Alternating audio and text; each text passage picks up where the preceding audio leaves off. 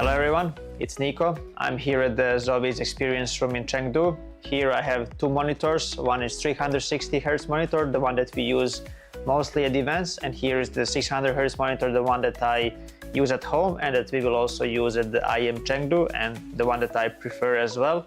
Today I'm gonna try to see the difference. I never really tried them to have them side by side, so this is what I'm gonna do today, and I'll just check the settings first and then we will dive into it. So let me check if DIAC 2 is on. DIAC is on, premium, this is what I use, and also AMA I use on high. As you know already, I haven't used the DIAC on the old monitor 360 Hz.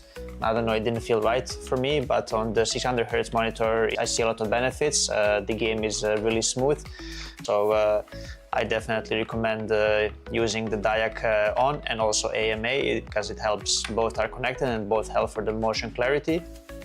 So the first thing I want to talk about is the color. We use both monitors on the same settings, so you can see the clear difference between the colors on each monitor. As you guys already know, I always like to have my color vibrance very high and to use saturation very high as well. So for me it's very important that the picture is very visible. As you can see on the 360 Hz monitor, the color is a bit more reddish, it's a bit more orange, and it's very hard to use the high saturation on this monitor because it just doesn't feel natural. And on the 600 Hz monitor here, even if I use the higher saturation and the vibrance, the colors are way more natural, and it's just easier to see opponents. They don't blend in the background. So and what's most important for me is that my eyes are not getting too tired while looking at the screen. So the 600 Hz monitor definitely benefits a lot when it comes to the color, and it's just made for CS2. I'll just play a little bit. Let's try the 360 Hz monitor first.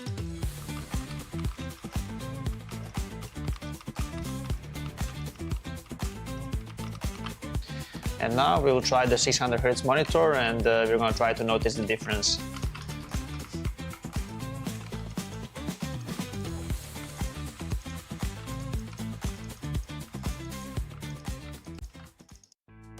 I think the first thing that I notice is the motion clarity on the monitor. It's way more clearer picture on this one. I think when the player model is moving, it's way easier to see them. They are not blurry at all, especially on the maps like Ancient. It can be difficult to see sometimes because of the background.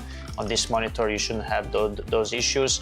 I think for me the clear difference is when the enemies are moving. It's way more smoother on this monitor, and it's way easier to notice the enemy when they strafe out from a certain area where you're not focused, because this monitor also helps you to see enemies easier, not just in the center of the screen, or not just on your cursor, but also on the side of the monitors as well.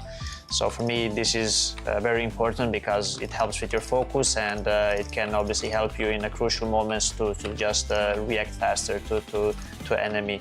Yeah, I would say that these things are very crucial for every professional player, and these are the biggest upgrades on this one. So yeah, these are my thoughts on the 360 Hz monitor and 600 Hz monitor. The difference is very visible, especially for a professional player. The upgrade is also very visible, so it's pretty crazy because this one was already very good and I used it for a long period in my career, but this one for CS2 is just, it's amazing. Even if there is no end to the pursuit of perfection, never cease striving for perfection. ZOWIE understands without the right mouse shape, performance can be impacted, thus not unleash your full potential. Various shapes with designs validated by sports science for performance, comfort, and endurance. ZOWIE applies sports science to analyze pro player gaming performance data, researching differences in hand styles and grip styles. Apply scientific analysis to esports to ensure consistent FPS performance. Enjoy better agility and precision for long range and secondary targeting while tracking enemies. The FK's low-profile design allows for more space and thus creates micro adjustments between palm and mouse. Our tests show that the FK delivers faster aiming while making micro adjustments during shooting. The ZA series provides faster and more precise long-distance flick shots. ZA's higher hump provides full palm support, balancing muscle exertion on both sides. The curvy sides enhance palm muscle activation for precision braking and greater aiming accuracy.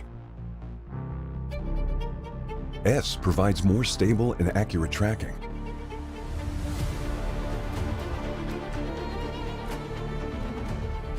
The shorter design of S enables more flexibility during vertical movements. Our tests show the left and right muscles are more balanced, resulting in the most stable and accurate tracking. U provides agility and multi-angle movements for claw grippers.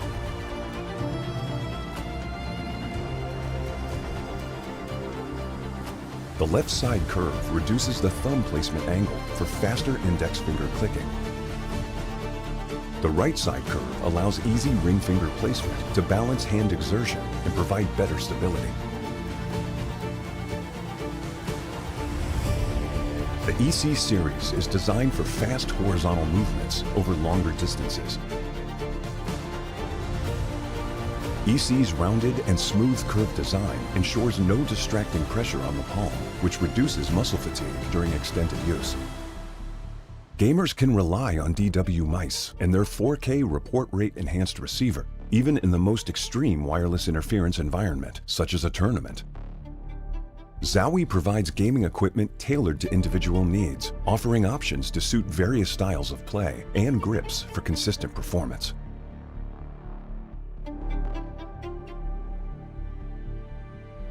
This is a brief introduction of the new wireless mice.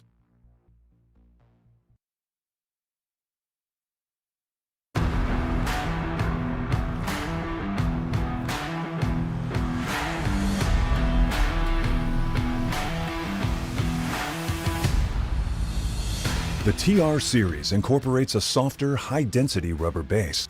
Compared to SR, the TR's softer base material makes stopping easier. Unlike typical soft mouse pads, TR provides superior support, minimizing excessive depression during spraying or tracking, while reducing discomfort from desk surface hardness. What's more, it also offers better elasticity. When players resume mouse movement after applying force, the base's elasticity provides a quick rebound of the mouse pad, which provides smooth and stable transitions from stop to motion. Same as the SR2, the TR series incorporates exclusive surface fabric technology, ensuring a controlled gliding experience. The top layer of cloth stays dry and avoids sticky glide feeling, often resulting from clogged moisture. All mouse pads undergo rigorous quality control to ensure flawless gliding, providing players with consistent, smooth, and precise mouse movement. Moreover, in addition to the TR series, the SR and SR SE models also feature ZOWIE's proprietary anti-slip technology, which enhances stability, reducing mousepad slip caused by intense gameplay. This is a brief introduction of the new TR series mousepad. Feel free to DM us if you have any questions.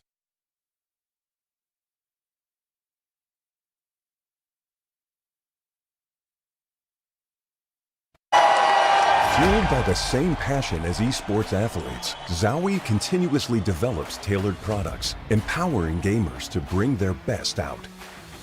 Today, we are launching the all-new XL2566X Plus, which uses the newly developed Fast TN panel and upgraded DIAC 2 technology. The new monitor series continue to evolve, refining details to ensure players can perform their best consistently in games.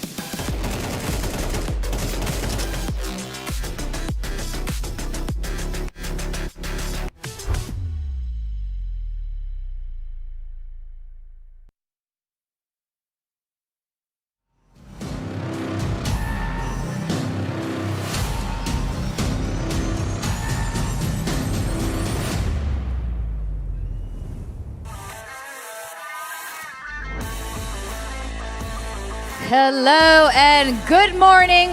Welcome to the 2025 Extremesland CS Asia Cup Finals. We are live in Shanghai. It is bright and early. So if you're here in the audience or you're watching from at home, thank you so much for tuning in to watch today's games. We are going to go into playoffs today. My name is Victoria. And my name is Jacob. 再次感谢各位这么早的时候就来到了我们的比赛现场，来支持我们晋级到淘汰赛的各支队伍。观众朋友们，各位，这里是2025极限之力 CS 亚洲公开赛总决赛的现场，我们马上进入到淘汰赛的比赛了。这里是江北和我的搭档 Victoria。 Now, this is the 10-year anniversary of this event, and we have players who will be playing today who have been here since the very beginning. Since 2016, Extremesland has been a proving ground for APAC Counter-Strike. This is a stage where every player matters and every match is a chance at glory. Year after year, the region's best come together to compete, to learn, and to level up. 自2016年首届极限之力 CS 亚洲公开赛以来，极限之力已经走过10个年头。我们一直致力于提升亚洲整体 FPS 游戏的环境和竞争力，打造一个专门为亚洲 FPS 玩家展现和提升自我而准备的平台。 Now, the finals features 12 teams from 9 qualifying regions, and they are China, Mongolia, Singapore, Malaysia, Thailand, Japan, South Korea, the Middle East, Vietnam, the Philippines, and Oceania. And today we enter the playoffs with 8 teams left in the running. 当然了，我们的12支队伍来自于9个赛区，为了更多亚洲选手登上国际舞台，2025极限之力亚洲公开赛继续沿用多赛区全公开预选的方式。我们设有中国、蒙古、新马泰、日本、韩国、中东、越南、菲律宾以及大洋洲9大赛区，共12支战队晋级亚洲总决赛。所有晋级者将于2025年的12月18号到21号齐聚中国上海，争夺最后的2025极限之力亚洲总冠军。 Now, over the last 2 days, we saw immense competition through the group stages. And we, of course, had to send some teams home. Eliminated was Deep Cross Gaming from the Philippines, BTM Esports from Vietnam, and Ravens from Japan. But the playoffs qualified teams competing today and tomorrow include Rare Atom, CTG, Chinggis Warriors, Rooster, LVG, Jijiahao, Eruption, and Team Nemesis Asia. And first up in the playoffs today will be Team Nemesis Asia and Eruption. 在经历了前面2天小组赛的比赛，我们产生了淘汰，也产生了晋级。淘汰回家的队伍分别是 Deep Cross Gaming、Sensation、VTM Esports 和 Ravens， 他们都不敌对手，止步于小组赛，离开了本次极限之地的舞台。而当然 ，Rare Atom、Chinggis Warriors、Change the Game、Rooster、Lim Vision Gaming、集结号 Eruption and Team Nemesis Asia。 这些战队将在今明2天为最后的冠军发起冲击。那今天本场的第1轮对决将会是 Team Nemesis 对阵 Eruption， 让我们有请他们登场。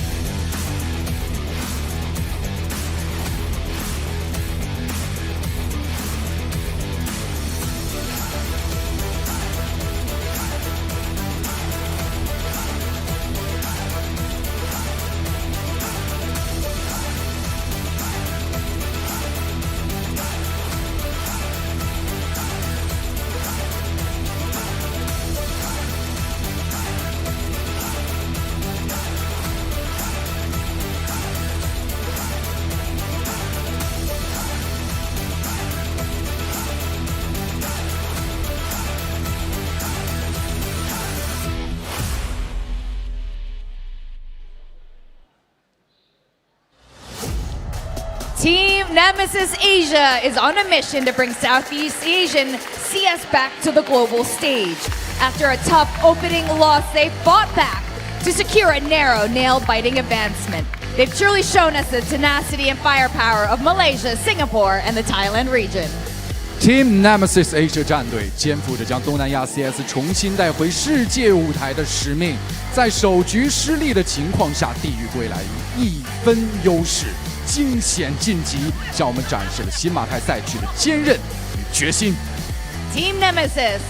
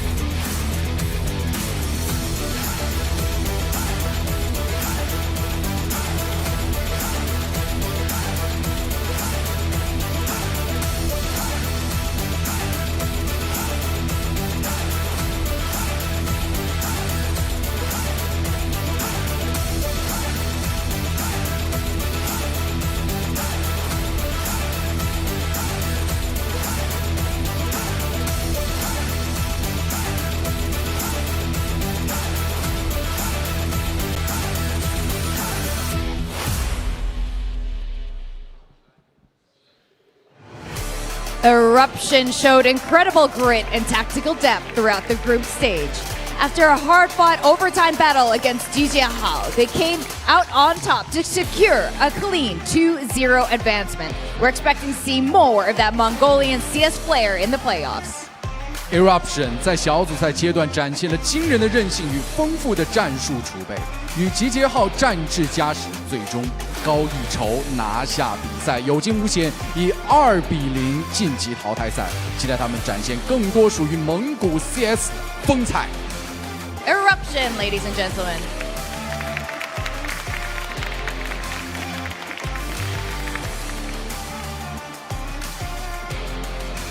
You can see our players are getting ready for the very first match of playoffs of the day.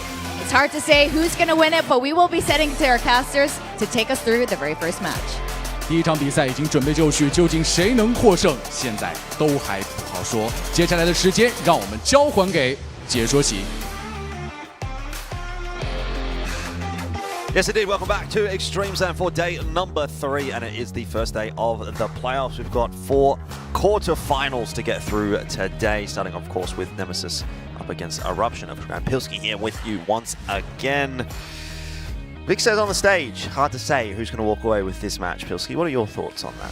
Yeah, I'd agree with that. I think Eruption should be kind of the outstanding favorites, though. They've been around for a little bit longer. They've been competing in not only the Mongolian scene, but a lot of these regional competitions for quite a while now, whereas Team Nemesis is kind of this newer outfit that we've only really recently seen come together and actually start to play at some of these Asian events, and they haven't always wowed us. I think, obviously, the win over Deep Cross was great because that was a team they were not able to beat at the Sky Esports event over in India, so that's a really, really good dub for them to get under their belt, but you could have made an argument that they shouldn't even really have made it to the playoffs over a Deep Cross that was able to beat Lin Vision. So I think it's time for Team Nemesis to not only show us why they put this project together recently and a good opportunity to do so to make it into the playoffs of this event, but also to kind of show that they deserve to be here because, if the format had been slightly different or 1 or 2 rounds had gone differently, then they wouldn't be in the playoffs at all. Yeah, 100%. I mean, I think also, though, you do kind of look on the side of Eruption and you kind of have to wonder whether or not they really brought their A game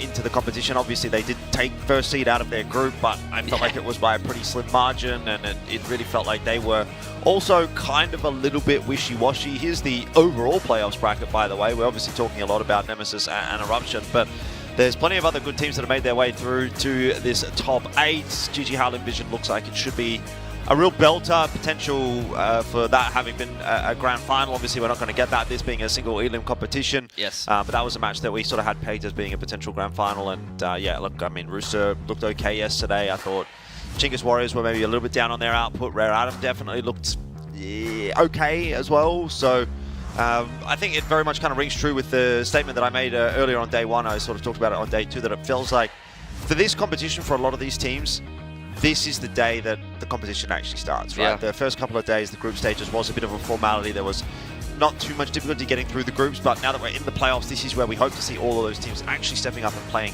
to their level, and certainly Eruption is one of those teams in that conversation that if they can step up and play to that level that we're sort of used to from them, I agree that I think they should come into this one as the favourites, but I wouldn't be surprised to see Nemesis actually pushing the issue a little bit today and giving them a bit of a run for their money. They need to, otherwise it's just another kind of lackluster performance from Nemesis, unfortunately. Like, I haven't been wowed by them yet. You see flashes or you see little moments from some of these individual players, or you see them sometimes have a good game plan or a good approach because they have a good mix of experience and young and upcoming talent. So the pieces are there, but I think that unfortunately the issue for Team Nemesis compared to some of the other teams, that in fact most of the other teams that you see here in the playoffs, is they really do actually have a firepower issue of, you know, 2 or 3 players going missing at a time in some of these games, and that's just not something that you can afford. This is single elimination playoffs against some of the better teams in Asia here, so there's no room for error. And I think honestly, if you could hit your absolute ceiling as not only Nemesis but some of the other teams in this competition, seeing GG Hao going up against Lin Vision being some of the outstanding favorites in this competition, that means that a lot of these other teams will only necessarily have to be one really scary team to actually win this competition or have a very deep run. Yeah, exactly, I agree. Looking at the team across the board here for Nemesis, you sort of talked about the firepower.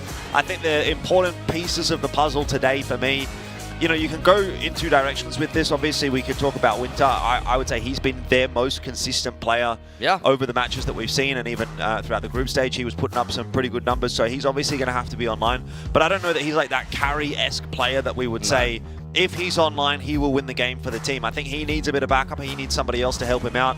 There was a moment where we saw Impression drop a 20. You know, that felt like it was a win con where he and Winter were having a good performance. But for me today, I'm really looking at Zums, I think, actually. I feel like he's been a little bit down on his output at this event in comparison to what we saw when they were playing in India. We were quite wowed by Zums. He's definitely had some moments. He had a couple of nice clutches in that Inferno that we saw from them in the group stage. And, you know, there was flashes, definitely, but we want to be seeing that over the course of an entire best of 3. And so, for me, eyes on, certainly on Winter to maintain the level that he's brought, but Zums in particular to kind of pull the level up a little bit. And then, you know, you look for someone like Impression, Kuma, or Derek, any one of those 3. I think if they're having a decent day, in addition to the 2 aforementioned players, then that will be a recipe for success for Nemesis. On the other side of the field, obviously, you've got Eruption here. And again, I think they're a team where you can kind of look a little bit more across the board and sort of say, yeah, it sort of feels like any one of these guys can have a solid performance and make something happen. I think, again, Magnums was maybe whiffing a few too many shots with the AWP in the group stage. If he is able to turn that around, that will help the team quite a bit. Side Effect, I felt like was the guy that really felt like he had the majority of the impact for this team. So for me, those are probably the 2 players that I'm keeping a bit of an eye on here in this upcoming match. And we've got the picks coming through here. Overpass as a pick for Nemesis is an interesting shout. I mean, I love it. I think this is the exact kind of map pool that I want to see from a team like Nemesis, to be honest. I don't think that you want to let the Mongolian teams go into the middle of the map pool, because I don't think that that's where you can really necessarily go toe-to-toe. I think in an ultra-standard best of 3, you're not going to have an easy time against Eruption. So I like the fact that you're going to get a lot of tactical maps here. I think for players like Impression and Winter, that's going to be a really good opportunity. I think they add a great floor to this team. I need to see Kuma and Derek at least be able to step up to the task of taking on some of these Mongolian riflers, because in some of these games they've been a liability when I know that there's some potential there, and I totally agree. I think Zums is a bona fide star, but the major issue I see for Team Nemesis is he's not put in situations to have impact. Whenever you see Zums in a good position, he's in like a 1-on-3 or something like that, and you know that this is winnable, you kind of expect him to win it. But I feel like there's so many rounds where Zums is in a position where I'm like, oh, he's just cooked here, you know? So I really think it's up to Nemesis to recognize that he really is the star player of this team and to set him up to have that impact. All right, well, handshakes, high fives going around. The music changes. I think we're moments away from getting underway with this series, and I'm very pleased with the map pool that we've got, you know, out with the BO1s. Ancient is done. We don't get to see that anymore. No more Inferno. Get rid of that rubbish. Let's jump into the playoffs, the quarterfinals, where things really start to heat up here in Extremesland. It is Nemesis against Eruption, and remember, this is single elim BO3. There's not a lot of opportunities to make mistakes and get away with it, so let's see how these 2 teams crack on into things. It is an early start as well here at Extremesland, about 10 AM local time, which is certainly quite a bit earlier than the previous couple of days, and for these guys, I imagine, pretty early on in the piece. The same for us as well. Pilski, a little bit under the weather this morning, but we'll get underway nice and quickly here on Overpass, and hopefully that will wake us up a little bit. Need to see a dominant win for either one of these teams, who will go on deeper into the bracket to take on the winner of GG Hao and Lin Vision. If you're not showing good form here, I don't think you're going to be making it into the grand final of this tournament.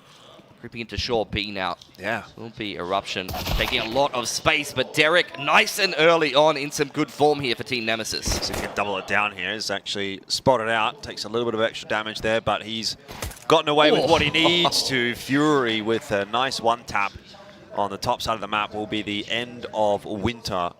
So a couple of probing moves from both teams so far, and it's a 1-for-1 with a minute left on the clock. Zum's on an aggressive lurk here. Creeping up Bathroom. Derek wanting to stay active, creeping out of Monster. It's a little bit disjointed here for Team Nemesis as Eruption trust the numbers to get a little bit more information once again over towards short B. Not seeing too much, but this could be a great timing for Wonders. Well, maybe not. The watch is there. Impression surely has to check, and he does. So Wonders will be forced to back away. It's only the one player that's kind of been spotted there from Nemesis. They're not 100% sure that this is going to be the B hit, and it certainly will have to be at this point. Time starting to become a factor. Nemesis do find the double on short. And with Zums having crept his way in through A, how has he gotten all of this distance? He's going to hear Fury stomping around. It's an easy kill for him. Magnums is now on his way up to the A site, which inevitably actually is going to be the right site to head towards. But this is a nigh impossible round for him. Plans going down for Impression, flash delays, and a 1v3 ensues for Magnums, who will take a bit of a peek from Dumpster, but he's not been given anything here by Nemesis at all. And to kick off the day, it's a good round for Nemesis. Very good round. The Filipinos combined for all 5. Very promising to see Derek already get himself a 3K in the opening pistol. Let's go, Derek. Let's Boomer go. Goat. He's back. He's back. Bren Derek. You know, he's one of those players that, you know, when Vic's doing the introduction and saying, yeah, we've got players on the stage today that have been here since the beginning. Derek is probably one of those players. Impression, another.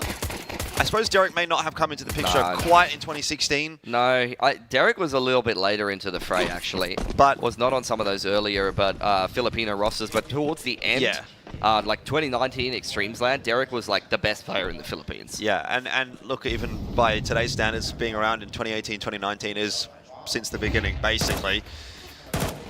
Winter probably in that discussion as well, but pretty straightforward round for them here as Eruption have not invested in. It's just a bunch of USPs, so an easy cleanup for Nemesis.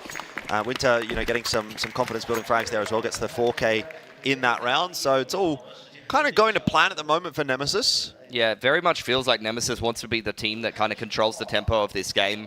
They've, you know, are playing already a naturally slower style, well aware that a lot of these Mongolian teams, but Eruption included, are not the kind of teams that are going to sit still in the mid-round. You know, if nothing's happening, they're going to make a coordinated push somewhere and try to find themselves a little bit of space or a little bit of information or try to get aggressive, take matters into their own hands. Boost up there for Magnums. Door blown wide open, but the smoke will secure control there for Kuma. See if there is going to be a nade onto the door smoke. It won't be the case, but Eruption will be able to creep into short B and secure control over there. And you could just see, once again, very slow, very hands-off approach from Nemesis. Not in a rush to be doing too much of anything here.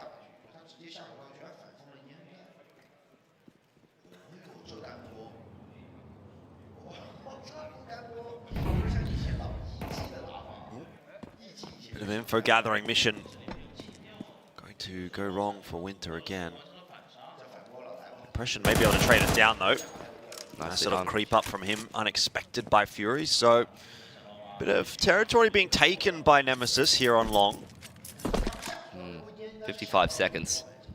There's the peak in towards connector, spotted out by Kuma, but with only a Mach 10, I mean, there's really just not much he can do here unless he allows side effect to come up nice and close. Winning that duel against the MP9 armor is pretty huge. Traded by Wonders. Nemesis scale on in, but Wonders able to take 2 with him before Derek is able to put him down. 30 seconds on the clock. Nemesis have got to make a decision here, and Eruption are split 1 apiece to each of the sites. It's good news for Nemesis. Find the 2v1 on the side, even if you trade 1 for 1. Very winnable round. That should have been done a little cleaner. Zenization just hits his shots, and Derek unfortunately missing a couple. Impression right behind him, low on HP. Easy cleanup for the double. That's worked out far better for Eruption than it otherwise could have. Fury's posing a couple of problems over towards this A side of the map, both in the pistol and the opening gun round. He's been able to pretty self-sufficiently find himself a kill. Yeah, it's been Winter that's been on the receiving end of that both times as well, by the way. So see how Winter, opts to adapt to that. If he's not feeling it there on long, might sort of change his position up a little bit. Magnum splashed off the line. Fury looking to continue to stay active. He's found a lot of success very early on in this game. Gonna hand them a grenade. Another nade thrown in from long there. Eruption with a 3-man setup. Derek, you can tell he wants to take control of this game and get aggressive, and applying pressure from short B. He needs to be careful he doesn't get swung from side effect there. Pressure. Oh, he's just copping a bunch of beatings from the util, but Derek continues his good work. He finds an opener onto Wonders, and already Eruption starting to feel the pressure a little bit here on that B bomb site. Some of those A rotators thinking about making their way down. A missed shot again from Magnums. That is not ideal. 2 players get across. Bomb plant's going to go down. The Dirty Water player dropping as well. It's a clean entry from Nemesis. It's great to watch. Just playing with fantastic structure right now. Very much does feel like I'm watching OG Boot Dreamscape. Every single peak off the back of a flash, but those couple, not necessarily. Zenization pushing the issue in from ABC side. Will they be able to clean them up in time and actually get this defuse off? Winter just dodging around the pillar. Wants to buy as much time as possible, and I think he's done enough here. Yeah, he has. It's expensive for Eruption, but Nemesis able to claim that round. Only 1 player surviving in the server means that early on here, you're going to get a swing round in round number 5. Definitely could have been a lot cleaner for Nemesis, though. Yeah, a little bit frisky, just peeking off the B site one at a time, expecting the save to have already been called there by Eruption. Yep. I guess that's a little bit of extra discipline and experience maybe that Nemesis is still lacking as a pretty fresh team. Obviously got a couple of youngsters in that lineup as well, in the likes of Zums and Kuma. I know Kuma was here at Extremesland last year in the sort of Southeast Asia mixed team that we saw there with Impression and Splashki as well. So he's got a bit of that experience on stage, but Zum's still waiting for that. Either way, Nemesis not waiting around too much here at all. B site going to be taken straight up, and there's Kuma for the double on the entry. Nice assisting flashes from Impression. Picks up 4 assists, easy as you like, and that's a pretty straightforward round for Nemesis, although Fury may have something to say about it. Impression's gone for a little bit of a jog. Fury's in some great form today. He's definitely keeping a lot of these rounds quite expensive. Some gets his hands on the orb. I think picked up off the corpse of Magnums. And I like that from Nemesis. I like in the anti-eco that they pick up the pace over towards B. They played a slower style on average, so just conditioning the CT side and keeping them guessing against the pistols is always a good thing to do. Show the other team that you're capable of picking up the pace so that they don't just start holding on to all of their utility in towards the mid to late round, Yeah, so far this is going fantastically for Nemesis. I mean, 4 rounds on the T side. I mean, this is peak Nemesis. Derek's in great form. Like, if Derek is going to put a bona fide star performance together here on the T side, this is a completely different team that we're looking at. Yeah, definitely. I mean, funnily enough, it's, been a fair bit of nothing really from Winter. Not that he's been bad, but hasn't really had that impact felt. But that's the thing, like, I feel like if Winter's the kind of player that if he's not fragging, it's not really going to affect you, to be honest. I think a lot of the time, it's how I used to feel about my own play sometimes is I would be the lurk player and the player that's playing slower. And we will lose every game where I fragged really hard. Because why are the frags coming to me? Yeah. Why am I having to drop a 20 bomb here? A lot of the time, naturally with how the roles work in CS, you want certain players getting those frags. Yep. So, seeing Derek having a couple of nice openers there. Kuma's getting quite aggressive with the Mach 10 on the entry. I love to see that as well. You've got some good supporting utility from Impression. I mean, this is just a recipe for success here for Team Nemesis thus far. Yeah. Zums has got the AWP out as well. Money's good. I really don't have a bad thing to say about them.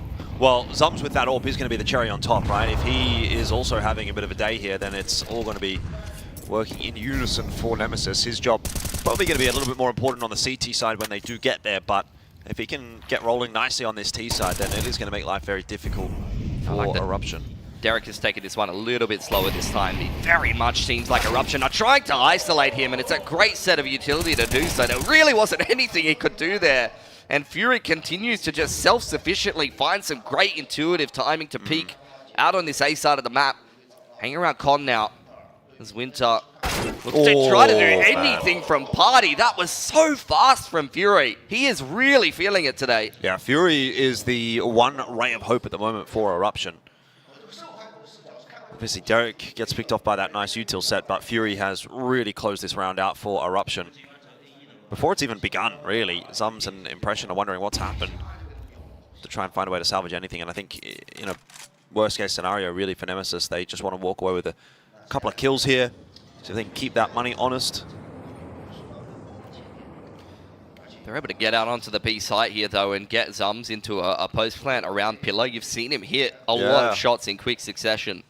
Definitely don't count him out of this one. I mean, I don't think Eruption are going to be losing this round by any stretch of the imagination, especially with a cheeky little boost over towards ABC there. Feels like they're really doing everything that they need to 100% this round and not lose too many guns on the way out. Well, Nemesis are going to do well to get themselves at least a bomb plant. Now, whether or not Impression can get off the site will remain to be seen, but if he can even pick up, maybe one or two, just trying to defend this site. There's no flank coming in from Monster, so it's very realistic to imagine that Nemesis could cause some damage here. Doesn't look like that'll be the case in the end. Unfortunate setup there for them. So Eruption get away with 5 guns alive, and that is obviously the best case scenario for them. So their money does need some recovering, and this will help pretty substantially. Yeah, and over on the side of Nemesis, their money is not looking good at all. 2 players a little bit broker than the rest, so we'll see if they do actually want to force up here. I think it's probably just going to be better to go down to pistols with a hero AK or 2. You don't have any real reset potential. That's disgusting from Fury. Love what you're seeing in that round from Eruption. Magnums with the ult back out. They are actually forcing up here, Nemesis. I don't know if I actually like this. I would have probably preferred that they play the long game here, but we'll see what they come up with. They've got the time to play the long game, don't they? They've got that 4-2 lead. They don't need too much more out of this T side to feel like they've got some work done, but let's not judge just yet. Push through from Eruption's an interesting one. The flash is going to go through. It does connect onto Derek, but he's just tucked into the corner and unchecked by Wonders. So ultimately, the idea was okay for Eruption, but the execution poor in the end. Eruption expecting Nemesis to speed up off of that kill, and to be honest, with the teams that you play against in Asia, I don't think you'd see any other team but Nemesis actually slow this down and go back towards A. Every other team after getting that monster pick would just go straight out monster tunnel there. Rooster would Rooster, yeah, maybe Rooster. But like, you could see Eruption just immediately dumping them, what little utility left that they had on Monster. Very, very scared that Nemesis were going to speed up, but this is the experience and the calling that Nemesis do bring. And for anyone that is, OG enough to know how these MYSG teams like to play, this is very patented. This is very expected. I might start having to call them PHSG at this point. There's no MY involved anymore. Shout out ZOWIE one time. The PH levels are definitely higher. Oh my god. Sanitization. Oh, self-sufficiently. Almost dismantling any attempt at some kind of A hit there. This creep from Derek could be big. Fury tucked at Toxic Barrels. Has not been cleared just yet. Derek's very, very deep on in. Kill comes through. There's another player one-on-one. That's a huge kill for Derek again with the Tech-9. The Tech-9's doing some real work with the shot through the box. 10 seconds. And I don't know that this is going to be winnable for Zums. He's going to have to try and reclaim that C4, which is in an awkward spot, and that is going to cost too much time. So a round that really hung in the balance. A decent shout for Nemesis, considering obviously that they did force buy in there. They had to get something done. If the bomb plant goes down there from Derek, they might be able to win that round. The fact that they brought it back down to 1 gun is still going to be problematic for Eruption. These single player off angles are something that you really just have to deal with when you're playing Eruption, Chinggis, all of these Mongolian teams. Like both Fury, Zenization, you've seen them quite happy to aggress in the mid round. Hero Take AK matters into their own hands. Yeah, Hero AK on Zums here. Saved through from the last round. I mean, again, if he can do a lot of damage in this round, he's going to keep Eruption pretty economically stuffed. Looking pretty good right now, to be honest. I think side effect of them winning that previous round, round number 6 with 5 alive. Round 7, yeah, look, took a gun or 2 away, but now that you're going up against Hero AK with just pistols, I think Eruption very much feels like this is their half. should be 4 apiece here with some good CT side money. They can start to stabilize, yeah, if they make it through this round without too many issues. But like you said before, I mean, already 4 for Nemesis. Like, if you get 8 forward here, it's like, yeah, whatever. Yeah, I think they'd love another 1 or 2, obviously. Especially given that they got to such a strong lead early. There's definitely time to pick up another couple. Love to see some more play towards the A side of the map. I feel like there's been nothing but B endings from Nemesis. Well, it's just Fury's influence, really, isn't it? And Zenization as well. Every time he's been tested, he's multi-fragged. Like, he's only 5 and 4 or something like that, 5 and 5, but most of that's rotating to B when the site's already lost. Another slower approach from Nemesis. Tag onto Derek there from Magnums. Not a killing blow. Well, that's the AK gone. That's just nothing in this round for Nemesis. They have no utility to make anything work, so it's just 1 at a time. Just getting herded into Magnum's orb.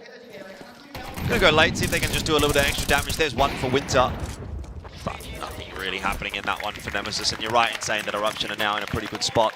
They've recovered this half. Bit of a slow start maybe for Eruption, which they can be afforded. I mean, they are still the favorite in this matchup for sure. Bit of a different map pool as well. I don't mind that for a team like Eruption. They're a team that the core is well established and played together for quite a while at this point. So the fact that they're playing some different maps here and kind of flexing the pool a little bit when they're a bit more of an established team in a tournament like this, I think is great to see. Going to give them a lot more legs going forward. Now, first time out coming through for Nemesis. Impression has a lot to say. You can tell they've done their prep. They've all got the homework sheets in front of them. Having a bit of a look at the setups, what they need to be doing. So what is the call here on the T side in what could prove to be a pretty pivotal round going forward in the half? This could really dictate whether or not Eruption sort of come back and almost sort of sweep the half, or if Nemesis is going to continue to put that pressure on.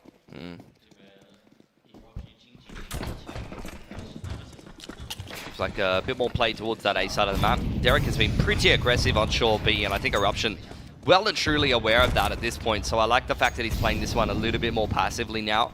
Instead, it's a bit more presence towards connector here for Nemesis, which is what you'd see in kind of top tier Counter-Strike. The default that they're running right now, just double layered mollies into connector, is, you know, pretty standard. Nice flash over the top of short B to deny info to Eruption, who had that little boost up on short.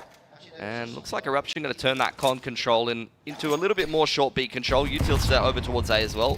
Just continue to deny info over there. Just all of the early round moves you would expect, really, from a T-side overpass, which is good to see. I mean, Nemesis, they've clearly done their homework here.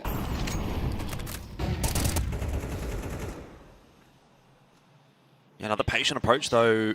He's going to give it a bit of space here for Eruption to work their way out Monster Tunnel. Now, if that's not being watched, which it isn't, this should be a double kill. Oh, a bit of a whiff, though, for side effect, and that is going to be a huge opening for Nemesis. That costs them a lot of HP, though, and you've still got Wonders in around behind. Now, this is a game of timing because the bomb is in transition, and it will catch Wonders if he is not aware, but turns around, and so Zum's now surely a dead man. Not going to check this angle, is he? Not deep enough. Not quite able to do it. Should be a double, maybe even 3 here for Wonders, as that last player was so low. It's another whiff there from the Mongolian side, but it was only for 15 seconds. This could be dangerous still for them. Nemesis need to get in, need to get that bomb plant. Denied! And Eruption will win the round. That is a chaotic round. A couple of egregious whiffs for Eruption, but job done. Definitely feeling a little sloppy today for Eruption. Yeah. I really like that move, though. Previously, they have Molly Flash to isolate Derek with the double short push, but this time, Molly Flash with the double monster push is very heads-up play for Eruption. Honestly, the macro play for Eruption in that round was so good that even though multiple players whiffed, they still got it done. Yeah, exactly. Their positioning was just so superior. So now is where the half might start to get away from Nemesis a little bit. They had a great start to it, but Eruption feeling pretty good. They've got tons of money. Magnum's headless. P250 from Zum's causing an issue, but realistically speaking, this should be a pretty easy round for Eruption, and Zenization's having a nice old time there DMing away. Fury will clean it up. been Fury and Zenization that have really been the standouts on this map so far for Eruption. Just a nightmare to attack into on that Yeah, A side they're of the hitting map. everything. And then on B, these coordinated plays just mixing things up, not allowing Nemesis to know what to expect. Now that Eruption has got going here, I think you're really starting to see some quality from them. Good mix of individual aggression and some good macro play and some really cheeky setups. Yeah, need an answer from Nemesis. I think getting away with 4 is probably just below par given the start. It'll still give them something to play with on the CT side, but it's a very different story to what we were telling, you know, in the first sort of 3-4 rounds of this game. Wonders. Doesn't find anything over towards this B side of the map. It's another successful monster push for Eruption.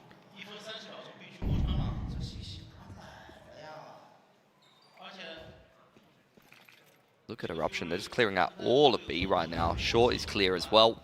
Magnum's posted up on that con rotation.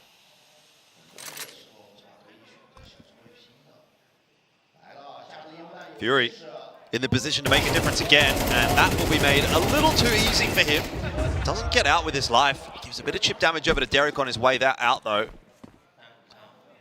Again, Zenization on the off angle here. Good multi-frag. Needs to be traded. He's heard them. He's going to get a flash here from side effect. Oh, it'll be too late. They were setting up for the flash play, but Kuma just decides to take matters into his own hands. This is so awkward for Nemesis. They've lost all of that B control. Wonders has killed one in pipe, so Nemesis know that they've lost all space and all info over towards this B side of the map. And with only 30 seconds, they're starting to make moves back to connector. I don't think that they know how they're going to be able to put the pieces together here. They are scrambling. Yeah, it's a great position to play from for Wonders. He can get all the information. That B is clean, and so those A rotators do not have to move. In fact, he's starting to make his way up to A, so it'll be a fast flank coming through. Molly's going to fizzle. Magnums will have an easy job as a result of that for the 1-4-1, and side effect No time. pretty much just secures this round. There is indeed no time. Wonders just has to hide. Now, Eruption gets 7, which is now 6 rounds in a row for them. Yeah, they're on a roll. The B aggression time and time again has just been perfection. Fury, he's never had a toe out of line this entire half. Like, he's found openers with the rifle on this A side of the map. He should not be able to this consistently just dominate that part of the map. Never quite know where he's playing from. He continually mixes it up. Has success every single time. Not easy to do in a rifling role. Like, it's something you see from some of these star European players. Like, think of Nico on Yard on like Nuke or something like that. It's just like, I know he's going to be able to consistently find a kill round in, round out, but really impressed with what I'm seeing from Fury. Now we're going to get another tag time out here from Nemesis, who I guess are putting quite a bit of emphasis on this final round of the half. They started at a 4-1 lead, and if they would walk away with an 8-4 deficit, then you know, I think that will prove ultimately that Eruption were a far and away better team in the half, and that Nemesis just kind of got off to a bit of a heater. They did, yeah. That's how I'm feeling about this game right now. Which, to be fair, was kind of the expectation going in. We had hope, maybe, that Nemesis was going to be pretty competitive here, but I think Eruption has been, you know, a far more solid option for a much longer time than what Nemesis have been. So it's not too surprising to see this be the case. Rooster was failed previously, going to be attempted yet again here by Nemesis. Impression going on up the top there. Already watched by side effect, but just hops off the line. So it does go down for free. Magnums disconnects as well. This could be another round for Nemesis at the final hour. Damage was done to Winter early on in the round and Zum, so I don't think that we're going to have a reset here. Can't imagine so. So we're just continuing on. Fury will decide that he's going to have to be the hero. And fair enough, 14-6, he's going to have to be the one to make the push here, make the play, take a risk. Yeah, but Zenization has already done this so many times, and the man's alive, so you know that Nemesis have got to be cognizant of this. They are. Sums is watching. But nonetheless, let's see what Fury can do. Tough angle to check for him, unlikely to, and so that'll pretty much just be the round over and done with Nemesis. With a bit of fortune towards the back end of the half, do get themselves a 5th. But by and large, it feels like it is Eruption's map to lose at the moment. We'll See how things play out. When we do get into that second half, if Eruption are going to be able to bring that same kind of heat on the T side, I think one of the big factors is going to be whether or not Fury and Zenization can find that same firepower on the T side.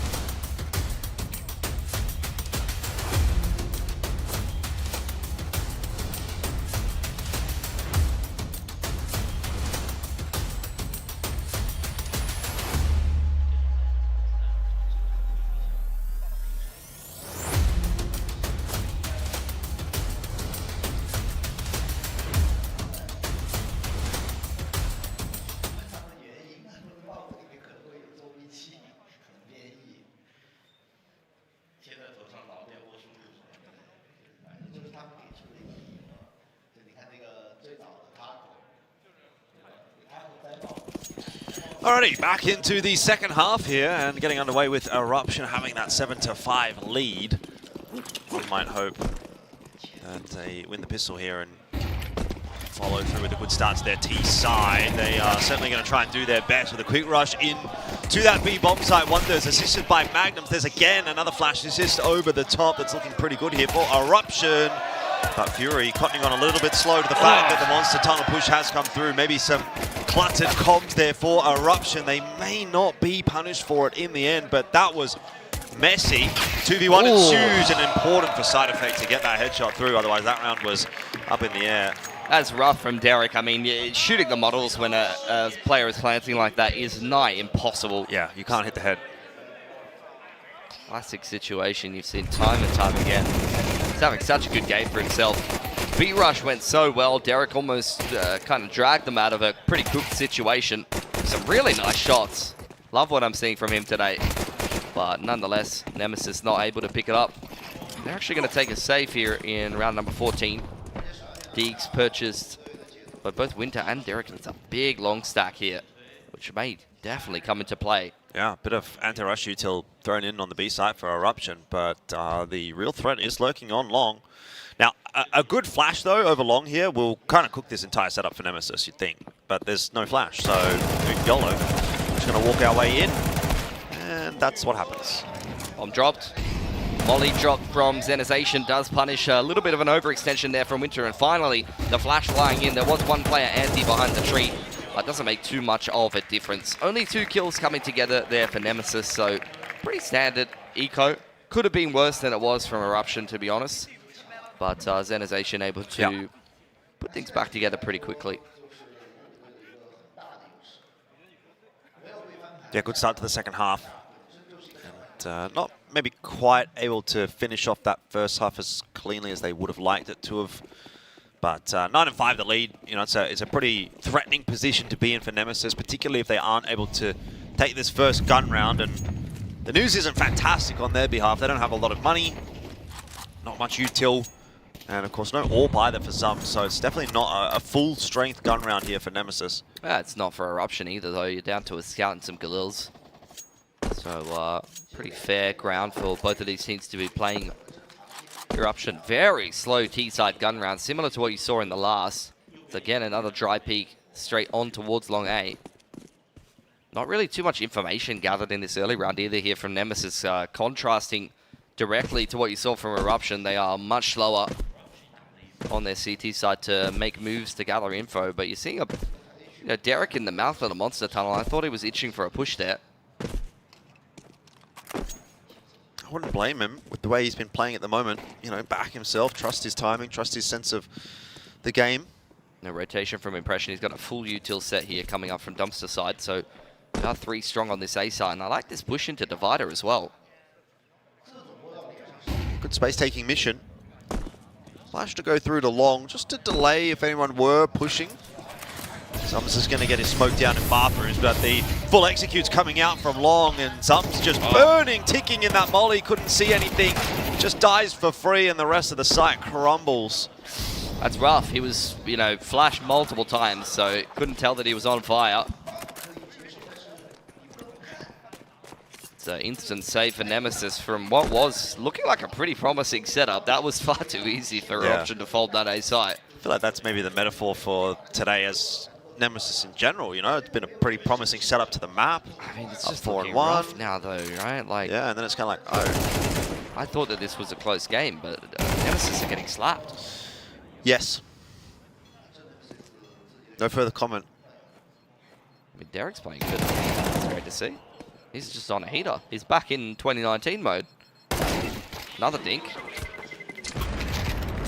Much more he can do there, though. I think 2019 was one of the better performances from the Philippines in an eXtremeSland. They top 4, yeah. Esports. They were doing great until they ran into Vici. I think that's been in the past.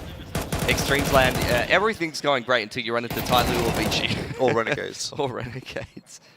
In this case, it would probably be everything's great until you run into Lin Vision, but I just don't think that they're playing up to that level. Yeah, I right don't know now. that Linvision has that same domineering presence that the Tyloo and Vici teams of old did. Especially Vici. Vici was if they played a team worse than them, they would have slapped them. Yeah. Tyloo would, you'd be like, oh, I can probably beat Tyloo. They might just borderline throw the map. But Vici would just 16-5 you. Yeah, I mean, not to say much, but I think there was somebody on that Tyloo roster that may have influenced that. That's true. Anyway, 10-5 right now for Eruption, so that's a happy topic. The players that were a little bit more sensible in the Mongolian team than some others. True. Although, while we're on that topic, a few of those others are Yeah, that's available true. to play shortly, Yep. and I've heard a couple of little rumors that maybe Mr. Urkast might be back in the server Great. alongside a couple of fellas, so Right, we'll see. There's like 15 Mongolian teams that are looking kind of decent. Oh my god. Winter! Chosen the worst time to say that. Well, round's not done just yet, but better start for Nemesis here. It's not. 30 seconds, they're running into an A-stack here. They know there's a player stuck in that corner. Side effect, if he gets this kill, it might still be on. Picks it up nice and easy. There's another. As Terry tries to work his way out from Bank, and Side effect has just ripped them apart. Nemesis not able to convert on the good work that Winter did. He doubled up with the 5-7 and they had a full A-stack and they couldn't get a single other kill. They actually really needed that round. They did. Missed opportunity for sure. An Eruption, they'll take it. And yeah, I mean, bloody hell, 13-5 is not how I was feeling about this game a couple of rounds ago, but it's starting to look like it will be. It is. Nemesis is going to get a bye, though. This is kind of what I was saying as well yesterday, and even on day one. You know, a lot of these teams, I think, look pretty wonky in the group stage. Eruption definitely was one of them, but this is a much better performance from them. I think they've decided to kind of lock in a little bit here for the playoffs. Monster aggression. Flashes. Avoided nicely by Side Effect, but there's just really not much he can do with the follow-up flash there. 1-for-1 will be good enough. And still leave Eruption in a pretty decent position. 2-man aggression on long A here from Nemesis, though. They are starting to look a little bit more Eruption-esque. They are definitely getting aggressive in the mid-round, round again. That's going to be a great nade stack. Oh, poor fella. 1 HP. He's got a headache now. Oh, Yeah. another one from Magnums. They've triple naded him. I'm bloody watching Astralis in peak Astralis right now. Impression still on this site. Let's see what the old man can do. Did he woke up on the wrong side of the bed? Did he wake up at all? No. 6 and 14 for Impression. Not putting it together at the moment, and that will be surely a 12th for Eruption. Zums, though, in the 1v3, we've seen some good stuff from him in the past, but opting, by the looks of things, to save. I think it's only sensible. No kit for him. No one's giving him too many opportunities.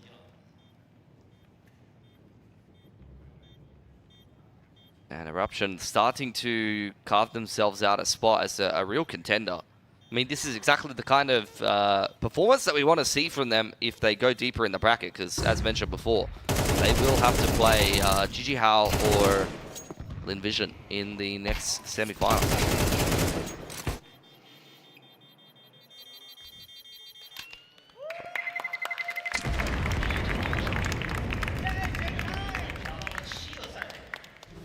Apparently there's a few Eruption fans in the crowd.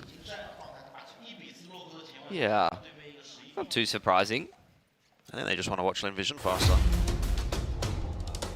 Yeah, but also, you know, I think there is an element of Chinese fans cheering for Mongolian teams. It's like the next best thing. Maybe. Well, Nemesis out of time now. Out of timeouts as well.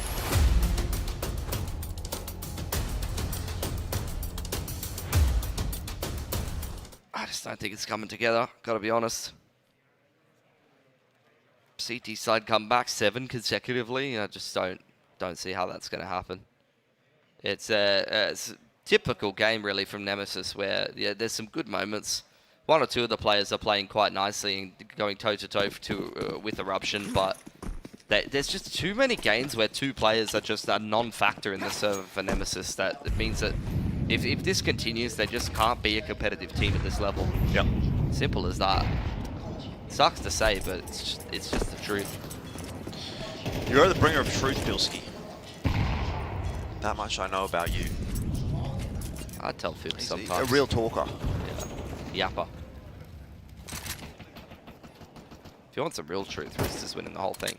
Oh, facts. We've got Prime Terry again. Didn't have Prime Terry yesterday. We did on the second map. Yeah. Ah, not Prime, but you know, Beta Terry. I don't know. What's the thing that's under Prime? Optimus. Omega Terry. Omega? Omega lol Terry. This has been a bit of an Omega lol actually from Nemesis, really.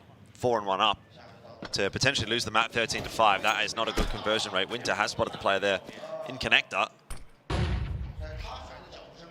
Eruption is waiting for some desperation plays coming out of Nemesis.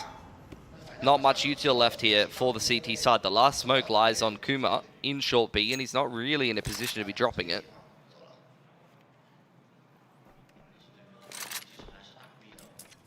They're stacking towards A here, because Kuma doesn't see anything. That could end up being a mistake.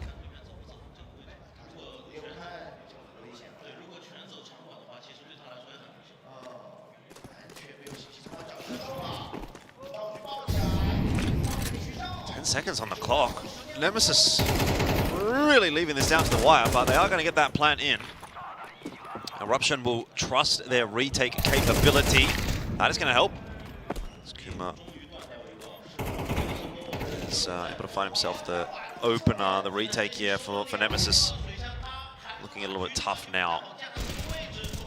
Maybe they shouldn't have been so trusting in giving up the side effect with one more. Kuma struggling to get any work done here from short, needs to have an impact, and some, well, he just doesn't have the time now anymore. He's going to hit the shots, I can tell you that much, but 13-5 is going to be the score, and Eruption secure a pretty easy map 1, all things considered. A little bit disappointing there on the behalf of Nemesis, who did, I believe, pick into Overpass there as well. I think Train was the pick from Eruption, which is up next, so overall, has to be said that that is going to be a pretty punishing blow for their chances here in the BO3 and their chances of staying alive in Extremesland 2025. Yeah, I'd agree with you. That's a little bit more like it from Eruption. After a little bit of a slower start, the first 5 or 6 rounds, that was what, like a 13-1 from the last 14 or something, or a 12-1. Domination from Eruption, the individual players all on point. They had some great macro play as well on a map that I haven't even seen them play too much in terms of Overpass. You know, I'm used to seeing some of these Mongolian teams kind of stick more towards the middle of the map pool, but like I said before, I guess it makes sense. The team has been together for so long at this point. You know, this core is pretty well established, so seeing them be able to play Overpass to an extremely high level there against Nemesis was great to watch. Yeah, and it doesn't really bode too well if we're going into Train. It's a map that, you know, you still have to sort of play a bit of a thinking man's game on, and it is Eruption's map choice as well. So I don't recall ever really having seen Nemesis playing Train either. It's a map that I think they would play, like looking at their team, but the issue, like stylistically I would say, but the issue with that is like they just haven't been a team for that long. Like how many reps have they actually got playing this map? Like they don't even, I can count on my, just above one hand how many officials they've even bloody played. Yep. Like how many trains is that? And 3 of them have come from this event, you know, so. Literally. Yeah, there's only 2 listed two listed tournaments as officials for Nemesis. Plenty of qualifier play and stuff like that we don't really have the data on, but yeah, it's not looking good for them. I'd say this is Nemesis going to go out, and yeah, I can't help but think like Deep Cross probably would have done a bit better there, to be honest. I would say so, but you know, we moved to Train, CT side start for Nemesis, get the pistol, get sums on the orb. Yeah, I think it could go well. I think Derek is in good form today. Seems to be good on the multi-frags. I think that's very promising. I agree. Getting Zums on the orb, that just felt like another game where Zums, like, how many rounds was he in the round? And you were like, oh, Zums is in a good position to frag here. It's like, I could only think of a couple. Yeah. Like the pistol when he was lurking up, hey, that's about it. And the same issue again, like you cannot have 2 riflers going triple negative. in a tournament like this. If that continues, yeah, you know, that's it. That's it indeed. Well, look, I'll hold my horses for a second here. We'll see whether or not there's anything to be said for Nemesis. It's time for us to take a short break. Train is coming up next, and Eruption looking for the 2-0. We'll find out right after this.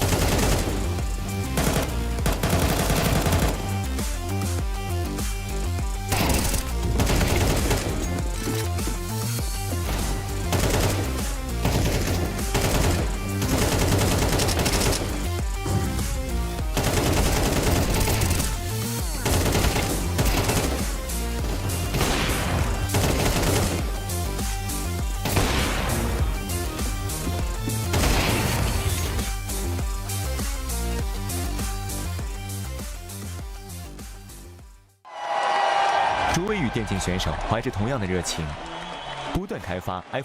It's Nico. I'm here at the ZOWIE Experience Room in Chengdu. Here I have two monitors. One is 360 Hz monitor, the one that we use mostly at events, and here is the 600 Hz monitor, the one that I use at home and that we will also use at the IEM Chengdu, and the one that I prefer as well. Today I'm gonna try to see the difference. I never really tried them to have them side by side, so this is what I'm gonna do today, and I'll just check the settings first and then we will dive into it. So let me check if Diac 2 is on. Diac is on, premium, this is what I use, and also AMA I use on high. As you know already, I haven't used the Diac on the old monitor 360 Hz.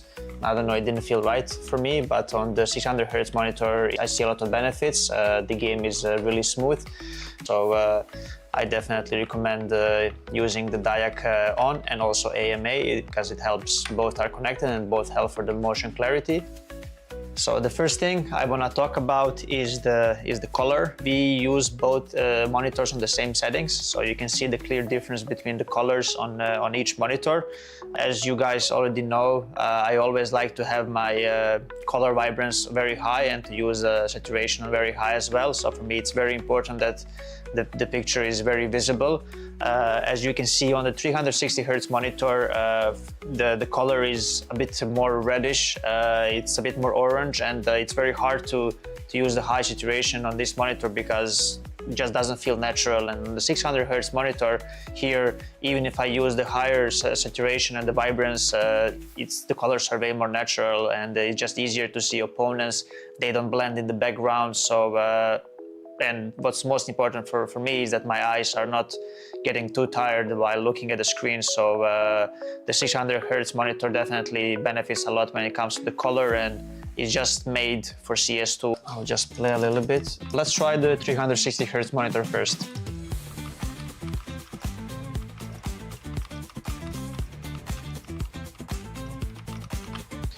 And now we will try the 600 Hz monitor, and we're going to try to notice the difference.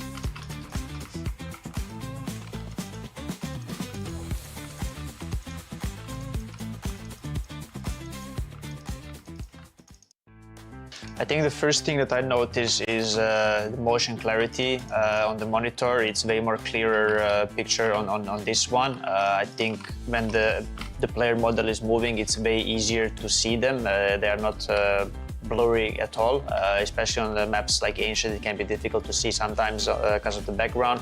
On this monitor, you shouldn't have those issues.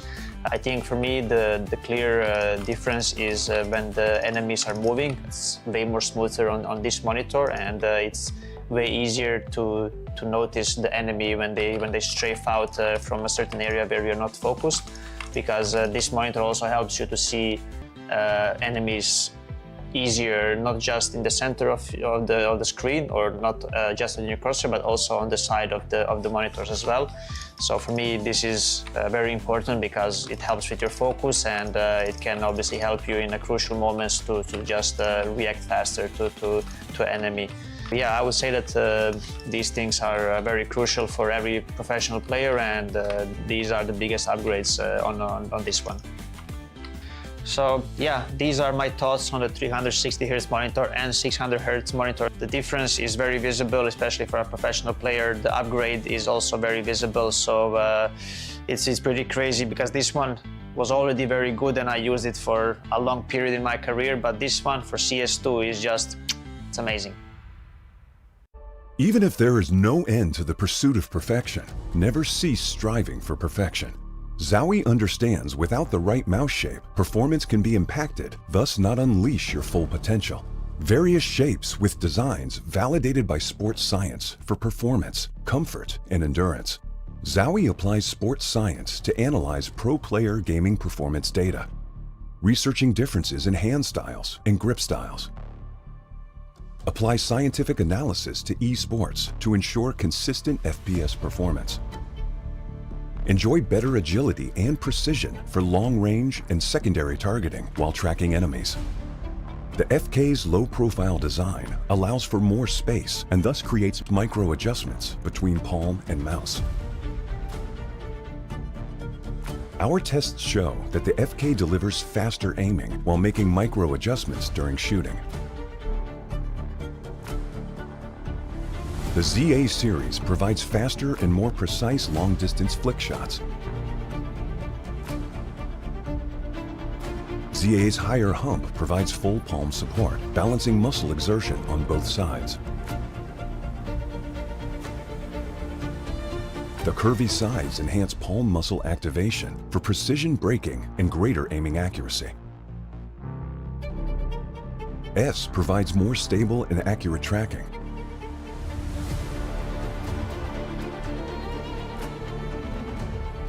The shorter design of S enables more flexibility during vertical movements.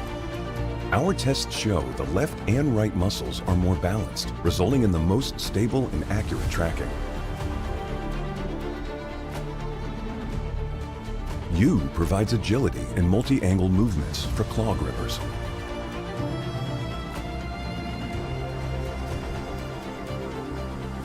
The left side curve reduces the thumb placement angle for faster index finger clicking.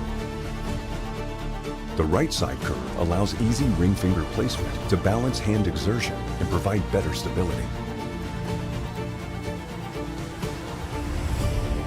The EC series is designed for fast horizontal movements over longer distances.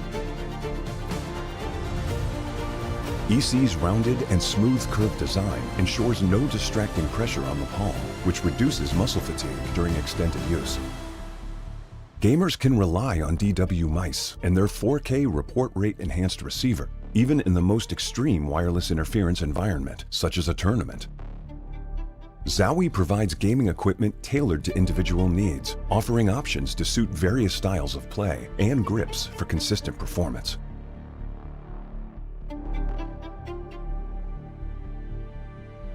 This is a brief introduction of the new wireless mice.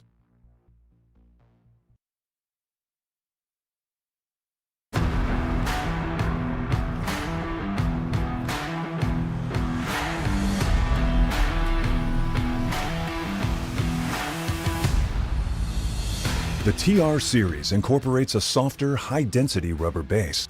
Compared to SR, the TR's softer base material makes stopping easier. Unlike typical soft mouse pads, TR provides superior support, minimizing excessive depression during spraying or tracking, while reducing discomfort from desk surface hardness. What's more, it also offers better elasticity. When players resume mouse movement after applying force, the base's elasticity provides a quick rebound of the mouse pad, which provides smooth and stable transitions from stop to motion. Same as the SR2, the TR series incorporates exclusive surface fabric technology, ensuring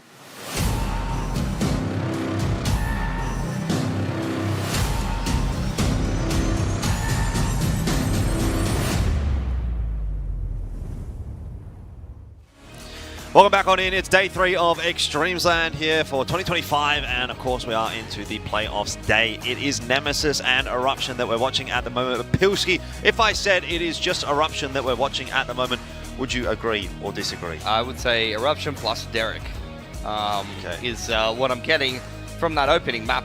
The first 5 rounds were looking very promising for all SGMY fans, Filipino fans, Southeast Asian fans. The entire region was in tears. Happy tears first, then unfortunately sad tears, because in the next 12-13 rounds it was like 12-1 or 11-1 for Eruption or something like that. They got battered. Yeah, you know what they say, Pilski. What do they say? Tears are tears, one way or the other. Salty. That's what they say. That's what they say. Yeah. Never heard that one. No, neither have I. I made it up on the spot, actually. Wow. But yeah, it is kind of a rough feeling, obviously, for Nemesis at this point. You know, got off to such a great start. They had us wrapped up in those first 5 rounds thinking, hey, you know, this could be a contest. Nemesis could really take it to Eruption, but I think it's a very different vibe now. Coming into the second map in this series, I mean, we've even seen, I feel like a map which we're going to get a bit more of the same on, right? Overpass and Train, you know, generally considered 2 of the sort of more strategic maps in the pool, if you will. These are not just run and gun maps, and we kind of even alluded to the fact that we thought that maybe that would be beneficial in a sense for Nemesis. You know, Eruption's not just going to be able to run at them, and Nemesis like to play this kind of slower style and think about the game a little bit more, maybe, let's say, and just didn't really eventuate at all, unfortunately. So very, very hard to make a positive argument here for Nemesis going forward. Eruption's map pick too, so it kind of just keeps heaping disappointments on the pile. Yeah. I don't really have much to add to that, although I think the ultimate copium is what you said before, which was just CT side Train, get the pistol, get a good start, or comes out on Zums, could be cooking with something, but those individual riflers need to be able to hold their positions against some Mongolian Chads that are looking pretty bloody sharp. Mongolian Chads. Yep. What do you think? Tell me that Fury wasn't looking like a Chad out there. Bloody hell. I'm just trying to think, like, what is the Mongolian equivalent of Chad? Yeah, what would it be? I don't know. I don't know many Mongolian names. I know Mongolian name for Urcast. Yeah? Urnetsogt. Which I'm sure I'm not pronouncing correctly. No, you don't pronounce anything correctly. I just don't even try. With Mongolian names, Thai names, there's a few cultures out there that I just don't... suppose the Mongolian version for Chad would be Chinggis. Chinggis. Yeah. Chinggis Khan. Chinggis Khan. Chinggis. Well... Is his name Chinggis? I don't know. Genghis? Genghis? Because Khan is king, right? I think. It's an honorific, I think. Khan is an honorific. I remember watching a video about why it's Chinggis and not Genghis. There's a good video on YouTube about that. You should watch that. I'll watch it. Yeah, that will give you all the answers that I can't give you because I don't really remember the content of the video, but I remember it. I remember going, oh, okay. Are you one of those guys, this is me, by the way. Are you one of those guys that just watches, like, all these random, like, documentary videos or, like, whatever sort of pops up in the recommended feed? I'll click it, I'll play it, and then it's in one ear out the other. Like, after 30 minutes, I'm like, I don't even remember what video I watched. Yeah. It's just on for the sake of being on. Yeah, I was watching all kinds of stuff yesterday. I bet you were. Mostly Counter-Strike. Mostly Counter-Strike. Mostly Thank God for that. Little bit of Pew Pew Wizard shoot-off as well. Counter-Strike is over 20 after all. Over 20? Bloody hell, I'm almost over 30. Well, someone hopefully is going to have to hit an over 30 here for Nemesis if they're going to be still in the discussion in about an hour's time, because we are about to head on to Train here, and it is a must-win for Nemesis. This is their backs against the wall. Last-ditch effort to stay alive in Extremesland. In fairness, you know, making it to the playoffs, I guess, better than the alternative, but might not be a particularly impressive playoffs run if things go to plan for Eruption. Fake sandwich smoke there for Eruption as they throw out a decoy, maybe to bait out some utility. Winter going to take first contact from upper ramp here potentially, but let's choose to back away as Eruption make their way towards Pop.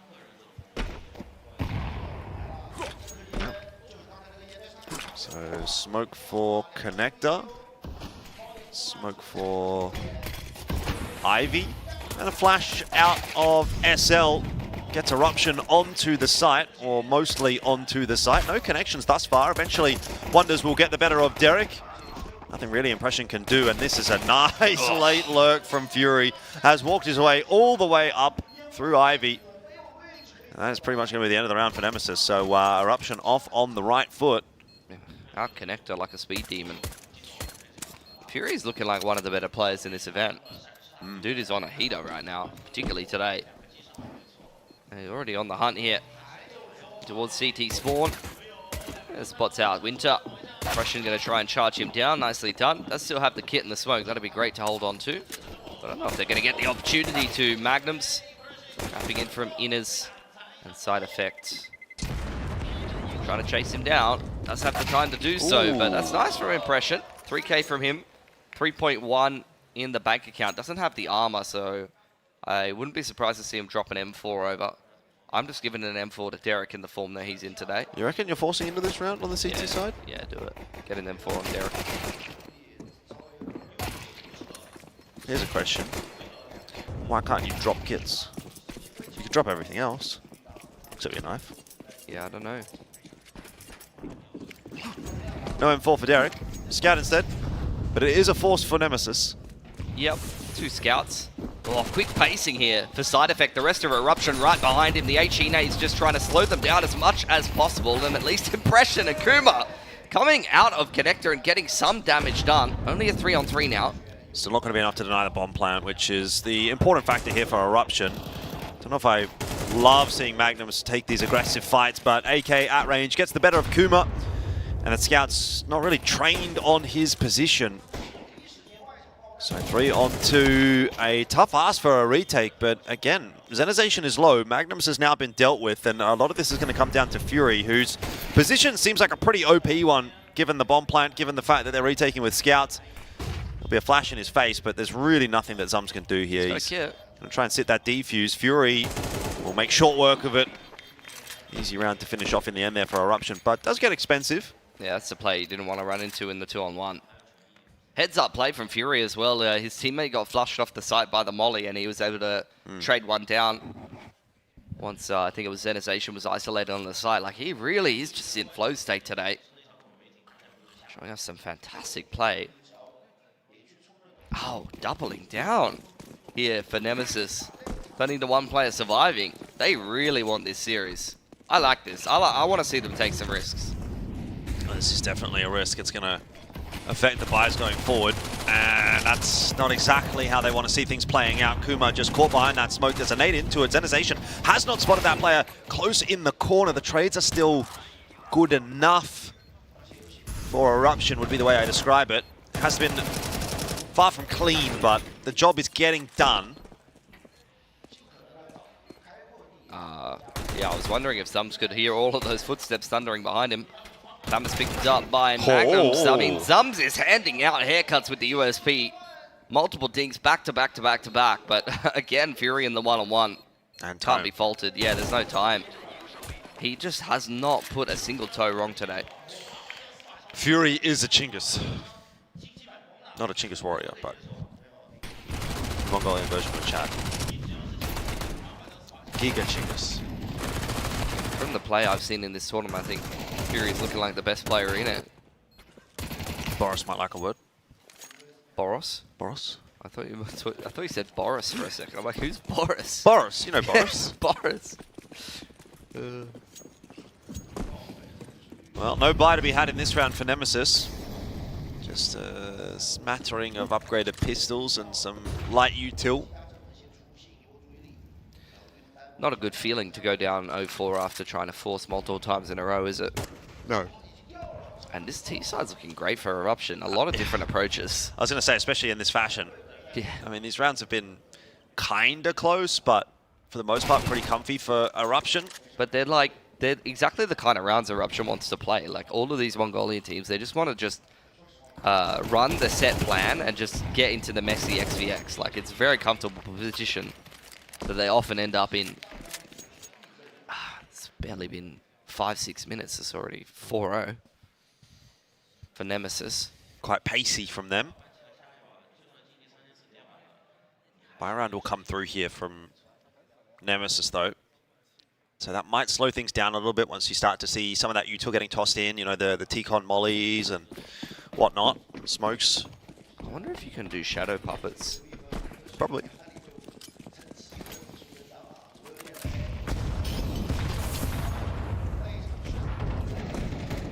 Oh, that was a lot of grenades.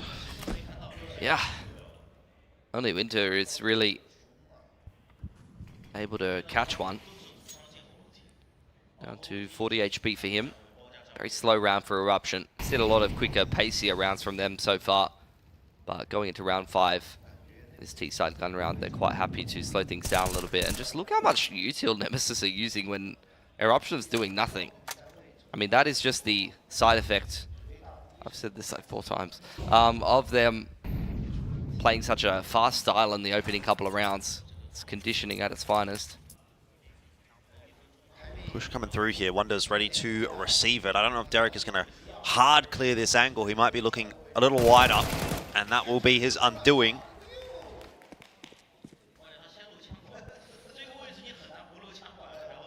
.45 seconds, still spread out around the map here, our Eruption.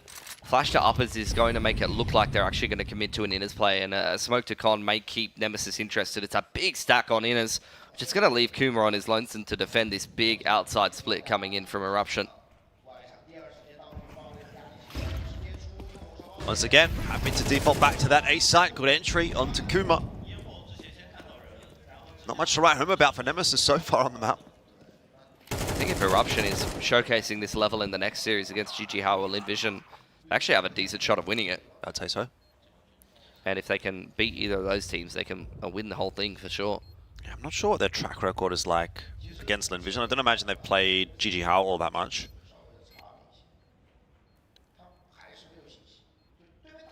Nemesis doing the best they can to hold on to these guns. That's just another pretty cut and dry round. IV aggression gets punished, and then, you know, Kuma just gets his head snapped off on the exit. Winter pushed away, back into inners. Not seeing too many series here for Eruption against either of those teams. That's what these events are all about. Yep. Last time they played Linvision back in August 2023. They lost 16 to 10. Is it even the same roster though? Probably. Probably actually. Eruption Close and Linvision enough. have had the same cores for a long time. Yeah. Only a couple of players going in or out. Eruption was News, Rooks, Magnums 5k, Fury 5k, and Ariukal. So 3 out of 5. 3 out of 5 ain't bad. Linvision still had G. Mr. Ice Cream. Mr. Ice Cream himself. Bing chilling. I could do with a bit of Bing chilling right now. Yeah. Well, Nemesis need to stop chilling and start fragging. This is looking like them going out of Extremesland pretty early on here. Only bright spot really this tournament at all has been their win against Deep Cross. Yes. Which got them into the playoffs, and outside of that, they have showed us nothing. Okay, you're right. Bit of earlier util this time from Eruption, so maybe a quicker play onto the A site. Fury will be set up for those fights. There's a team kill in there as well, and a molly kill, so that has gone about as poor as it possibly could for Nemesis. Push is coming already out from Winter. Starting to see desperations. The name of the game here for Nemesis. To apply pressure to side effect over on Pop's side. They're really trying to isolate him, but can't quite find him until Zums peeks out Con. That was even now. It's a wrap coming in through Ivy though, and I think Eruption will just slow down until we get to see what Wonders is going to be able to get up to here. He's got a lot of space. He's really expecting Nemesis to go looking for him. And Winter is kind of coddling onto this one. Having back in through spawn side. Good kill though from Magnums onto Impression's going to start to open the A side up, so that will draw the attention back away. Winter eventually does get on top of Wonders, but in that meanwhile, space has been taken. The bomb plant can go down now for Eruption. Winter gonna wrap in through Pup. Zombs is just waiting for someone to peek into him. Needed to secure that kill, but the peek is so clean from Zenization. Great pre-aim. Yeah, no way he could have dealt with that. Because they were pretty aware of Zum's position earlier, so sort of expecting him. Winter taking a lot of time already to clear out Connector. Has probably lost this round, regardless of whether he gets this opening kill. He's got a smoke for himself, but the bomb's on the other side of the train, so that smoke's not really going to help him out all that much. And so Magnum's an easy close, a 6-0 win here for Eruption. Timeout doesn't make a damn difference. AWP out on Zum doesn't really get any impact either. Yeah, this is kind of going the same way as Overpass, except without the nice start for Nemesis, so could be a very quick series of Counter-Strike to start the day off here for Extremesland 2025 playoffs. Yeah, it just feels like the gap between the SEA teams and Mongolia, China is huge at the moment. It's kind of the nature of the beast. That scene was pretty dead for maybe 4 years.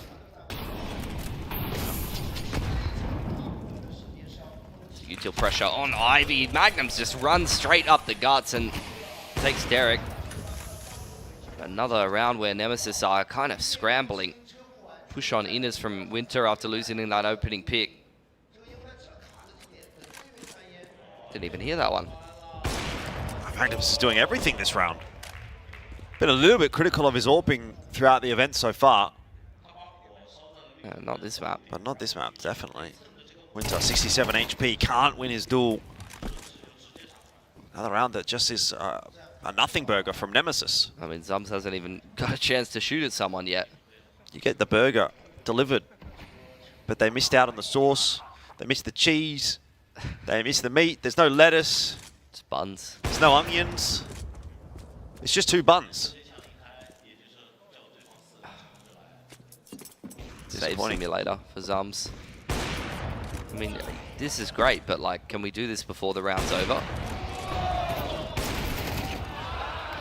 No. Not possible. Like, the 3K is cool, and everything, but yeah, Eruption still has $1 million. Yep. Like, Magnums does that to win the round. Zums does that to do nothing. To save his gun.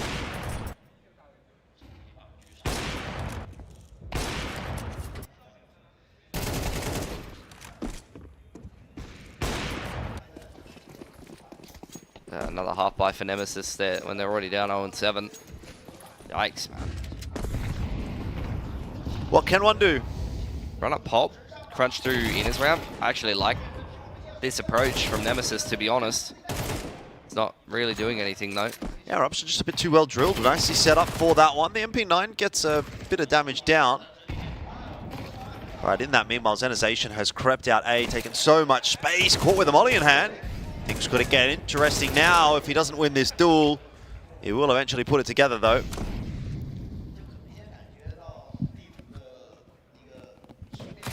Kuma from pop. That's a little damage on the cross. Molly will push him away, though, and secure control of outside to get that plant down. Derek is just dancing with Zenization.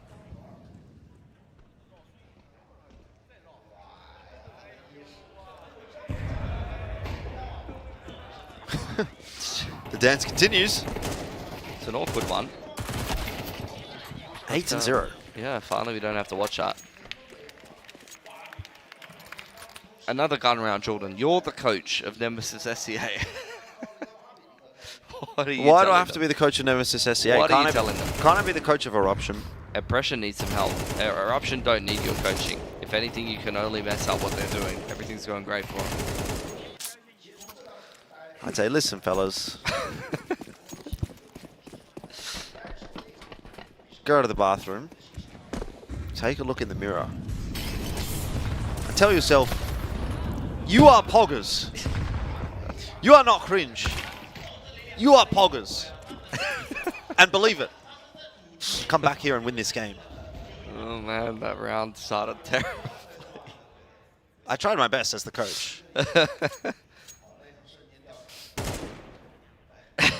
Side effects getting a jump scare from the ragdoll there. Can't be too careful these days, you know. It's true. Because of the ops. There's no ops in this game. There's no ops in this game. Oh boy. There's no nothing in this game, really, is there, for Nemesis? Like, Just a game of all time. It's, yeah, Eruption is doing things and Nemesis is not doing things. How many 13-0s have you cast? I don't think I've ever done a 13-0. I've done a few 16-0s. The, yeah, the first few games of the champ season used to be pretty brutal. Yeah. This is what this is feeling like. Greyhound versus Meat Grinders. Greyhound versus meat. This is a Greyhound versus Meat Grinders, isn't it? Or Meat Grinders, not Riders. Same, but different, really. Meat Riders.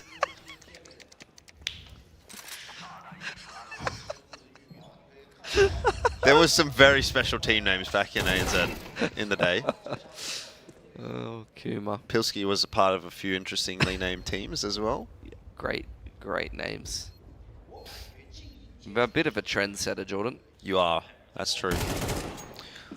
I've been thinking about maybe taking the lumberjack look for myself, actually. Oh, yeah. What do you think? Could I pull it off? Yeah, you're going to need to probably get on the roids if you're going to pull that off. I'm not going to lie. Yeah, fair.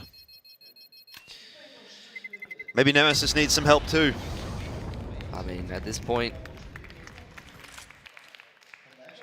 Let it end. I was torn between take some PEDs or let it end. And I'm probably leaning towards let it end. Tag time out here for Nemesis. Pilsky, you are the coach of Team Nemesis, Southeast Asia's finest. I mean, right now he's not saying much. It's mostly impression doing the talking. Maybe you say, shut up, impression. Whatever you're saying is not working. The thing is, as a coach in this kind of situation, you basically just take a timeout and you go, look, guys, let's just try and get 2. And we'll take it from there. Yeah. And maybe you have a, if you feel like they're running out of ideas, you throw a suggestion in there. Like, let's just boil this game down to... One round at a time. Not even one round at a time. Like, literally just like, let's try and get a kill at a time. Let's do a double push on Innis round. Let's try and get a kill there. Let's get the fundamentals going again, keep maybe. the spacing, Yeah. I see what you're saying. All right, Nemesis back into it with a gun round. And let's put Zums in a position where he can take a shot before the round is over. Like, can I get Zums up T-Con or something? Impression's going to full send it with the MP9. This just hasn't worked, though. Okay, Zums has taken a shot, but he can only hit exits. Also, I mean, he was shooting through a smoke. I just don't care, Jordan, at this point. Good flash for Derek. Oh, almost doubles up there. Takes a lot of HP off Magnums. Yeah, the trouble is there's a kill elsewhere on the map. So even though that micro moment goes well for Nemesis, the round as a whole is still very favorable here for Eruption. Fury's got so much deep space. Oh, they're just they always have everything, Eruption. Like, Fury has the whole map just by himself. He's got that much aura. He is the Chingus.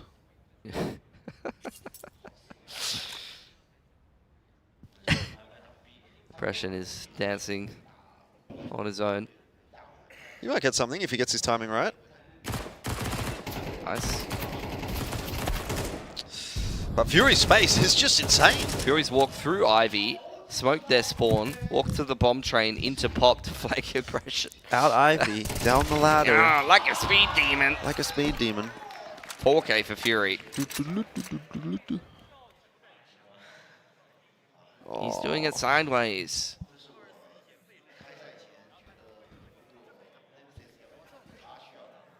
This is a game of all time. Yeah.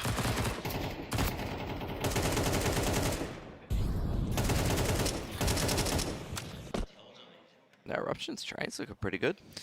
That is true. I mean, that's a key factor going into the deeper parts of this tournament. I agree. I think if you can play train, it's really going to help your chances.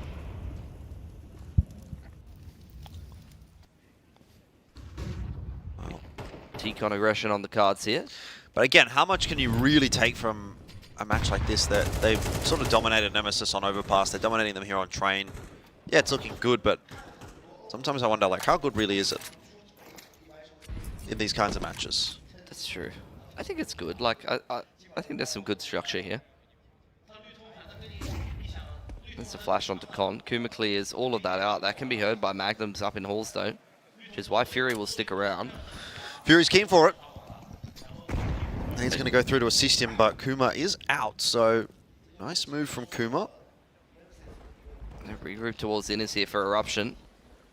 Winter's over there. No utility to hold down the site. Zums is posted on low ramp. Has a smoke to work with, but that's it. Couple of mollies going in. Eruption going to show us another B take. Got a flank coming in on the Ivy position again, but that might not actually have much of an impact. Winter jumping, somehow survives. I don't even know. Maybe there's a chance here for Nemesis. And it certainly seems that way because Fury is miles away. Yeah. Zumps hits a couple of shots before the execute actually gets off. Hang on a minute. Ooh. Nice. They got around! I mean, those are the kind of rounds from Zumps that make me see the potential. But they're just so few and far between in this event. Yeah. Hasn't really got the ball going. Ball rolling. Attack timeout here from Eruption, interestingly enough. The ball is on a spike right now. Completely deflated. No spikes in this game either, mate.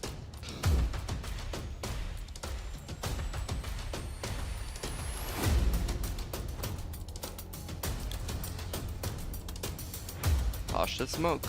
Tosh the smoke. That's a throwback.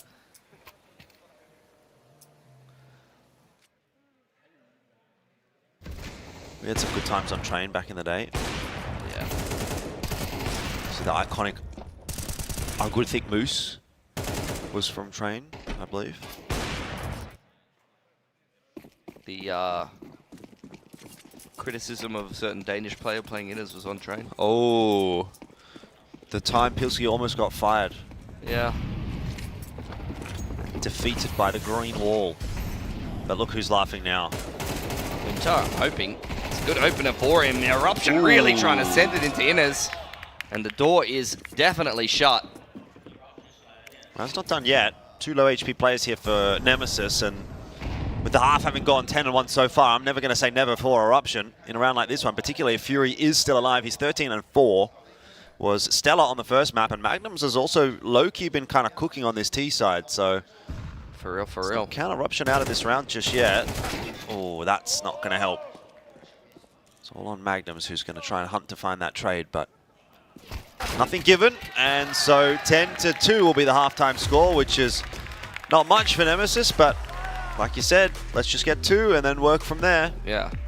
Like, you got to be realistic. Some people say, like, oh, let's get 3. I like to go for a let's get 2. Let's be real, we're going to lose one of those. Feels more achievable? Yeah. And then we just get a pistol, and then we take it from there, you know? To be fair though, Pilsky, I'm really not sure about your track record as a coach. So, it's true. Would I be trusting your statements here? Down 10-2 to bring us back into the game? No, definitely not. Probably I would be not. losing this game.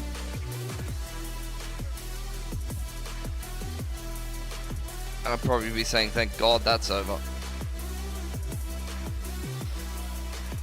Time to go back to casting. Yeah. Those who can't play coach, those who can't coach cast. It's the natural order of things. Those who cannot cast, analyze. Those who cannot analyze, host. Those who cannot host, talent manage. Oh my God. Those who cannot talent manage, prod team. And if you can't prod team, you could play a handler or something. Player handler. The lowest of the low. Lowest of the low. That's so dog. That's so dog. I've spoken to a few player handlers in my time, and none of them are having a good time.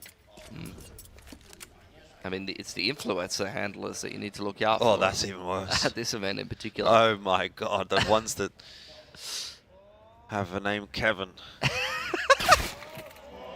Okay, hang on. Sums online, but decently dealt with by Side Effect, who has 2 guns, and 2 guns are good for 2 kills. Fury's in there for 1 or 2 himself. So just when it starts to get exciting for Nemesis, I have to bring my depression voice back in. Depression voice. Derek Dematopoulos. No is no. Only gets himself 1. I've got the impression voice and the depression voice. Depression voice. And it's time for depression voice. Yeah. So Nemesis are struggling. The impression voice has a heavy SG accent. Yeah. I'm not going to do it. I don't want to get cancelled. Another timeout. Well, Nemesis They're out of timeouts, and might maybe be the they're last. out of time. Yeah. Timeout or out of time? Out of space. I feel like this music is just like what I would expect to see a bunch of Mongolian chads riding through on the horses too.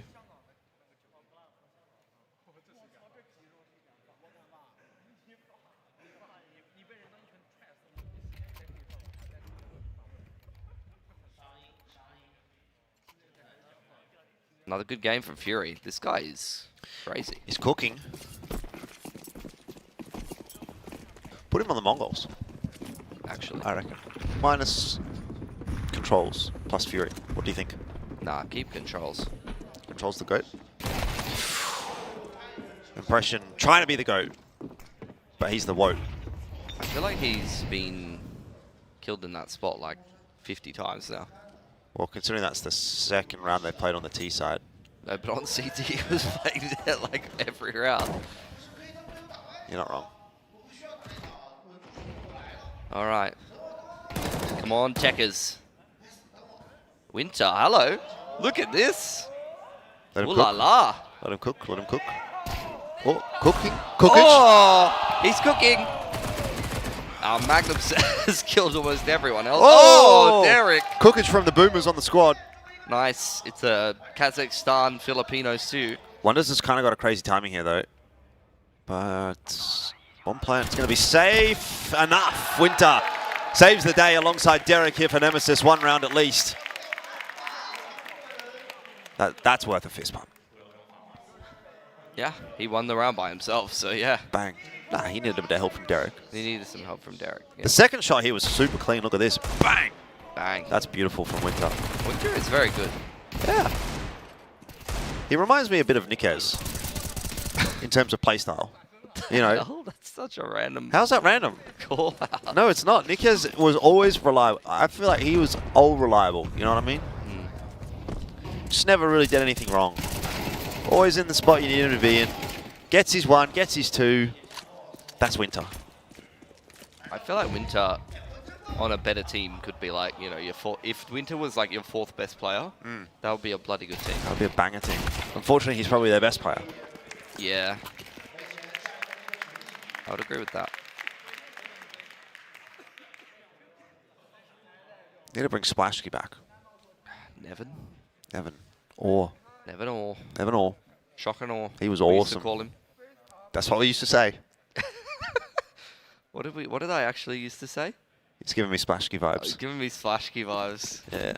The jump no The scope. jump no scope. Forever remembered by 2 people. So many deep cuts. No one's really given me Splashky vibes at this event so far. Let me think. No, I don't think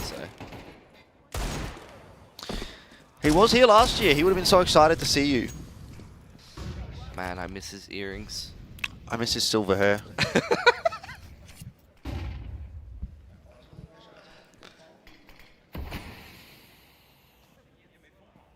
Full save for Eruption. But Fury's got a dig. You got to be careful of that. We have seen what the D can do. The dig do be doing.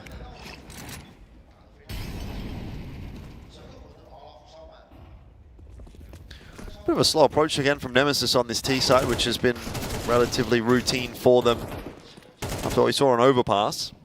Should be getting 5 here at least.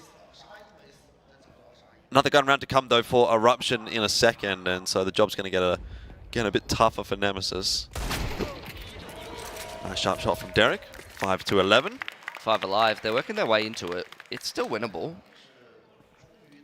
6+K on most of these players. Such a coach. Still winnable, boys. Keep it up. Still winnable.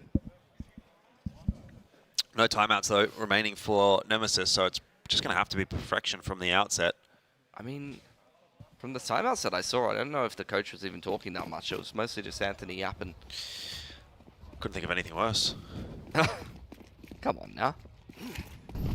Bit toxic. There we go. Anthony's making some moves. That was a team flash for impression, by the way. Yikes. This T-Con aggression is not going well. Oh, the shadow. That's brutal. Winter again is just digging them out of some pretty tough situations. Can't get the better of Magnums, and Fury is also dealing some damage over on the other side. So this has gone from pretty good to pretty rough in the blink of a couple of kills here.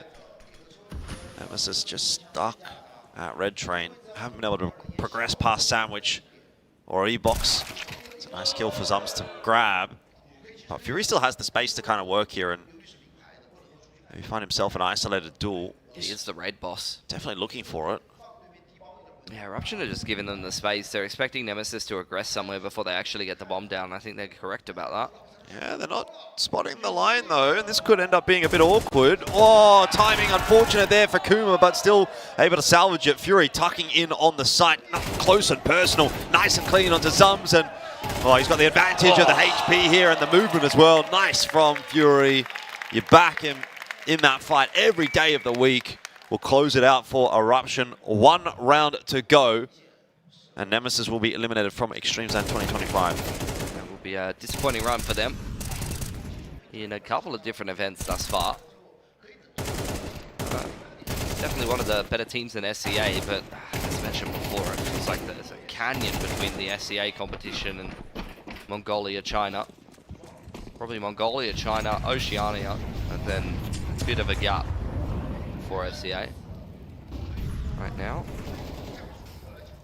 Only one player's survived there for Eruption, so there's some reset potential here for Nemesis, who had plenty of cash to get for a full buy together here. Zums has got the all power.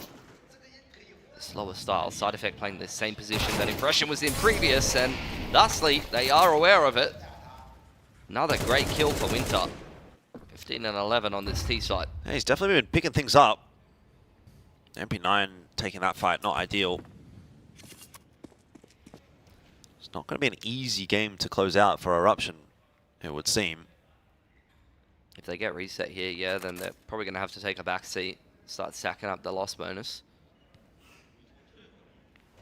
It's a forward setup though. Zenization and Wonders could be hard to make your way through.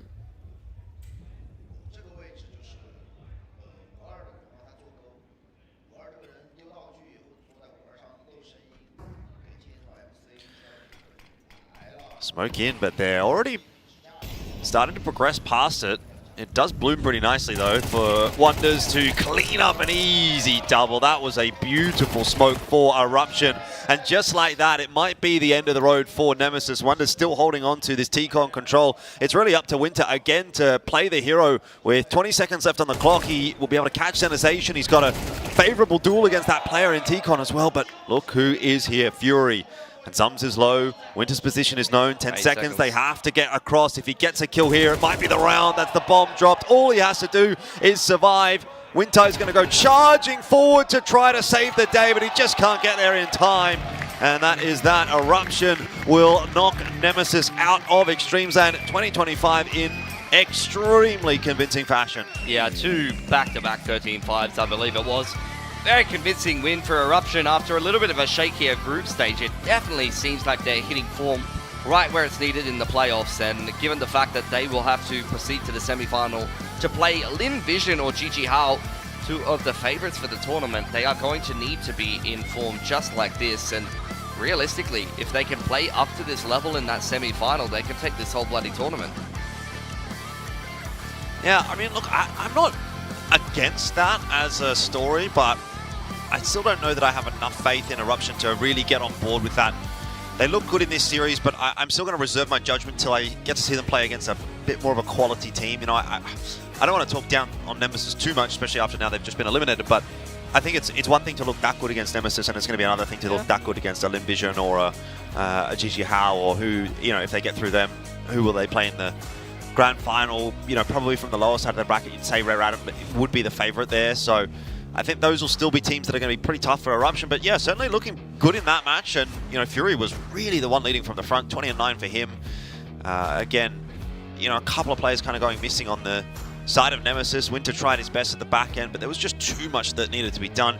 MVP will, no surprises, go the way of Fury. 1.7 rating, 20 and 9 KD. I think if you look at his KD over the course of that entire series, it was pretty monumental. Yeah. So big impact player for Eruption, and he's going to hope to keep that up tomorrow. He's probably got a pretty insane rating after this one. So Fury, definitely a player to keep your eye on, and I think for the rest of Eruption, feeling pretty confident going into that semi. But of course, we have to find out who's actually going to be playing them. We're going to play our way through all the semi-finals today, and look, commiserations to Nemesis. But as kind of mentioned on the cast, like it just feels like SEA not quite really able to step up to the task, bar maybe Deep Cross on a map or two, being a competitive team. Yeah, look, at the end of the day, obviously they're a region that has been a bit out of it for quite a while, so it's kind of still in that infancy stage of trying to build these teams. I mean, both Deep Cross and Nemesis are still relatively fresh, and kind of appreciating what we're seeing from them early on in the part, but maybe some movements, some changes need to be made on either side to really be a competitive team going into 2026, or maybe it's just a case of giving a little bit more time to some of these newer individuals to sort of find their feet in these lineups. Either way, obviously, Nemesis out of Extremesland now, Eruption moving their way forward. Not too big of a surprise to see the Mongolian region having a pretty good time at Extremesland. They were pretty decent last year, or last Extremesland again, which was back in January. Atox took a top 2. And, you know, that's without, I would say, the best Mongolian team that you would realistically get at this tournament. Obviously, we're not going to get the Mongols, who were, by the way, winners 2 years ago in this exact venue. But the Huns opting to go and play Draculan meant that, you know, they obviously were not able to attend Extremesland, and I think they would be a pretty good prospect here as well. So to see Eruption here and performing is still pretty cool, and obviously we'll get to see Chingus Warriors later on today and what they're going to be able to do. But, I mean, if we got 2 Mongolian teams through to the top 4, I think, again, that would kind of continue to reinforce the relative strength of that region. Yeah, I'd agree with that. I think there's good Mongolian and Chinese representation here. You're already seeing SEA go by the wayside. I think it's really just up to Oceania to try to do something. Otherwise, chat, we are cooked. Yeah, let's go Rooster. Yeah, let's go Rooster. Win the whole thing. That's no bias. Do you reckon that's possible? No, probably not. Probably not. I'm hoping for they could make the grand final. Yeah, they've got a favourable bracket for themselves. If they can't win change the game, then I give up. Yeah. Not that change the game is bad. I think that's a 50-50 series. It's to be just honest. more like you guys probably should win this. Yeah. You know, 100%. you've had a far like change more the game is opportunities. a team that hasn't been like close to a minor or hasn't been to like a tier 1 EPL. event or something like that. Like Rooster's been to EPL multiple times. Yeah. Yeah. So they are the team that has more experience of the two there. Yeah. Well, I think we're getting an interview ready here, probably for Nemesis. Be interested to hear what they have to say about this run. Who would you like to hear from? Derek? Derek, maybe. Yeah. I think Derek had a better game today, which was promising to see. Yeah, I don't know.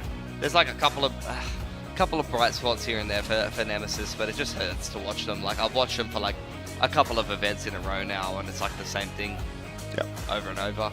I just don't really know like what they need to get going again. More firepower. More firepower. Shoot them in the head better, but and like, you will win. But like where? Splash King. Nah. Who else is there in SEA? I don't know. You're gonna have to start making some offers to some Valorant players, I think. Probably. Get Benkai. He's probably pretty washed. Nah, he's actually sharp. You reckon? Yeah, and Valorant is sharp. Yeah, but he's still got it. This ain't Valorant, buddy. Still got it. Movement's a bit better here, and got a spray instead of tap.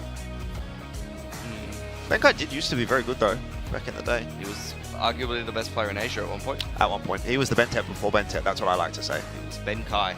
He was Benkai. Benkai, then Bentet, then Senzu. Hopefully the interview at some point. Hopefully. God help us. And if you don't believe in God, anybody help us. I'll take Buddha. I'll take somebody. No, I won't take somebody. That's a no-no. True. No. No is how I feel right now. Yeah, I mean, look, what is So, there else to say, really, at this point? Just tell us, like, Tell me. Yeah, ask me a question. top 3 individual players at this tournament. Boros, Boros, Fury. Fury, Those two feel easy. Mistakes, Cherry. Not Terry, unfortunately. Who else has played well? Let me have a look at the sheets here. ASAP, Child King. I was thinking ASAP. Am I missing someone? Wisely. Starry had one good map, but Wisely was pretty good. nothing else. Wisely got knocked out in groups, so he doesn't get the tick in my book. Which was alright. Definitely none of these blokes. It might be ASAP. Might be ASAP. It might actually be ASAP top 3. What do the stats say? Let's have a little looky here. Sure we have those.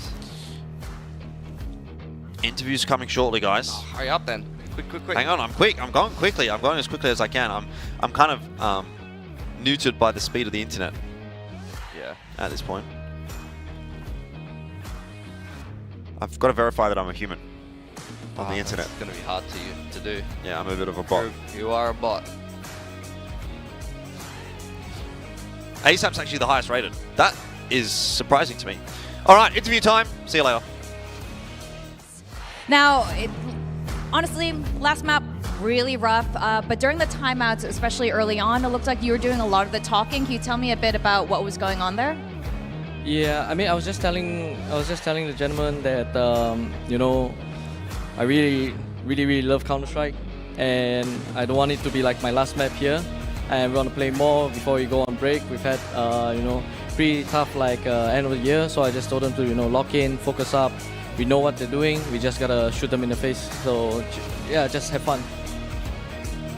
首先欢迎 Impression 来到我们中间参加我们的这个赛后采访。第一个问题也是问到了，因为第二张地图打得相对艰难，2张地图之间的这个场间，你们都聊了些什么去准备第2场即将到来的比赛 ？Impression 也说，我跟我的队员们去加油鼓劲，我希望他们能够专注于比赛，我不希望这是我们最后的一张地图，我们希望更加集中，更加精准的去面对我们在显示器上出现的任何敌人，去造成击杀，去拿下这场胜利。这是 Impression 在这个过程当中和队员鼓舞的过程。And on the first map, Overpass, that was your map pick, and things started off really strong. You guys even looked a bit like, you know, the old boot dreamscape there. But things started to fall apart a little bit, especially on that CT side. What happened? I think we started off really strong. Game plan was, you know, executed correctly, and they took a tech timeout. And honestly, I think we lost like a really close round right after that. We lost like 2 rounds to just like timing out and just like really minor individual mistakes or like mistakes in a macro point of view. But it was just like kind of losing the momentum from losing these really close rounds. And after that, we couldn't like, you know, get it back and get the ball rolling again. So I think that's something that speaks for the experience of the team as a whole. And it just means that, you know, we got to go back to the drawing board and make sure that we stay calm, collected, and just play CS the way we want to play all the time. 那也问到第1张地图 Overpass， 一开始你们其实跟对方打成5-7，还是非常漂亮的一个开局的，但是在下半场你们其实没有太多的一个得分，在 CT 边打得会相对艰难，这到底发生了什么？出现了什么问题 ？Impression 说到了这张地图当中，我们其实有一些比较关键的回合我们失去了，而且是进入到了比较极限的时间被拉扯掉了，而且有一些残局其实也没有处理得特别好。但是我觉得我们后面的这个过程当中也是不断的在调整，想要去找回我们更加熟悉的感觉去拿下比赛，但是结果最后就是 CT 赛并没有打出我们特别期待的结果吧。 Speaking of your teammates, a lot of them are very experienced here, and you guys have played together at some point or another, but this particular roster construction is unique for you guys. Are you going to be continuing with this roster into next year? Yeah, of course. I mean, at the end of the day, as a team, like a professional team, we try to avoid roster changes as much as we can. It's really a lot about grinding things out and finding like the chemistry that kind of works in the team. I kind of like describe a team as like an apartment where you only have 3 bedrooms, so someone's gonna sleep in the kitchen, someone's gonna sleep in the toilet. So honestly, it's just figuring out the balance and making sure that, you know, we're cohesive as a unit and we always play good CS together. Who sleeps in the toilet? I think everyone takes a turn on every map. 那当然了，这是第3个问题也问到了，对于明年整个 Team Nemesis 这套阵容的名单会不会继续延续去明年征战更多的比赛？当然 Impression 也说到了，肯定了这个答复。那对于明年即将到来的比赛，他也期望团队的化学反应能够越来越好，也希望大家能够去找到一种折中的平衡，去找到一个平衡点，去让自己的队伍焕发更多的生机。刚才有一个趣味问答，也是说到了谁去Impression 说到了谁在这个每个队伍的分工，谁是去关注厕所的那一个。Impression 说每个人都有可能。You've been part of Extremesland for so long. Were you here in 2016? I think you were. Do you have a favorite year of Extremesland in your memory? I'm just gonna be like super honest. Every year that I come to Extremesland is my new favorite year. They just keep upgrading like the tournament, the system, and everything. I feel like, yeah, I'm just happy to be here in Extremesland, and I hope that I'll be able to attend and have the honor of like coming again next year. 那当然了 ，Impression 他也参加了非常多次的这个极限之地的比赛啊。也谈到有没有印象深刻的一年，你最喜欢的哪一年？他说好像每一年我到来的时候，都觉得极限之地的舞台的感觉特别的好，线下的氛围也特别的棒。其实每一年都有很多深刻的印象。那我也很期待下一次能够继续再来极限之地。And last question, I know you wanted to be the one to lift that trophy. But alas, things are the way they are right now. But you know a lot of the players here at Extremesland. You've seen some of the newcomers as well. Is there anyone now instead that you hope will carry that trophy? Or someone you're rooting for? I guess at this point, I hope Random takes it. I want Kaze to lift the trophy. So there's some Southeast Asian pride here. So yeah, I'm rooting for him. I'm rooting for Ari because Kaze is there. But honestly, I think all the teams here are really great, and anybody could have the chance of lifting it. I'm looking forward to seeing, who takes the championship. Kaze, yeah. OK， 那当然 Impression 最后这个问题也是问到了，就是他对于在舞台上的这座奖杯，你会支持谁？会为谁欢呼？去期待他能够捧起这个冠军的奖杯呢？他说我很期待卡泽能够在最后的这个获胜的环节当中去捧起这座奖杯。那卡泽现在是 RA 的一个教练的助教的身份，那当然他也希望能够 RA 在最后的比赛当中去捧起冠军奖杯。他最后也补充到了，这场比赛其实打到最后，谁表现得更好，谁都有可能获得最后的胜利。Thank you so much, Impression. I can't wait to see you at your next event. I see you next year. 再次感谢 Impression 参加我们的赛后采访。那我们稍事休息，期待下一场 BO3 的开始。等会儿见。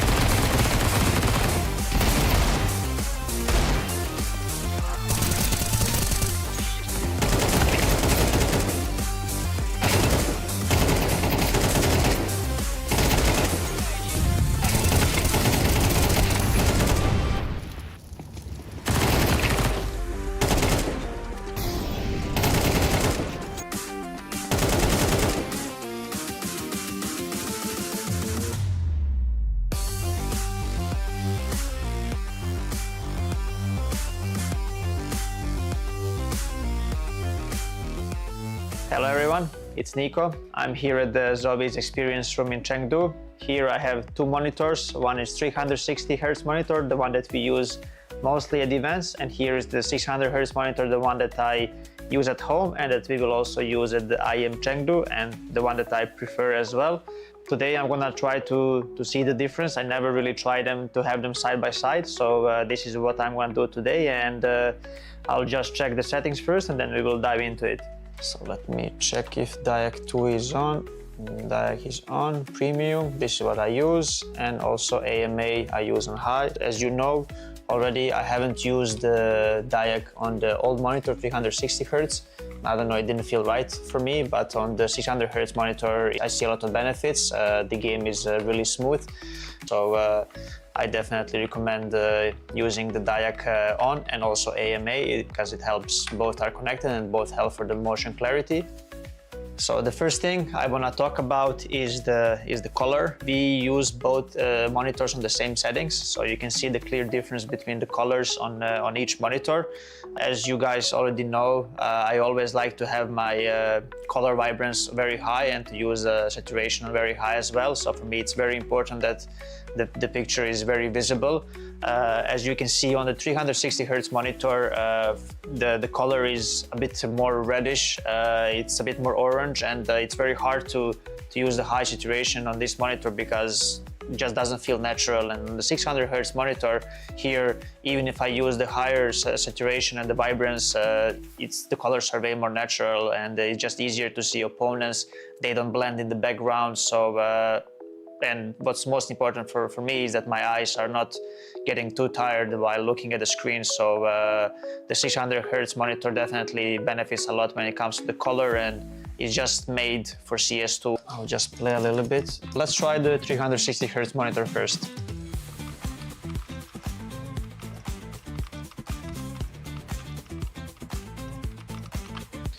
And now we'll try the 600 Hz monitor, and we're going to try to notice the difference.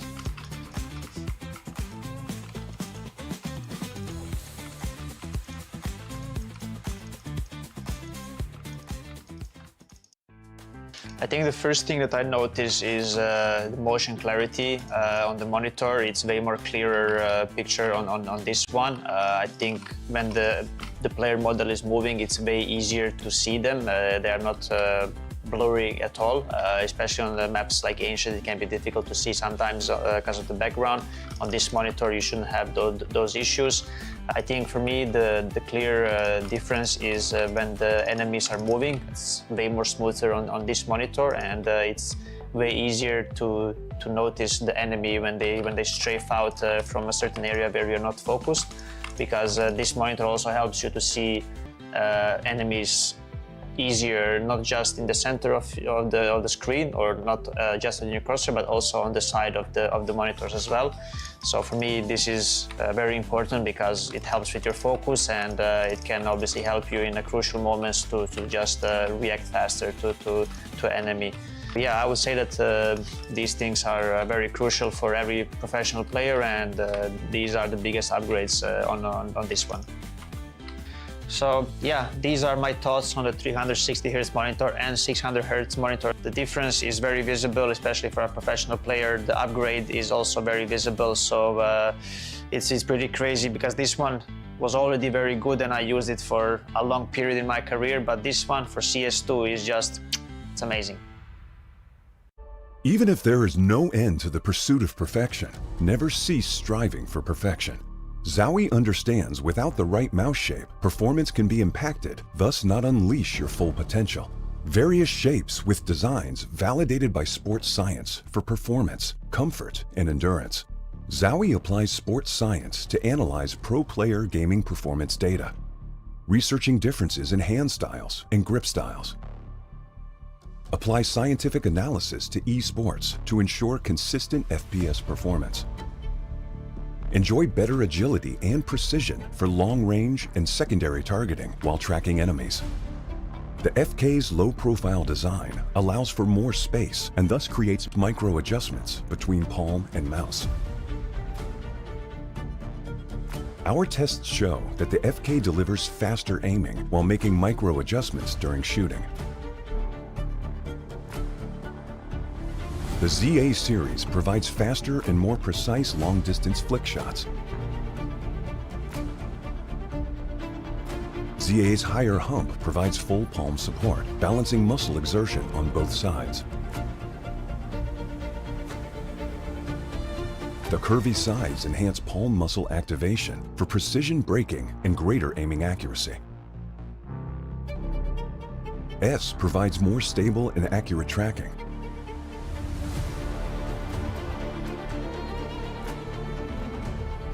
The shorter design of S enables more flexibility during vertical movements. Our tests show the left and right muscles are more balanced, resulting in the most stable and accurate tracking. U provides agility and multi-angle movements for claw grippers.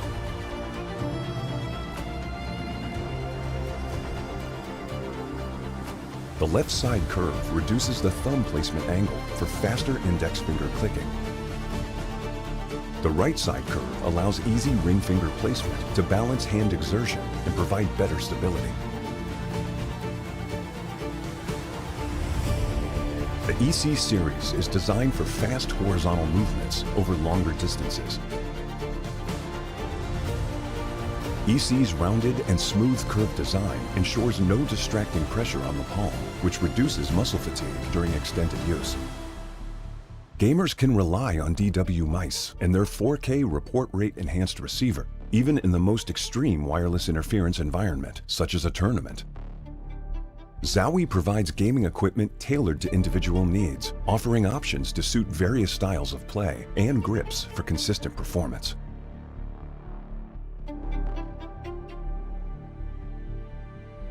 This is a brief introduction of the new wireless mice.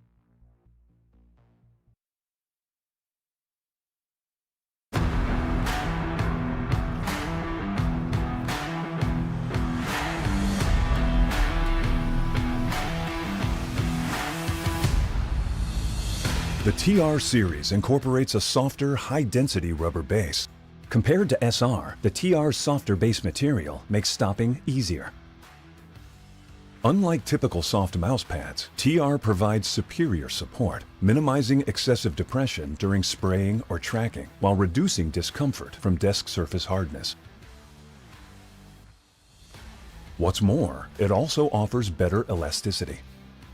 When players resume mouse movement after applying force, the base's elasticity provides a quick rebound of the mousepad, which provides smooth and stable transitions from stop to motion.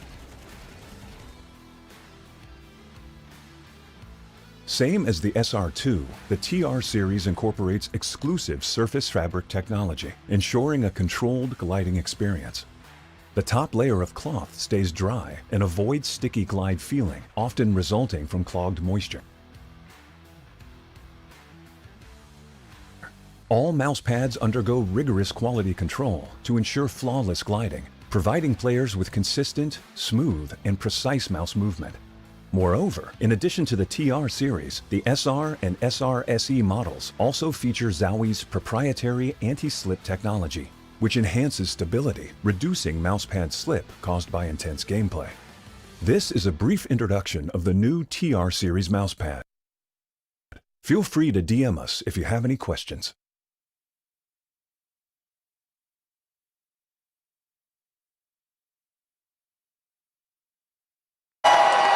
Fueled by the same passion as esports athletes, ZOWIE continuously develops tailored products, empowering gamers to bring their best out.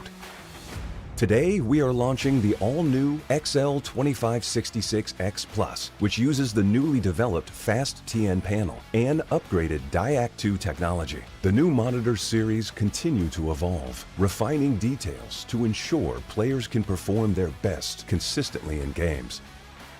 Hello guys, I am from Jijihao, I am Bibu. Feels good to be back in this tournament, and we are here just to get a for sure better result and to win the tournament. This, I think, gives us more confidence in the games.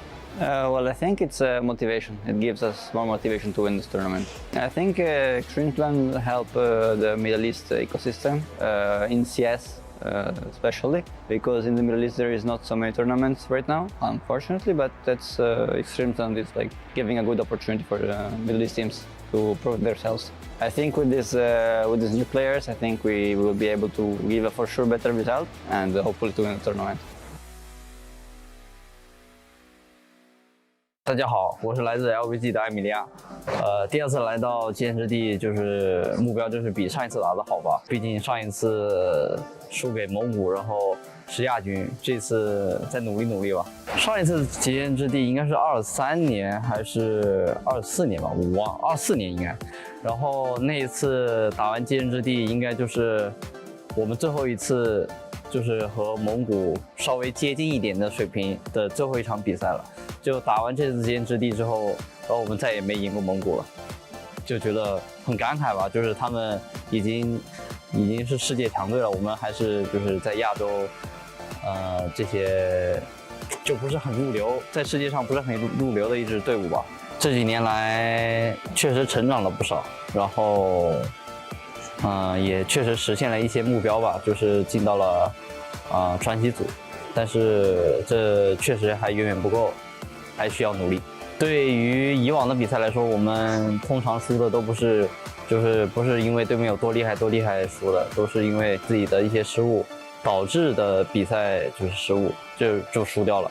所以这次的目标还是就不要输给自己吧，就不要输得太难看。对于上一次布达佩斯 Major， 我们抱歉让大家这么失望吧，就是确实我们发挥的不是很好，但是我相信未来26年我们还会回到当初的巅峰呢。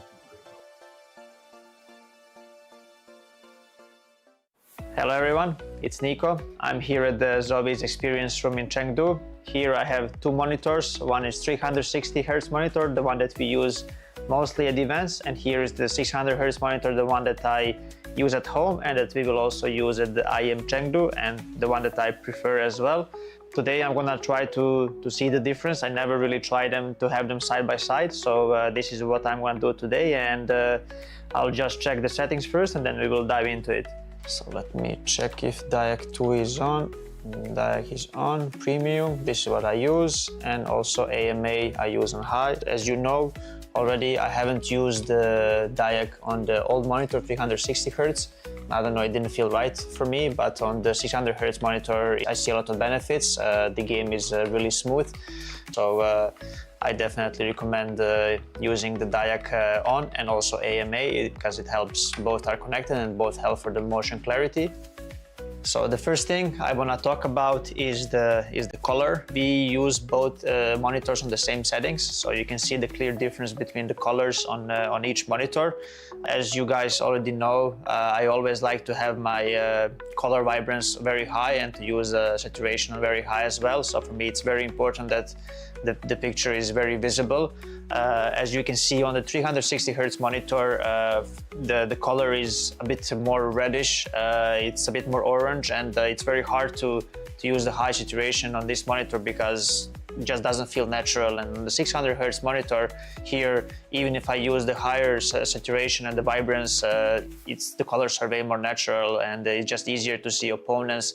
They don't blend in the background. So and what's most important for me is that my eyes are not getting too tired while looking at the screen. So the 600 Hz monitor definitely benefits a lot when it comes to the color, and it's just made for CS2. I'll just play a little bit. Let's try the 360 Hz monitor first.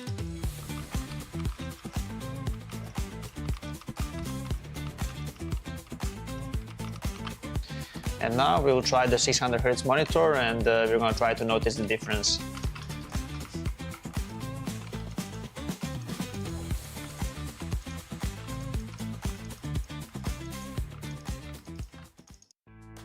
I think the first thing that I notice is the motion clarity on the monitor. It's way more clearer picture on this one. I think when the player model is moving, it's way easier to see them. They are not blurry at all, especially on the maps like Ancient. It can be difficult to see sometimes because of the background. On this monitor, you shouldn't have those issues.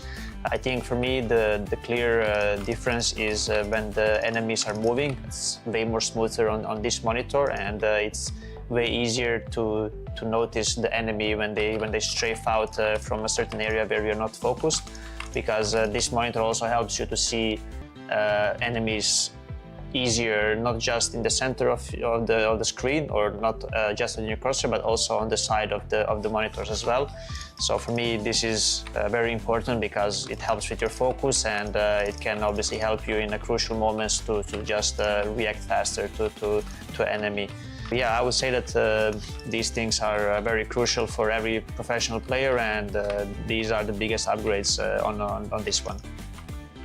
So yeah, these are my thoughts on the 360Hz monitor and 600Hz monitor. The difference is very visible, especially for a professional player. The upgrade is also very visible, so it's pretty crazy because this one was already very good and I used it for a long period in my career, but this one for CS2 is just, it's amazing.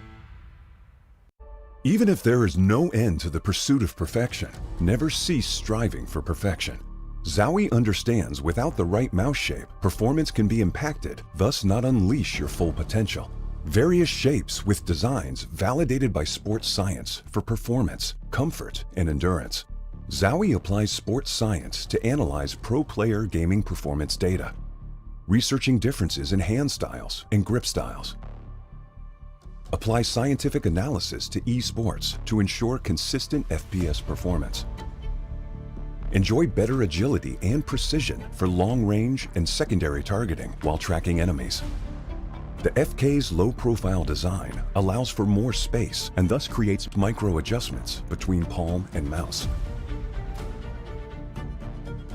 Our tests show that the FK delivers faster aiming while making micro-adjustments during shooting. The ZA series provides faster and more precise long-distance flick shots. ZA's higher hump provides full palm support, balancing muscle exertion on both sides. The curvy sides enhance palm muscle activation for precision braking and greater aiming accuracy. S provides more stable and accurate tracking.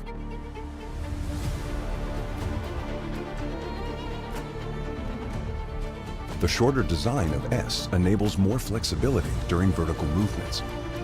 Our tests show the left and right muscles are more balanced, resulting in the most stable and accurate tracking. U provides agility and multi-angle movements for claw grippers.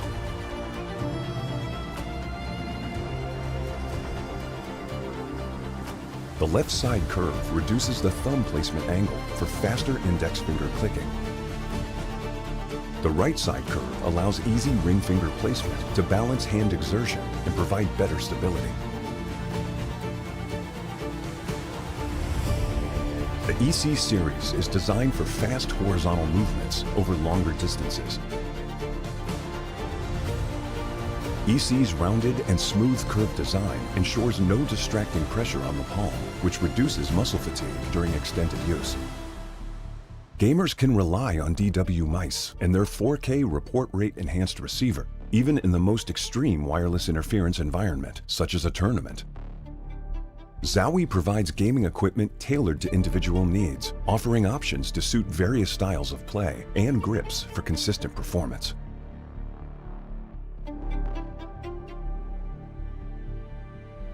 This is a brief introduction of the new wireless mice.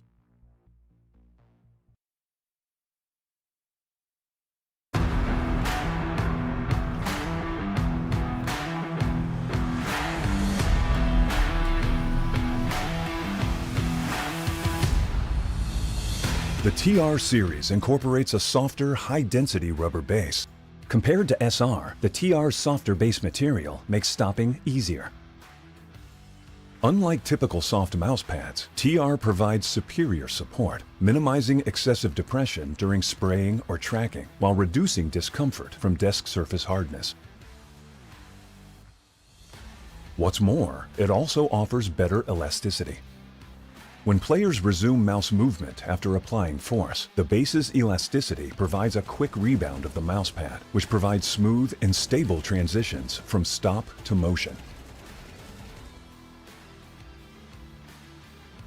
Same as the SR2, the TR series incorporates exclusive surface fabric technology, ensuring a controlled gliding experience. The top layer of cloth stays dry and avoids sticky glide feeling, often resulting from clogged moisture. All mouse pads undergo rigorous quality control to ensure flawless gliding, providing players with consistent, smooth, and precise mouse movement. Moreover, in addition to the TR series, the SR and SR SE models also feature ZOWIE's proprietary anti-slip technology, which enhances stability, reducing mousepad slip caused by intense gameplay. This is a brief introduction of the new TR series mousepad. Feel free to DM us if you have any questions.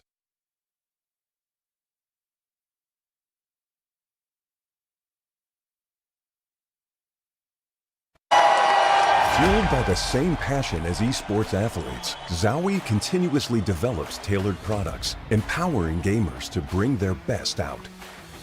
Today, we are launching the all-new XL2566X Plus, which uses the newly developed Fast TN panel and upgraded Diac2 technology. The new monitor series continue to evolve, refining details to ensure players can perform their best consistently in games. Hello guys, I am from ZOWIE, I am Bibu. Feels good to be back in this tournament, and we are here just to get a for sure better result and to win the tournament. This, I think, gives us more confidence in the games. Well, I think it's motivation. It gives us more motivation to win this tournament. I think Extremesland help the Middle East ecosystem in CS. Especially because in the Middle East there is not so many tournaments right now, unfortunately, but that's Extremesland is like giving a good opportunity for the Middle East teams to prove themselves. I think with these new players, I think we will be able to give a for sure better result and hopefully to win the tournament. 大家好，我是来自 LVG 的艾米利亚。第二次来到极限之地，就是目标就是比上一次打得好吧。毕竟上一次输给蒙古，然后是亚军，这次再努力努力吧。上一次极限之地应该是23年还是24年吧，我忘了，24年应该。然后那一次打完极限之地，应该就是我们最后一次，就是和蒙古稍微接近一点的水平的最后一场比赛了。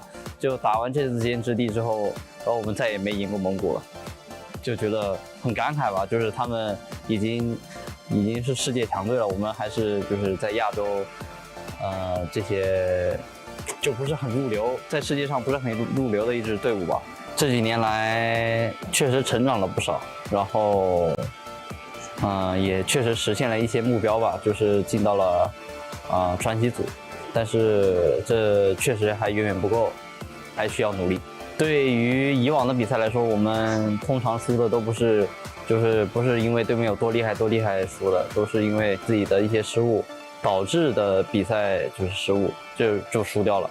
所以这次的目标还是就不要输给自己吧，就不要输得太难看。对于上一次布达佩斯 Major， 我们抱歉让大家这么失望吧，就是确实我们发挥的不是很好。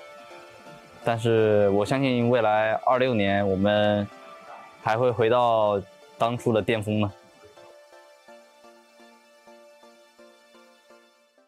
Hello everyone, it's Nico. I'm here at the ZOWIE Experience Room in Chengdu. Here I have two monitors. One is 360 Hz monitor, the one that we use mostly at events, and here is the 600 Hz monitor, the one that I use at home and that we will also use at the IM Chengdu, and the one that I prefer as well.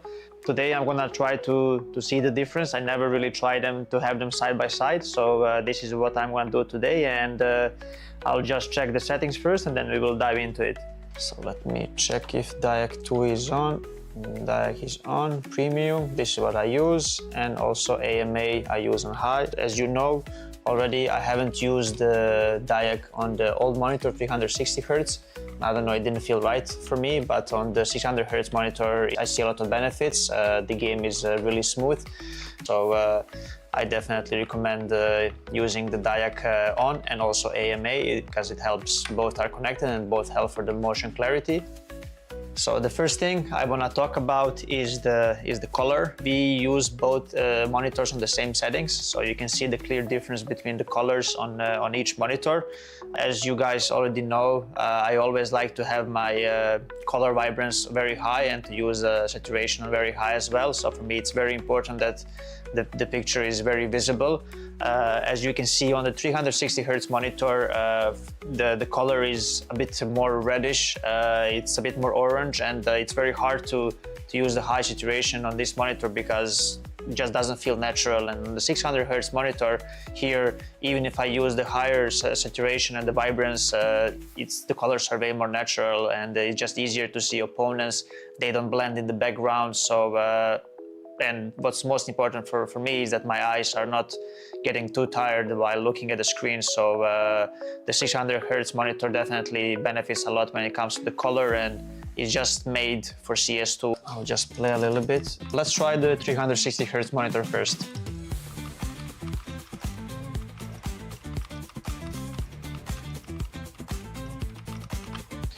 And now we will try the 600 Hz monitor, and we're going to try to notice the difference.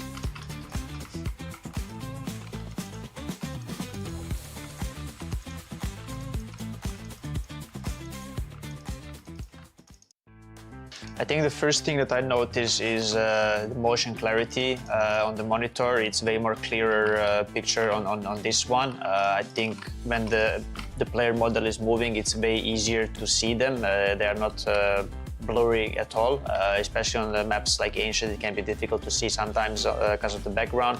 On this monitor, you shouldn't have those issues. I think for me, the clear difference is when the enemies are moving. It's way more smoother on this monitor, and it's way easier to notice the enemy when they strafe out from a certain area where you're not focused, because this monitor also helps you to see enemies easier, not just in the center of the screen, or not just in your crosshair, but also on the side of the monitors as well.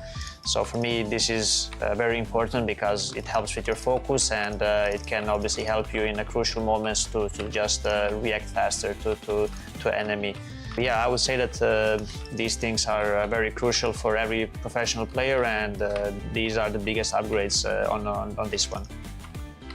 So yeah, these are my thoughts on the 360 Hz monitor and 600 Hz monitor. The difference is very visible, especially for a professional player. The upgrade is also very visible, so it's pretty crazy because this one was already very good and I used it for a long period in my career, but this one for CS2 is just, it's amazing.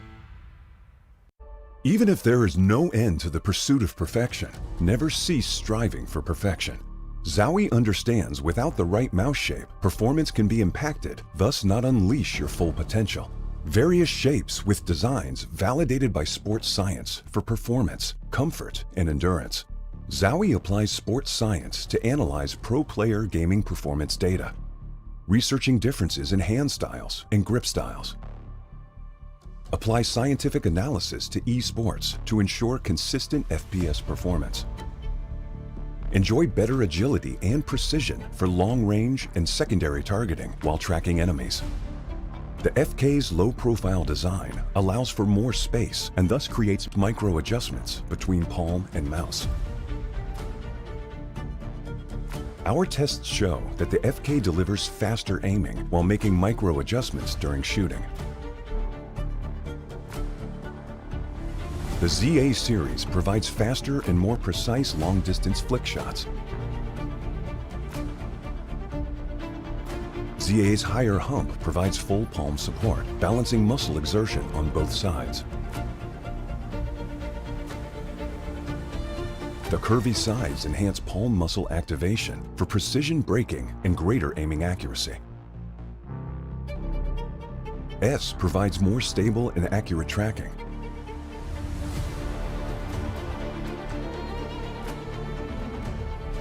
The shorter design of S enables more flexibility during vertical movements. Our tests show the left and right muscles are more balanced, resulting in the most stable and accurate tracking.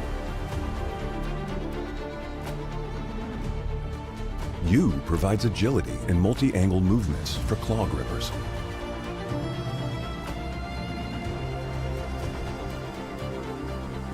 The left side curve reduces the thumb placement angle for faster index finger clicking. The right side curve allows easy ring finger placement to balance hand exertion and provide better stability.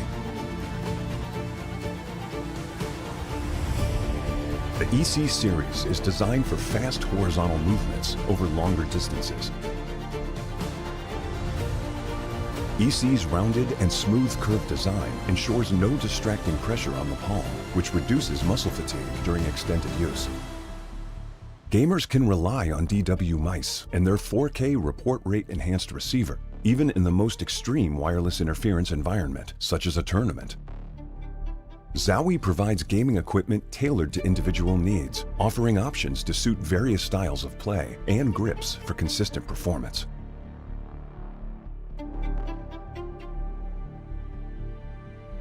This is a brief introduction of the new wireless mice.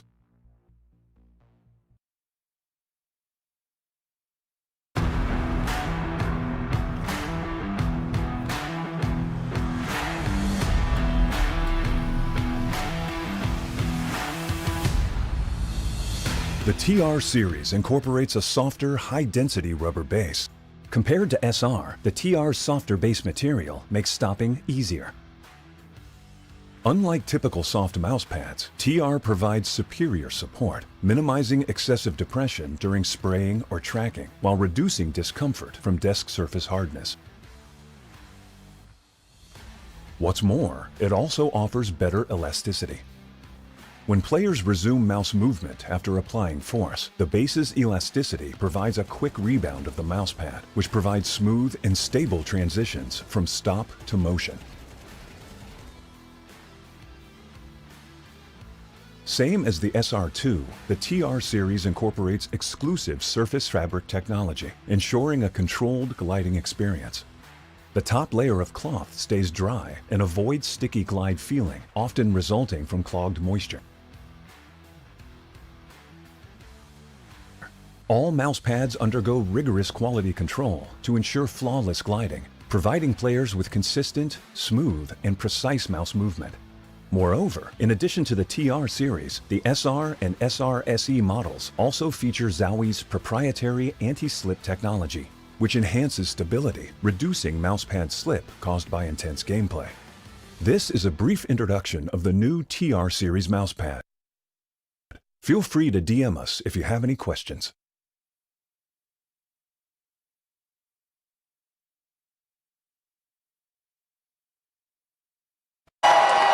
Fueled by the same passion as esports athletes, ZOWIE continuously develops tailored products, empowering gamers to bring their best out. Today, we are launching the all-new XL2566X Plus, which uses the newly developed Fast TN panel and upgraded Diac2 technology. The new monitor series continue to evolve, refining details to ensure players can perform their best consistently in games. Hello guys, I am from Jijihao, I am Bibu. Feels good to be back in this tournament, and we are here just to get a for sure better result and to win the tournament. This, I think, gives us more confidence in the games. Well, I think it's motivation. It gives us more motivation to win this tournament. I think EXTREMESLAND will help the Middle East ecosystem in CS. Especially because in the Middle East there is not so many tournaments right now, unfortunately, but that's EXTREMESLAND is like giving a good opportunity for the Middle East teams to prove themselves. I think with these new players, I think we will be able to give a for sure better result and hopefully to win the tournament. 大家好，我是来自 LVG 的艾米利亚。第二次来到极限之地，就是目标就是比上一次打得好吧。毕竟上一次输给蒙古，然后10亚军，这次再努力吧。上一次极限之地应该是23年还是24年吧，我忘了，24年应该。然后那一次打完极限之地，应该就是我们最后一次，就是和蒙古稍微接近一点的水平的最后一场比赛了。就打完这次极限之地之后，然后我们再也没赢过蒙古了，就觉得很感慨吧，就是他们已经是世界强队了，我们还是就是在亚洲，这些就不是很入流，在世界上不是很入流的一支队伍吧。这几年来确实成长了不少，然后，也确实实现了一些目标吧，就是进到了传奇组，但是这确实还远远不够，还需要努力。对于以往的比赛来说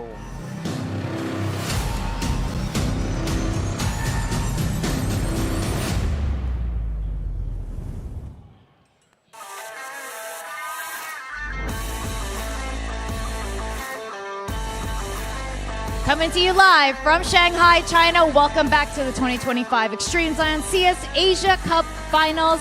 I'm your host, Victoria, joined by my lovely co-host. I'm Jacob。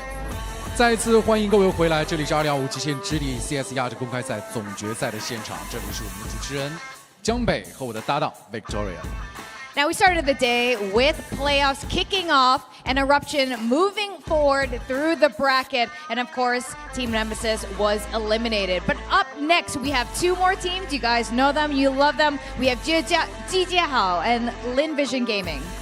第一场的 BO3 已经结束，最后 Eruption 是战胜了 Team Nemesis， 获得了晋级的名额。那么第二场即将到来的将会是集结号对阵 Lin Vision Gaming， 第二场8进4的比赛。接下来，让我们有请两支战队登场。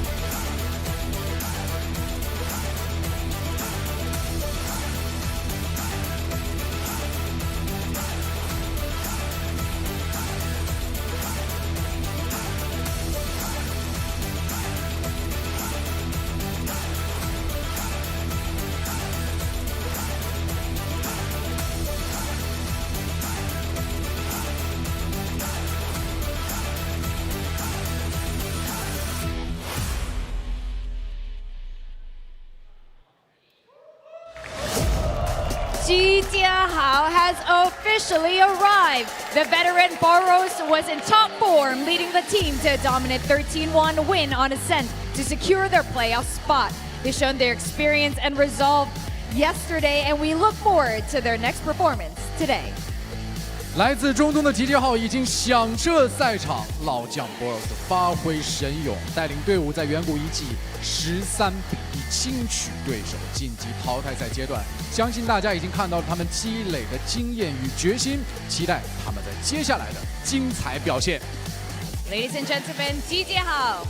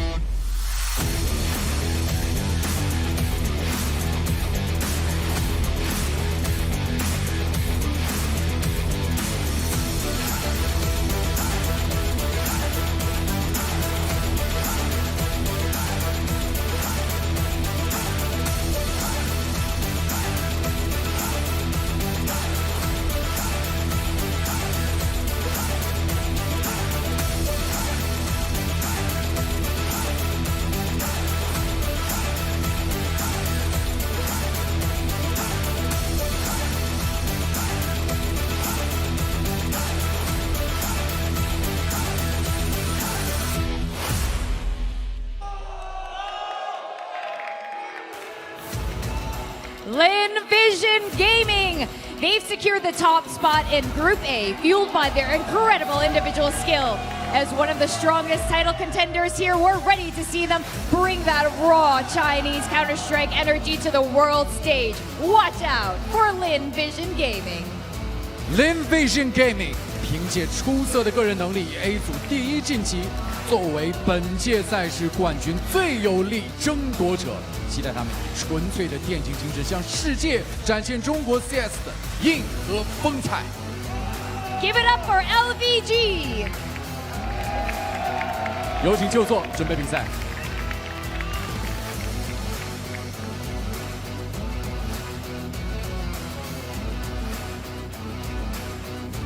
Jacob, before we send it over to our casters, we want to hear who you're rooting for today. Is it LVG or GJ Hao? I want to hear it. 各位，在我们的比赛开始之前，你们支持谁呢？是 LVG 还是 GG 号？我们一个一个先来。LVG， 同样 GG 号。That sounds pretty good. I'm very excited to go into this very next match, and our casters will be taking us through that. 那两支战队已经准备就绪，接下来的时间我们交还给解说席。Hello and welcome back to another day of Extremesland 2025. Jordan, we've already had our opening game go a little bit more one-sided than expected in some ways, right? But now we've got what could potentially be one of the matches of the competition. Ready to rock and roll between LVG and GG Hao. Yeah, this is what would commonly be described as a barn burner. We'll see whether or not that ends up actually being the case. I think there's definitely a bit of a question mark over the head of both of these teams coming into this game. Lin Vision dropped a map to Deep Cross in the group stages, and GG Hao dropped a map to Eruption. Both of those were very close maps, and I think in both cases very, very messy kind of maps. I don't want to read into it too much. I would still have these two pegged as teams that could go all the way to the final, but again, there's been some susceptibility of late, particularly for Lin Vision in the international circuit. They haven't looked quite as good as we would have hoped, and GG Hao have always kind of been that up and down team. So again, it's always a little bit hard to get a bit of a read on the teams that Lin Vision and GG Hao, unless they're really like in form, which I think neither of them are particularly at this stage. So maybe this game is going to be what will give us a bit of a better indication as to whether or not one of them can make it to the grand final, whether one of them could win the grand final. But if we get a really scrappy game here again, I'm not sure that we're going to be going forward with too much confidence in either of them. No, absolutely right. You know, like on paper, before we came into this competition, Lin Vision arguably should have been the favourites given everything's going on. But then GG Hao, exactly sort of another question mark, right? You know, the consistency has always been the issue, but they brought Mithra along. Osama's obviously from EXO, who won previously. Synopsy coming into the fray. So there's definitely the potential there, but yeah, if it's going to actually come through. So yeah, very interesting losses, obviously, yesterday too. The overtime against Eruption really was the more, yeah, pressure cooker kind of match, I guess you would say, where a lot of mistakes were happening. So hopefully the guys have learned from this so far. GG Hao, as we sort of alluded to, a very prevalent team from the Middle Eastern region, a couple of different mixes. They're talking about how important events like this are to them, but at the exact same merit for Lin Vision, you know, one of the top 3 teams in China right now, sort of balancing between the Tyloo, Rare Atom space. You know, it's just an interesting time for Chinese CS overall. Yeah, I think it would probably be fair to say they're actually a top 2 team, really. Yeah. If we want to give them the benefit of the doubt over Rare Atom, I certainly would, but yeah, certainly within that realm. It's again, it's a tough one to call. I mean, we actually did see these two teams get to play each other a couple of times back at ACL. That was earlier on in the year. That was on LAN as well, and it was a 1-1 split between the two, and both of those results were actually 2-0. So, you know, to draw a line in the sand between these two teams, I think is actually going to be pretty difficult without kind of just seeing them in the server. Traditionally speaking, I would probably want to favour Lin Vision. I think they've had quite a number more opportunities than GG Hao have had to play internationally, and they've, in some cases, actually done really well internationally. Let's not forget they made stage 3 of the Austin Major this year, and that was a real, I think, overperformance from them, but it does show you kind of like the ceiling of a roster like this one when they can get going. But yeah, they've definitely not been playing to their ceiling in, you know, the last sort of 2-3 months. They just got 0-3 at the most recent major. So, you know, high highs to low lows has always been kind of something that I've associated with Lin Vision, and I don't feel as though that has necessarily changed all that much. So for them today, if they're going to have a good match, I think, you know, again, obviously we're always going to be talking about Zaka, we're going to be talking about Starry, there's no doubt about that, but oftentimes for Lin Vision it feels like it's not necessarily predicated on those two having a good game. To win the game, it's somebody else sort of stepping up. You can't just have it be a 2-man army. So I feel like when we saw Lin Vision play their best, it was actually kind of off the back of Amelia having a live tournament. So if Amelia can have a good game or two over the course of Extremesland here, or maybe Westmelon, he's generally a pretty high fragging IHL, can get things rolling, then again it could be a bit of a handful for GG Hao. But on the same side of the conversation there, GG Hao are also a pretty heavy firepower team. Boris was doing some great work in the group stages, even in the loss against Eruption. He dropped to almost 40 kills. Yeah. So there's definitely something left in the tank here for GG Hao, and they're going to go back to the ancient pick that we did see them angling toward in the group stage. Comfort pick there. Now also collecting Nuke for Lin Vision. So it is going to be a little bit of a shift up so far. Inferno out, Train out. So we're going to have Dust 2. And you can hear the crowd is very, very happy about that one, Jordan. Certainly an interesting place. What do you think? Like, do we get there? Like, I suppose for me, thinking about how it should look on paper, like the experience of Lin Vision, all those kind of things, I just don't think it won't go to that third map. I think it's a very real possibility. Actually, the last times they played against each other, Dust 2 and Nuke were the maps that were picked. So a little bit of a change up in that regard, obviously, from GG Hao going into the Ancient instead. Nuke, you'd think, should probably be a lock for Lin Vision, although, numbers-wise, it hasn't exactly been too favorable for them. They also don't love Ancient. There's Amelia. It'll be a fan favorite. That'll be why the cheers are coming through at the moment. He didn't win the stare off. Yeah. Unfortunately. Spoke to him in the lobby before. I asked if he was going to win, and he just went, no. No. But expected. I think he will be playing good. Well, I hope he'd be playing good. Yeah, I don't know. I think looking at that map pool, maybe slightly favour GG Hao at the front end. I would be pretty comfortable with Lin Vision getting onto Dust 2 and winning it there. It has historically been like their go-to map, but what's sort of sticking out in my mind is why have they not picked it? Obviously, GG Hao do like to play a bit of Dust 2. They're very comfortable on that map as well, so that may be part of the reason that we've gone to D2 as a decider as opposed to a map pick for Lin Vision. A lot left up in the air, really. I feel like this is just a series of question marks. Whoever rocks up feeling a little bit better on the day, I do believe. But from the music, it sounds like we will be jumping into the server. Mytha putting some pep in the boys' step. But yeah, as he sort of alluded to, this very well could be one of the maps of the competition. I would expect one of these teams will likely find their way in towards that grand final. It's obviously quarterfinal day here down in Shanghai, China. It's been a fantastic tournament so far. Away from the best of ones, out of the groups, into the Thunder. And here it is. It's Lin Vision versus GG Hao. Yeah. Starting things off on Ancient. Bit of an interesting one to see what level Lin Vision are going to be bringing in today on this map. And of course, they've got that home crowd advantage, as you can hear. Quite a number of fans turning up during the group stage to watch Lin Vision, and I imagine there'll be some more here during the playoffs, especially if Lin Vision look to make it deep. It is going to be Chinese squad starting things off on the CT side, testing from shelf. A little awkward there. Did get the dink over towards Starry, but now with the additional frags coming through, the Molotov to afford some safe passage, Synopsy will be able to find that bomb plant, but it's going to be a bit of an overwhelm here in the 4v4, but Boris does bring it back. Boris has been the key. He's been very keen on an individual level to get involved in fights. This time, though, taken down early, so set up nicely for Lin Vision. Oh, this is awkward. Both members back towards the A main position. Could potentially look to boost up high here, but it's awkward now. Amelia finding Bibu, meaning that Mini will have to be the one to try and clutch here. Westmelon found. Now they're all going to need to swing together. They need to swing together, Jordan. That's all they need to do. Call Me Sue on towards the line if he can get this shot. If he can get this shot!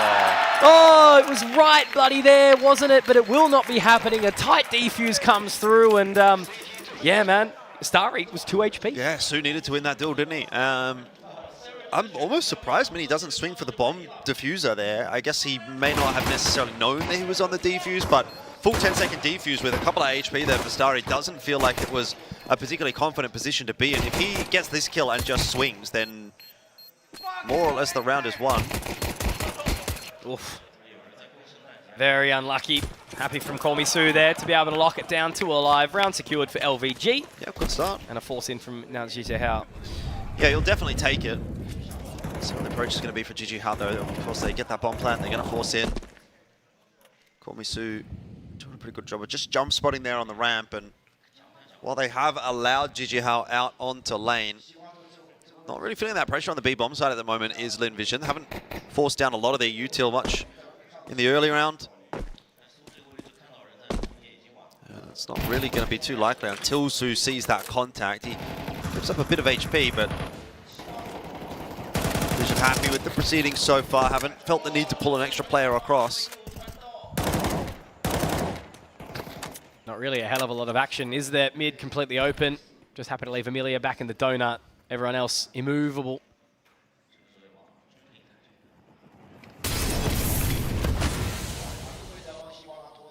And a long rotate around now, back towards A, Jordan.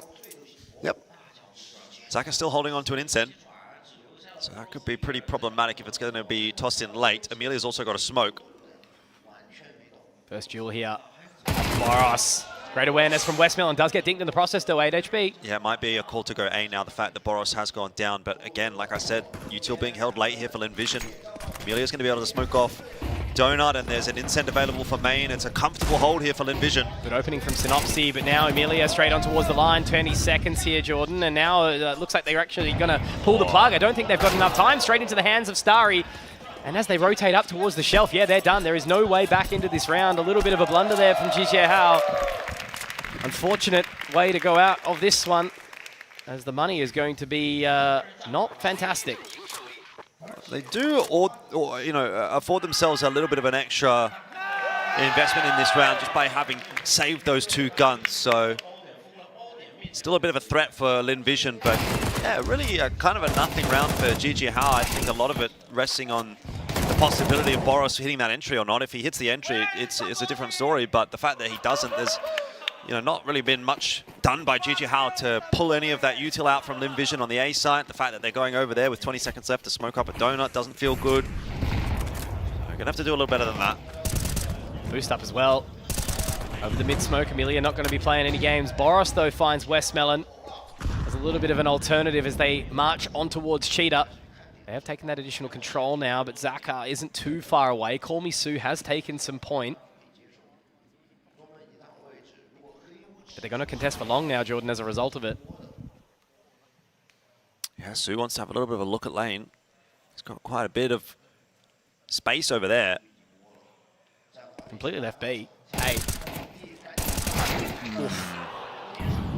Somewhat of a necessary fight, really, for Amelia. He kind of has to take that opportunity, but unable to win it. So requesting some sort of X-factor moment from Starry or Zaka, but this round is looking pretty grim for Lin Vision, especially with that flank coming into play. Yeah, great timing here. If you can pick up one of those M4s, take it into the next round, you'll almost forget about the last. Timing-wise, it's going to be big. Great position, though, from Call Me Sue. Good awareness. Hasn't got them out of danger just yet. There's still a player in red room they're going to have to get past. So Samus is going to have a bit of a look, and yeah, Zaka was a little bit lazy. Starry was watching. They do get out with the 3 guns, so not too bad of a result for Lin Vision. Obviously, Jijie Hao will be happy as well.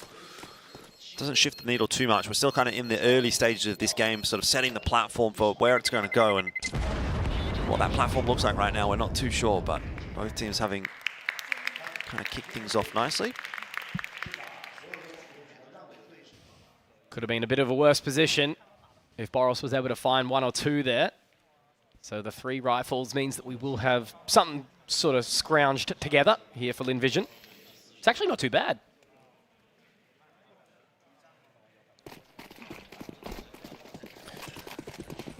Yeah, they have plenty of money. He's coming into this round, not for the round following. Good chance for Jijie Hao to get on top if they are able to get a win in this round. Lane control again is going to be given over to Jijie Hao without too much of a contest from Lin Vision, but it costs them a bit of util. A couple of smokes down there for the T side. Very patient approach from Jijie Hao. We saw in group stages as well. Employing that again here. Double nade, Call Me Sue. Really under the weather now. Hasn't even had a chance to play in the round just yet. But yeah, as you mentioned, very methodical from Jijie Hao. Taking their time, dotting their I's, crossing their T's. Now a little bit of extra utility over towards the cave to try and flush them out. They don't know that they've actually got the full side of B at this point in time.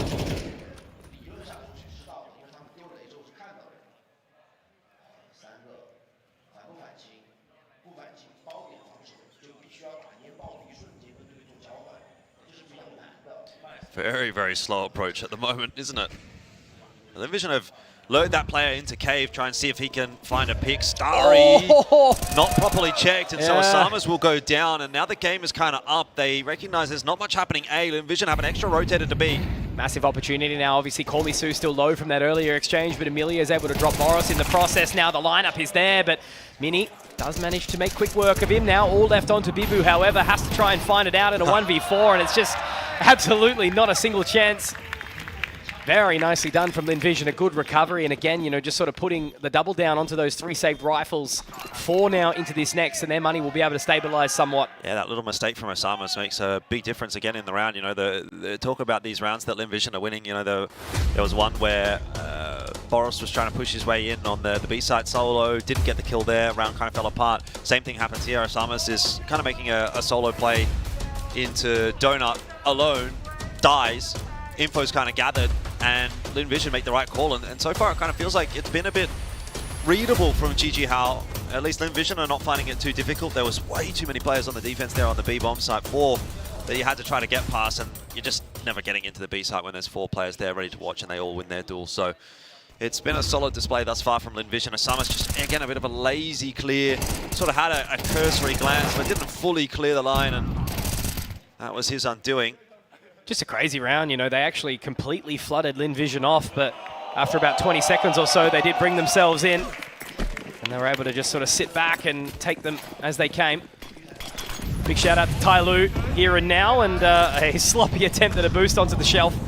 Instead, they're just going to send their way down and take a little bit of flame damage in the process.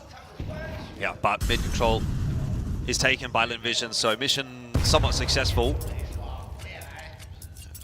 Well avoided by Mini there. So we'll be getting a little bit of revenge there as well. He's been eating a few grenades over on long and sends one back down the ramp to cause a bit of a ruckus. Again, pretty samey approach for GG How. They've not set up default in any of these rounds. They've kind of just, I feel like, called out a spawn and said, yep, this is what we're going to do.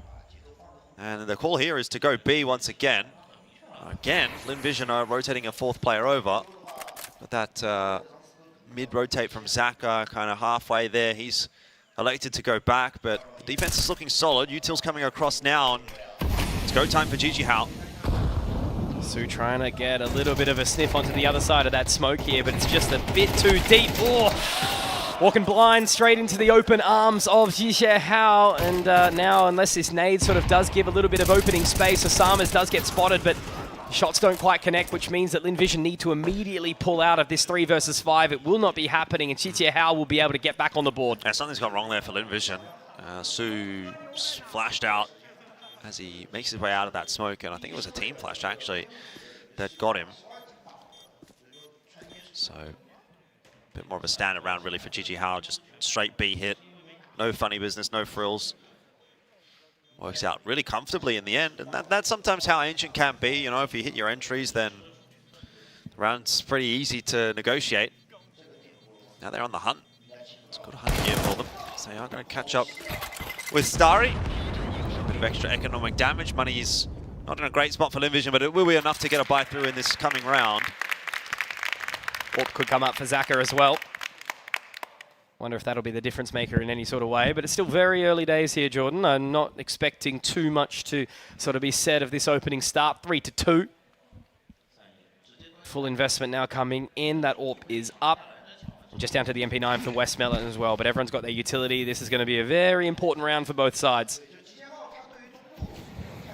Yeah, again, a big swing round for Linvision. They've been pretty good at winning the rounds that they quote-unquote needed to win. Missed shot though from Zaka is not going to help. Should have been one that he hit. Now Boros in a position where he can really start to pressure and dispatches of Zaka. So punishing him for that. Westmelon going to be cleared out as well. That should pretty much just be the round. Yeah, no, for sure. And this is the impact that Boros was obviously having on that map against Eruption, right? 37 kills in a 19-15 affair going down to the Mongolian side. Just weren't able to put in the numbers that they were hoping for despite a reasonable start. But they do still seem to be somewhat interested in this here right now. A minute left on the clock. Starry be able to get that smoke down towards Cave. Boros has found some safe passage. Mini straight on towards that line. And unfortunately, Kormisu not really able to do a hell of a lot here. Boros Not looking to swing into that smoke either, just looking to still continue forward, but they're wrapping in here. Familia does manage to find one onto Osama's, but no, again, it's a good round. Call Me Sue does drop Boros, but it would have to be an absolute blunder here from Chizia Hao to not be able to find it. And Lin Vision, all 5 go down. The economy's now in the bin a little bit. Yeah, just a few too many 1v1s being lost by Lin Vision there. Boros is the one receiving the fist pump from Coach Mitha. He's obviously the one that's really opened that round up nicely.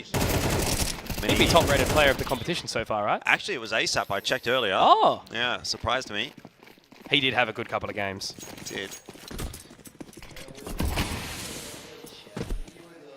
But yeah, I mean, Boros has definitely been a standout for GG House so far. And if he continues to do so, then he'll lead them on the way to that final. I think that would be the minimum sort of pass mark, really, for Chizia Hao, thinking that they've had a good event getting into that grand final. Yeah. You know, semis last year. Yes, they did miss out on the final last year. Just after taking Semperfi down, pretty sure, from memory. Walk down long. Samas and Boros are going to be able to pad their stats a little bit. Bibu getting one in the exit too. So just left on to Starry from the Donut. I think it'll be Donuts in this round for Lin Vision. Absolutely, Synopsy able to find him.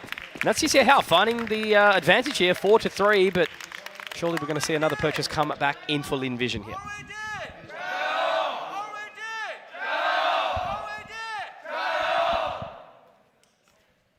Crowd's trying to pump Lin Vision up.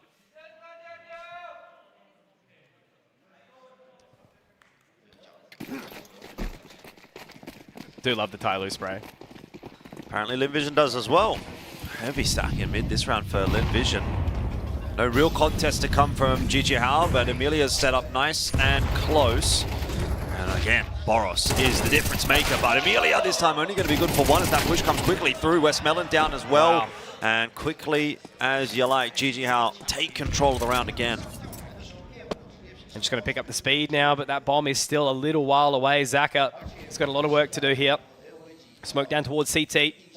Have to go in towards the temple side, but they've definitely slowed down the pace here. It's a very split approach here. Could potentially lead GG Hao astray, but I think that's just what they're trying to do now. Slow down the mid-round, work out exactly where they want to find the site. Boros has got all that information now.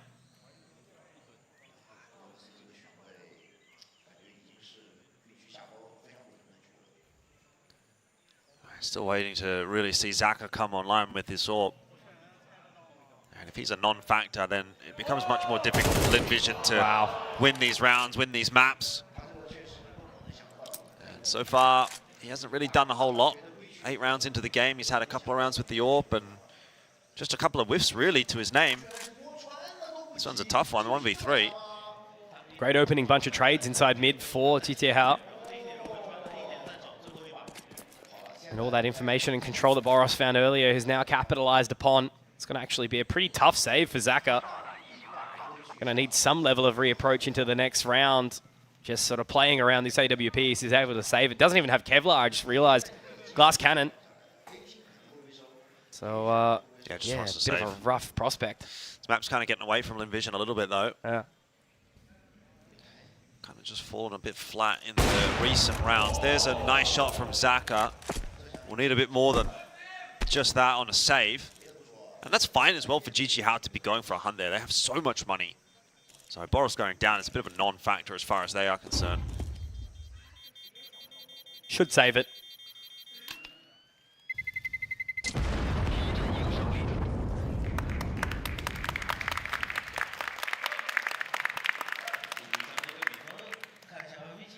Don't leave him hanging. All going well, though, for Chizia Hao so far. They'd be happy with that start, you'd be sure. Yeah. This is really the opener. Still a little bit more that needs to be done for GG Hao to feel really comfortable with how this first half has played out. Even it is their map pick, but you know they're winning a lot of the rounds that they should be winning, need to be winning to sort of facilitate that. And this time, a pretty easy entry into mid. They know they're just up against some pistols, aside from the one AWP of Zaka, and they're just going to try and play a little quicker there in mid, see if they can make it difficult for Zaka to have any impact on this round, and that is proving to be true so far. Really needing to find something here very, very soon. Information gathered by Zaka, but he can't quite get around the corner. Man, Boros is having some incredible impact right now, 10 and 6, and all of these kills have just looked absolutely fantastic. Another swing in towards Call Me Sue, and unfortunately for Amelia, the space that he was able to gather inside A main earlier has now become redundant. That will pay out your annual leave, but not your sick, mate, unfortunately. Tends to be how it goes.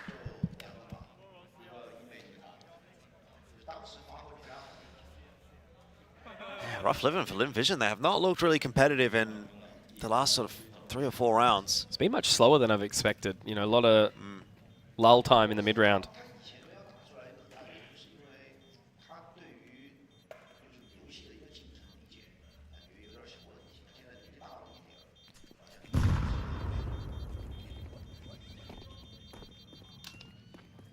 Obviously right now, only series number 2 of 4.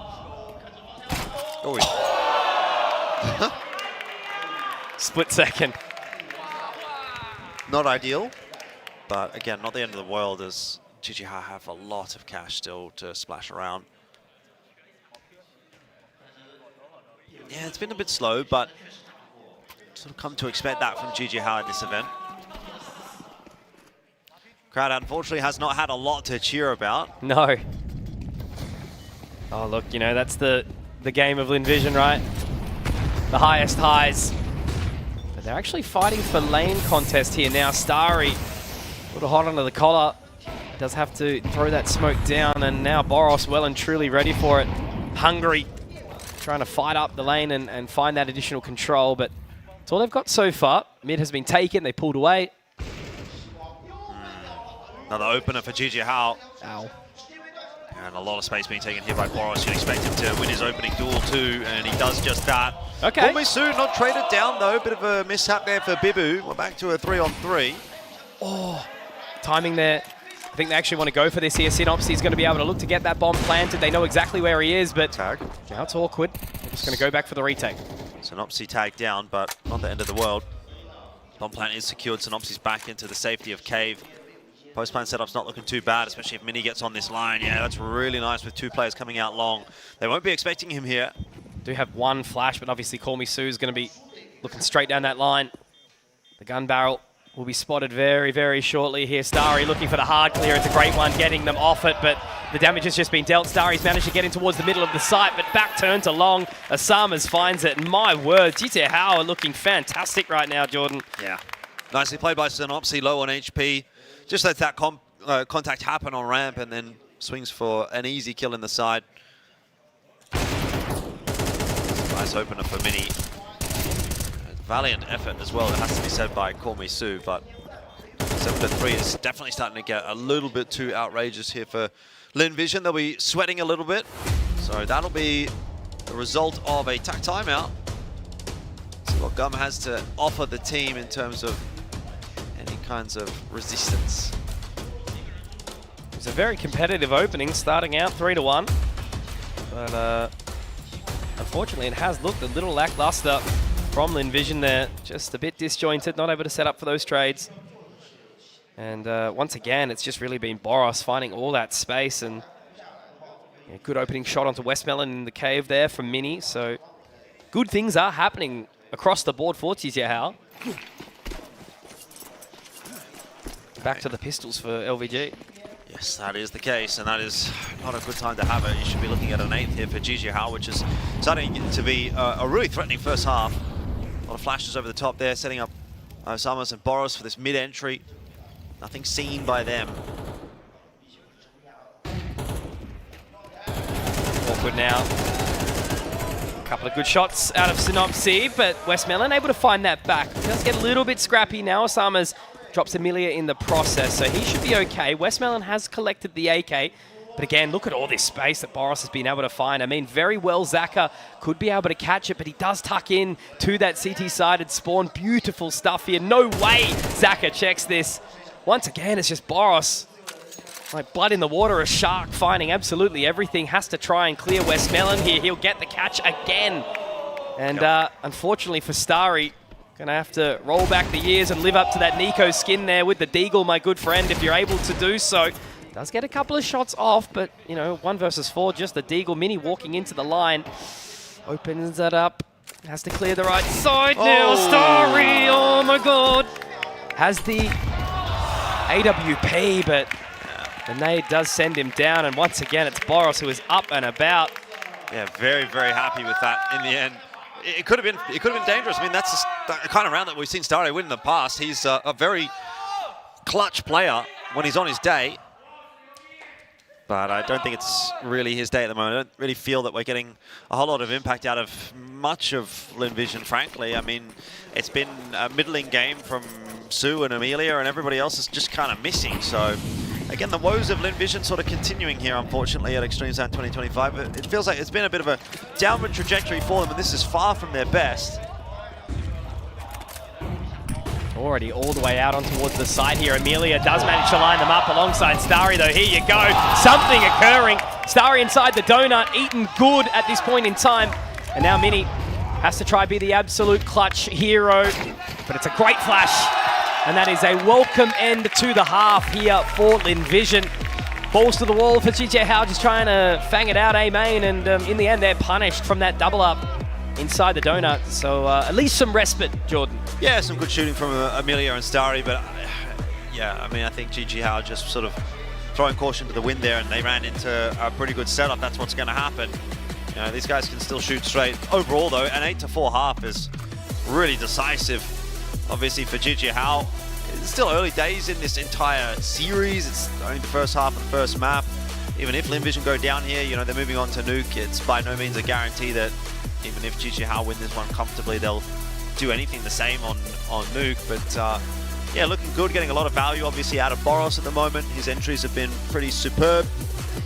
So we'll see if anything shakes up on that CT side. Might be a little harder for Boros to impact the map if he's the one pushing on that CT side. But yeah, they're in a great spot to grab this first map and continue on their merry way. Would be a bit of a statement opening, but as you mentioned, Nuke obviously a map that plays incredibly different. We saw what Linvision were able to do to Nemesis. It was a 13-2 opening, very lackluster map out of the Southeast Asian side.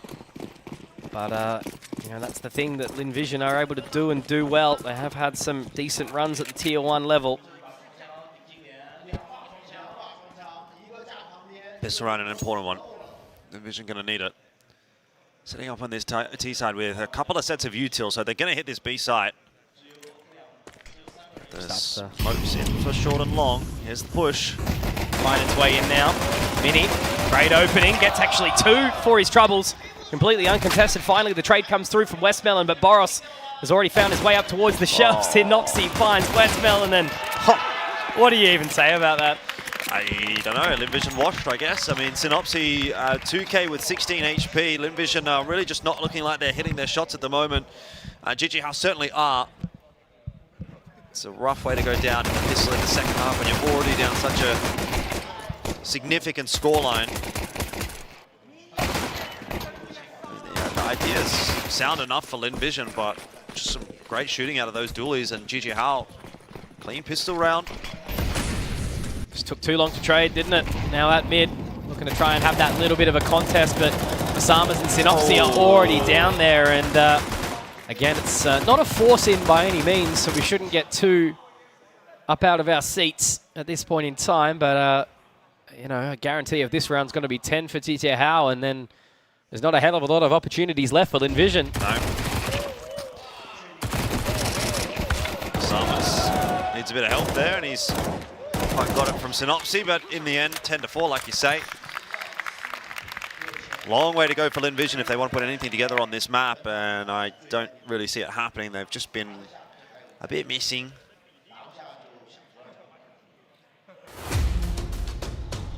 Timeout here for GG Howe. They know they can get this map done nice and clean if they win this next gun round. So they want to have a chat beforehand. Not a bad time to call it, I guess. A bit of a streak. Only losing that one round right at the end of the half.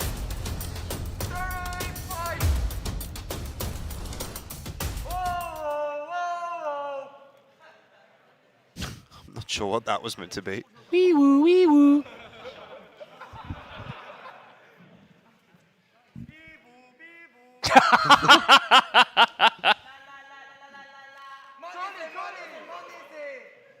Monesi? He's not here. Honestly, he's not here.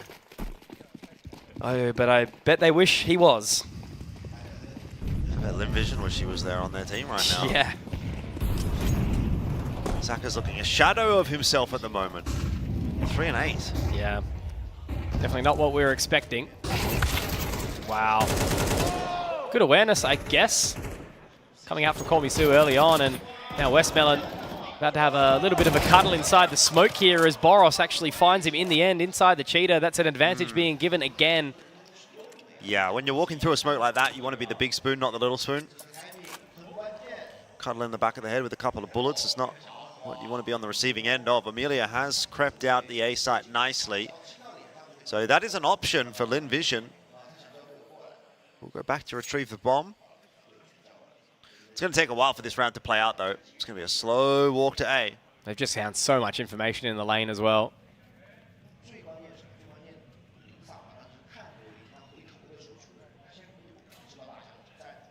At the very least, it looks like we will see a bomb plant. That'll be something. See what Asamas has to say about it. Amelia creeping through Temple is good in a sense. It gives them a bit more space. But nobody to cover the planter, and now with Kormisu going down, you really do need Amelia to activate. The second that he does, it's going to alert these donut players to the presence of the bomb planter, and that's really well played by GG Hao. Amelia traded out. Nice round from GG Hao. Certainly a lot of layers in that, a lot of questions being asked by Linvision, but it seems like they've aced this test. GG Hao well on their way to victory in map 1. Yeah, I'm a little lost.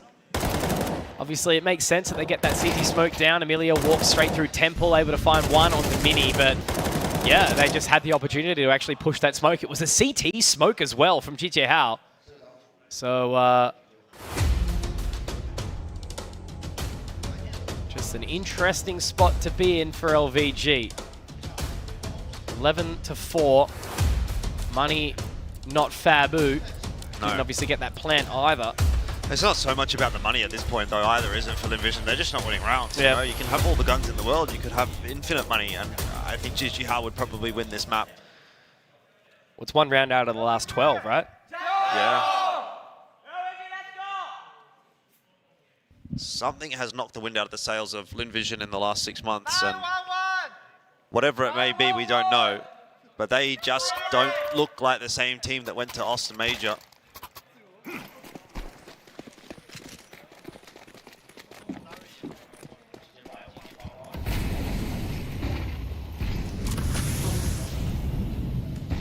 So a motley bite, scrapping a few bits and pieces together. Only the 2 Galils, and one of them's gone straight through the smoke. Yeah, that's tough. Boros dueling with Kormisu at the moment. He doesn't want to back up. He actually wants to keep on going forward, so he calls for the assistance of another player down ramp. Smoke out the doors. And so that incend not going to cause too much of a ruckus. They will still escape back into B. 2-player advantage for GG Hao, and again a round which is just pretty unenthusiastic for Linvision. This feels unwinnable as well, right? You know, you see Boros actually getting back into position down towards long. If they overwhelm him, maybe that gives up something, but again, he's just got such a crazy level of confidence right now that he can keep on swinging. Zaka has to be the real hero here, as Synopsys also looking to overpeak a little bit here, maybe a bit too bold and brazen, but it's not going to matter when you can't hit your bloody shots.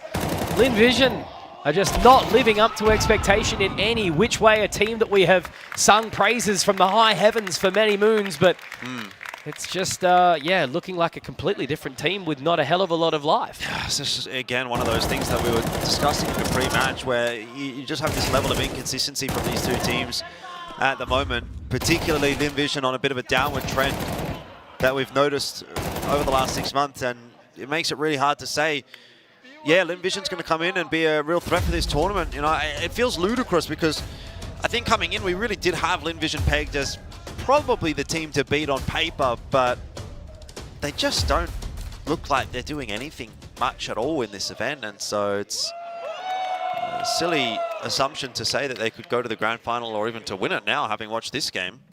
The scary thing is, Jordan, like a 13-8, 13-9 loss on here would mean, okay, you know, nukes on, potentially. But a 13-4. Yeah. Ugh. Yeah, it's like they're not even shooting back, really. Yeah, the momentum just can't be carried across. Yeah. That said, I'll never say never. Obviously, a map change can make a big difference, and we know Linvision are very comfortable on nuke, but indecisive performance from them. Missed smoke out of GG How. Still, Linvision finding it tough to work their way out middle. They're greeted by Synopsy with a headshot there onto Starry. Just going to have to go kind of unforgivingly up towards B here. Zaka does finally get an opening here onto Bibu. It's just such a miscellaneous push, though. Like, that shouldn't really work like that for Linvision. It only works because they get the entry. Now Boros is tucked in cave. He's always on the front foot. Wants to get aggressive. Tried to deny the plant. Doesn't quite get out in time. But still some shots coming back and forth now into the 2-on-2. Do a couple of good digs from Westmelon. But now punished. Not the easiest retake here for Mini and Osamas. They do have the kit. If they can slip the net here, would be a little bit awkward. Great pick there from Amelia onto Mini. And I don't think Osamas is actually overly keen now, but he still does have the time. If he can isolate these 1v1s, Amelia's playing the off angle and does get the catch. So, okay, Linvision not a ghost just yet. Yeah, but even they don't look very pumped up after that one. Just a couple of cursory fist bumps. Walk up through a smoke on ramp, get an entry on B. It's not going to happen like that every time. Good shots out of Westmelon to secure too. I mean, look, they win this. Potential reset. Yeah, buys back on for GG How though, so still an uphill battle for Linvision, who are going to try and work their way out mid. They've got a smoke on the stairs, and this time it goes the other way. Starry gets Synopsy. Did the gun just run all the way from house just then? Maybe. I think it did. Fans are more observant than I am. This walk in though from Osamas, very bold. Able to find Call Me Sue, so that's a good recovery. But it's going to be about this duel up on the shelf. Boros once again finding this position, and I think it's going to be a little bit dicey now, but once we talk about it, Osamas looking from the temple line, Amelia getting the catch, and here we go. All of a sudden, a little bit more life being breathed into this game. However, at the exact same mirror, Boros, Mini have found frags. Zaka has the bomb inside mid. He has not even been able to cross here, Jordan. It's going to be a really, really rough one. Boros could potentially get the catch. They're running over towards him now. 10 points of HP. But this is starting to make it really awkward. You can see the discomfort coming through from Linvision. A rotation up the shelf from Mini. If Boros can get this, no. But it doesn't mean it's unlosable. Yeah, Mini, this is such a fast rotation from him. He might even deny this bomb plant through the wood wall. Elects not to. Zaka should be dead. Is. But a good trade from Amelia. Just had to float a little too far around that corner for my liking. And in the end, Linvision survive another round. But only one alive. Only one alive. Bomb plant went down. They'll be okay economically. GG House should be running out of money now. A bit of a breathing room for Linvision being built up now.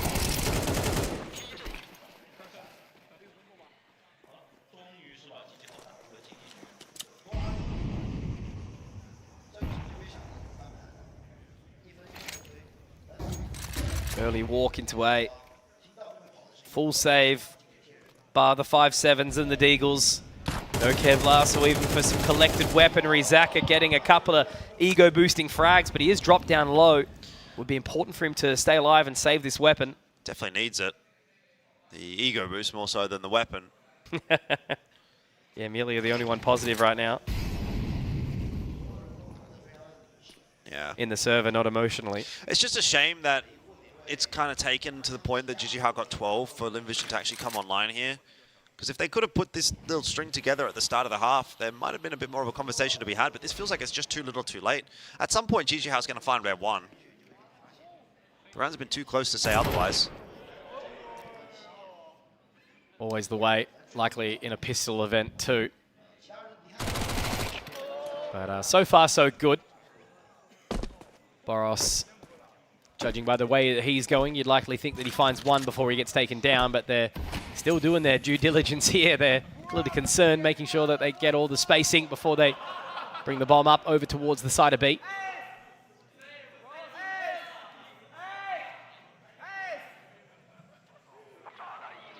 Even the Chinese fans want Boros to win the round. I don't think they do. I think they're trying to give him some false information right there. But he's not listening. Deagle. It's not going to work out. 12-7. Another round for Linvision, but still not in the position to really say there's a lot of pressure yet on GG Hao. Scoreline has not been pulled back enough yet.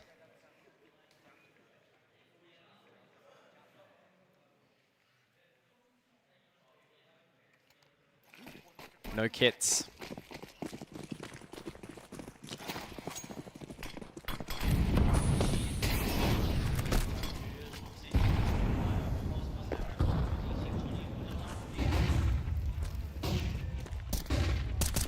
Summers lose the duel in middle early, but Synopsy there to recover it, and Boros as well, trying to help out from Shelf. Does overstay as well. Got Bibu down too. Zaka starting to come online. Synopsy's very low. Look at the proactivity. Straight into A main as a result of it. It's going to have to be Mini to try and hit this shot into Cheetah. This will be big from Synopsy. If he gets in behind the two players trying to jump up Shelf, he might actually catch them. No way they're ready for it, right? Not watching it, not right now, but he's got to go on the right timing. It might just be a little bit too little too late. Mini needs to hit this shot and deleted Zaka. Where has this come from? He was doing nothing in the first half, and now he's up to 11 and 12. This is the big moment. It'll be another save into the next. This is where it starts to feel like it shifts though, right? Because these rounds now are starting to look a bit more decisive for Linvision. You've got Zaka online. Amelia's doing pretty well for himself. Scoreline's 8. Money's becoming a problem for GG Hao. Things are kind of stacking on top of one another, and it feels like all of a sudden this map is maybe now starting to come alive for Linvision. I do wonder though if they've just left themselves with a little bit too much to do. This would be a painful one to lose now that they've got it this close. Definitely starting to heat up a little bit, and this is the thing we talk about, right? You know, even if this one does go by the wayside, taking the little bit of momentum that they've gathered in these last few rounds into Nuke, and starting to put the sweat on GG Hao a little bit, which is definitely a team that can have that happen, you know, that emotional sort of disarray that can come from a more mixed roster like this.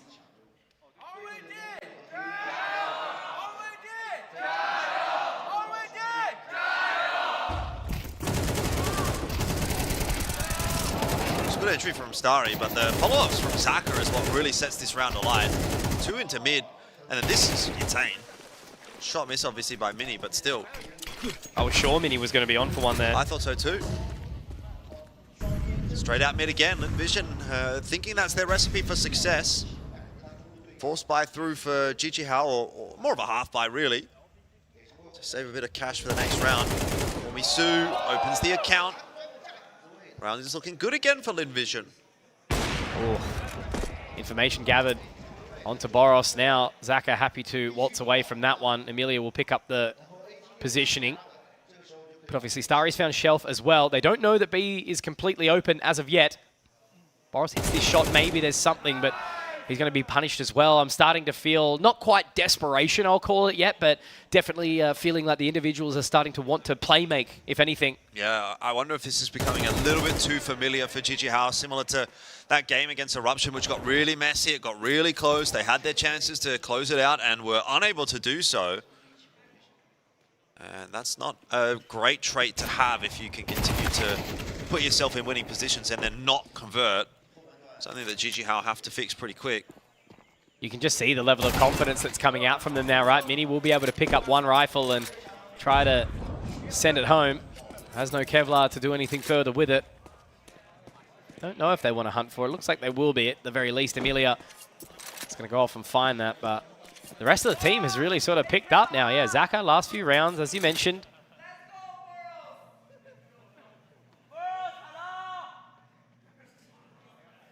I see what you're saying now. Yeah. Bit of banter in the audience at the moment.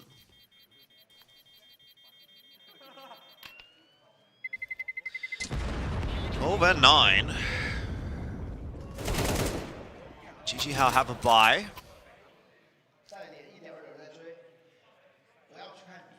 Lin Vision all of a sudden looking a little bit more focused here. They've got the belief, even if it's still kind of hard to come by for me. 1 round needed by Gigi Hao. 12-4 comeback certainly would give them some credit in the rest of this competition. Yeah, definitely. And I think if they were to come back from that deficit, I mean, Nuke's looking pretty grim for Gigi Hao then. It's a totally different ball game. I was expecting a 2-1 with this being sort of the only real map, but yeah, as I said, if this one goes by the wayside for Gigi Hao, very grim prospects. Zaka's already pre-boosted. It is going to be a B hit here, you'd think. Waiting for the smokes to fade. Still a fair bit of counter util for Gigi Hao. Flash in to set the players up in cheetah. Here's Zaka missing a shot. Those nades. Gets the info, and the nade stack does give Bibu a bit of something to think about. Hasn't been having the best game either, Bibu, relatively absent so far.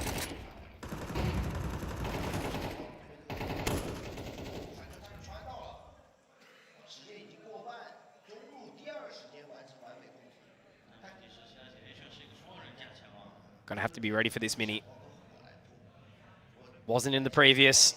A swing from Zaka meant that he was able to connect onto the shot. It's a great flash, doesn't give the warning up away. There was that double up setup inside the donut right now, and they are slowing down the time again, but there's not really a hell of a lot here right now. 25 seconds, another missed shot from Mini, but he does connect onto this one. Needs to go bigger with more, but he's traded. Great shot from Call Me Sue. Now Synopsy starting to have second thoughts about pushing through this one. Boros on the flank as well. Zaka has heard it, but that's a great pick from Boros. This could be the moment that you talk about here, Elfish. Call Me Sue straight in towards the line. Bibu on the board with another, and there it is.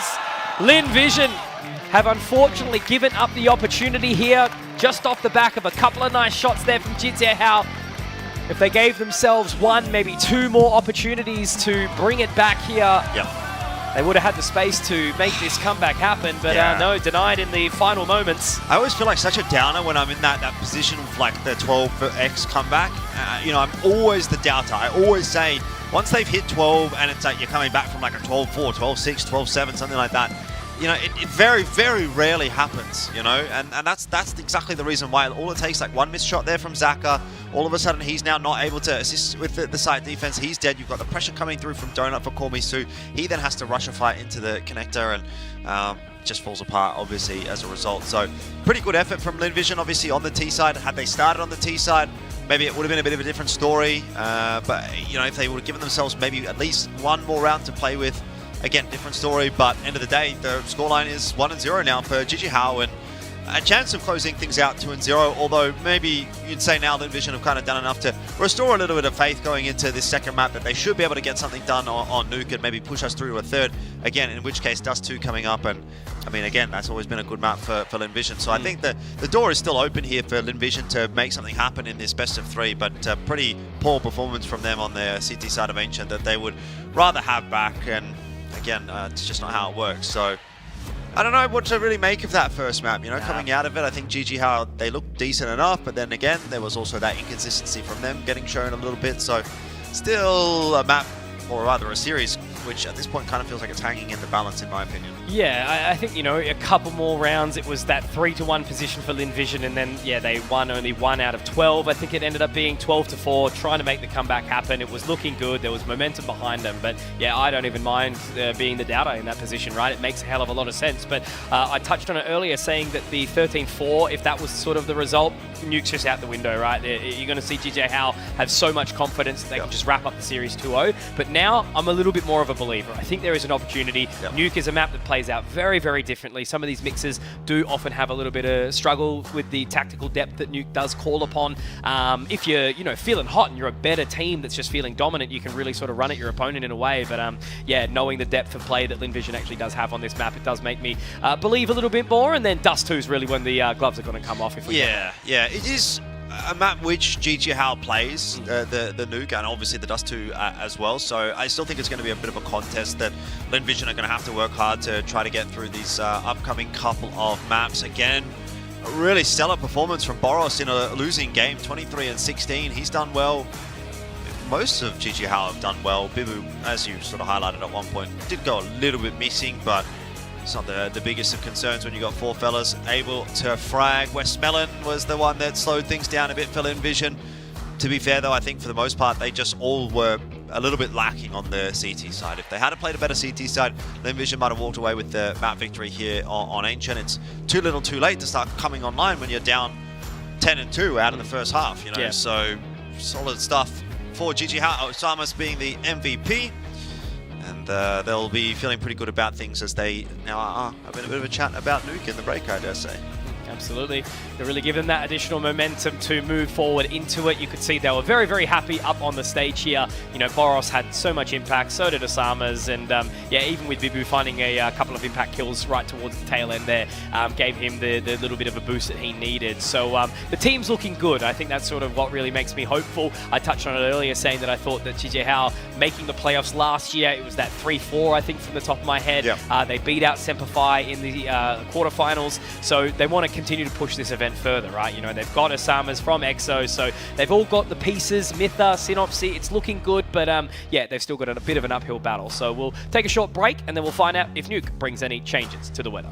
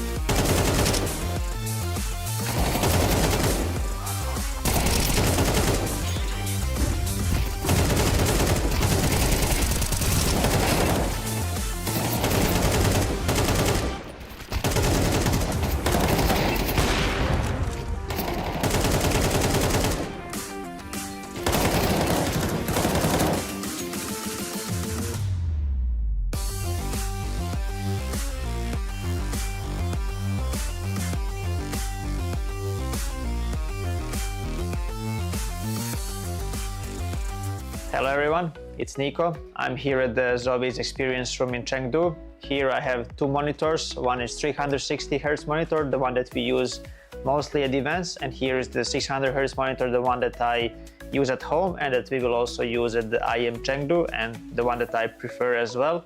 Today I'm gonna try to see the difference. I never really tried them to have them side by side, so this is what I'm gonna do today, and I'll just check the settings first and then we will dive into it. So let me check if Diac 2 is on. Diac is on, premium, this is what I use, and also AMA I use on high. As you know already, I haven't used the Diac on the old monitor 360 Hz.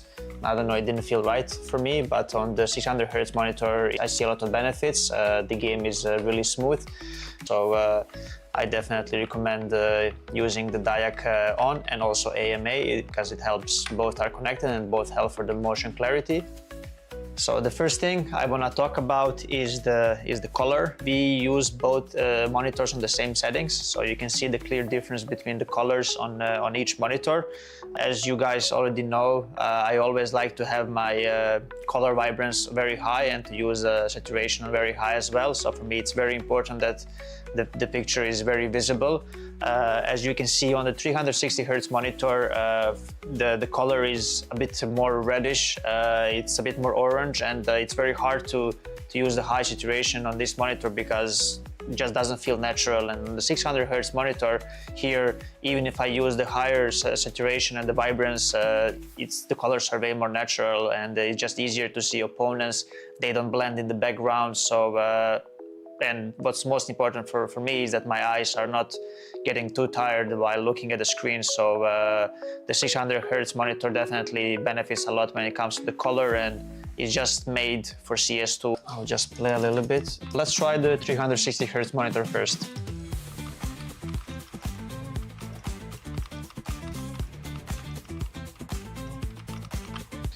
And now we will try the 600 Hz monitor, and we're going to try to notice the difference.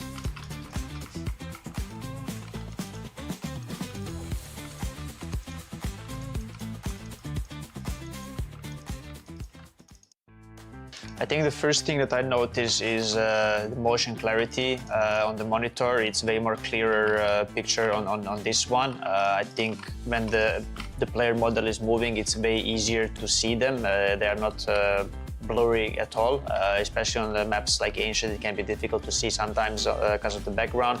On this monitor, you shouldn't have those issues.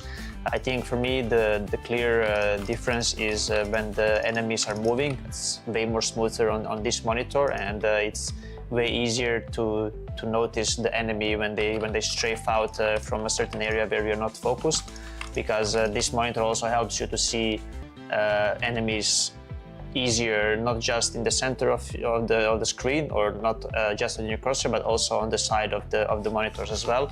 So for me, this is very important because it helps with your focus, and it can obviously help you in the crucial moments to just react faster to enemy.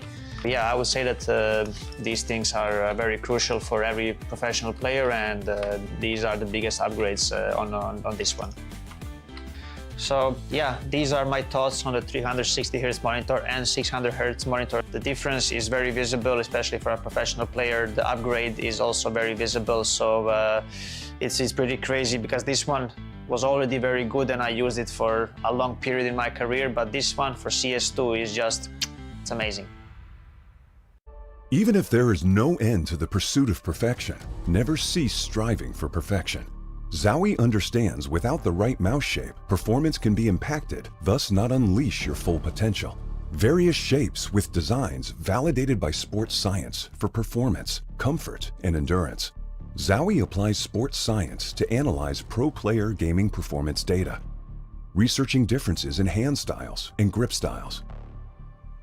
Apply scientific analysis to esports to ensure consistent FPS performance. Enjoy better agility and precision for long-range and secondary targeting while tracking enemies. The FK's low-profile design allows for more space and thus creates micro-adjustments between palm and mouse. Our tests show that the FK delivers faster aiming while making micro-adjustments during shooting. The ZA series provides faster and more precise long-distance flick shots. ZA's higher hump provides full palms.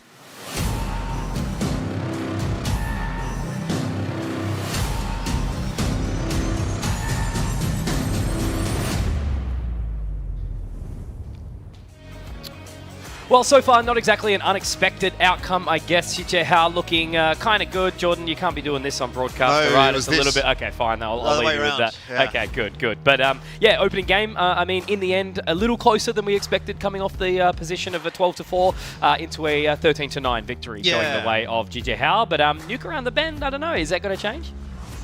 Yeah, it's a tough question to answer. I think Xijiehao are going to look at that and say we probably needed to do a little bit of a cleaner job of closing that out, particularly with the issues that they had against Eruption as well.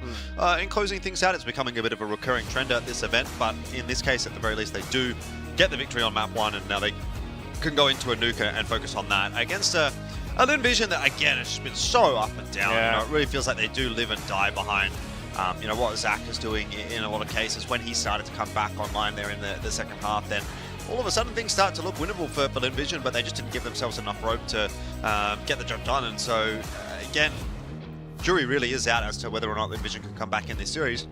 I think they've got the maps to do it. They've got their map pick, they've got Dust 2 as a decider. Those are two pretty good maps that Vision should be feeling pretty happy about. But, you know, just whether or not they've got the tenacity and the individuals to get through this game. And, man, I think they have to. Like, I was just, you know, having a think there in the break. Like, if they get knocked out here, that is a 5th to 8th in a domestic Asia tournament for Vision. Like, that is not acceptable. To be fair, it's probably not acceptable for GG Hao either. But, I mean, for Vision, a team that has been to multiple majors, both the majors this year, has been consistently considered a, if not top 3 team in Asia, you know, maybe top 4 or 5 team in Asia, to be getting knocked out 5th to 8th in an Asia tournament which doesn't feature FlyQuest, it doesn't feature Mongols, it doesn't feature Tyloo. Like, hello? What is going on there, Vision? That's just not going to be good enough. So I hope they lock in and they can pull off these last couple of maps, because otherwise we're going to have some serious questions about Vision going into 2026. And with the result that they had at the major, the 0-3 there, I don't know, man. You might be starting to think about seeing some changes on this lineup. I think so. You know, this core has been pretty constant for the last little while. You know, obviously only having that G into Call Me Sue change. G looking good in the red jersey of Tyloo the last little bit, but I think you're absolutely spot on. You know, a team that had so much life and, you know, really sort of came alive. The microserp has been placed back down on Chinese Counter-Strike with, you know, Amelia standing up on that desk and cheering and bringing in some fandom back from the West, which has been, you know, beautiful to see, and really at the most important time. You know, we talked on the podcast about how 2025, you know, and even taking in the tail end of 2024 with the Shanghai Major was, you know, some of the best things to ever happen to Asian Counter-Strike, and one of the most successful years. Top 2 at the Major for the Mongols. You know, even with controllers still looking like okay. So all things considered, we should be on a good trajectory here. But yeah, if we taper out a little bit towards the end of the year, it's not going to beg any questions. And, you know, I'm sure as we move into the Christmas break and we go into the player break alongside that, I'm sure there will be some sort of reset into January, February when events do start back up again. But still not really understanding the schedule of what it's going to look like. You're spot on. You can't be coming here to a local event that's cash on the line, no VRS. And walking away with a 5th, 8th place. Yeah, I mean, I think that's the one real saving grace for Vision is the VRS is not going to be affected, first of all, by losing to Deep Cross yesterday, and second of all, potentially by losing to GG Hao today. I mean, yeah, you know, it's, I guess, not going to affect in that sense going into next year, but it's certainly going to affect the mental, and it's not a great look to finish your year with a 5th to 8th, but that said, you know, maybe they are not coming into this one all guns blazing. They're just saying, hey, look, it's the last tournament of the year. There's no VRS. Let's go and attend and do our best, but we're not going to sort of work too hard in terms of building new strats or anything like that. Let's just sort of take this as a nice ease into the holiday break. We'll have to wait and see, but new coming up now as we will have a little bit of a look and see if Vision, with their backs against the wall, can save themselves from a potential elimination here at Extremesland. I'm hopeful. I think Nuke's a fantastic map for Vision. Obviously, again, as you mentioned, it's easier how to play it. There is a level of confidence here. You know, Myth is a very, very experienced coach that hasn't had a lot of time to sort of bring them back into the fray, but so far it's looking like a very, very quick pop towards ramp here. Boros the first to take point. Mini's going to be here with the Julies as well, and I don't think they're going to be exactly ready for that, but that's a great opening. Finding Boros, but Mini, 1 and 2 so far. Good response though. Starry able to get that, but so is Bibu, dropping a second down, back to the 3-on-3. And now they're just going to slow it down outside Megaton. You've got a player already down on B though, GG Hao. Synopsy with the dualies. They're not too sure exactly where to go at the moment. They haven't rotated any of those players off of A, and Synopsy's worried about a potential lurkout from Secret coming through, so falls off the line at an awkward time, and Westmelon will punish him for that. That will be the B site taken for Vision, and it should be a bomb plant in due course. So 2v3 for the retake here. GG Hao not off to the greatest of starts on Nuke. Both members coming through Mega as well. So they're going to be making their way up towards the ramp here. Westmelon watching, taking point from Dark. Rest of the members sitting towards the double doors here. So this feels like it should be a bit of an impossible retake for GG Hao. No kit in plate. Osamas is going to be making his way around the rafters. Still, Westmelon yet to be spotted now. Bibu finding him. They've got the information onto where both players are. And Bibu can't quite catch Starry, all left onto Osamas, and again, there's just no bloody time. Round is done, 3K for Starry, and Vision, a very well-needed pistol. Yeah, exactly. Gets them underway nicely here on Nuke. Always good to start on the T side with that pistol as well. You know, it just gives you that sort of extra couple of rounds, makes it a lot more difficult for the CTs to get in control of their economy early on in the half as well. It's going to be an uphill battle for GG Hao to wrestle control of this half back, and Vision have a really clear road ahead to get towards Dust 2. Will be a forced buy for GG Hao though. 2 MP9s, well, 3 MP9s and a couple of Deagles it is. 3 down towards outside, it looks like as well. They're actually heading towards Secret very, very quickly, and I think it's going to be a bit of a rude awakening here, potentially from Starry, Jordan. We'll have to see if they can hold on to this position. Playing up very, very close. Great shot, though, from Starry, but he turns the tides. He doesn't quite get the second. Good trade out, and that's a weapon recovered. Well called by you, because, again, you're never really going to be expecting that player close when you get that kill on that corner. You're expecting that to be the only player in a position like that one, but 3 stacked. It's a risk from GG Hao that, in a sense, has paid off, but still having to kind of jostle for positioning. That is an AK picked up by Bibu as the A take comes through here for Vision. He's going to overstay his welcome on that fight. Probably should have just slowed it down and waited for the transition to come through from Boros and Mini. Now, 3-on-2 post plant for Vision shouldn't be too much of a difficulty. They are going to fight their way back into lobby, which is exactly where those CTs are waiting. I don't like this. Oh dear, that's a mistake from Vision. I don't think they knew that there was 2 players coming through from lobby. They just wanted to take a bit of space there, and in the end they walk into the setup, and well, GG Hao there, force buy works out. A 3 versus 2 on a lobby crunch. That's crazy to actually be witnessing here, and I think the main thing for me is, you know, having seen Casted played so many rounds of Nuke over the time, that the second round on that T side can be so scary. You know, you've got to expect the CTs to force in, take a little bit of a risk and try to push back, and that's exactly what's happened here. You've got 3 members going down towards Secret. They get the pick, they get the trade, they pick up the AK, and even with Mini not being able to connect onto that second shot with the rifle, I don't know, man. That is really, really unfortunate for Vision. Yeah. It's just a completely different story now, isn't it? After Vision start with that pistol, we say, yeah, they've got that nice clear road ahead here. They can find a pretty straightforward avenue to controlling this half. And then all of a sudden, now we're back to Vision need to recover. Grenade lands on their head, big one. And Osama's already doing the dirty work there onto West Melon, so this is going from bad to worse for Vision. They have invested in this round. They lose this, and it's GG Hao off to an absolute belter of a start on Nuke on the CT side. They'll be up 3-1, money will be good. So Vision have got themselves into a really, really big hole here already. A little bit awkward there as well, going for that boost. Audible, but I don't think anyone was sort of in range to hear them, unless maybe Osama's, who was in the annex.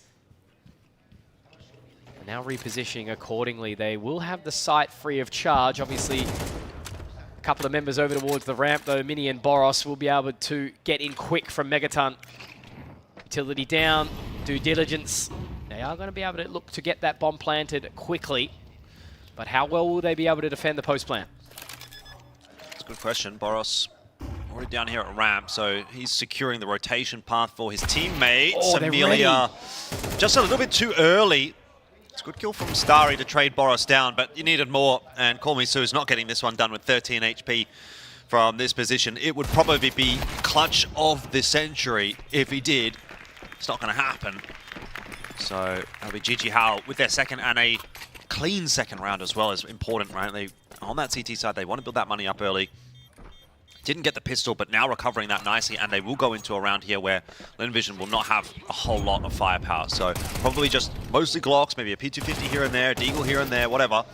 GG Hao get through this next round with 4 or 5 alive, and they are utterly swimming in cash to start off this half. And that is the danger of winning the pistol on the T side, giving up the second round. GG Hao just so dramatically accelerated as a result of that.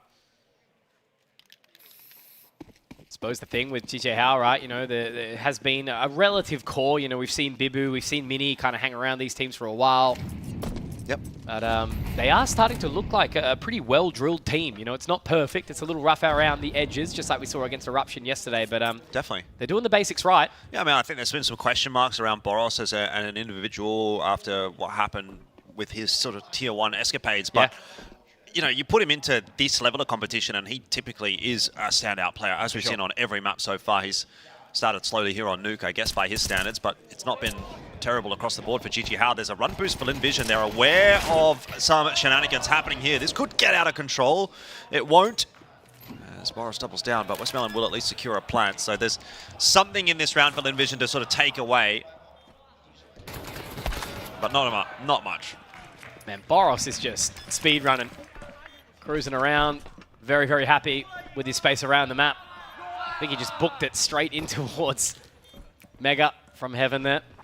But all so far so good. 3 CT rounds. Money starting to stack up nicely. Mini with just over 10k. And it did get a little bit concerning here when Amelia hit a nice quick shot. Zaka also dropping Mini back. But once again, Boros' position, you know, he always seems to be the savior, the hero with the cape. But now, buy up for Lin Vision or for Zaka. First sort of real good look into what the rest of the map might look like.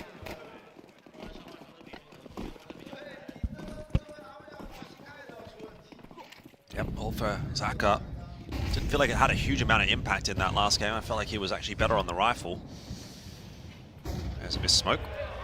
That one's not doing a whole lot of good. So a few things still to work on for GG How. There's no doubt about that. They're still kind of, or rather for Lin Vision, that was a T-smoke. Still a few things to work on for both teams. I think it does have to be said. There's Boros that push. is in lobby. Yeah, coming through. No worries about that. Boros likes to play quick. Yeah. They take that out as control in response, but Mini chiming in with the kill on Zaka, winning that AWP duel. Oh, it's just so disconnected, isn't it, right now? 2 members have made their way to Warehouse. Kormisu still up on the annex roof. Bibu Boros dropping down towards lower site. So, you know, Lin Vision have got space, but then they're just being completely starved of information in every single which way. Mini not looking to try and take the fight. He's actually going to be dropping back onto top side. They're allowing the remaining 2 members. Like, this is the proactivity that I'm loving. The good thing is Kormisu is absolutely ready for this, but if 2 members peak up at the same time, it might make it a little bit challenging. Yes, they absolutely will. The HE is going to be able to connect here. Very awkward line for Bibu. Boros still living on. Drop down to 77. Still an awkward round, actually, to negotiate here for Lin Vision with Boros there in secret. They're very concerned about the possibility of him peeking his head up the stairs. Mini's not in a great spot. That's probably the only respite here for GG How. Yeah, but they have a player in lobby. So even if Mini goes down here, getting a plant's going to be tough. Mini, good for 1, spots out Kormisu's head. And now that annex push is going to be really difficult to achieve. Nigh impossible. 4 and 1 for GG How. Just too much map control taken. And Lin Vision struggling on the T side of their map pick. Wow. Yeah, not really a sort of second where Lin Vision has been in the driver's seat. They are certainly passenger princess right now, and they're not even being allowed to select the tunes. Playlist is certainly not theirs. And the emotion seemed to be quite high for GG How. They've silenced the crowd. Things are looking good. Back to the pistols again. Yeah. It's grim for Lin Vision. Bubu straight down the vent. But Lin Vision up to a lot of nothing at the moment. Just taking a bit of that lobby control, trophy room. These are positions that are essentially given to the T's anyway. Util dump onto the A site. Going to send Amelia outdoor to his death. He didn't get anything done, and you know, it's not really fooling anyone. GG How still have that rotation through on the B side. Mini's there alongside Boros. This is a bit too easy of a round to read for GG How. Whack-a-mole.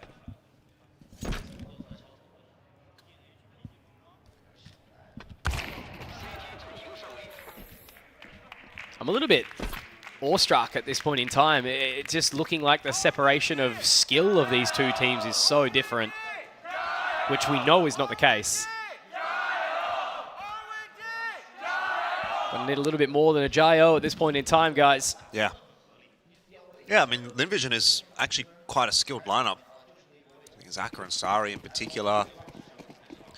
But I would say Westmelon, as far as IGLs go, he's a pretty good fragging IGL sometimes.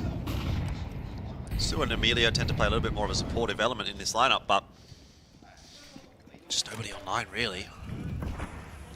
Summers has already slotted in below Silo as well. I don't think Starry's going to be ready for that at all. I am really sort of loving the proactivity on this CT side from GG How. It's something that we did not see from Nemesis. Starry yet to sort of get into position though here. Osama's going to be able to capitalize on that one quickly. It's just a miscellaneous shove really from Starry, isn't it? And the rest of the team's not really up to a whole lot at the moment, so it's just not happening on any point on the map here for Linvision. They can't get into A, they can't take outer, they can't go ramp. They'll have to go through it. They've been able to get down to the B side a couple of times to get a plant, but for the most part it's been unimpressive. And Boros just cleaning house through that smoke. It feels like Linvision cannot go anywhere. And Boros just happy to look straight into that flashbang, get the spray down, denying the offense here. Westmelon makes his way out, does get the catch onto Synopsy. Bibu going to be the sole defender on towards this site. Mini is up in the high heavens trying to support, but there's already that wrap coming in from Osama's as well. So they're doing damage, they're just keeping him completely starved of information and control across the map. 30 seconds, great pick from Westmelon. Maybe there's a moment in time here, but again, it's just that space around the map now. Boros walking out of the door. Emilia not going to be ready for it at all.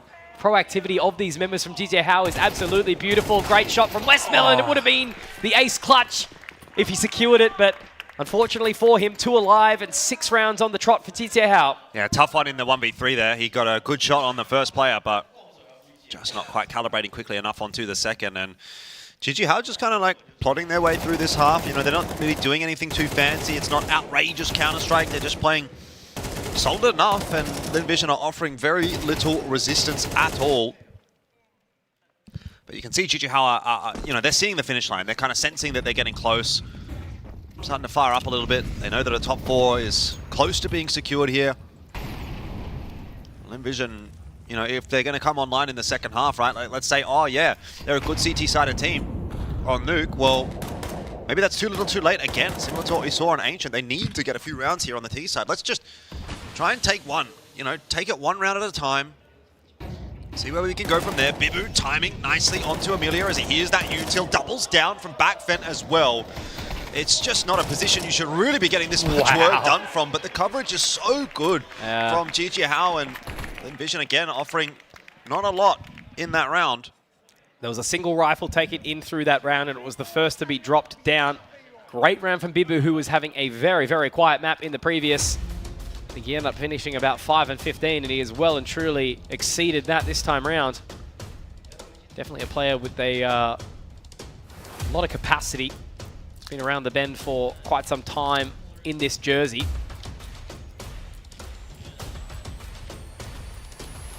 So we'll have a hopefully brief technical pause. Should be rectified quickly. Looks like it has been. Had one briefly in the previous series as well. Yeah, big shout out to Perfect World. They've been doing fantastic things here. Yeah. No, I mean, I think, like, again, and I said this 2 years ago especially, because it was sort of the first time back after COVID that Extremesland had a LAN, but it is so nice to have a well-run LAN in Asia. Absolutely. For Asian teams. You know, I guess some of that, like, shine has worn off, because, like, it's now 3 years in a row. It's like, oh, it's kind of the expectation in a way. But, you know, I remember how I felt sitting here 2 years ago, you know, back in 2023, and you know, just being able to watch a LAN, there was no delays, you know, games happened on time, there was no prod issues, like, it's so nice, you know, and this is like something that I think to an extent you kind of take for granted after a little bit, but you're right, it is worthy of shouting out. So again, shout out to Perfect World, obviously running the tournament, and ZOWIE for funding it all, of course, and I think everyone should really throw their support behind ZOWIE. 10 beautiful years. Buy that damn monitor so we can keep on doing it. Yeah. Players very impressed with the prac setups as well this year. That's been a big talking point. So they're iterating and getting better as we go through Extremesland. I'm just saying again, you know, the confidence that Boros has to be able to push Trophy. They do spot him out this time. Kormisu does find Bibu, so maybe there's a moment in time here. Emilia's already found his way in towards the Annex. There you go, Osama's also taken down. Boros, though, in position. That's the one player that you still need to overwhelm, and they absolutely will. And it's finally a quick turn of the tides. Kormisu with 2 on the entry, dropping down 1 by Starry, and Boros even goes down to Emilia as well. They're hunting for him, but Zaka, who is having not a good game. Didn't start off well on Ancient either, but he certainly did pick up the pieces. And that's all 5 down. They're not stressed about that at all. I think they're going to have enough money to buy for the rest of the half, it feels like. They've got a lot of money. Yeah, it's not a massive concern at all for GG Hao. Obviously, it's a step forward for Linvision, but we need to see more. Can't yet get excited until they probably put 4 together. If they get 4, then that CT side becomes a bit of an equation. I just won't feel good if Linvision gets stomped in this and we end up at 2-0. It just won't feel right. Yeah, definitely. Expectations are far higher than that for Linvision, and they are certainly not meeting them at the moment, but the half is still recoverable. It is a difficult one to recover. There's, another couple of buys still in the back pocket here for GG Hao. They've got so much cash, and even though the loss bonus will not have built up too much, they will have the time to build it. 8-4 with a pistol won't be too bad. 7-5 even better. Just giving himself a little bit more space than they did on Ancient. 7-5 feels a bit wishful thinking at this stage, though. For sure. Smokes are up on outer. Progress yet to be made by Linvision in that direction. They are looking to fight it. Drop down off of Annex roof. There is a player in Annex that would have heard that, but Asamas gets deleted and he's not happy about it. No. That's a great opening. Westmelon now finally getting that additional space. You know, that back warehouse position can have so much power. They've got to overwhelm Bibu. Great shoulder out onto Call Me Sue. That's a quick equalizer, 4-on-4. It reverts back to, and now they're doing the mid-round work again, but Starry's obviously found a position in towards Heaven, so this could go lacking here. Bibu is going to have a bit of a rude awakening here from Starry, but no, he's absolutely ready for it. The smoke is up, and now with that lobby control coming in, is Emilia going to be able to defend? I like this move from GG Hao. They need to take some space somewhere. You can see how uncomfortable Bibu is, and they push their way into lobby. But they still get found out, and that might be the end of this round. Linvision all over the map, winning a couple of duels, some nice timings going their way, and they will get themselves to 3. So the half is starting to come together for them. GG Hao still have got plenty of money in their back pocket, though. So again, uphill battle for Linvision to recover a 4th, a 5th. 3 is, in my mind, still not enough. But at least it was off the back of a really, really nice read. And that's the thing, you know, GG Hao have been able to take so much safe passage around the map without being contested really anywhere. And this time round, you know, Starry gets into Heaven. We've got Emilia waiting for the lobby push. And it's the first time where we've actually seen Mytha feel the need to drop the mic and get into the ears of GG Hao. Yeah, it's a good time to do it, because these last 2 rounds could really dictate whether or not this is actually a contest, right? If this ends up being a 9-3 half, GG Hao go into their second half, win the pistol, it's like, well, that's kind of the series just over and done with at that point. But this is a very important teetering point where if Linvision start to find a bit of momentum, then they can absolutely push their way back into this map and this series, and GG Hao will feel as though they've really let themselves down if they end up losing the series from a 7-2 on map 2. I want to say it doesn't feel like it's so much winnable for Linvision, more so that it's losable for GG Hao.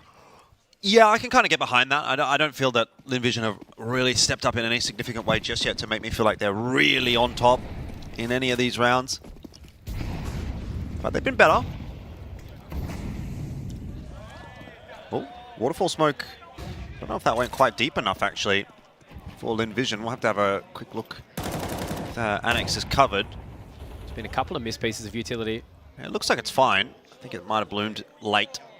Yeah, no, it's actually not bloomed all the way down. So Annex is open at the moment. Doesn't really affect Linvision, now starting to fade anyway. A push into Warehouse. That flash might give the game away. Boros very aware, it seems, and he's now hearing the footsteps. But contested by the player on top of Annex roof. I don't know if they know where Asamas is in the process, though. He does manage to get one, and there we go. A trade back.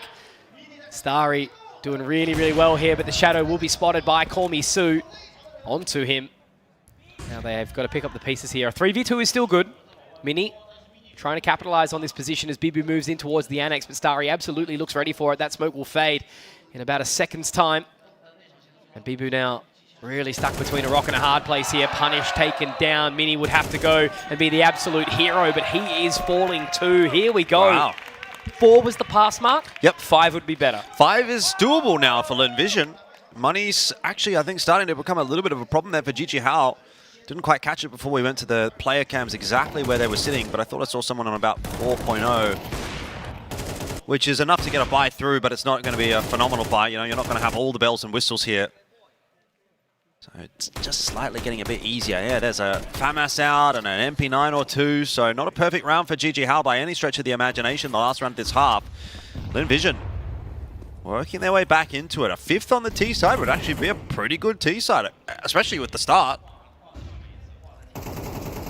Yeah, very, very big turn. 7-1 it was before we started to see some life be breathed back into this from Linvision. And as you sort of mentioned, the economy, it was so, so strong. You would have thought that they would have had buys for the rest of the half, but Linvision has done well to punish and deny. They're wrapping around outside now. It might be a little bit of a sweat here. Some good damage onto Starry. Does get taken by Osamas. And unfortunately, they've not shown their hand in any which way right now. Boros getting another one here now as we see Kormisu get into position in Warehouse. He's dinked though, getting 2. What a great response here from Kormisu. Might be able to find Bibu in the process too, who is swinging in now, but he takes him. And open, Synopsy, caught lacking with his pants down. Unfortunately, he's singing the wrong song. Westmelon getting that one, and now with the bomb going down to the 2v2, I think they're going to fight it. Mini's going to try walk through this. What? What a bad decision to be making at this point in time, and that's the strain they're starting to feel here, Elfish. That's a huge fumble from GG Hao. I don't know what Synopsy is doing standing there when, you know, you see so much presence on Outer. Is it unthinkable to imagine that a player might get their way into Annex? Maybe just a little bit of miscommunication here. It's a good Molotov, but unfortunately Bibu can't do it, and all of a sudden, I'm a believer. 7-5 half. Really, really consistent response here for Linvision. Yep, but Linvision. Plenty more work to do. They've really dropped the ball there. It was what, a 7-1. It was a 7-1 lead that they had, and all you had to do was find 1 or 2. You had like 3 buys in the back pocket as well. So a real grind for Linvision, but it seems like they're up for it today. And so the result of this map is still very much up in the air. There's a bit of a respite now for GG Hao that they can have a chat about things and think about what they're going to do moving on to this T side. But if we see a pistol go the way of Linvision here, I'm calling them to win this map and take us to Dust 2. I think they've shown enough pedigree in that first half. All of a sudden, some concerned-looking faces on GG Hao. This looked like it was going to be a free and easy 2-0 in the same capacity that Eruption was able to pick theirs up. And well, it's a far cry from that now. Linvision maybe going to try and prove exactly why we had them in such high regard coming into this tournament. Should be, you know, really arguing for that top Chinese spot, right? You know, they certainly were earlier in the year. I guess we did have that battle between them and obviously Tyloo. Tyloo winning Fisher, having some great performances. The fans definitely getting behind G and the squad. But what are we seeing now? Linvision taking a little bit of space here in towards ramp. The Julie is in the hands of Emilia. But it's going to be that top side pop, it would appear, from GG Hao. Bibu, Molotov in hand. Now they pick up the pace. Smoke towards Annex right now. It looks like it's just going to be the El Clasico 5-on-5 on the retake as they give them the space and the time. Now up towards Heaven. No defuse kit. They do have a smoke. They're running out of time. Not really any presence being pushed on here. Look at the time and spacing that Bibu's been able to find. They get that utility down, but I think they've got to be ready for Westmelon here into the position. Bibu actually the first to find it. Emilia dropped by Boros as well. Oh man, not a single drop out of water, out of place for GG Hao. Another pistol secured for the Middle Eastern side. Yeah, really nice wrap from Bibu. Very aware of the position of the player throwing the util, and so easy kill for him there. And then that immediately throws chaos in the ranks for Linvision because there'll be comms coming through from Westmelon as the guys are pushing their way out of Heaven. They're now worried about a guy coming up ladder behind them, which is not a good spot to be in. So great start to the second half, an immediate timeout for GG Hao. They want to make sure that they lock this next round in. So what's this conversation about? What's this call going to be? If they win this round, their job gets extremely easier. Myth has been really loving a pause after a round win. Just trying to double down on it, right? Yeah, giving a bit of pep into the step of Bibu.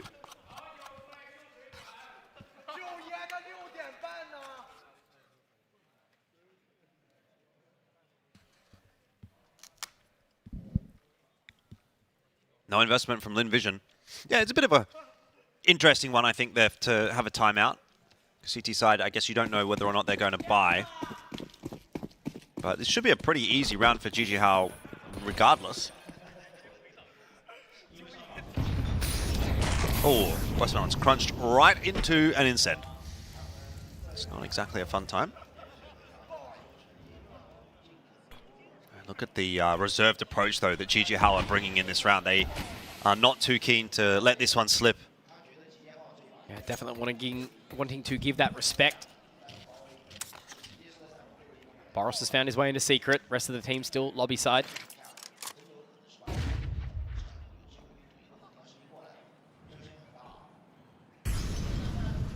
But they're being starved of information right now, GG Hao. Yeah. Vision also not finding much themselves. Here's the outer setup that might start to come into play. GG Hao, oh dear. You know, for all the things that they've thrown into this round, to lose 2 players like that starts to cause a bit of a concern. Plant is going to be rushed here by Bibu, just trying to get the time working in the favor of GG Hao. This could get messy. I definitely think they might have overcooked slightly by trying to go for that weapon inside the annex, but Amelia and Starry have got them now. Mini's actually been tagged up in the process too. So what does this reapproach look like? Zaka over towards the annex side. That smoke now fading, moving their way up heaven. That Mac-10, you know, if it's not pointing the crosshair into the right position as Kormisu does look to find something, but Amelia's found Kormisu in the process now. There was a really small opportunity to get back in there, but well done from GG Hao to deny. Yeah. And whilst it's good damage into the second round, it's could have been a hell of a lot more. Oh, Zaka's going to die to the bomb. Thanks to the HUD, we know that.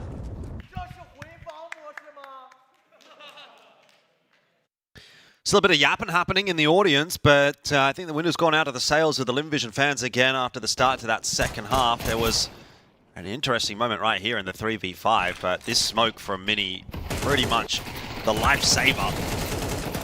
Yeah, Amelia kills Kormisu, but it would have been a bit difficult for Su to survive there anyway. So 9-5. Again, GG Hao's map to lose. I feel like if Vision lose this, then we're pretty much curtains. Yeah, you're probably right. It'll take a while for the money to recover on the CT side. Outer's wall of smoke's going to be set up. I like the position from Starry here. I mean, it's a pretty hefty Outer's defense, so GG Hao going to fight for this position. Oh, he wants to go for it. This is going to be so much impact if he can connect on anything here. He lines up 2! Bibu, though, does get the trade back. However, the damage has been done. 3 versus 4 early on. Yeah, Bibu taken down there by Zaka as well. Still some life in this one. But you're never going to count Synopsy or Asama's out. Especially with the space that Samus has got. Yeah, that's an unexpected angle for Zaka. Another awkward fight that will go, luckily, the way of Amelia. So Vision put one together to start off their CT campaign. 9-6. It's not impossible to come back from this one, but it is going to take a bit of effort again for Vision, similar to what we saw on Ancient. But the important fact is that this is now not out of the realms of possibility just yet. It's not too far gone in the same way that we could have said map 1 was.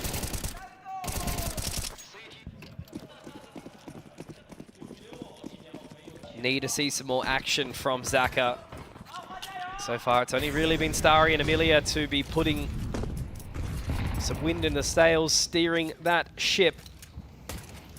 But at the very least, you know, the damage that was dealt in that pistol round prior has forced GG Hao back to a position where they only can get a couple of deagles, and Asama's has already been spotted out towards the red box. Starry looking to really pad those stats right now. It's beautiful to come on in. Zaka also opening up the bank account here as well, investing nicely. Wallbang effort from Synopsy, but I think it will be in vain, unfortunately, here. Great shot from Zaka again, and now they're going to be swinging with confidence. That really ties up that scoreline now. 2 rounds the difference. Another opportunity for a bit more of a swing round here from Vision, but again, GG Hao will have the rifles up into the next. Yeah, it's not just about the scoreline though, Conky, is it? The fact that they keep so many guns alive is really going to give them that buffer zone economically. That if they lose a round here, you know, you're going to maximize the amount of gun rounds that you're going to be getting here as Vision going forward with a pretty stable looking CT economy. So needing a couple of gun round wins in a row here for GG Hao to close this map out, and this could be one of them. Boros sticking around.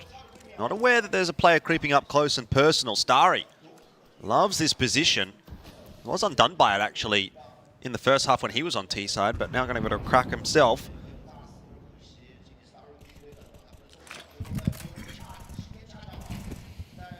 Oh, it's looking like it might have been a squeaky pop, but that re-smoke is going to send Vision in the direction of Hut instead. Still kind of exploring lobby. They're not committing to anything just yet. Boros being low on outer is going to mean that he's not going to be too likely to have to make the move. You know, he doesn't want to be the one to try to open the map up. It has to come from the pack. They're ready to go for it. Does have the support here, Amelia, from Zaka at the other side of the map, but now as Amelia has to sort of ratchet his way down Mega, I think Starry's actually got the control onto Boros. Yeah, so there's the lurk denied and punished. Kormisu still up in towards the heavens, so they've got control, Vision. They're not going to be overwhelmed by the loss of ramp here. They'll be happy to give it up and just keep the members down towards Megaton. Yeah, Vision hang on, take this fight on Amelia, then all of a sudden things get a bit more interesting. It's not quite going to go their way though. Amelia has been a little better on this CT side, doubling down in a couple of these rounds, and Mini might not even be able to get the plant. Tries to force it down, taps it out. Westmelon prepared, spam through the doors, and Vision closing the gap to just the one. Talked about this game potentially having the capacity to be one of those sort of grand final matchups, Jordan, and it's finally starting to live up to that expectation in a little way. 9-8 now, one round the difference. Surely a somewhat reset economy on the side of Jijihao, and finally we're seeing some life come out of Vision too, a little bit of excitement on the stage. Exactly. If this was the grand final, I think this is where it's like, oh, okay, now it's starting to get interesting. It was feeling like it was a bit of a bad final. It was feeling like a pretty average game actually here for Vision, but they're starting to put it together. Jijihao not done yet, but this round unlikely to be anything of interest. They have no util at all, so it's a full pick and split style. See if they can just get some damage out with the upgraded pistols, and Starry's not going to let that happen on outer. Westmelon finishing off Osama's. There is nothing to be said in this round so far for Jijihao, and they may fall flat on their face on this T side. Money's really stacked up for them nicely as well. Only Westmelon down at 2,500. Mini does get the great shot onto Starry, denying a player who has been hitting some shots. 21 and 12 he is now. Now they're going for the flash fight outside. Amelia does get blinded up, but at least they get the information now, and there's no way Mini will be able to do a hell of a lot here with 36 points of HP. Zaka finally getting that shot down with the AWP. 9-9, the scoreline is tied, and this game is really awakening now. Yep. Jijihao looking a bit more uncomfortable on this T side, and another tack timeout to come here. Very important for them to get back on the bike. It seems they've fallen off. Vision have run away with it. Yeah. Again, important to point out that Mitha hasn't really had a hell of a lot of time with this squad. But he's one of those level heads that I think can kind of bring them all together. Just trying to pump them up. I think ultimately, if this map does go the way of Vision, Jijihao are going to look at the first half and say, I think we really let ourselves down there. We were up 7-1. We could have done better. But, you know, you kind of look at that and wonder, would it have really mattered if it was an 8-4 or a 9-3? Because right now, Vision are looking like they're pretty well in control on this CT side. It doesn't feel like any of these rounds have really gotten close for Jijihao when the guns have finally come out for Vision. Boros again, trying to play quickly. He loves to play fast. CT or T, it doesn't matter, and he's taken a lot of space. So that is actually quite a nice cross from him. That Vision are not going to be aware of just yet. They still dump util to try and sort of slow down the progress on outer, but I mean, Boros is already across, so the rest of Jijihao can join him. I think the main thing is this map, especially in contrast against Ancient, that they've been able to deny Boros. You know, he had so much space on that previous map, and this time, you know, they've sort of kept him on a leash. 12 and 15 he sits at, and even now, Starry taking the slot back towards Decon. He'll get the information on that jump spot quickly. That HE might be able to do some work as they cross down towards the double doors side. Osama's finding Westmelon, but Amelia will strike at the right time. Starry also opening up with another, but Bibu, here he is, getting a couple back, and this is a very, very important time to do it here, Jordan, but it looks like the two members are still alive and kicking from Megaton here. Bibu isn't going to be punished by that HE just yet. He gets tagged down. Good tap. He's just kind of walked straight into that one. Su a little bit lucky. 2v2 though, a concern for Linvision with this flank coming through. Zaka prepared for it. How does he know? That's crazy. Ready for it, head on a swivel, and now crossing on towards the line. Mini had a real chance at doing it there. Here's the top fragger for GJ Hao right now, but they deny, they punish, and this is such a hot streak right now for Linvision. 10-9, first time they've taken the lead, I think since the start of Ancient. Yeah, GG Hao have gone so cold. I mean, just how easily they give up that 3v2. That should have been a 1-3v2 from the 3v2. Even from the point where it was a 2v2, it should have been a 1-2v2. That flank was so good. Zaka so aware. And then even in the 1v2, Mini can't get anything done. Shooting open the glass, I think it just sort of distracts him a little bit. It throws off his aim as the shatter comes through. He loses sight of Zaka. And then in that moment, the trade. Man. I said it earlier, like, losable for GJ Hao. So losable. Very losable for GG Hao, and I think there's been no shortage of rounds that they'll look back here and say, we really screwed the pooch on that one. That has not gone well at all for us.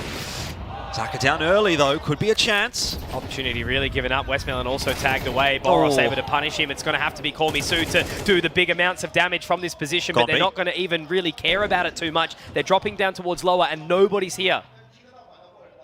Nobody's going to be there for a little while, particularly if Bibu can get in position on ramp to cut off this rotate. He's maybe just a little bit slow, but honestly, that might be a saving grace in the end because he'll be such a fast flank, and Synopsy just needs to cause a bit of a distraction. Bibu gets Call Me Su from behind. There's nowhere really for Amelia to go, so easy kill.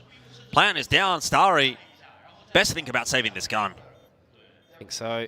He's keen to go for it here, but Boros is going to be able to rip his head off, and that's a quick response from GJ Hao here.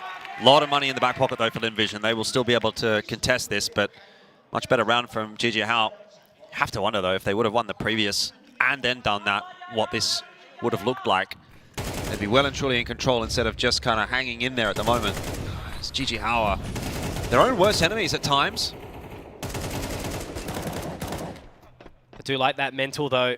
Just dropping down lowers. Bibu coming through, lobby into trophy. Really able to slow down the pace of that round. Getting that bomb down Synopsy was a real sort of linchpin in that moment.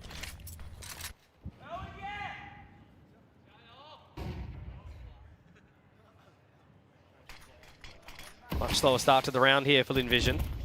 Yeah, again, they're going to set up a wall of smokes on outer.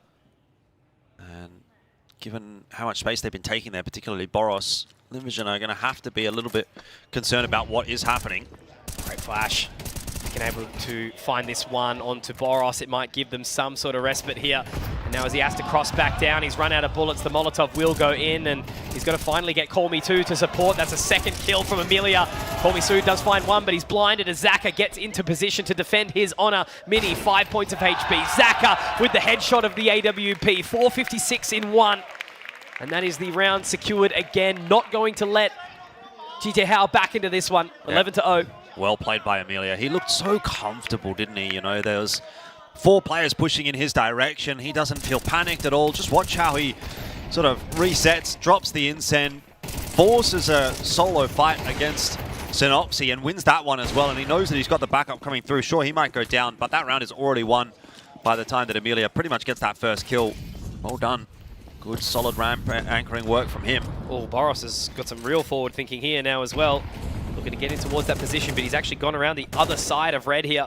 Starry's got to be careful that he doesn't over-invest in towards this position. They've got a couple of HEs down as well. Now the fight happens. That's the opportunity given up by Starry. Was not expecting it at all. Mini actually drops off the top of the red box as well, and now Westmelon's going to have to second guess his position. Whoa. Smoke's going to fade. Zaka, though, nothing doing for him here. Westmelon down. Amelia also. Hefty defense, but there's the info. GG Hao have already progressed forward, and Westmelon is scurrying away. I don't know if he's got the time to get up onto the rafters. He does. Just. Yeah, GG Hao not committing to it. They could go back up A. They could. They're thinking about it as well. Just giving a bit of time to Synopsy, who is on outer at the moment, just to have a bit of a look. Still with that man advantage.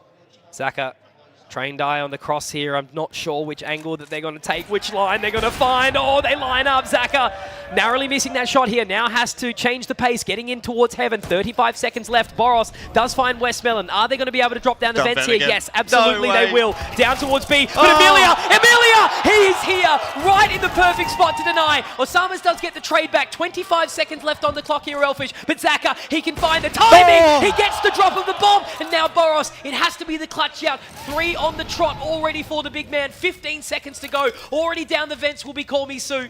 Yeah, he's not there to deny the plant, though. Boros has no idea where he is. Doors closed. He's going to have to call the audible in just a quick second. He goes up towards the double doors. Up to the window. The glass yet to be shattered. No, it is. It's broken. And now a high-low setup here. Boros, it would just be a tiny little mistake here. Where's the information going to come and go? Is he going to check it? He spots it, and Call Me Sue will find it.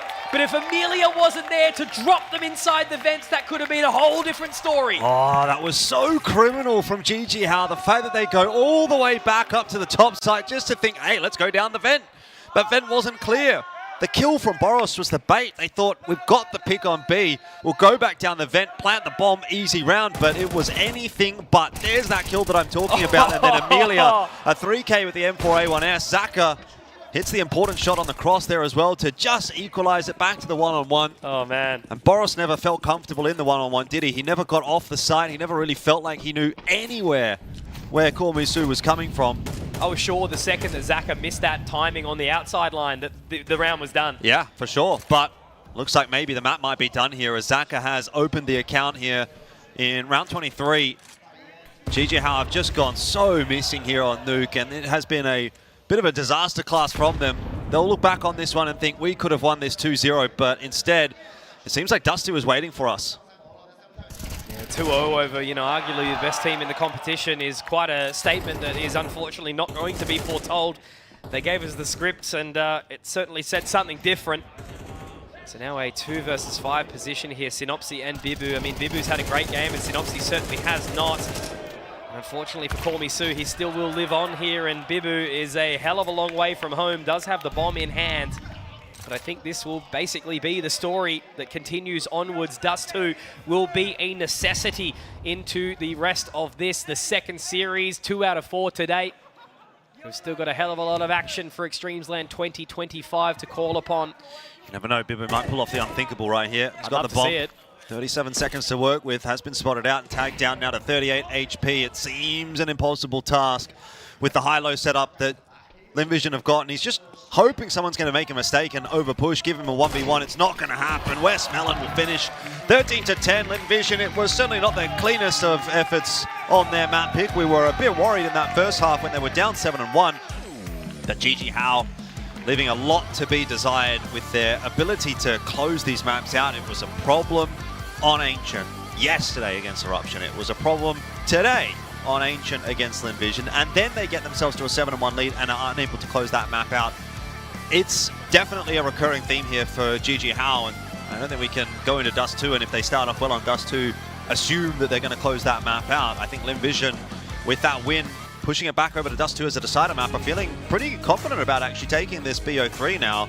It's going to be a real brawl on Dust 2 though, because both these teams actually do like that map, so I feel like we might actually get a bit of a better map on D2 than what we had there on Ancient at Nuke.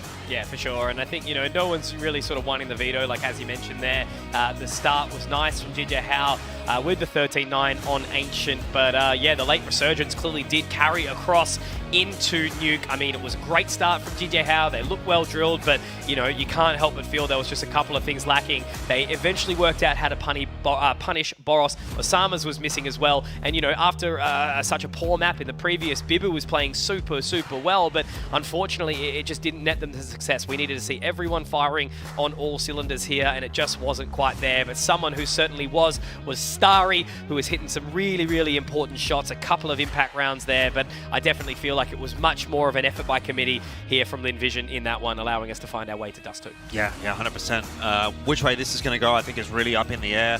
Obviously, Orpo's going to be a big discussion point. I don't think that there's been a huge line in the sand necessarily between Zaka and Mini. I think both have had their relative impacts, but neither have really taken over the game in any significant way. Again, though, you know, I have to kind of highlight Amelia steps up in you know, the last sort of couple of rounds there for Linvision, and I did say at the start of this series that the games where Amelia is playing well do feel like the games where Linvision tend to play pretty well, and there's maybe another little bit of a micro instance of that in a couple of rounds there, that Amelia just finds his position, finds his 2 or 3k. He multi-killed really nicely on that CT side and got Linvision over the line. Dust 2 though, yeah, I don't think that GG Hao will be too pleased to be having to play on that one, so they'll have to deal with that, and they'll have to do it over the next 10 minutes or so. We're going to take a break before we do get to Dust 2, but GG Hao maybe now the ones with backs against the wall. We'll find out which team it is that's going to go forward here in Extremes Vision or GG Hao on Dust 2 right after this.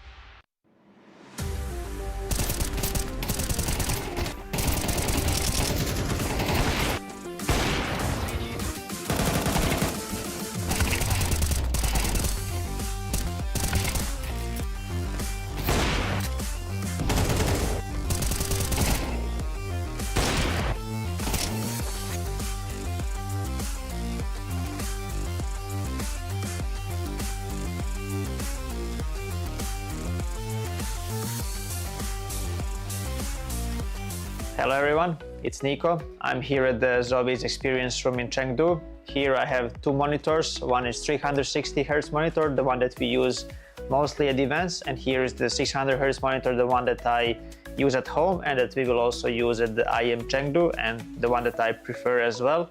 Today I'm gonna try to see the difference. I never really tried them to have them side by side, so this is what I'm gonna do today, and I'll just check the settings first and then we will dive into it. So let me check if Diag 2 is on. Diag is on, premium, this is what I use, and also AMA I use on high. As you know already, I haven't used the Diag on the old monitor 360 Hz. I don't know, it didn't feel right for me, but on the 600 Hz monitor I see a lot of benefits. The game is really smooth, so I definitely recommend using the Diag on and also AMA, because it helps, both are connected and both help for the motion clarity. So the first thing I want to talk about is the color. We use both monitors on the same settings, so you can see the clear difference between the colors on each monitor. As you guys already know, I always like to have my color vibrance very high and to use saturation very high as well. So for me, it's very important that the picture is very visible. As you can see on the 360 Hz monitor, the color is a bit more reddish, it's a bit more orange, and it's very hard to use the high saturation on this monitor because it just doesn't feel natural. And on the 600 Hz monitor here, even if I use the higher saturation and the vibrance, the colors are way more natural, and it's just easier to see opponents. They don't blend in the background. So and what's most important for me is that my eyes are not getting too tired while looking at the screen. So the 600 Hz monitor definitely benefits a lot when it comes to the color, and is just made for CS2. I'll just play a little bit. Let's try the 360 Hz monitor first.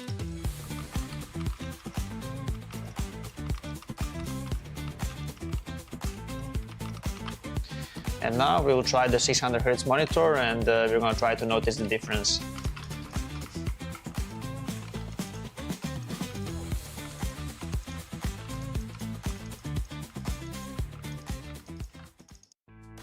I think the first thing that I notice is the motion clarity on the monitor. It's way more clearer picture on this one. I think when the player model is moving, it's way easier to see them. They are not blurry at all, especially on the maps like Ancient. It can be difficult to see sometimes because of the background.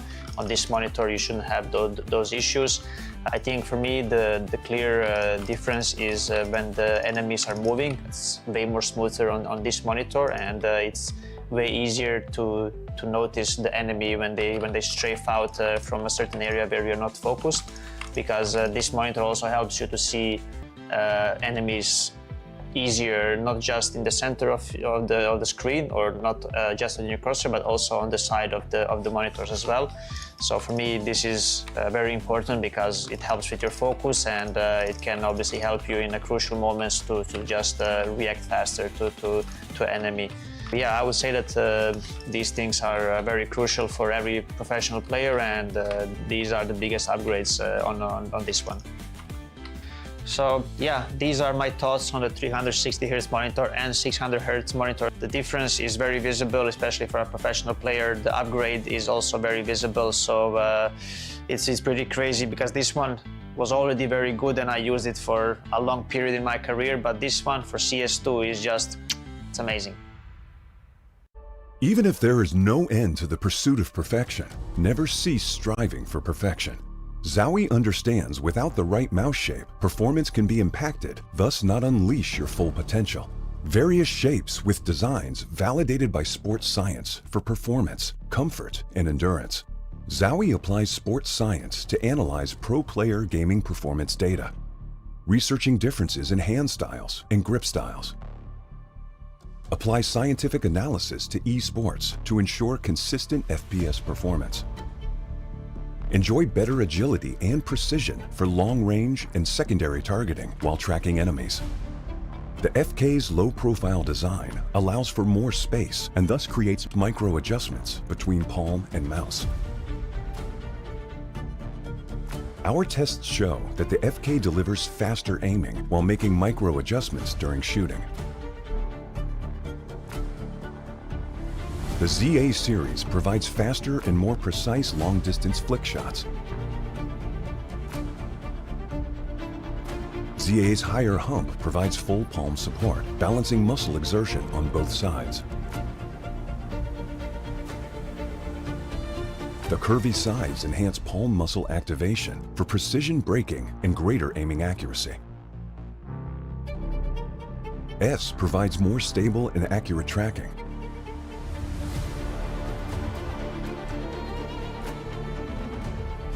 The shorter design of S enables more flexibility during vertical movements. Our tests show the left and right muscles are more balanced, resulting in the most stable and accurate tracking.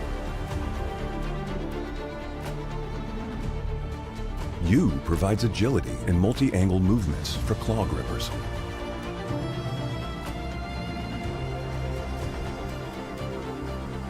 The left side curve reduces the thumb placement angle for faster index finger clicking. The right side curve allows easy ring finger placement to balance hand exertion and provide better stability. The EC series is designed for fast horizontal movements over longer distances. EC's rounded and smooth curved design ensures no distracting pressure on the palm, which reduces muscle fatigue during extended use. Gamers can rely on DW mice and their 4K report rate enhanced receiver, even in the most extreme wireless interference environment, such as a tournament. ZOWIE provides gaming equipment tailored to individual needs, offering options to suit various styles of play and grips for consistent performance.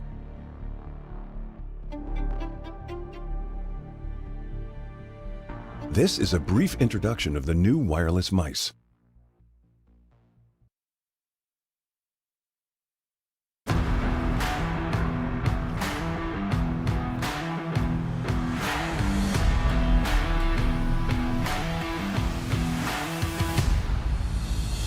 The TR series incorporates a softer, high-density rubber base.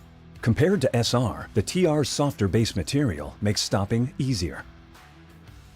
Unlike typical soft mouse pads, TR provides superior support, minimizing excessive depression during spraying or tracking, while reducing discomfort from desk surface hardness. What's more, it also offers better elasticity. When players resume mouse movement after applying force, the base's elasticity provides a quick rebound of the mouse pad, which provides smooth and stable transitions from stop to motion. Same as the SR2, the TR series incorporates exclusive surface fabric technology, ensuring a controlled gliding experience. The top layer of cloth stays dry and avoids sticky glide feeling, often resulting from clogged moisture. All mouse pads undergo rigorous quality control to ensure flawless gliding, providing players with consistent, smooth, and precise mouse movement. Moreover, in addition to the TR series, the SR and SR SE models also feature ZOWIE's proprietary anti-slip technology, which enhances stability, reducing mousepad slip caused by intense gameplay. This is a brief introduction of the new TR series mousepad. Feel free to DM us if you have any questions.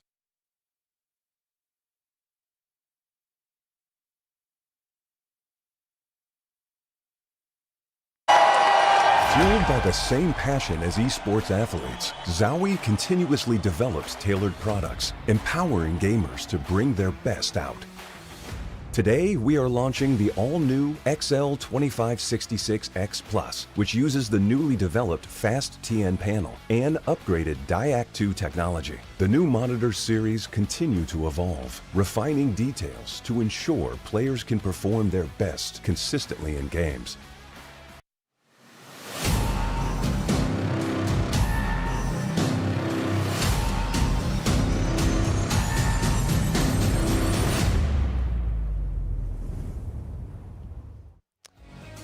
Coming down to the absolute wire here in our Series 2 of the day. It's GJ Hao and Lin Vision 1-1 is the scoreline. Nuke was a little bit of a turn of events here, Jordan. I think it was a much more exciting map. Obviously, a very late resurgence in Ancient, and they're now looking good into the third. Dust 2 could be anyone's game. Yeah, I don't think it's too much of a surprise, though. You could kind of see some moments coming together a little bit there for Lin Vision on Ancient. It felt like they had started to find their feet. And yeah, it was a poor start for them on Nuke, but their map pick, GG Hao falling a little bit flat on the T side, and Lin Vision were looking pretty good from the outset there on CT, so it wasn't too surprising that we inevitably got to a victory there. But Lin Vision and Dust 2 coming up, I think, is a really tantalizing prospect. Again, we talked about this being what we might have considered a potential grand final. Obviously, it's not worked out that way with the seeding and the bracket and the format and all that, but we're still going to get a good game out here, and you know, we'll deliver, I think, on Dust 2. It would have been, if we got this in the grand final, I think a pretty good grand final. The fact now that we've gone the distance, we're onto a map that both teams like to play. I put my money behind Lin Vision, I think, here, just a slight bit, but realistically speaking, it does feel like it's a series that is wide open at the moment. For sure, and I suppose the only reason we've ended up this way is that both of these teams lost a map in the group stages, right? Those best of ones. I mean, GJ Hao's Eruption was a little bit more of an expected quantity, but Deep Cross versus Lin Vision was just something that we would have never expected in any which way, right? So a 13-11 victory there. Best of ones can do crazy things. We've seen it all around the globe, but that's why we end up with this matchup that we do have here. Both teams surely not wanting to be exiting in that 5 to 8 position in the quarterfinals. But I guess that's just how the crumble cookies here, Jordan. And yeah, I think, look, Dust 2 should be a very exciting prospect now, irrespective of the outcome. But as long as it goes the distance, right? It just can't be one team rolling over and dying. Both teams need to have the fight inside them to, you know, prove that they're an actual prospect to win out this competition. I think we're going to see that on this map. You know, it does feel like a map which is going to be coming down to quite a number of blows. Again, both Zaka and Mini probably in the crosshair as the focus for this map. don't think either of them have really taken the game away on either of those opening maps, but it is Dust 2. This is the map where traditionally Zaka drops a really, really impressive scoreline, you know, 20 plus on the reg. And, you know, if he does that here, it might be curtains for GG Hao at Extremesland. Yeah, Linvision are a team, again, that really want to make their way through to this grand final. They feel like they've got probably a lot of amends to be making for a poor performance at the Budapest Major. They went out 0-3 there. They're looking for a win in Extremesland as well. It's been, you know, a bit of tough going for them in more recent times. Last year, or earlier in this year, it was EXO. Linvision wasn't even at that one. Previously, it was the Mongols. They actually beat Linvision in the grand final. Yep. So, Linvision would love the Extremesland title under their belt.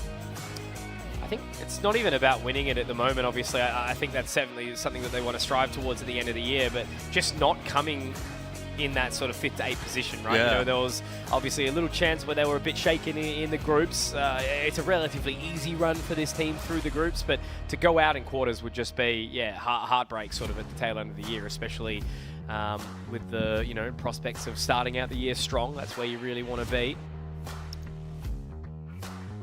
Most definitely. Amelia on our screens here. Someone that we did kind of put a bit of emphasis on going into that last game. He stepped up on Nuke. Quite a nice couple of rounds out from him. See if we can do it again. Fist bumps all around as we are getting ready to get underway on Dust 2. It will be the final map for one of these two teams in Extremesland 2025. It will be an early exit for either GG Hao or Linvision that they are hoping to avoid. Which direction will it go in? Well, it's time for us to find out as we head into Dust 2. And I guess the first question I have is who is going to be starting out on what side? Linvision on CT. So okay. Like that for Zaka. If they can get the money going for the AWP.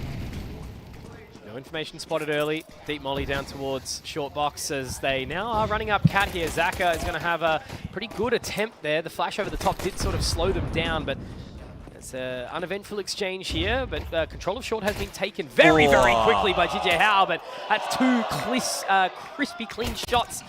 Make it a third. Call him crispy, man. That's fine. Yeah, happy with that. I'll take it at this point. Linvision looking so locked in on this pistol. Crispy queen. 5 alive for Linvision. Not a single issue thrown at them from GG Hao, and the space that they were able to find early was beautiful. I think that was a bit of an overextension from Amelia. Yep. Potentially now the flash long doesn't quite connect with Starry, but this is Bibu now taking the opportunity. You've already got Synopsy up short, but bomb now dropped. That's going to make it really, really challenging, and all of them are just going to slot back CT. Yeah, it's a real shame for GG Hao if Synopsy gets one there, or if he even just gets across the site. I mean, look, picking up the USP, it does make it a possible prospect here. Obviously, the distance is there. Call Me Sue's very, very low. Trouble is, he's got to get the bomb. He's got 40 seconds, and he's got to go at them, and that's just not going to work out. So all the hard work put in the early stages of that round paying off nicely for Linvision. Looking comfortable to start things off on Dust 2, and you know, again, I'll reiterate that this was a map that they had no qualms about picking into throughout this entire year. This has, I think, been their best map. So a little bit of a surprise to me to see them actually pick into the Nuke as opposed to the Dust 2 when it was available. But potentially they read into the fact that GG Hao's also typically pretty good on this map and wanted to avoid it as their map pick. Expected it maybe to get taken as the third. Obviously happy with that. And I think, you know, this is, you couldn't really ask for a better place to finish a series than Dust 2 for Linvision, in my opinion. It just has to be good. GG Hao would be very disappointed to be going out of this one without much life. And now as the pressure does start to amount, it looks like they're actually going to pull the plug on this approach up towards B tunnels. Instead, it's just going to be the re-approach down lowers. And Zaka has the weapon to do it with. An MP9 Mini will take him down, but Starry will clean up. Yep. Nice and easily. A 3K for him and a 5-1 start. Yeah, nice couple of kills there for Zaka as well. The MP9, he'll be keen to get the AWP fund building. See how early the AWP does get pulled out here for Linvision. I imagine that the moment that Zaka can take the AWP, he is going to go for it, and he does. It's going to mean no helmet, but he's got a full belt of util there. Steel helmet. Yeah, shout out Steel helmet one time.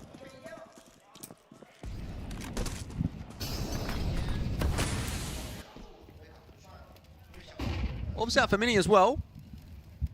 A bit of a slower approach in this round than the previous couple. It's been a bit of that from Linvision. Glass cannon obviously from Mini as well, and he's not exactly in the best position. They do force him off the line though, not needing to deal with that boost spot just yet from Call Me Sue. I mean, he's been hitting some good shots, but Glass cannon AWPing on T side is a bold choice. That's the end of Zaka though. Yeah, Boros has been doing some really, really good things, so that's the AWP dropped immediately. And they're happy with that information now. They're just going to leave Boros through mid, but if Asamas doesn't clear this, that's going to be a really rough position. Oh, it's awkward, Amelia. Now he wants to go diving in, and he's been baited. Amelia, you can't be doing that. He's dropped the ball there, that's for sure. Sets it up easily for Starry to get one. Needed probably more than just the one to throw a spanner in the works here for GG Hao, who are going to dump a bit of Utah, but I don't think they're actually going to go out A here, are they? Oh, they're considered separated. It. Yeah, that's what had me wondering. You know, the player lower dark and Westmelon able to drop Mini. He spotted Synopsy there as well, but there is the insurance policy of Bibu. You'd be all over that one yourself, Conky, as the rotation does come through here for GG Hao towards the B site. Yeah, definitely don't want to claim paid in this moment. Synopsy has managed to get out of dodge straight in towards lower tunnels, and Bibu's repositioning, but it's actually allowed some relative safe passage. I think Westmelon's going to be watching that cross. Have a look at this. Hang on, let's see what Komisu does. Nate open the smoke, doesn't spot him out, and Westmelon falls to Bibu in the meanwhile. So the round, it will end up going the way of GG Hao. A scary one for a moment there. And it all started with the opening there from Boros onto Zaka. But I can't help but feel like Amelia fumbled the bag a little bit there. 100%. Yeah, he'll be kicking himself after that. Starry would have maybe liked a couple there. Westmelon as well. Couple of moments which could have shifted how that round played out for Linvision, but none of them being grasped, and unfortunately, despite the fact that they get the pistol and the subsequent anti-eco, not enough money to invest in this one for Linvision, so they will take a single save. Potentially think if Zaka obviously didn't invest into that AWP, maybe they would have done something, but it's not exactly the best looking financial prospect. Now Starry looking to try and get the opening pick. Oh, he got a little bit too excited. Wanted the second kill onto Boros, but obviously a quick readjustment. Means he's down to half HP though in the process. It's a really good opening. The Eagle has been dropped though. There's only one left now. 3 USPs in tow, but they are all CT side. Boost up for Westmelon as well. We're going to walk into a couple of players. No. And his shots are not clean, so Amelia will take him down. Mini having to do a lot of work to try to recover this round. What's Call Me Sue going to be able to do? I mean, there is a prospect that they overlook this boost, but it does appear like that they've made the call. Boros has found that space, but again, what does Westmelon want to do? If they walk out mid, he might be able to deny something. He's going to be able to look over that smoke. Osamas finds Call Me Sue, but surely, right? There's no way. There's no. The USP doesn't have the punching power. So solid enough stuff for GG Hao, losing a couple of guns, but definitely not the end of the world there. Still getting underway on this T side. They've been pretty good with their pistols, Linvision, in the eco rounds. Yeah, that's true. Early days on the map, but feels pretty evenly poised so far. Granted, Linvision have a bit of an easier time having won the pistol, but now back into the gun round, and we'll see again if GG Hao can cause a bit of a ruckus. Not concerned about much of that utility here. They're going to be getting their way straight out towards long, and first duel will actually be Boros taking a bit of pepper damage. Oh, Mini boosted up over the smoke. Not going to see too much there. Info gathered for Linvision off the back of that flash, though, that the progression has not yet come through. So Amelia happy enough with that to drop his own smoke. It's a little wide. He's stuck around. That is twice now. Not ideal for Amelia. Just decides to take a risk of his own, and it does not pay off. Yeah, 2 rounds now where the high risk, high reward moment has sort of left him down. But Zaka has the AWP in tow. Do make an attempt out towards long. Starry will afford himself one, but it's quickly traded by Synopsy. Westmelon has to be a little bit of a hero, you'd think, from this position, as Osamas has gotten the cross through. Another flash over the top. Westmelon does drop. Now there's a gap. Bomb has made its way across in the hands of Synopsy here, but as Bibu finds Call Me Sue, they have to take some risks, and It's Bibu again, who has just had so much impact in this map. A couple of multi-kills to really pick the rounds up. And unfortunately for Zaka, he's going to be off in a different postcode to try and save this weapon. Yeah, I have to put that one squarely on the shoulders of Amelia. I don't think he has to take the risk that he does. The first one was fine. There was a flash for him to get on the line and, you know, look for a bit of info. He gets the re-smoker across. I think he's got to be happy with that, but instead decides to have a bit of a swing of his own. Just ends up giving up long control, and GG Hao running away with that round as a result.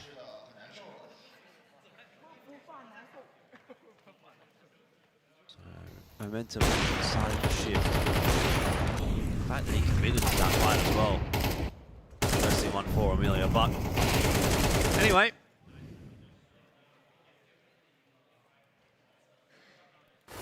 Carry on. Attack timeout for Lin Vision. Perfect time to take it, I think. Yeah, the coach Gum going to give them a bit of a talking to.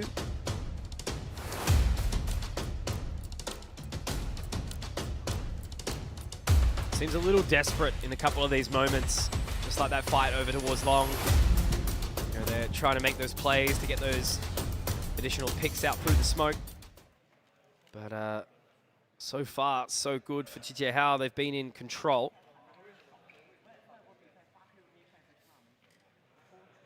Still a very open game. Money starting to shake a little. Another pistol round for Lin Vision. All right. Mini. Waiting for a push through mid. Not going to be given it. Easy long take. GG Hao not having too many problems with this one at all. Trying to extend the range of the duels if they were to come, but Envision a bit more of a passive setup, waiting for GG Hao to hit their sight. I mean, Westmelon has found some control inside lowers, which should give some information, allowing some comfort to where they're sitting right now. But when Boros is hitting shots like that, you're not really going to be too concerned, are you? A nice and easy two, but Amelia does find one onto Bibu, but he's taken down very, very low in the process. Now Westmelon just a little underarm to try and find something through the smoke. Boros with 3. And GG Hao find a nice and easy 4th when losing the 2 members. So, yeah, again, you know, they're streaking a little bit here. It was the really solid opening from Lin Vision finding that pistol. But gun rounds have all been GG Hao.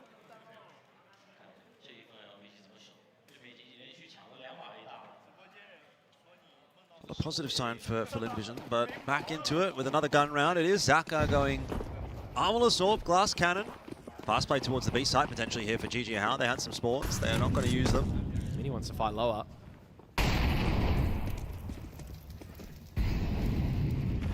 Seems like GG Hao are really quite happy to take the fight to Zaka. You know, that setup there that Mini's got. What we saw obviously from Boros earlier on when he pushed through the mid doors. They seem like they want to just kind of challenge him. Maybe sensing a bit of weakness on Zaka's behalf.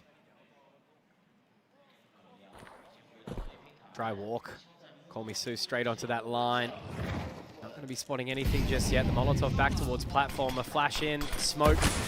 Just to try and sort of shake it up a little bit. Call Me Sue has been taken down very, very low here.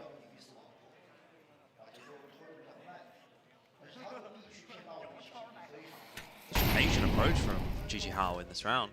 Pulling all that utility out. I think they saw that. Zaka's got an idea there's someone behind Xbox. Gonna have to hit the flick. Oh, he's lucky to be alive. Take down to 49 HP, but yeah, you're right. There's inroads already being made. So another round brewing here for GG Hao, at which point this starts to get really concerning for Lin Vision. I don't even know how this round looks. Call Me Sue's obviously found one in the process. Now down into CT. Boros has found that. You've got the spacing of Starry up towards Long, and that's been Boros actually making that call. Starry's just going to be running gun out. No! Got baited into submission in the process. Nicely done from Boros. Another round where he's able to completely toe the line and be the captain of the ship that is certainly starting to look like it's sinking a little bit here for Lin Vision. MVP far and above Boros for GG Hao this competition so far. Oh, ho, ho, ho. Zaka's having a rough time of it. It's not what you want to be seeing on the CT side. 5-2, GG Hao thinking about making one step further forward in Extremesland, equalizing what they were able to achieve last year, in that they would, if they win this, at least place top 4. Orby Sue has other ideas, but not many of them. That repeat, you know, I understand the bait into it. They've done it again. Westmelon's been able to pick up the AWP though. Hang on a second, could be something, but he's waiting. This flank is coming in from Bibu, and that's actually going to be the smoke down. Very aware from Westmelon, but the flash goes through. It's great timing. Amelia, though, finding Boros at the exact same time. And look at this rotation around from Starry. He's going to be able to hear the footsteps quickly, but he has to connect onto the shot. Bibu's actually going to get out the flashbang instead. He misses one, connects the second, and now Amelia should be able to find some semblance of timing, but Samas is going to absolutely ignore that straight towards the site. Molotov to CT. And where's Amelia going to go with this one right now? Does have a rifle in hand, 2 flashbangs, Kevlar to boot. Now he slowly creeps on in here, an open plan in the middle of the site for Osamas. He just has to have his head on a swivel here, but he connects. Oh, Osamas, great round, great awareness, and a 3K, securing it. You do get the sense that Linvision might have needed that round. It would have been a cheeky one to pull off. GG Hunt up to 6 and 2. Bit close for comfort, but negotiating the treacherous waters well enough in the end. They're clearly not happy with it. No. And I can't help but feel, right, you know, that additional repeat from Call Me Sue, Westmelon almost doing the same. That's the thing, you know, really sort of getting driven into going for those multi-frags. Very close round though, and it's just really hurting for Linvision. You know, the fact that they've had to take 3 ecos already in just 8 rounds of play, Jordan, is you know, kind of a testament to the work that GJ Howe's done so far.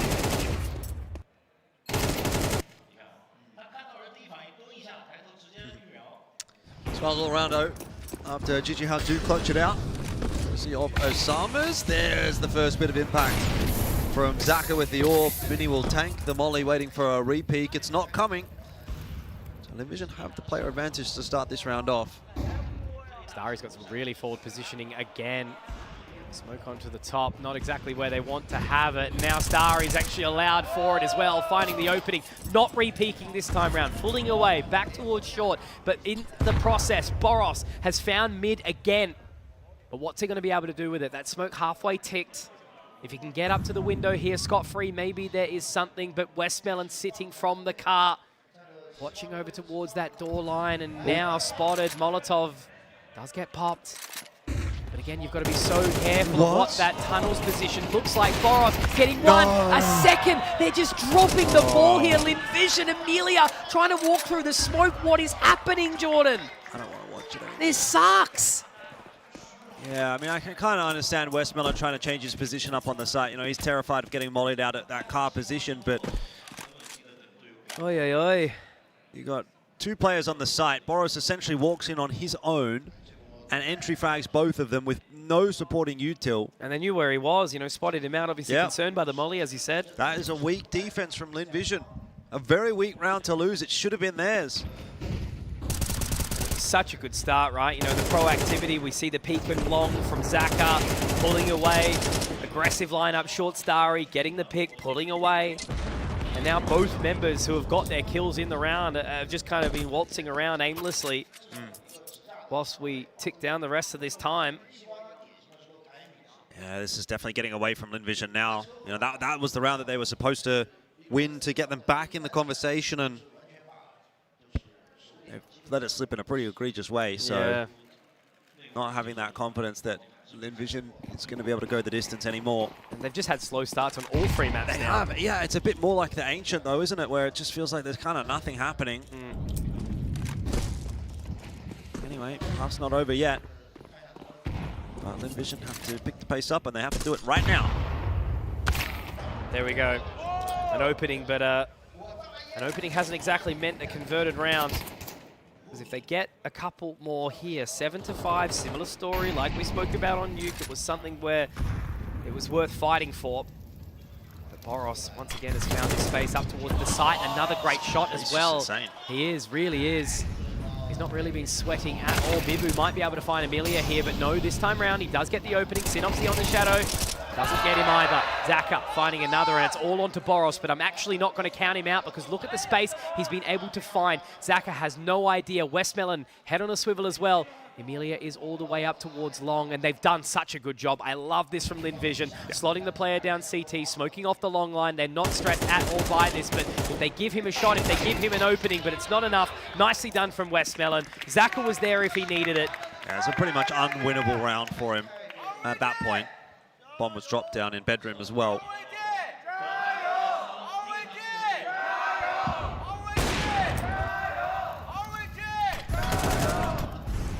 The Linvision crowd, a little bit something to cheer about. Still a long way to go in this half though, but you know, if Linvision can salvage it in the same way that they did the Nuke first half, then again, conversation to be had.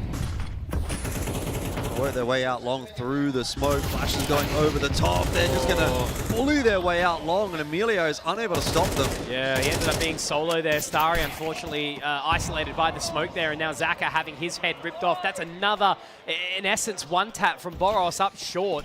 They've done nothing to pace him out. You know, Zaka has sure been trying to watch towards mid a couple of these rounds, but this is a round where immediately Linvision have to save. There is no re-entrance. Do not pass go. Do not collect $200. Straight to jail. Straight to jail.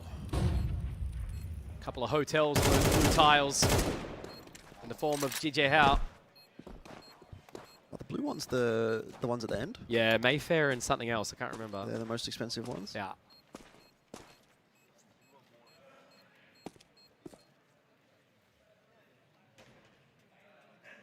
Yeah, 8 up for GG Hao.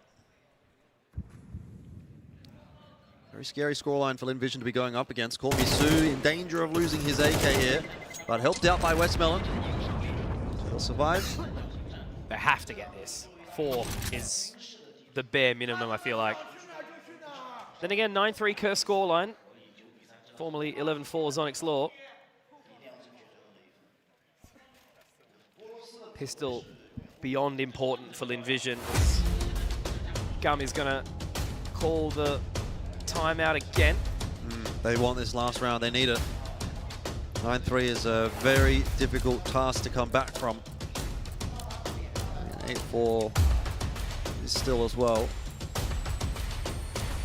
Again, I just can't help but stress to everyone watching along at home. Obviously, this is the English broadcast. I'm sure the Chinese broadcast would be absolutely losing their marbles right now. Yep. An exit in 5th to 8th slot at a local domestic competition. International, sure, but you know, Linvision sitting at the top of the VRS alongside Chingus Warriors for this. You know, not losing to a Rooster, to a Chingus, to a Rare Atom. It's GJ Hao, who is a team that is a little bit of an underdog in a way, but definitely one that has the prospects to win a competition like this. Annie. Not going to be tested initially. It's all about Boros. Ayo. 1-for-1. That re-aggression coming through on short for Linvision will be his undoing. A quick push in. Call Me Sue can't answer it. They recognize the numbers are there in mid. The first kill came through. 2 more players spotted. How many people have you probably got B? Just 1. It's a good mid-round call coming through from GG Hao. Lucky miss there. At the very least, they know that the AWP is a long way away. It's a 3 versus 3. Starry straight through onto Synopsy. Oh. Synopsy! Oh my word! We're definitely going to be here in Linvision right now. Say what's up? 9-3. Synopsy, a massive moment in time to deny the early retake attempt. Yes, Linvision staring down the barrel of a defeat in this game against GG Hao, and it would be a pretty early exit from the competition. We've highlighted it a couple of times that if they lose here, they're out in 5th to 8th, which is a huge fall for grace for a team that, you know, made stage 3 of the major earlier on in the year. Last time they were at Extremeland, they were a grand finalist. They would have come into this one expecting much the same, and they have been anything but. It has not been the best of performances for Linvision for a fairly significant time now. Once again, just getting exposed even in a domestic tournament is really quite troublesome for a team that has far higher aspirations. Yeah, the last 6 months haven't exactly been stellar. And Just can't help but feel at the very least, you know, if they lose this pistol, it'll just be curtains. But nonetheless, you know, I have been, again, very impressed by Boros. He's playing a lights-out game of Counter-Strike, and even after he was taken down, you know, through that mid-push from the trade, they were just able to pick up the pace and head straight out B tunnels. So what are we going to see from LinVision here?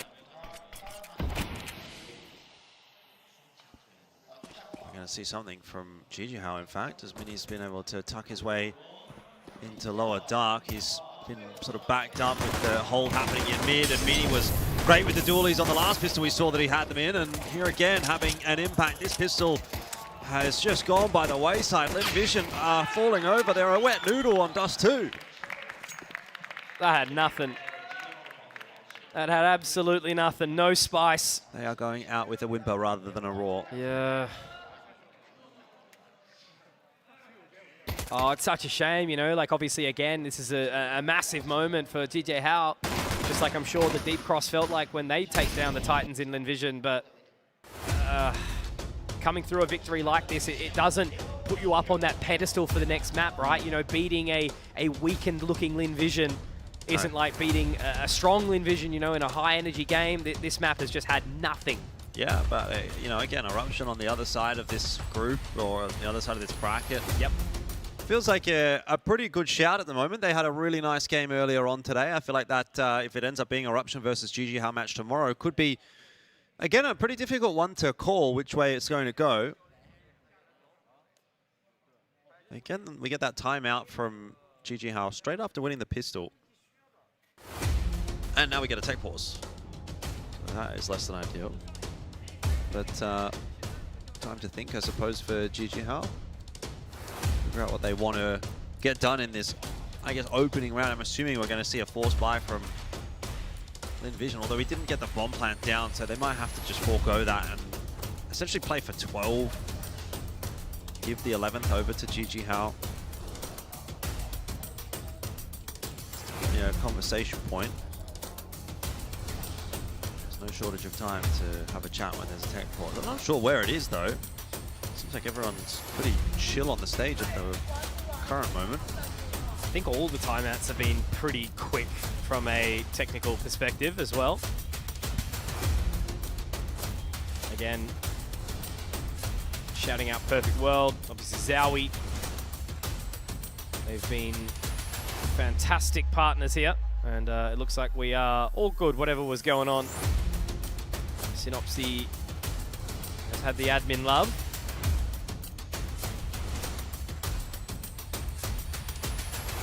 Shouldn't be too far away. And 10-3. Obviously that scoreline as it stands at this point in time. Money going to be abysmal. No plant, no nothing for LinVision. And I think it will very well just have to be kind of one of those things where they look down the barrel of an 11-3 scoreline, fight with the first buy, and just hope to God that they can strap in and ride that roller coaster. Lock in. How do you fare with roller coasters? I'm okay. Yeah. I think I definitely had the Band-Aid ripped off at the Gold Coast one year.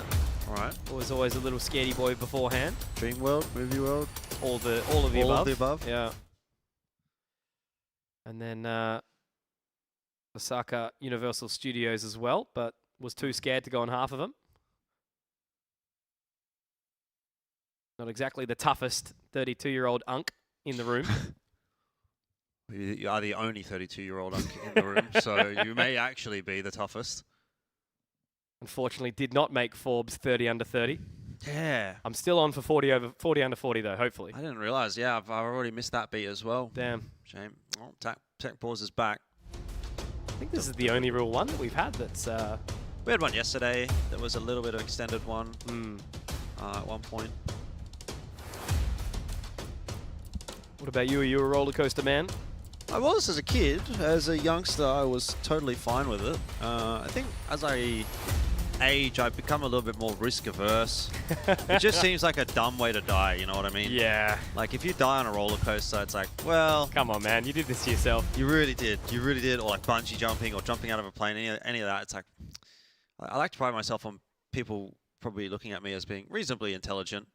And then I think, you know, I might just go and throw that all away by dying on a roller coaster or dying jumping out of a plane. And then forever people were like, well, he was a bit dumb, wasn't he? Yeah, I thought he was a smart guy. All that hard work for no reason. Yeah. So you won't catch me dying jumping out of a plane. Probably. Never know. You might have that 1 year. 1 year of change. Ooh, tag onto Mini. So they've just gone for the sole proprietor on the scout, and unfortunately, Zaka, see you later. Yeah. Hard spot to grab from Palm Tree as well, and Call Me Sue down to the hands of Mini. He's surely swatted the foot. Yeah. Well, it does look like GG How just want to get this one over and done with. Hey, a push there, trying to pick the pace up a little bit. Another round without too much of a furor. Still a little bit stunned that we end up this way. I have to see just a couple more rounds. Even if it ends up, you know, 13-7, that'll at least be something. We saw a late resurgence on Ancient. T-side can be a little more forgiving than the CT.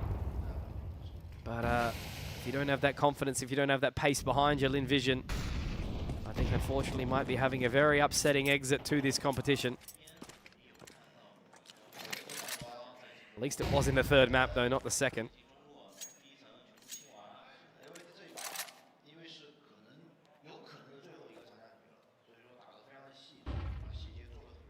Slow approach in middle here for Lin Vision, having a little bit of a look at short.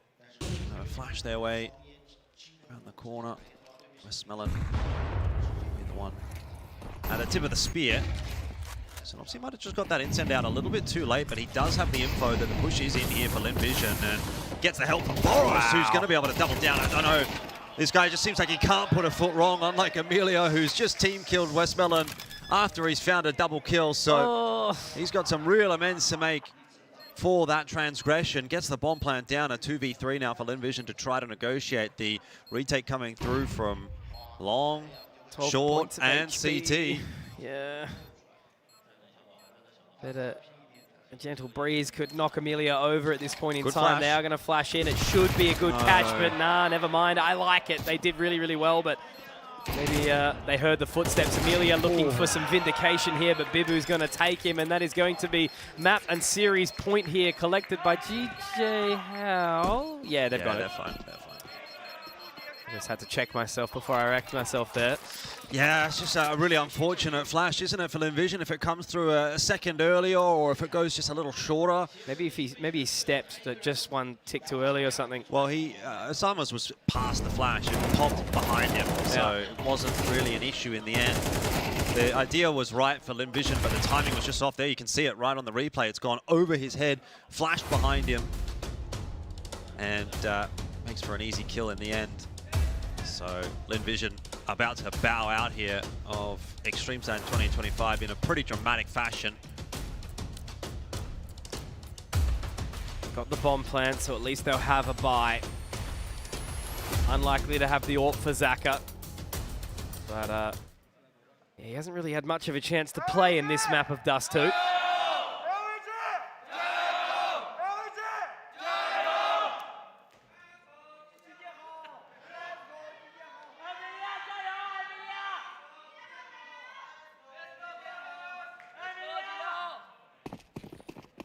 Can't tell who the crowd wants to win at that point in time.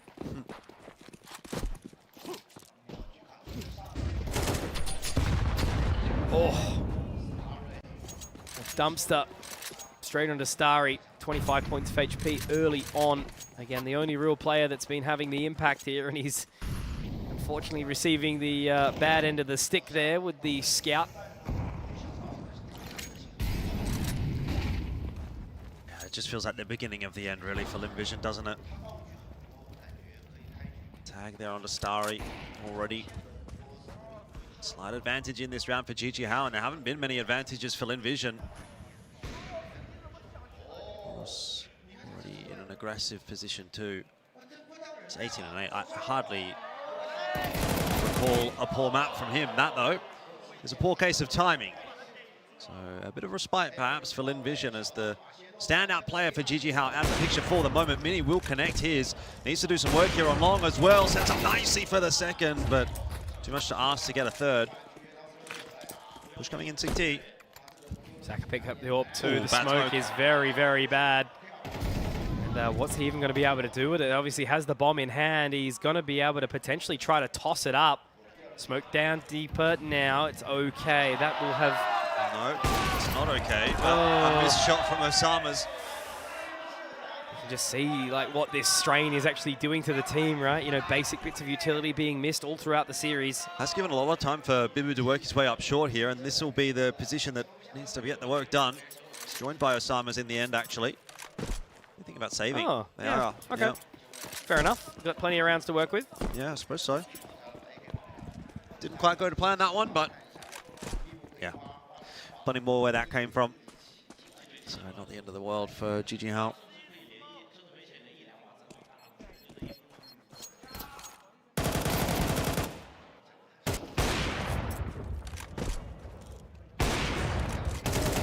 Good effort from Mini though. Does have to be said. Nice 2K. It's almost a moment where if he just had a tiny bit more space, he might have been able to rescope and go again. Yep, if he had a bit of cover or if he had some more time, he looked like he was hitting everything. Has been pretty good on the big green these last couple of maps. Yeah, he's been solid.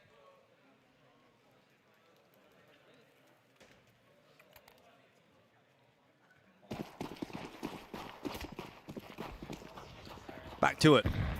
See if GG Hao can finish it here. I don't think it's a question of if, more a question of when. Smoke out on the long corner for Lin Vision, but they're not going to contest. It will pull a bit of their util back, though, from GG Hao. Doesn't seem as though Osama's really cares much at all. He's up close and personal behind that smoke, not hearing or seeing anything. Vision have been given the run of the play in middle.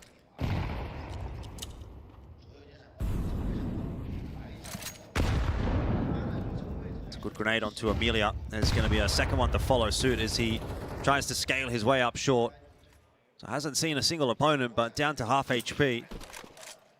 Time ticking away for Lin Vision here as they have to make a decision. The smoke into mid, be the sort of lurk out mid available to them, but it's awkward because I don't know if that was meant to be a mid to B smoke that just didn't go quite their way. yeah. It looked like it was supposed to be a mid to B smoke, didn't it? Yeah, and they have been missing smokes, as I mentioned. You know, the basics really sort of falling apart, and now they have to funnel their way out long. Up and amongst 35 seconds. They have to clear out the pit here. Osama's is going to start to swing out, but it's a great flash over the top. He's already picked up one here. Now the remaining members are just looking awkward. I mean, Westmelon getting away with murder there. There is no chance in hell that he should have been picking up that kill. But now Mini can look for something else here. Starry has to just swing this. They have to dry peek it. He connects onto one, but he's traded. Great job from Starry here. 15 seconds. Bomb. They have to get moving. The bomb is not dropped though, but Bibu can be the hero if he just gets this shot onto Starry, but Su picks it up, and somehow, some way, they hang on to the crimp. And they're alive for now. Yeah, some higher power did not want GG Hao to win that round. That should have been theirs every day of the week. The setup was perfect. Osama's in the pit, gets the opener. Mini there to back him up. Oh, walking through the short smoke here. Somehow Westmelon hits this shot. What a war adjustment. Boros had an M4A1S where he's been working with the A4 before. I wonder if that had sort of thrown him off a little bit, but Mini back with a vengeance, and Boros has just gone charging down mid with the Deagle. He wants to take this and run with it. It's not going to work out. Amelia for the double. The round is, again, going to slip away from GG Hao just a little bit. For a second, I was going to say this is, of course, the round that GG Hao was going to close it on, right? It felt like it was a possibility. A classic. Finally get a couple of gun rounds, lose to the eco. It is a thing that we've seen many, many times over the years in all parts of the world. And you can see now Synopsy has taken the upper tunnels position. There's two members here. Mini's hit another shot here, Elfish. And he has been looking absolutely handsome with it. The only respite is that they have dropped the smoke, but they're ignoring Bibu. Bibu's got 1.5. And now Mini, a no-scope. You could be in for the moment of your career here, my friend. Jumping up onto the side. He goes for it, and there's the connection. Mini looking to make it work, looking to be the hero with just the scout. The flanks coming in here. Call me Sue. 45 seconds. If Mini can just connect, but he's taken 40 seconds. If he can thread the needle here, Synopsy looks on the line, but it's Mini who has done it. Closed it for the team, the 3K. We even second-guessed it for a second there, Jordan. We said there's no way. Emilia's hit a couple of good shots. The round's back on, and there it is. Denial. Mini, my word, what a round, what a map, and GJ How, what a journey into the semi-finals. Yeah, knocking Lin Vision out of Extreme Zone here. That is a big win for GG How. If they can do it against Lin Vision, you think they can probably do it against anybody in this competition. Overall, a pretty solidly played game from them. I mean, Luke, they, I think, let themselves down a little. Probably could have even 2-0'd this series. I feel like they were definitely the better team in the matchup, and that very much went on to get proven there on Dust 2. I mean, yeah, obviously credit to Mini for helping to close out that final round, but I don't know what happened there. It already felt like it was a bit of a foregone conclusion. It was an inevitability. GG How get themselves the dub, and Lin Vision, very, very disappointing across the board. I mean, the group stages, they only narrowly edged their way to a first seed just based on round differential. Actually lost a map against Deep Cross.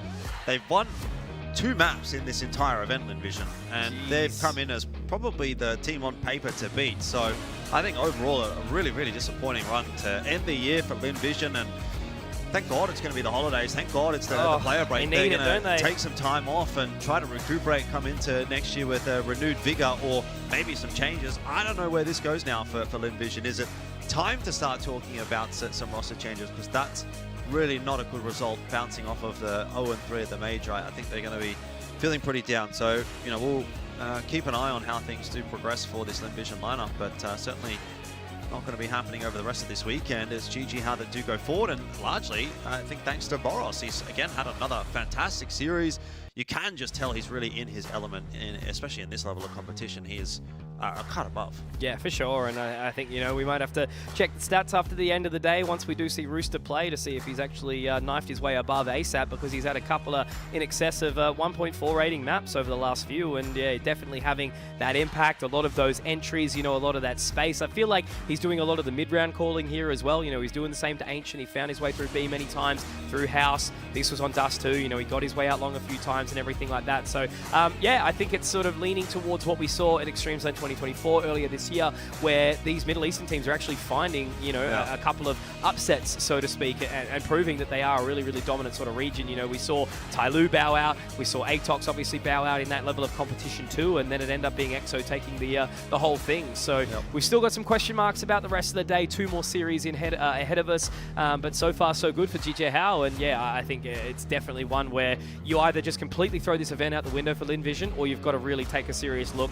go through the break, and what, big boot camp at the start of the year or something to work everything out? I don't know. Back-to-back top 4s though for GG How at Extreme Zone events. You highlighted the one earlier on in the year. They did make top 4 there. That was before Boros joined the roster, and now you kind of feel like they've got that little bit of an X factor. He is a very aggressive player. I mean, he's always trying to be on the front foot, whether it be on T or CT side, and I think he brings a really interesting dynamic to the game that can throw some of his opponents off. They're always wondering, you know, where is he going to pop up, because he's just continuing to try to push the issues. So something that I think could definitely hold them in good stead going deeper in this tournament. Eruption up next as well for GG How.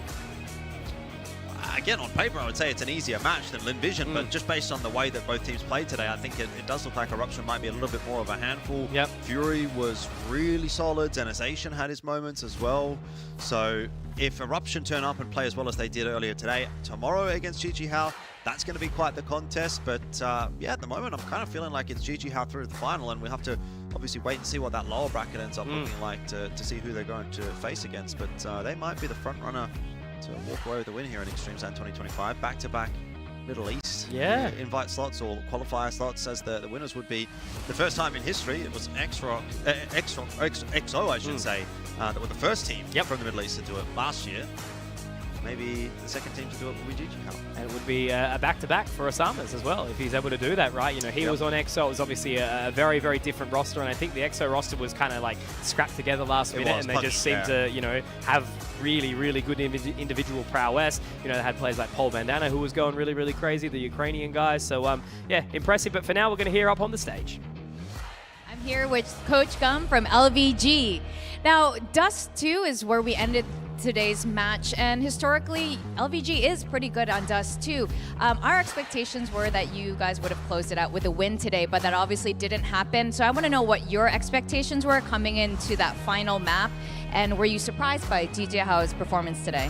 Yeah, actually, I'm not surprised at all, because for play against them, you need to watch out for every timing. So like most of the time we are very cautious about it, but today we missed some timing, like the first gun round, Zahir get picked from the mid smoke, and I think the next time is like Emilia on long and get picked by the double boost off. But we all knew about that, but I don't know, maybe some miscommunication during that round, so they we totally miss on that point. So yeah, it happens. Just an off day. 好，首先还是欢迎 Gum 来到我们中间参加我们的赛后采访。因为大家都知道 Gum 他是又会英语又会中文，所以我们本轮采访的方式将会采用英文先问一遍，同时我们中文转述之后 Gum 再用他的中文再重新回答一遍。所以刚才第一个问题也是问到了，对于 Gum 而言，今天你们Dust 2这张地图其实比分差距会有一些大，而12又是你们 LVG 强势的一张图，而今天的前面的几张地图也都略显焦灼，所以有想到过对手会展现出这么强大的实力吗？还是你觉得是个人方面队伍哪里出现了一些问题？对局当中详细聊一聊。就是刚才也说到了，就是有想到吧，跟他们打12其实会比较，就是有的时候会更关乎于那个 timing， 就是有可能你这一个点没有注意到，然后这个 timing 突然一下，然后单点的一个爆破了以后，其实他们后续在地图的掌控上面会比较多。今天我们其实赛前我们也都知道他们会怎么玩，然后包括中路会摸出来，包括 A 大，然后那一次花被双亚狙给架死，就是今天的一个情况下看来，就是大家在这些 timing 的时候可能注意的还不够多，或者说我们可能还需要打得更主动一点。Now, the first two maps, I would have to say LVG is definitely the comeback kings on both maps. Even if you didn't close it out on the first one, it was extremely close. So it's very clear that LVG is still a very strong team, but maybe there are some things missing, whether it's only for this tournament or otherwise. So can you tell me what you will be working on for next season? Yeah, next season is all about like on-site micro like position adjustment. Like about that, or more communication, detail about the communication. So that's it. Yeah, I think so. Especially on the city side, you see like we most likely lose a lot of city round, and then we try to come back on our T side. But it's very hard because we just lost so many rounds. Yeah. It was a little too late, but plenty to work on for next year. 第二个问题的话，也是问到 Gum， 因为今天的第二张地图Nuke，其实你们是后面翻盘成功，把比分追回来的。其实，在比赛过程当中，你们还是略显焦灼。在这一轮的 BO3， 还有整个极限之地的比赛的进程当中，你们有学到了什么？有提升了哪些东西？对于下面即将到来的2026年的新赛季，着重会在哪方面去做出一些提升？我刚才所讲的就是，我们更多的需要在我们的 CT 这一方，特别是在包点里面的一些位置调整、交流这些，我们要把它做得更好、更细。其实我们今天看到的很多情况都是来自于我们的 CT 刚开始输了太多的分，在这样的一个情况下，就算是在匪的时候一直在拿分，但是其实前面输的已经太多了。对，就是这个问题是非常严重的今天。And of course, we have a lot of LVG fans here and watching from home. Can you give me a message for your fans and things to look forward to next year? Oh, for next year, like we know our weakness, especially on the map pool. So now we are working on the map pool and we improve a lot. But recently, like you guys just saw, like our city side sucked today. So yeah, next year we will have better map pool and better city side, and to show like everybody what we're made of. And of course, this is the very last event of the year for you guys. Anyone you want to thank? not anyone, but everyone, right? Yeah. Thanks everybody. Like, oh, I don't know. We tried, but like the time, we still like always we focus on one thing, and then the other thing we get a little bit drop off. So next year we will try to make both. Like we can have both happening on the same time. Then we can be much better and hope you guys can still support for us and cheer for us. Thank you. I can tell a lot is on your mind right now, and you're already thinking about next year and improving for next year. So I think this is something for fans to look forward to. 那最后这个问题的话，我们也不让港再重新回答一遍了，因为也是问到了，其实现场有很多支持 LVG 的粉丝，包括在现场关注 LVG 比赛的人。那对于他们来说，你有什么想说的，也有什么一些想感谢的话吗？第一段 GOM 其实也是在说，我们其实在今年的比赛当中，大家看到了，我们现在的表现并不够出色，还没有触及到那个他们所认为的高点吧。可能这个上升的过程需要一些时间，对于他们来说也需要更多的调整。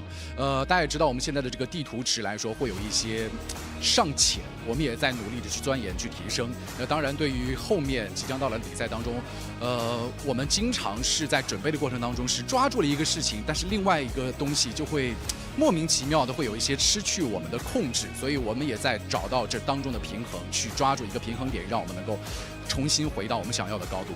那当然，他也表达了对在场的观众还有所有支持 LVG 的粉丝的感谢，我们也感谢 GOM， 祝福 GOM。 Thank you so much, Coach Gum. We're going to quick break. When we come back, we are going to be going to the next playoffs match. 感谢 GOM 参加我们的赛后采访，我们有一段场间休息，期待第3场 BO3 的表现，等会儿见。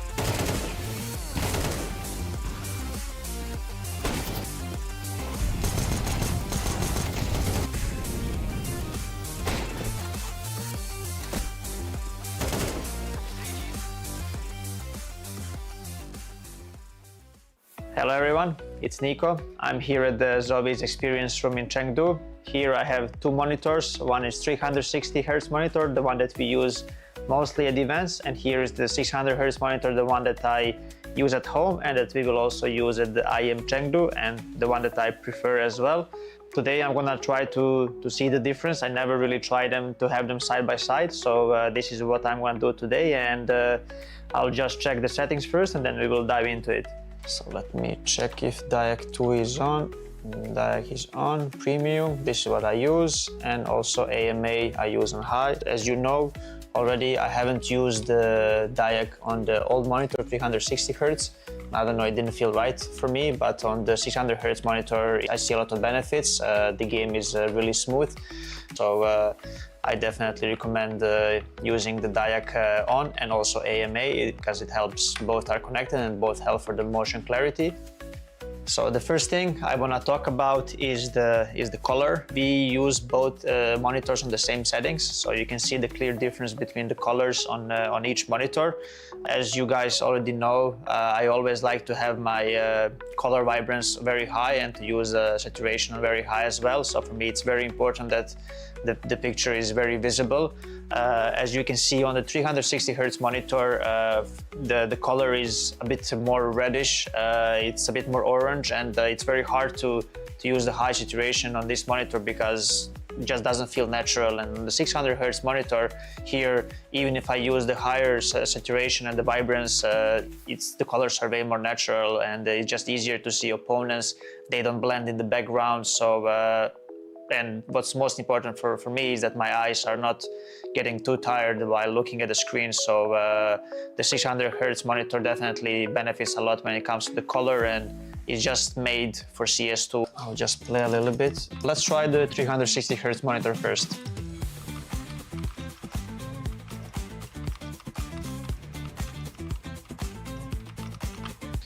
And now we will try the 600 Hz monitor, and we're going to try to notice the difference.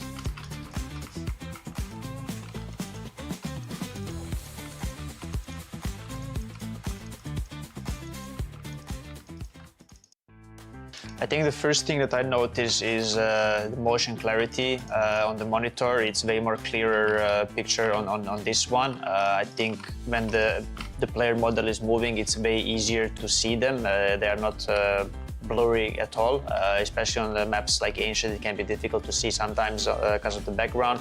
On this monitor, you shouldn't have those issues.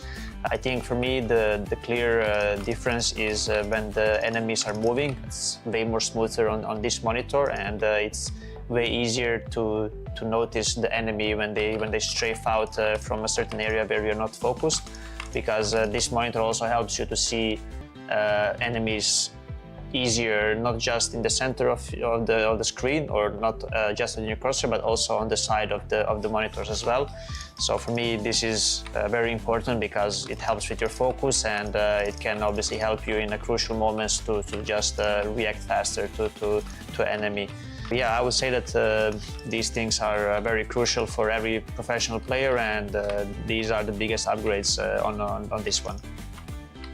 So yeah, these are my thoughts on the 360 Hz monitor and 600 Hz monitor. The difference is very visible, especially for a professional player. The upgrade is also very visible, so it's pretty crazy because this one was already very good and I used it for a long period in my career, but this one for CS2 is just, it's amazing. Even if there is no end to the pursuit of perfection, never cease striving for perfection. ZOWIE understands without the right mouse shape, performance can be impacted, thus not unleash your full potential. Various shapes with designs validated by sports science for performance, comfort, and endurance. ZOWIE applies sports science to analyze pro player gaming performance data, researching differences in hand styles and grip styles. Apply scientific analysis to esports to ensure consistent FPS performance. Enjoy better agility and precision for long-range and secondary targeting while tracking enemies. The FK's low-profile design allows for more space and thus creates micro-adjustments between palm and mouse. Our tests show that the FK delivers faster aiming while making micro-adjustments during shooting. The ZA series provides faster and more precise long-distance flick shots. ZA's higher hump provides full palm support, balancing muscle exertion on both sides. The curvy sides enhance palm muscle activation for precision braking and greater aiming accuracy. S provides more stable and accurate tracking.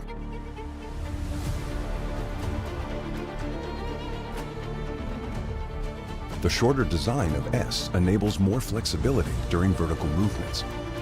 Our tests show the left and right muscles are more balanced, resulting in the most stable and accurate tracking. U provides agility and multi-angle movements for claw grippers.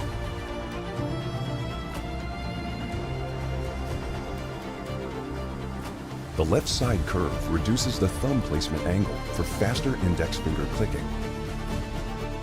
The right side curve allows easy ring finger placement to balance hand exertion and provide better stability. The EC series is designed for fast horizontal movements over longer distances. EC's rounded and smooth curved design ensures no distracting pressure on the palm, which reduces muscle fatigue during extended use. Gamers can rely on DW mice and their 4K report rate enhanced receiver, even in the most extreme wireless interference environment, such as a tournament. ZOWIE provides gaming equipment tailored to individual needs, offering options to suit various styles of play and grips for consistent performance.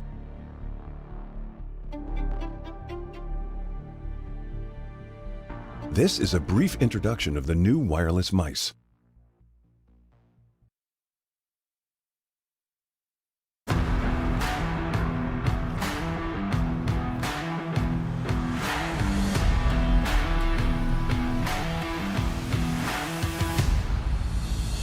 The TR series incorporates a softer, high-density rubber base.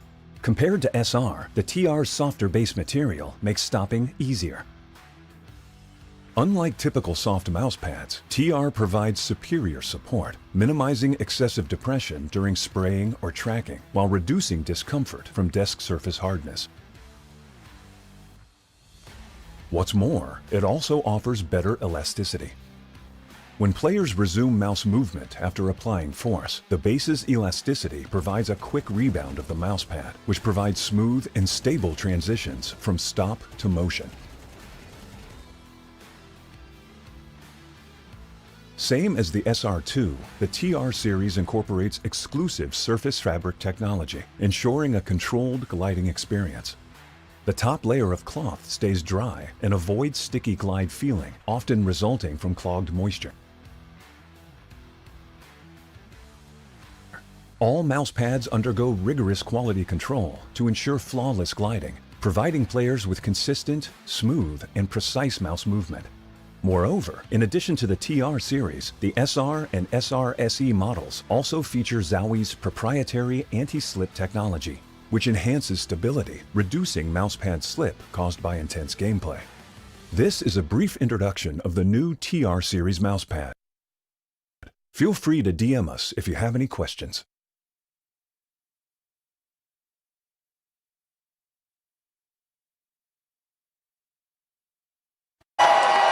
Fueled by the same passion as esports athletes, ZOWIE continuously develops tailored products, empowering gamers to bring their best out.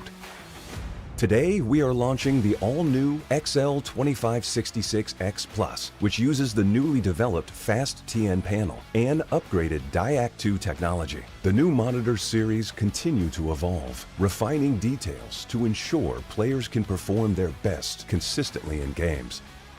Hello， 大家好，我是来自 CDG 的队长赖克旭，我是作为一个突破手，然后其他队员 Hacker King 阿杰是作为指挥，然后957是作为一个自由人，连皇是作为队内的一个大个位，枪特别的准啊，然后 WINSKK 就自然就作为一个狙击手嘛。来到这极限之地线下，真的氛围很棒，然后酒店啊，还有酒店的训练室啊，也是屈指一指的，可以很少才能见到这么好的配搭。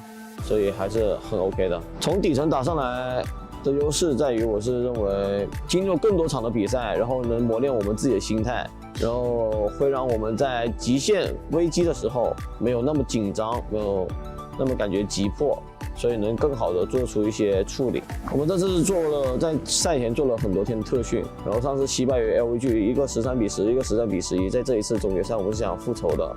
然后第一场是打 CW， 也是个贴纸队伍，我们想击败于贴纸队伍，我们想往上更走一步。我们队伍经历过一次低谷期吧，在那一次是 XP1， 然后与天路进行一个 BO3， 一场是13比5赢了天路，第二场小镇是11比13输了，然后到图3图10比不过了，自然就输了。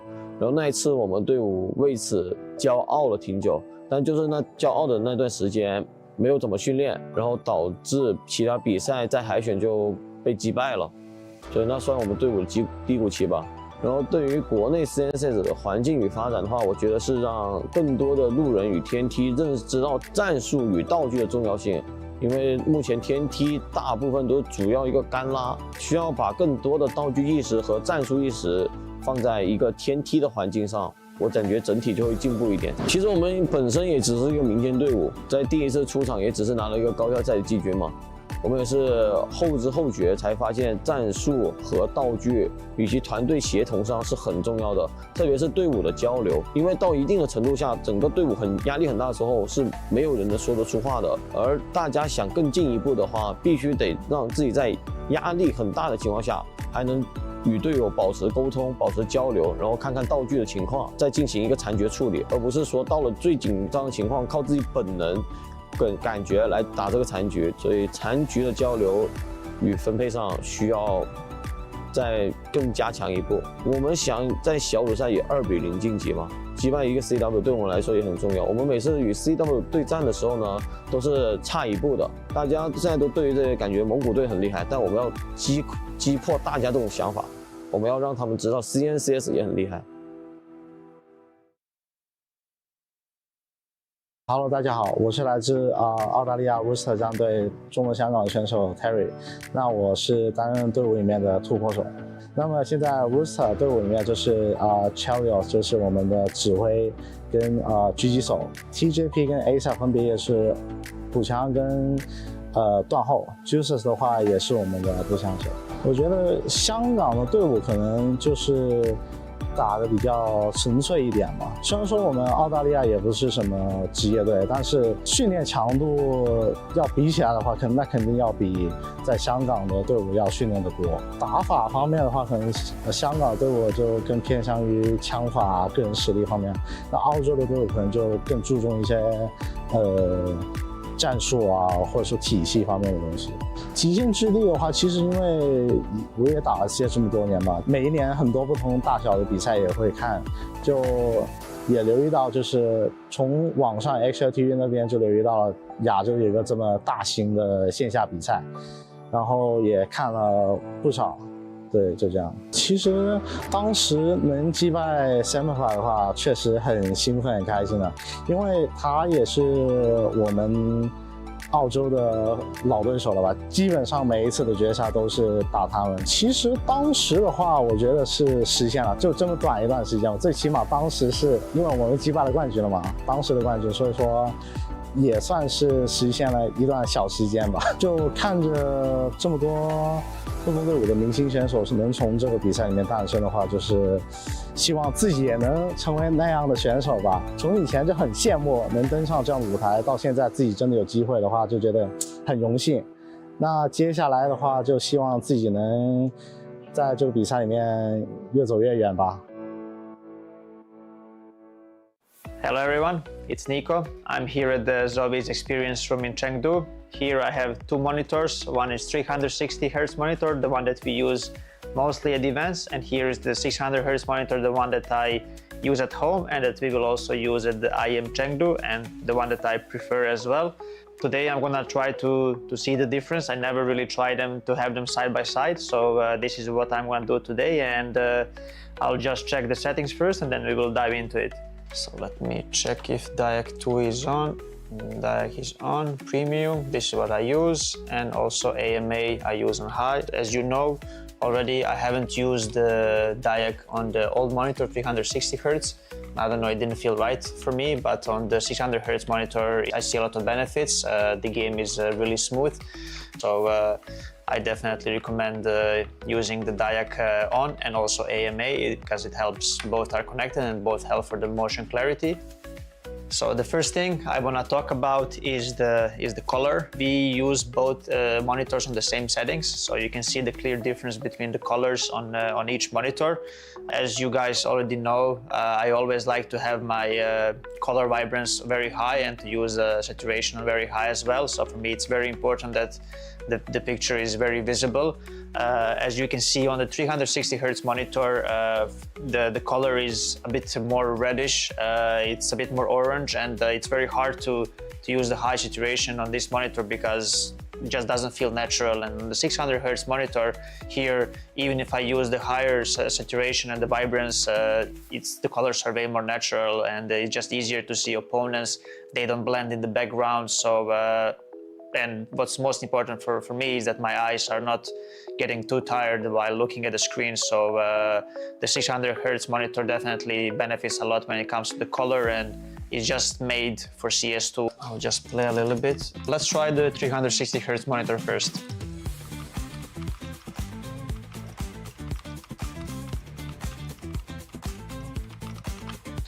And now we will try the 600 Hertz monitor, and we're going to try to notice the difference.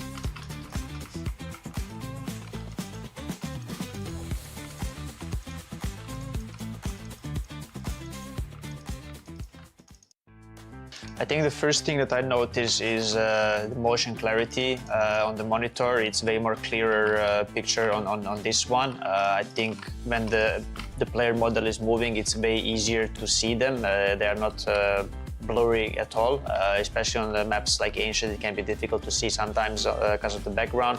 On this monitor, you shouldn't have those issues. I think for me, the clear difference is when the enemies are moving. It's way more smoother on this monitor, and it's way easier to notice the enemy when they strafe out from a certain area where you're not focused, because this monitor also helps you to see enemies easier, not just in the center of the screen, or not just on your cursor, but also on the side of the monitors as well. So for me, this is very important because it helps with your focus, and it can obviously help you in crucial moments to just react faster to enemy. Yeah, I would say that these things are very crucial for every professional player, and these are the biggest upgrades on this one. So yeah, these are my thoughts on the 360 Hz monitor and 600 Hz monitor. The difference is very visible, especially for a professional player. The upgrade is also very visible, so it's pretty crazy because this one was already very good and I used it for a long period in my career, but this one for CS2 is just, it's amazing. Even if there is no end to the pursuit of perfection, never cease striving for perfection. ZOWIE understands without the right mouse shape, performance can be impacted, thus not unleash your full potential. Various shapes with designs validated by sports science for performance, comfort, and endurance. ZOWIE applies sports science to analyze pro player gaming performance data, researching differences in hand styles and grip styles. Apply scientific analysis to esports to ensure consistent FPS performance. Enjoy better agility and precision for long-range and secondary targeting while tracking enemies. The FK's low-profile design allows for more space and thus creates micro-adjustments between palm and mouse. Our tests show that the FK delivers faster aiming while making micro-adjustments during shooting. The ZA series provides faster and more precise long-distance flick shots. ZA's higher hump provides full palm support, balancing muscle exertion on both sides. The curvy sides enhance palm muscle activation for precision braking and greater aiming accuracy. S provides more stable and accurate tracking.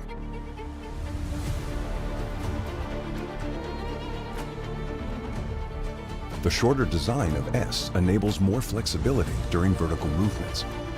Our tests show the left and right muscles are more balanced, resulting in the most stable and accurate tracking. U provides agility and multi-angle movements for claw grippers.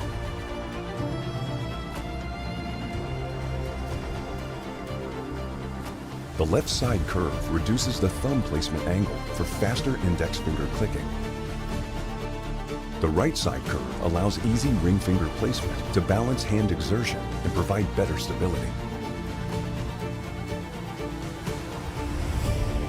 The EC series is designed for fast horizontal movements over longer distances.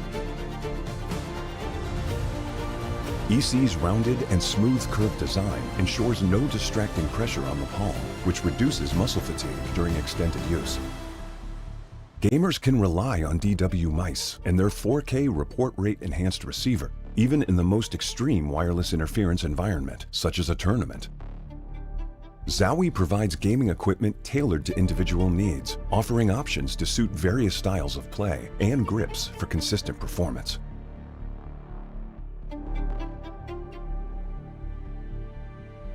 This is a brief introduction of the new wireless mice.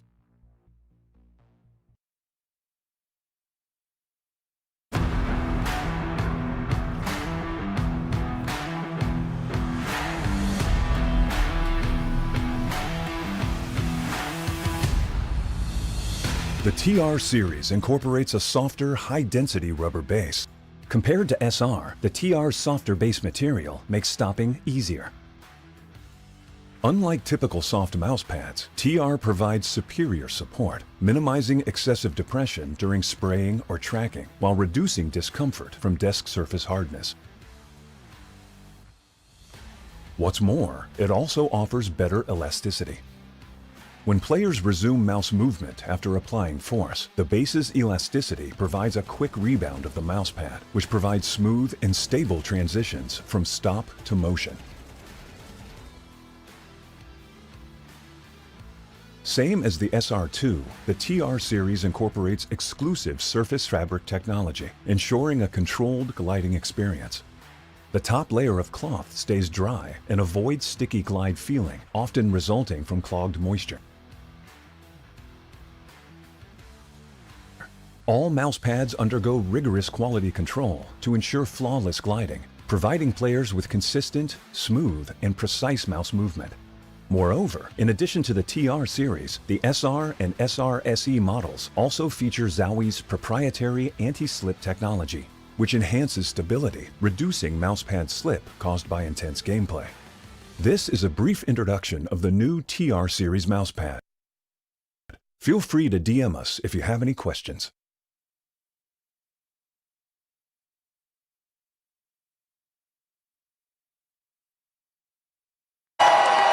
Fueled by the same passion as esports athletes, ZOWIE continuously develops tailored products, empowering gamers to bring their best out. Today, we are launching the all-new XL2566X Plus, which uses the newly developed Fast TN panel and upgraded Diac2 technology. The new monitor series continue to evolve, refining details to ensure players can perform their best consistently in games. Hello， 大家好，我是来自 CDG 的队长赖克旭，我是作为一个突破手，然后其他队员 Hacker King 阿杰是作为指挥，然后957是作为一个自由人，连皇是作为队内的一个大个位，枪特别的准啊，然后 WinSK 就自然就作为一个狙击手嘛。来到这极限之地线下，真的氛围很棒，然后酒店啊，还有酒店的训练室啊，也是屈指一指的，可以很少才能见到这么好的配搭。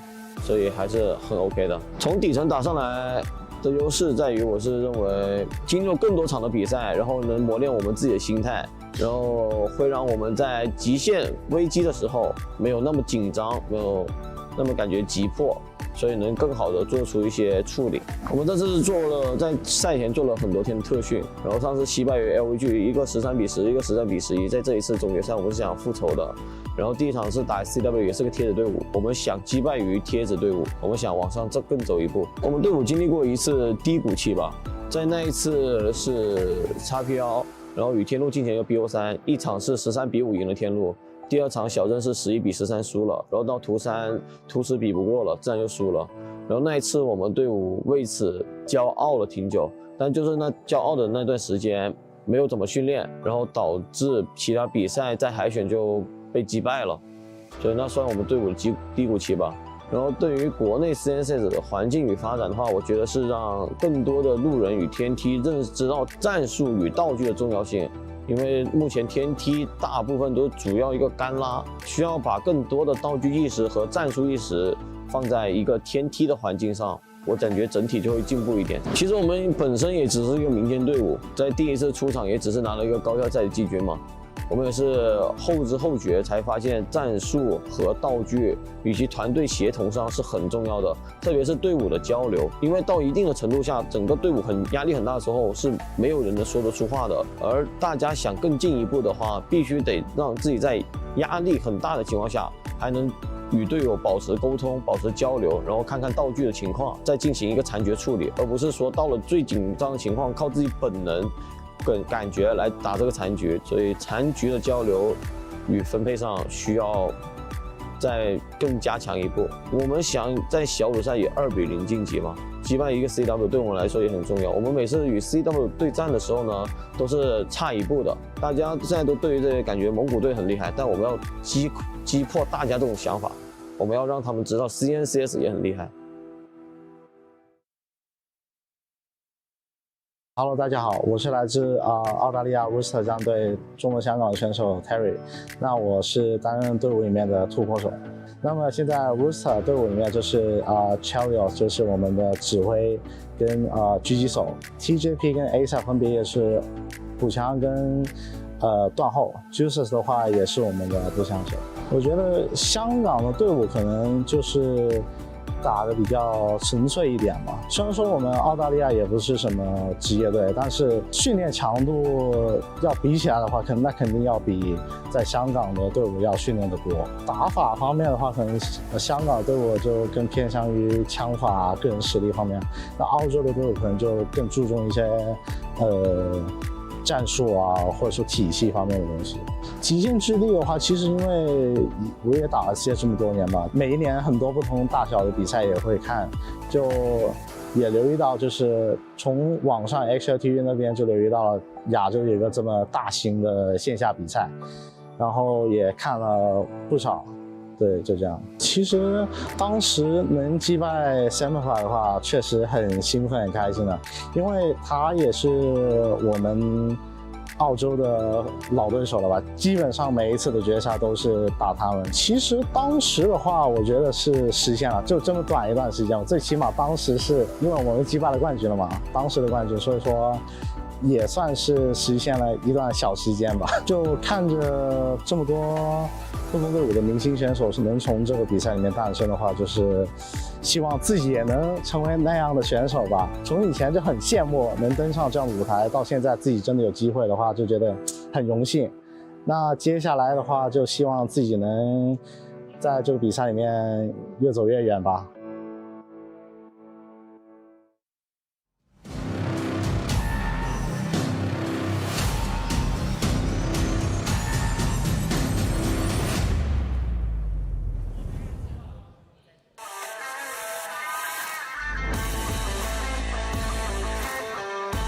Coming to you live in Shanghai. Welcome back to the 2025 Extremesland CS Asia Cup Finals.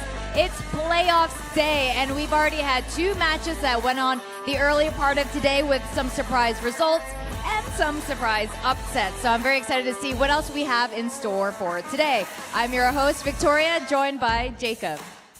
这里是 Jacob and Victoria， 再次欢迎各位来到225极限之地亚洲公开赛总决赛的现场。我们已经进行了2场 BO3， 这当中也产生了一些让人意外的结果，已经有队伍产生了晋级，也有队伍淘汰回家。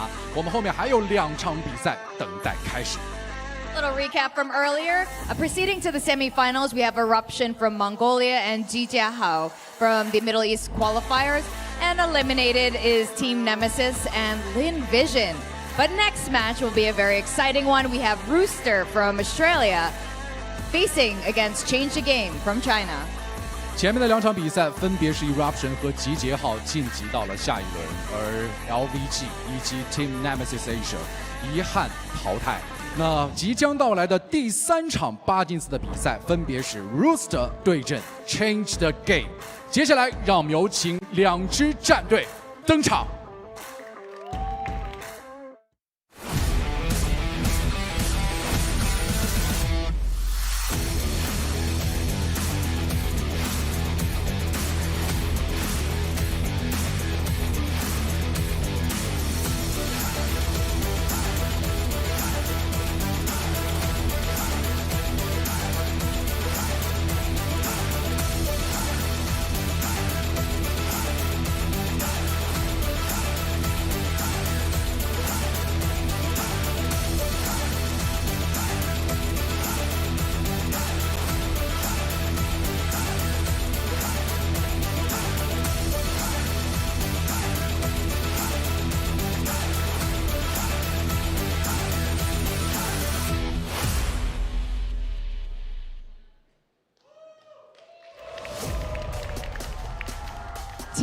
for Rooster. Rooster took down the Vietnamese team VTM to finish Group C at a 1-1 and advance to the playoffs. Their bold personalities and veteran firepower and pretty cool jerseys have made them a massive fan favorite throughout this tournament. Let's hear it one more time. A team with a very unique battle cry, Fear the Cock. Rooster 战队在 C 组的比赛中战胜来自越南的 VTM 战队，以1-1的成绩晋级到了淘汰赛阶段。他们张扬的个性和老辣的枪法收获了许多现场粉丝的喜爱与支持。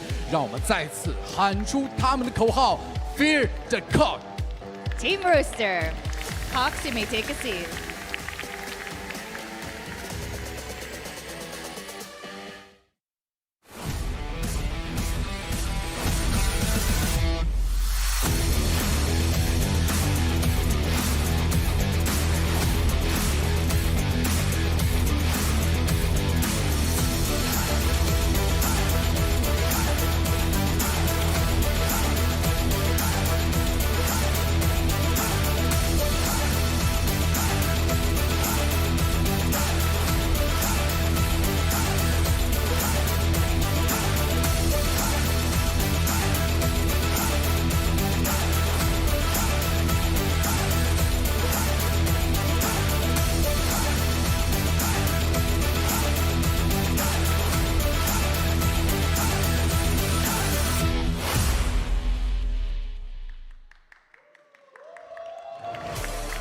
Doubters, sit down, because yesterday Change the Game showed us exactly what happens when hard work pays off. After grinding through the group stage to secure their playoff spot, they're ready to face the Giants once again. Get ready to witness their incredible transformation. It's CTG.CTG 在昨天小组赛的争夺中，向我们展现了他们持续学习、潜心沉淀的成果，立刻强敌晋级到今天的淘汰赛阶段。在接下来的比赛中，他们将继续全力以赴，再战劲敌。让我们共同见证他们蜕变之旅。Change the game, everyone. 有请就座，准备比赛。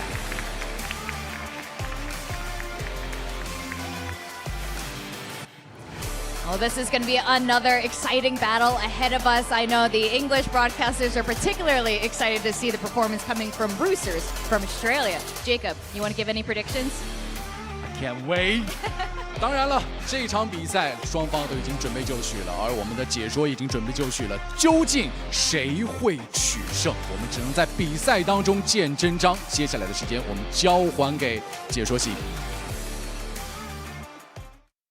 Thank you very much, Victoria and Jacob down there on the stage. We are very excited about this matchup. We're always here to be full bias for our Australian team here in Shanghai. Because let's be real, Change the Game have got more than enough support. And I think particularly with LVG just going up against Gigi Hao and getting knocked out of the tournament there, Conky, I think a lot of the Chinese fans have only got Change the Game and Rare Atom to cheer for in these next couple of games. And the craziest part is there's no guarantee that either of them are going to make it through either, right? You know, Rooster, a formidable opponent. Chingus Warriors, the exact same thing, facing off against Rare Atom this afternoon. So no one's safe. We've just seen that. Again, similar story. Lin Vision going down. Gigi Hao is looking fantastic. So they're dropping like flies at the moment, these Chinese teams, but still plenty of representation left. Yeah, for sure, and I think Change the Game is a super interesting team to be taking a look at the moment. They definitely have kind of turned my head a little bit. I was digging through some of their recent history. They've got to play some LAN events here in China recently, taking on some European competition with some perfect world events and things like that.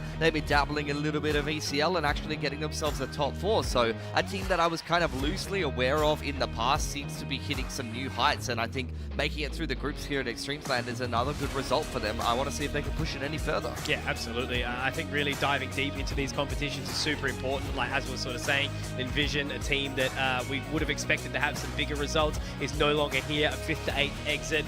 Change the Game, looking to sort of step up and fill those shoes, and same with Rare Atom later on. But on the exact same coin, Rooster, right? You know, a team that is not really a team anymore, as you sort of say. Like ASAP, TJ moving over to Thunder Down Under, another roster locally alongside Dexter Liaz and Alistair, which is a pretty exciting prospect. But the Rooster 4 formula has kind of always been there, and as the team has been going strength to strength over the years, they've been developing like a bit more of an understanding about the game and playing some more disciplined Counter-Strike. So I think still, you know, despite the change in the roster, Juices has slotted in very nicely. ASAP and TJP are still getting along with the team very, very well. You know, I've seen them at breakfast every day. They're looking good. They're happy to be here. And I think they're going to be a very, very fierce opponent. But it's so hard to actually split this game, right? I feel like it's so 50-50.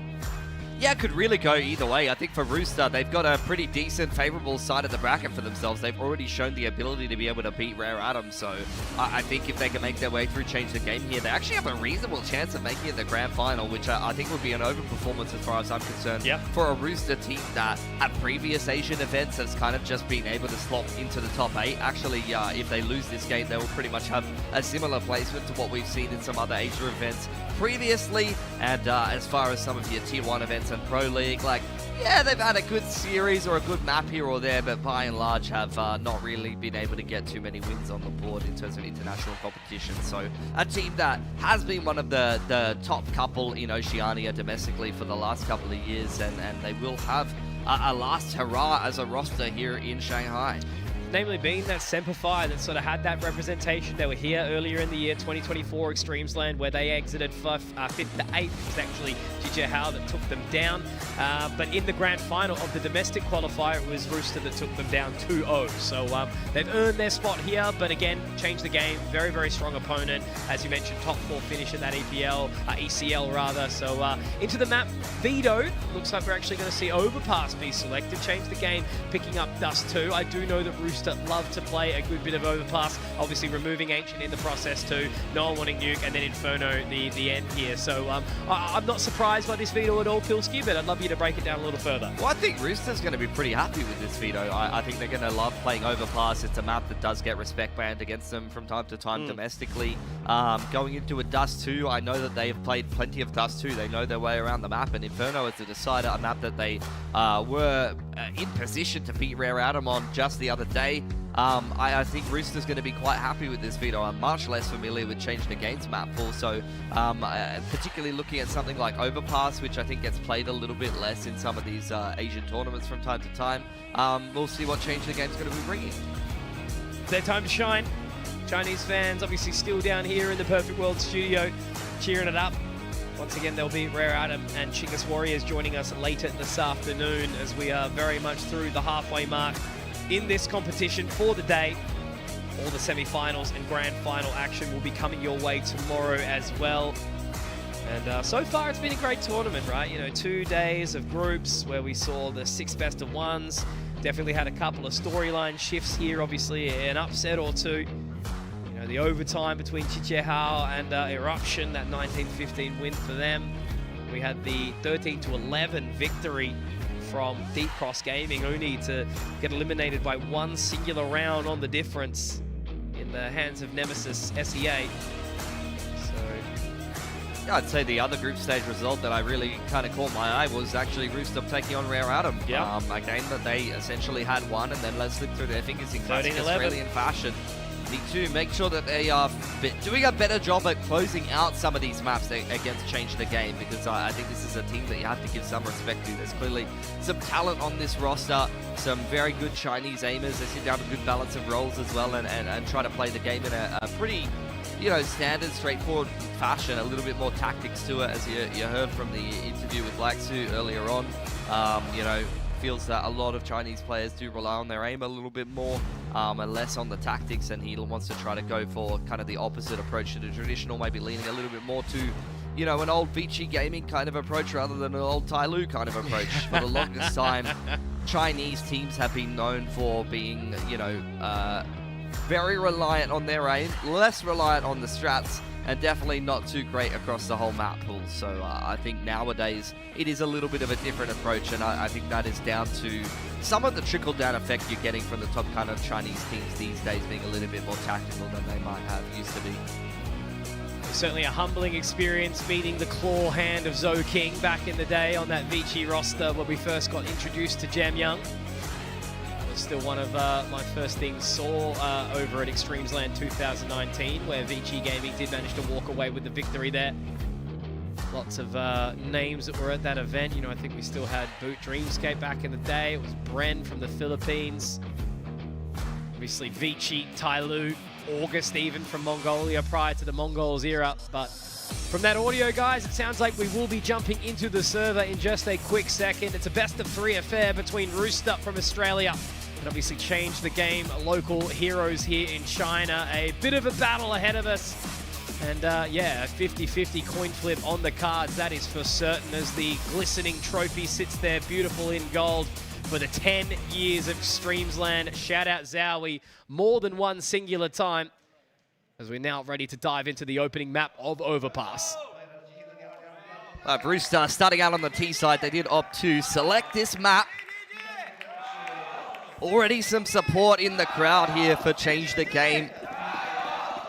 Chinese fans hanging around after LinVision does get eliminated to support yet another local team, and they're going to have another one playing after this in the series. Juices to take first contact out. Monster he's here. Ready to go already, isn't he? Hacking is going to be the first to take point, but there's 3 people here, and 2 of them are back in the duel. He's Hacking, great opening, and the massacre at Monster.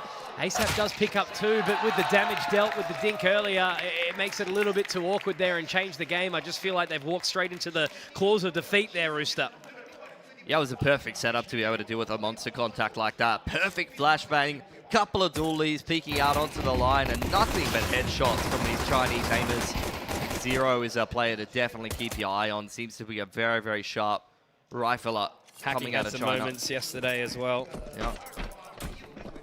Gonna get the save from Rooster here with a Hero Scout purchased over there on Chelios. ASAP's got himself a D. First tag not connected. Always a classic, that Chelios Scout buy.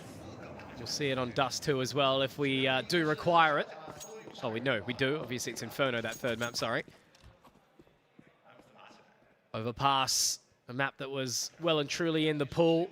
Did see a time out of the sun for a little while, now back into fray. TJ barely gets away there. Owie. Zero's tickled his toes. Look, knowing TJP might be something he'd enjoy.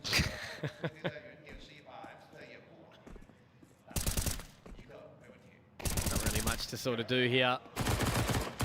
Vance, the man who we've seen on the AWP, gonna pick up a nice happy 3K. That'll certainly put some money in his back pocket. Mum's giving him his pocket money. First 2 rounds feel a little too easy for Change the Game here to open up Overpass. Waiting to find some pushback from Rooster as they head into their first gun round here. Strapped for Util. 1 flash across the entire team here. The techie as well, hey? I mean, that is the side effect of purchasing some of those weapons, trying to get some damage done. But when you don't, and there's 2+K across all of Change the Game's economy, they got a much better first-looking gun round here than Rooster do. Terry's been hurt already, nice and early, as ASAP makes his way up con. Yeah, initial wave of Util here for the T's, but it's already a quick regroup. Back towards that B side of the map. Shift walking across. Some presence in connector there from 957, but opts to forfeit that controllers. See CTG starting to shift back towards the backside of bathrooms. Vance is going to clear out all of long, so I think the longer this goes on, CTG are going to start to rotate back towards that B side of the map, but it's a 2-man setup at Monster already. This could be another pretty nice looking B hold for CTG. And ASAP's not very healthy either. Terry's actually had to pick the Galil up out of his hands. Another smoke down towards Monster. They'll just continue to give them time here. It's going to wrap down to about 45 seconds before they can actually get moving here. Are they going to take short instead? Still more mollies, counter flashes at the ready for CTG, who have some forward positions on that A side of the map. Just getting more and more information is like suit. Through, does get a little bit of further information. It's a double up on the long side of Monster here. Chelios is going to be the first to take point. The HE doesn't actually quite hit the mark there from ASAP. And once again, they've just got caught lacking a little bit here, Pilski. It is going to be Juices to at least find that response onto Zero. Now they make their way into short, but Vance inside the connector. They're going to have to run up, and it's going to have to be fast. A great shot has to go down to the USP, but he still gets one of the Juices, and Chelios is just going to have to start running gun away. And a very quick punishment. Yeah, that utility just starved Rooster of any control. Yeah, this is a shocking start to the T side from Rooster. I think they need a tack timeout, to be honest. As really just isn't anything too fantastic happening for them. They seem to be trusting the monster contact time and time again and getting absolutely rolled. And I know this is a map that they're very confident in too, Pilski. I think this is the one that they kind of need to win. Probably okay, honestly, across the rest of the map. Well, Dust and Inferno are definitely maps they know how to play. But yeah, 100% when you pick Overpass, especially into some of these Asian teams, you are expecting to have a good time on it. Should be the advantage, and that's what they're relying on, I'm sure. Shoulder peek from Chelios into Vance, who is just changing the V to a D. A little bit of a dance there. Having a great time on the side of A with that AWP now, and it's just going to be the slowdown in towards bathrooms. Zero's got the control of connector. Smoke now up, so they are going to start to aggress in here, Pilski, and the line goes wide. A missed shot ASAP, maybe looking to take point here. A great opening from Juices. Here we go. The race car peak from the Tech-9s, and now that bomb's going to get planted. Yeah, let's change the game. Scrambling back into position. Rooster getting themselves a little bit more comfortable into this post plant. Still smokes up on both Dumpster and Bank. TJ going to play forward with the Tech-9. This one is definitely going to be challenging for them to find their way back in. Truck obviously is free now, but it's just going to be TJP sitting on that site, so patient. A little crouch in the middle. He spotted. Great headshot as well. The double dink up. Terry, I don't even know where he's found that. Is that straight through? Oh my word.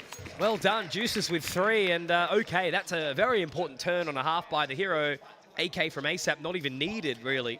Yeah, the contact approach finally gets through on that A side of the map. Big double entry from Juices. Rips the round wide open. These kills are the key ones. Get just a little bit more control of that A site, and once they're able to get into a post plant, Rooster, it was pretty easy pickings from there.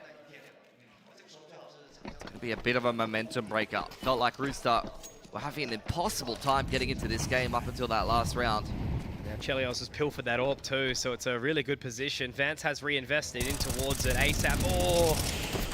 Taken down on the fall too. That is rough. The fadeaway bullet gets the job done here. They've had some weapons sort of drop down here too. So this was a round that Rooster really wanted to rely on to try and reset that economy. ASAP's a heavy hitter for Rooster. So seeing him go down this early on will be tough to deal with. And again, like at 1 minute 15, no map control. We're trying to force our way through Monster. Getting stalled by utility has changed the game. Get more and more information with this B push. Mid-rounding is looking pretty good from CTG so far. Until that.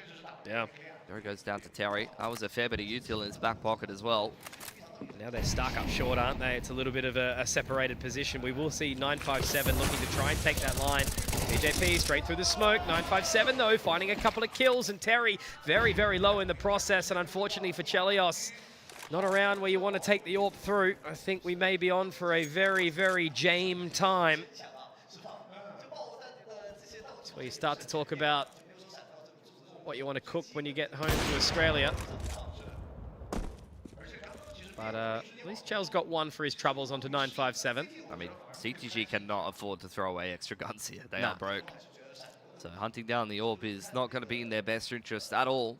Money's still there for Rooster for the next. Yeah, I'm finding that this B approach is just not it. I think we really need a timeout, and we need to pivot away from that as soon as possible. I'm really not surprised that CTG are quite good at holding that. Like, in my experience on this map, I mean, it's a bit of an outdated kind of data point, because I'm kind of thinking back in the day how Asian teams used to play Overpass, but all I can remember is a lot of faster play, less kind of defaulty. You would often get a lot of B rushes and things like that and contact plays. So if that is still the case in the Asian region, like, this is exactly the kind of play CTG will probably be quite good at playing against. Probably quite used to it, to be honest. Well, the map really hasn't changed that much in all those years, has it? I'll still never forget casting you on this very map. Yeah, I love a bit of Overpass. It's a good time. I was always bad at the CT side. I just didn't know what to do with my hands. I love playing that A rotator, man. It's so much fun playing the rifle rotate on this map. There's so many good flashes. You can just set up your whole team for everything. Running up and down the maze. You can flash Divider from the B side. You can flash the boys onto the line and Monster. And nothing feels better than pegging an effective flash that gets old mate an easy 2K. Just makes him want to get up and give you a big kiss. Absolutely. I was always the addict who had to play con every single round with the AWP, just like we're going to be seeing like Keshu. But no, he pulls away actually quite early here. ASAP's been doing very well to try and take that control. Vance is going to be taking point just outside long. For a shifting gears from Rooster post-timeout. Viridian having a couple of words to say to the boys. Cheeky boost here from Vance. I don't think I've ever seen anybody in the Oceanic region be doing this lately. No, they've slipped the net, but for how long? I suppose that's the big question mark right now. They've managed to make their way through to showers. Yeah, flash into bathroom makes CTG a little bit nervous about sticking around with that setup. Drop a smoke into divider and they'll start to get a little bit more aggressive here. I do like this reposition. As we sort of alluded to, their mid-rounding has been very, very good to try and take that extra real estate on the map. And as they move through bathrooms now, it looks like they will aggress behind this smoke, and I think action may very well be coming. Really slowing down the pace now. Another smoke to try and stem the bleeding. That smoke's going to slow things down even further. This round is just on a knife's edge right now as Rooster organize themselves for the execute. Going to start to see that util. How many can he get here? The flash is turned away from. It's one and only one. ASAP picks up another, but he's taken down. Vance has found the member towards mid-2. So it's all left onto TJP and Chelios. 25 seconds remaining on the clock right now, and it doesn't look like they're going for it at all. It'll be another saved round on this T side of Overpass. That's another shocking round. Yeah. Where it just feels very one-dimensional. Rooster all grouped up on one part of the map, trying to force their way through a brick wall. They've been held at the bay by pretty basic utility from the CT side and some pretty basic setups multiple times. Shut down on Monster, shut down going up Divider. Like, it's very uninspired from Rooster. It's not their usual game. And this is the issue, right? You know, you can have the depth on a map, but if you're not going to be proactive, you're not going to be winning your Angels, then what's the point? What's it matter? You end up flashing your way through a smoke with 30 seconds left before even finding the site. Money looking good for change the game. This is not a close game of Counter-Strike at all.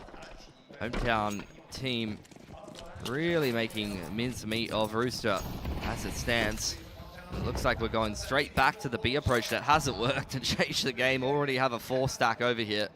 They're getting a little bit more aggressive this time. I don't know how much I'm liking it. They don't need to do this. It was a real show of their hand way too early, and with Vance finding at least a trade, they have slowed Rooster down. But there's 3 of them here, Pilski. That means 4 in total. The rotation also looking like it's coming down from Laikeshu as well. Such an awkward standoff, stuck behind a Monster Smoke. 957 taking a little bit more positioning over here on short. Will get himself a duel with ASAP and win it. Cops a dink in the meantime, cleaned up by Juices as CTG aren't quite sure where to put their players. We're thinking about rotating back up towards A, and indeed Vance will commit to that. It's kills on 2 players that have overextended though.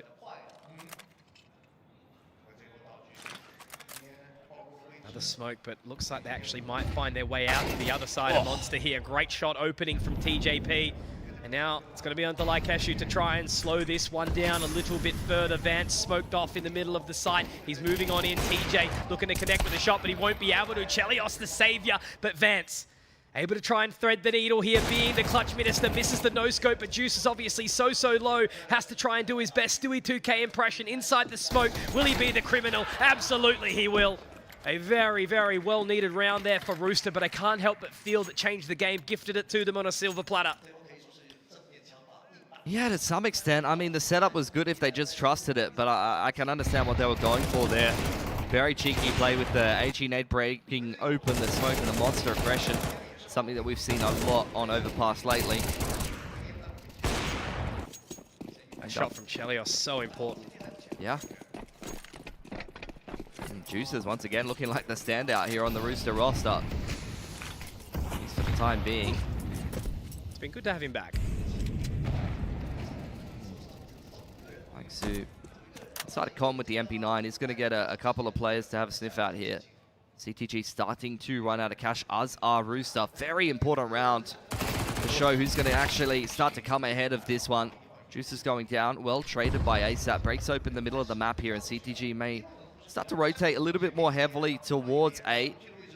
957 going to give Vance a little bit of help, but a lot of these players on CTG have already taken a pretty substantial amount of damage earlier in this round. Yeah, it's from that HE on towards the boost, you know, the old classic Astralis play, meaning that they are peppered a little bit. So all things considered, Rooster should have the advantage here, but Vance has slotted his way down towards long again, which they haven't contested at all so far, Rooster.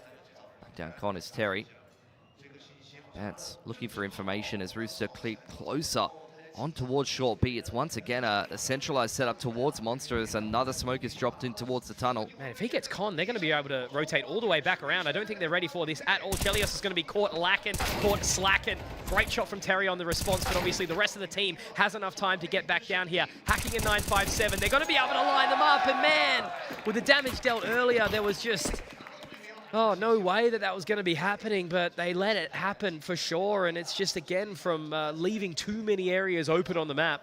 Yeah, I mean, Rooster are playing as a pack far too much, to the point where CTG really just feel like they can take the whole map, they can make these info pushes and then stack the sites accordingly. Rooster is never quite ready for the third extra player on the site whenever they're running into it. Yeah. And the rotations for change the game have just been phenomenal on this CT side. And you think about how different it is to their Inferno, you know, where they're happy to let ASAP just kind of go and do all the picking over towards the apartment side. It's definitely not looking like the same this time. They've got mid, making their way straight down towards bathrooms, but Vance is going to be ready for them there alongside Laikeshu. Already had some success with the contact approach up A here. See if Juices can crack open some more entries. They get these two, and then all of a sudden the site is free. They are going to clear it. Juice is looking to get the opening, but Terry can't quite find the trade. Nobody can. Vance gets 3 with just the MP9. ASAP's good for 1, maybe a second. Like Kishu looking to push on through, but now he's going to be a bit of a head on a swivel. They're over-peaking, they're overstepping, but when they're confident, when they're looking good, CTG can just keep on punching down. Yeah, you cannot let someone on Divider get 3 with the MP9 there. It's just criminal. Just one by one. Yeah, this is not the usually, you know, sharp, clued on, snappy to trade Rooster that we're used to watching. You think they'd be fresh, you know, pretty decent couple of games yesterday too. Definitely not themselves. No. Change the game, taking full advantage of that. Vance is 14-6. Excellent game from your CT side AWPA so far. It's been good on the rifle too. That was an MP9 round in the previous. Triple boost. There's just so many little tricks that CTG have. TJ's ready for it. There is no way. Disgusting. That's crazy. Now Vance has got him dead to rights though. No way he's able to convert that. My word. He doesn't even need more here. Off to the bloody races, TJ.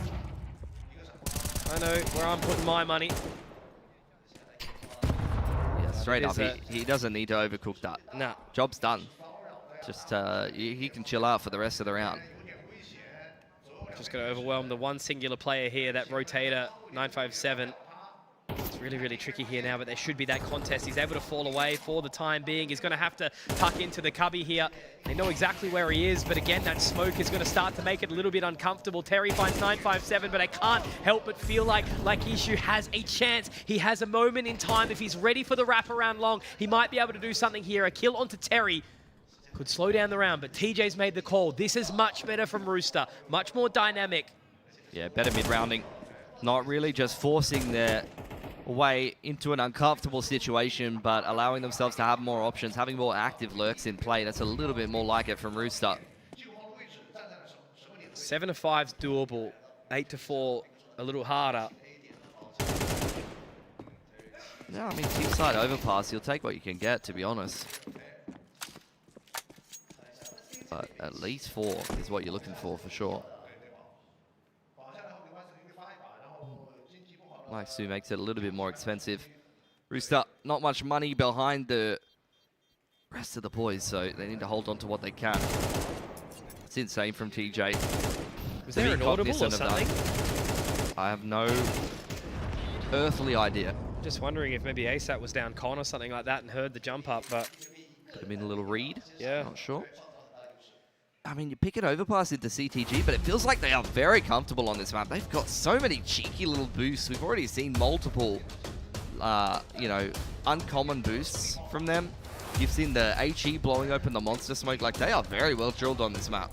They've got a great CT side, these guys, and they've got a, feels like a great read on exactly what Rooster's bringing into this game. They always feel like they're rotated into the right position. They've got great reactive utility. Unafraid to take map control and go for info pushes. I really can't fault their CT side right now. Surf was saying there were streamers when I was chatting to him earlier. Maybe, you know, kind of that similar thing to like a Mythic, trying to just throw something together, make a bit of content out of it, but also, you know, take the game seriously at a competitive level. This round very important for Rooster. Reset potential on Change the Game is palpable right now. Would give them a potential chance at 5 in a half that hasn't felt particularly close for them. Vance, AWP in hand, needs to be able to trade this one, but flashed off the line. Terry just gets closer and closer, and you're definitely sweating at this point, but nobody scaled forward. Get another. Never mind. I was going to say, there was a potential moment, but I don't know if ASAP's going to be ready for 957 here. A trade back down, 3 versus 3. This comes off the back of the opener from Terry here. Not going to be ready for hacking either. TJP caught out. Chelios does get the shot back, but they're all here, Pilski. And now 957 is going to be walking straight into the Monster Claws, or will he? He slows it down, juices in towards short. Mulling onto barrels.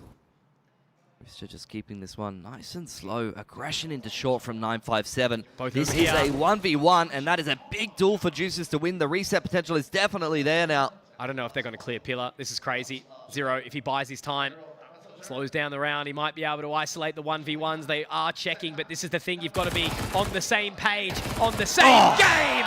And Zero becomes the hero. Change the game. 8 rounds secured. What a position.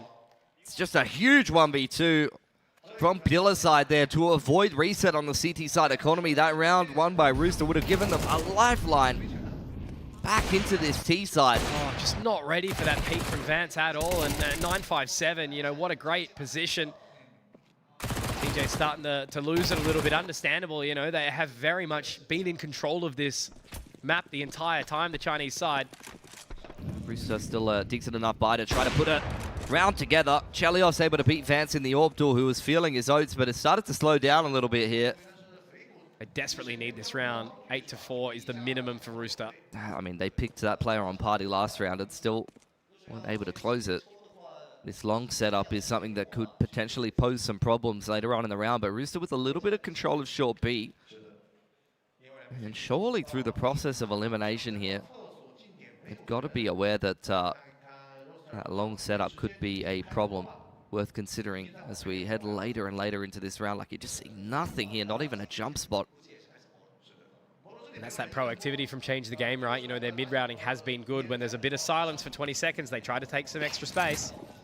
Yeah, the flank is coming in at some point here for 957, but no time soon, and it's really up to Rooster to be aware of that. And on top of it, as the round goes longer and longer, Plant going down on A. TJP's lurk is going to be caught off. Does get the dink. So at the very least, he's dropped 957 very, very low, and Juices has to be aware of this prospect now, but he's going walkabout, a little bit of a wander down yonder, straight into the helping hands of Laikishu. And now 3 versus 3. ASAP with a response on the 957. The flash goes up long, but it's a very awkward round. Again, they've got space down towards Flower Pot. That smoke just at the barrels makes it a little bit easier. Terry getting another, but ASAP's going down as well. Chelios is in such a poor position, and he gets one onto Zero, but there's no time for the defuse at all. Round done, and Rooster walk away with 4.5, which again is that bare minimum pass mark for them to have a little bit more space. And you can even see, I know right now that we're seeing a bit of a mid-rounding from TJ. Chelios still obviously taking the reins, but they're not happy with how it's going. No, definitely not. This is not a great T side from Rooster. Honestly, 4 is a little bit generous. That was some pretty poor play in some of those rounds. Way too one-dimensional, way too much contact play, and it felt a little bit too easy for Change the Game to kind of break apart a lot of those T-side plays. Not to mention the fact they won themselves a couple of pretty big clutches. A couple of those 1v2s where Rooster weren't able to necessarily get the trade where it was needed, so I can totally understand where the frustration's coming from. But they need to refocus. This is still very much a winnable game. 4 rounds on the T-side overpass is totally fine. Just need to get yourself a pistol or get yourself rolling a little bit on the CT side, and this is still a very winnable map for Rooster. Viridian still smiling, which is exactly what you want to see from your coach. He's been taking this very seriously. Again, a guy with a pretty good acumen behind him. You know, time in the sun as an observer, as a player. And obviously now as a coach in the Tier 1 of Oceania. Tier 1 globally at times as well, from an observer perspective. And has a great mind. As, I guess you'd say, a little bit of a protege in the helping hands of MC. A quick one straight into B here from Change the Game. Rooster with a fair few players on over here. The flash is flying in over on pillar side, but Terry's still alive for now. ASAP does manage to get one back as well. Whoa, they're just dropping like flies, aren't they?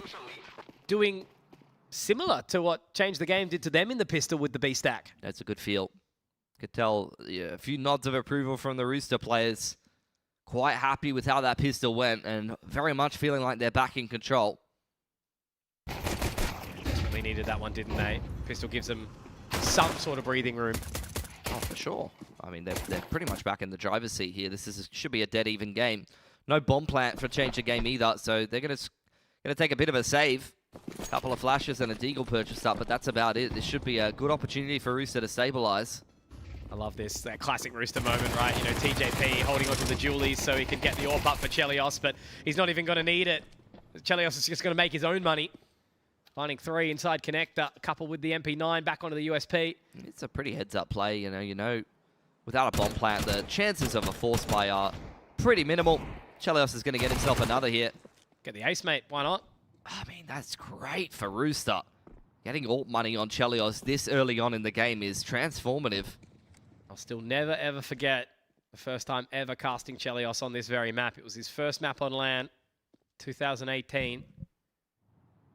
And he had 37 kills in regulation. Yeah, after many allegations of cheating and being an onliner. Additional awareness, yep. There's been a few of them over the years, and you know, the ones who never sort of got a chance to do it on LAN fall into obscurity, and the ones who were able to silence the naysayers are still around today. I think Rooster are going to be feeling better and better about how this game is going. A frustrating opening half for them in a lot of those rounds, but now back in a pretty solid position. Orb comes out immediately for Chelios, and this is something that Change the Game are going to have to be aware of. And they really just don't have great utility to be able to deal with that. One flash across the whole team. Chelios is going to have his pickings here. Pretty crazy investment into all the mollies for CTG. I mean, yeah. Big stack on B from the rest of Rooster. This is really a classic Rooster setup, isn't it? Chelios, hold the whole map, and let's B stack. It's an IGL that gives himself a lot of responsibility. Definitely trusts in himself. It's literally the James strategy, right? I mean, yeah, he's been following that man for so long. He's a James disciple for sure. 100%. Just doesn't quite have the facial hair down yet. Needs to grow his hair out. I mean, yeah, Chelios would look quite homeless if he attempted that. Wouldn't recommend it. Smoke goes to the backside of Monster there. Let's change the game. It's a contact approach through this A side of the map. The one molly that they had just got thrown into a smoke. They have got 2 smokes, guys. That's it. And the rest of it's going to have to be done with some good aim and some contact approach. Good thing for Change the Game is they are Chinese and they are sharp. So this is still on.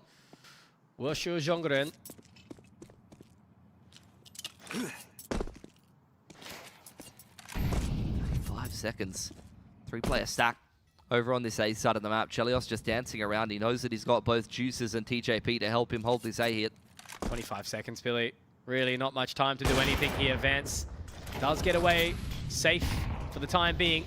Juices up at the map though. It's going to be 1 and 2. Traded quickly by Zero, but surely they're not going to be ready for TJP. Absolutely not.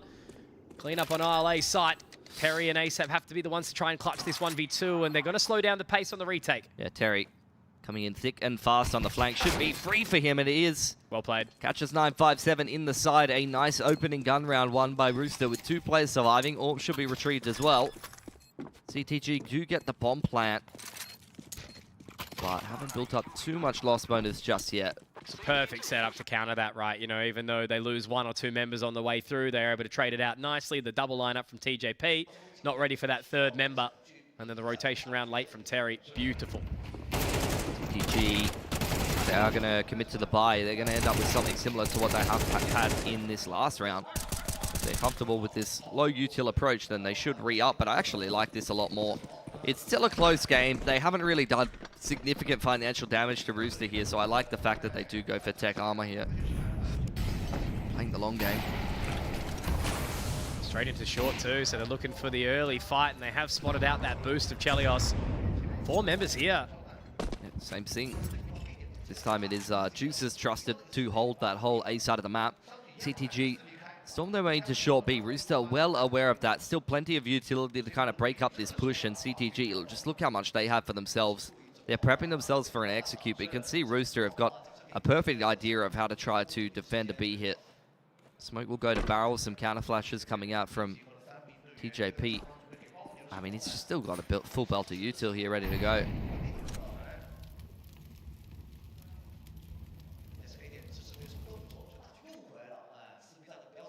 Chell still has some as well. In goes the Eggsy. Great shot.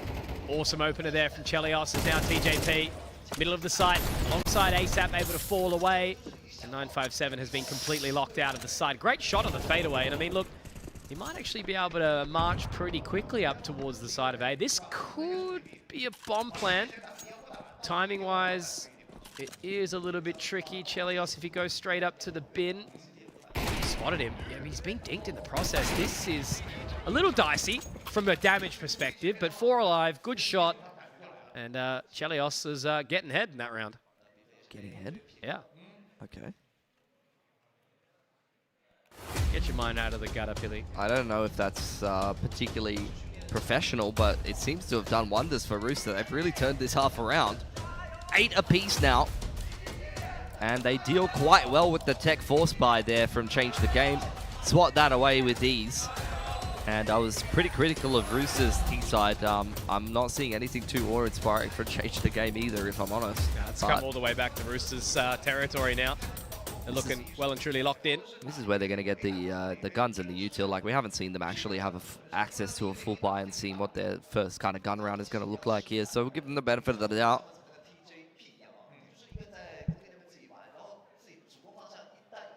This is much more of the game that you're expecting. Instead of a coin flip, it's always one of those things where, you know, you may arguably come in as the quote-unquote better team, more experience, more reps, all of the above, but, you know, China #1. So it's always something that you need to consider. You need to respect the individual prowess of some of these players. And, yeah, from what we've seen, CTG has had some very put-together play. Yeah, they have some good structure. Well, ASAP cops himself a little bit of a dink. Lucky to be alive there. I don't know how the AK only hit him for, what, 32? Short B control has been taken once again. It is a 4-stack on B here from Rooster. Double HE to catch a lot of juices too, so it's a little bit of an uncomfortable round at this point in time. Once again, they've set the pinnacle up to the top site. Chelios waiting. 4 players down. Rotating juices up now, though. Yeah, I think the flash into bathrooms has given them pause for thought about the fact that this could be an A hit as we go deeper and deeper into the round. But once again, CTG just waiting out this util. Contact approach goes great for Zero. It's a double entry out monster. He's the card that you were talking about, right? You know, very, very sharp. TJP gets 1.5. And my God, this round has certainly gone begging, hasn't it? Hacking, like Eshu, taken very, very low. And with Chelios missing that shot, I think you want to be getting out of the hole there now as he makes his way back off into Maze. Juices has already called it a little while ago, understandable. All it takes is just that one-off timing. Yeah. Quick as you like, double entry from Zero, and the round's over. Cannot afford to be napping there as Rooster. This is a good game. I'm enjoying myself. It's a good game, but the way that both of these teams have played their T side has just been pretty woeful, I'm not going to lie. There's just not a lot of depth. Doesn't really feel like either one of them is executing, you know, a deeper kind of playbook. It's very much just caveman contact approach from both of them. Ooga booga. And look, some heavy hitters on both sides. Yeah. Yeah, I don't think ASAP's really quite had the chance to activate. You know, we're talking about the top-rated players in the earlier series. I think Boros was putting up a pretty good narrative. And by any means, ASAP isn't lacking. He just hasn't been kind of doing the work that we were expecting of this map so far. Everyone's chipping in for now, though. No one's really falling behind, which is good. Well, 5 players going towards B here. To no one's surprise. Groundhog Day. Still looking pretty healthy on Rooster to try to break down this play, but they are a little bit more committed to holding this A side of the map this time. Chelios posted on long. It's a little less firepower on this B side of the map. Looks like they're going to go. Flash coming in now. Utility yet to be popped out. There's a great flash in. ASAP completely blinded. Finding 2. That spacing was woeful from Change the Game. They were really banking on the fact that Zero and Laxu will be able to get some space there, and when they get doubled up by ASAP, the rest of this round completely falls apart. Not really had a chance to do anything, have they? They tried to send 957 up short, but now they've kind of dissipated, scattered a little bit. Oh, man. Both of these T sides have been garbo. Seriously. Don't disagree. It's a map that has had many moments over the years, this overpass. And walking through the smoke to try and catch enemies off guard is a tale of old as time that doesn't quite work. So. Look, I might be biased, but dry walking our monster against the highest rated player in the tournament might be ill-advised. Straight through a smoke with an orb.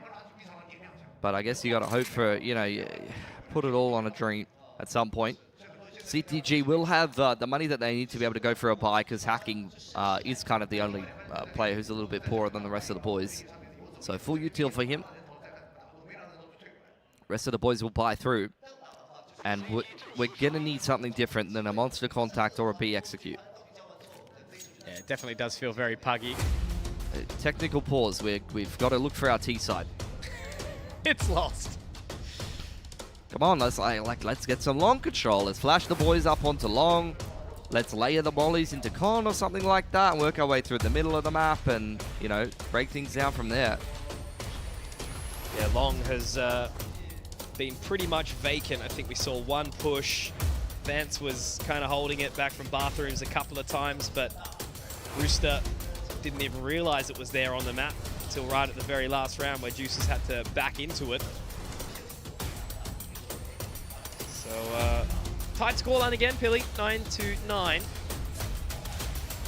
The Rooster has definitely been kind of in the hot seat for the majority of these last few rounds. Yeah, CT side's been great from them. Outside of really good timing found by Zero on the monster contact, but there's only so many times that's really going to work for you. Change the game. Post this tech pause, we'll put together whatever they can in terms of a buy. But it's going to be pretty hard for them from this point out. Like, these last few rounds have not been particularly close, which means Rooster's economy is looking great. Like, they should have 2 or 3 buys in the back pocket.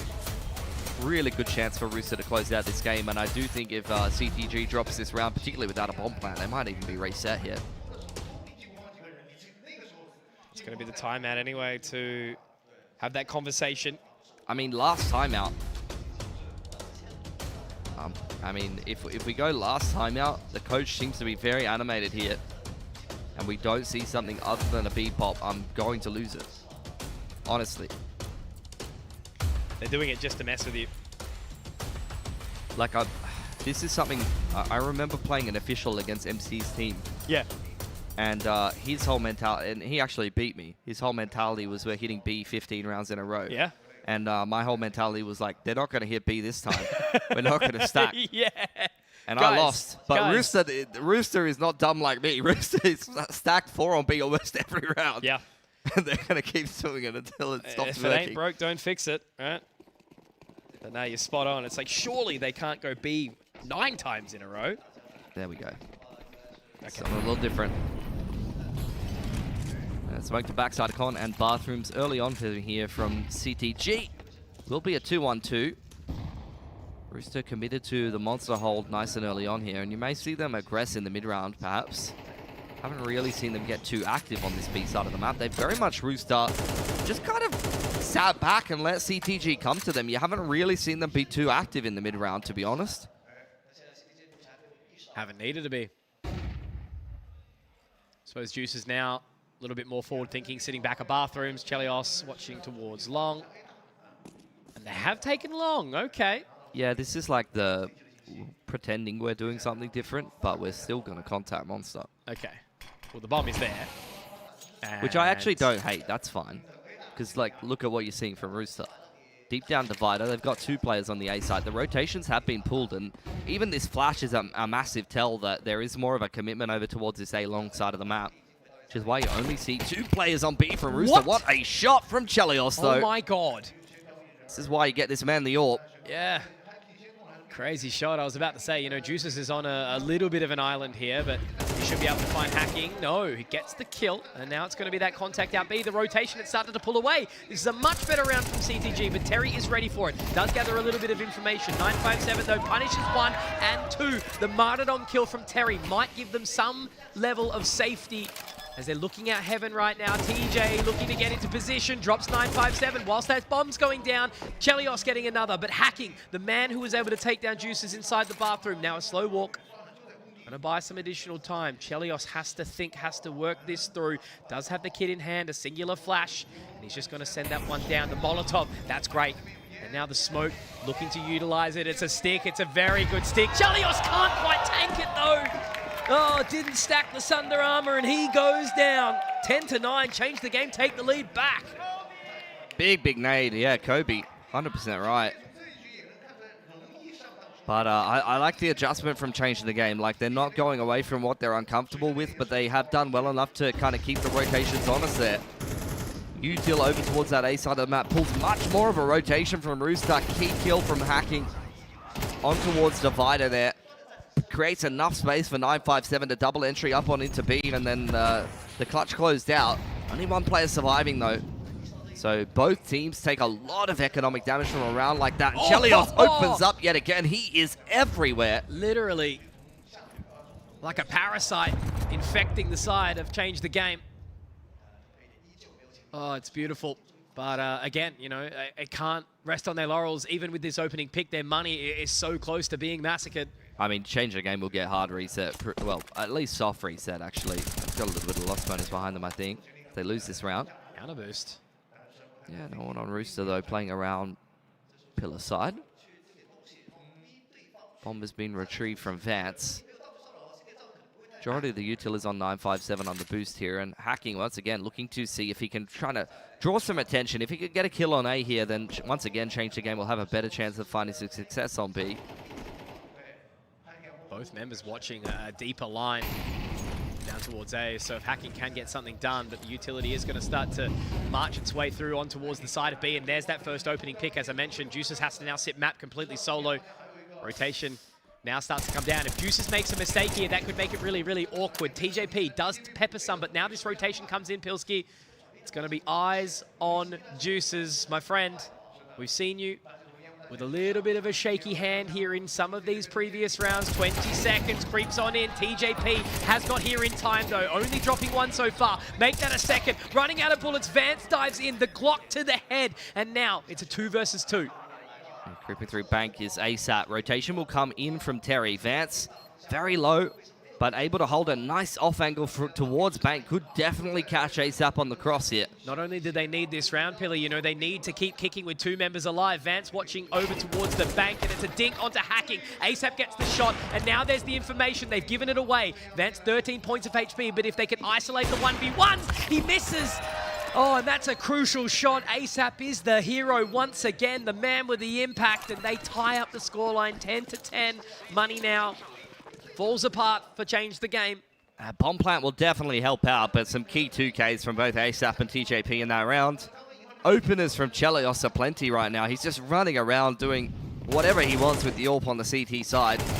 Caught in the open, puts Rooster in a bit of a cooked situation there. Hacking multiple times, just lurking up bathrooms, has been getting away with a little bit too much. Rooster needs to tighten that up. That's the thing, though. You know, Chelios gets the opening, he rotates back to A. They've got the double up setup, but I think both of them were looking at the same line, down towards A. Techs are back out here for Change the Game.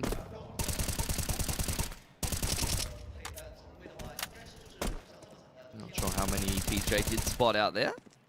Spamming away into con. Only some chip damage and a lot of bullets lost. Still going to be careful though here in this round, Billy.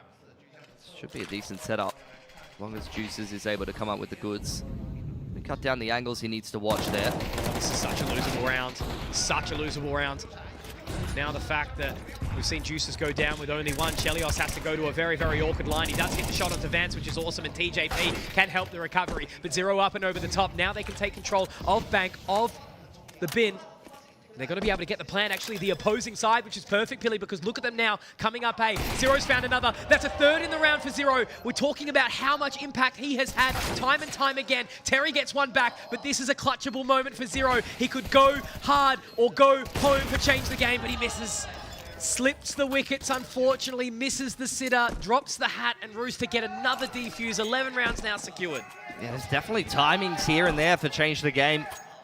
Making Rooster sweat in this one, but Rooster pretty consistently able to put together these XVXs, even when they get a little bit hot under the collar.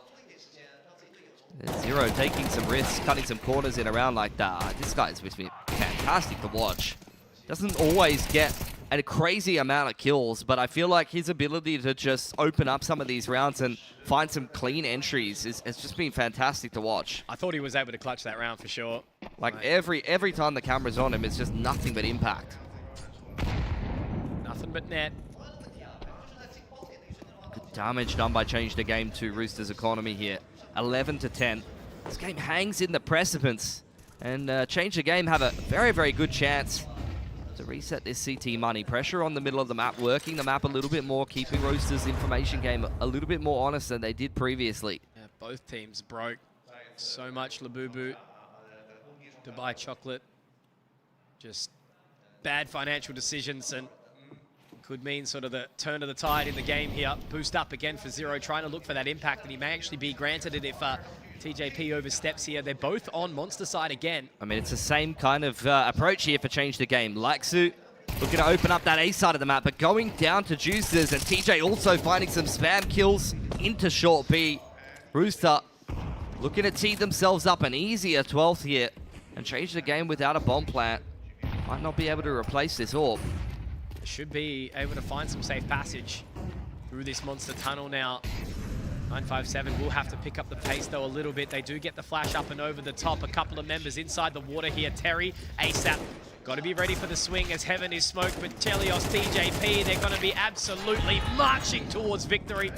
Up to map point here on the opener of Overpass, but it wasn't without some strain and stress in the early one. The guys are going to have bloody DOMs from all the squatting that they've had to do and legwork into the rest of this map.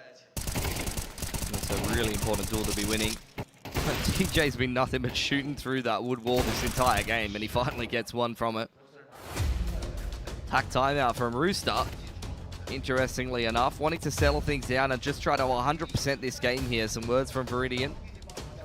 Issue with this attack timeout is it is going to give Change the Game access to one that they wouldn't have had otherwise. They have exhausted their attacks, which I think going into a round like this where they would have had a bit of an awkward buy is actually going to give them a better chance to get organized that they might not have had access to. The double-edged sword of the tack timeout. But the round will now commence of 23. 2 opportunities for Rooster to try and close this one out in regulation. This buy is putrid. 2 flashes here for Change the Game. A couple of players that don't even have any utility to offer at all. Gonna have to keep things pretty simple here. Smoke 2 bathrooms and a molly onto short B. Nobody over towards that B side of the map for Change the Game. Already investing a lot of utility, just trying to get a little bit of control of Con and start to make their way towards bathrooms. Progression smoke up short A. The tells are there. A Rooster to respond to. It's Change the Game very much telegraphing that this is going to be an A hit. They haven't thrown any of this util before.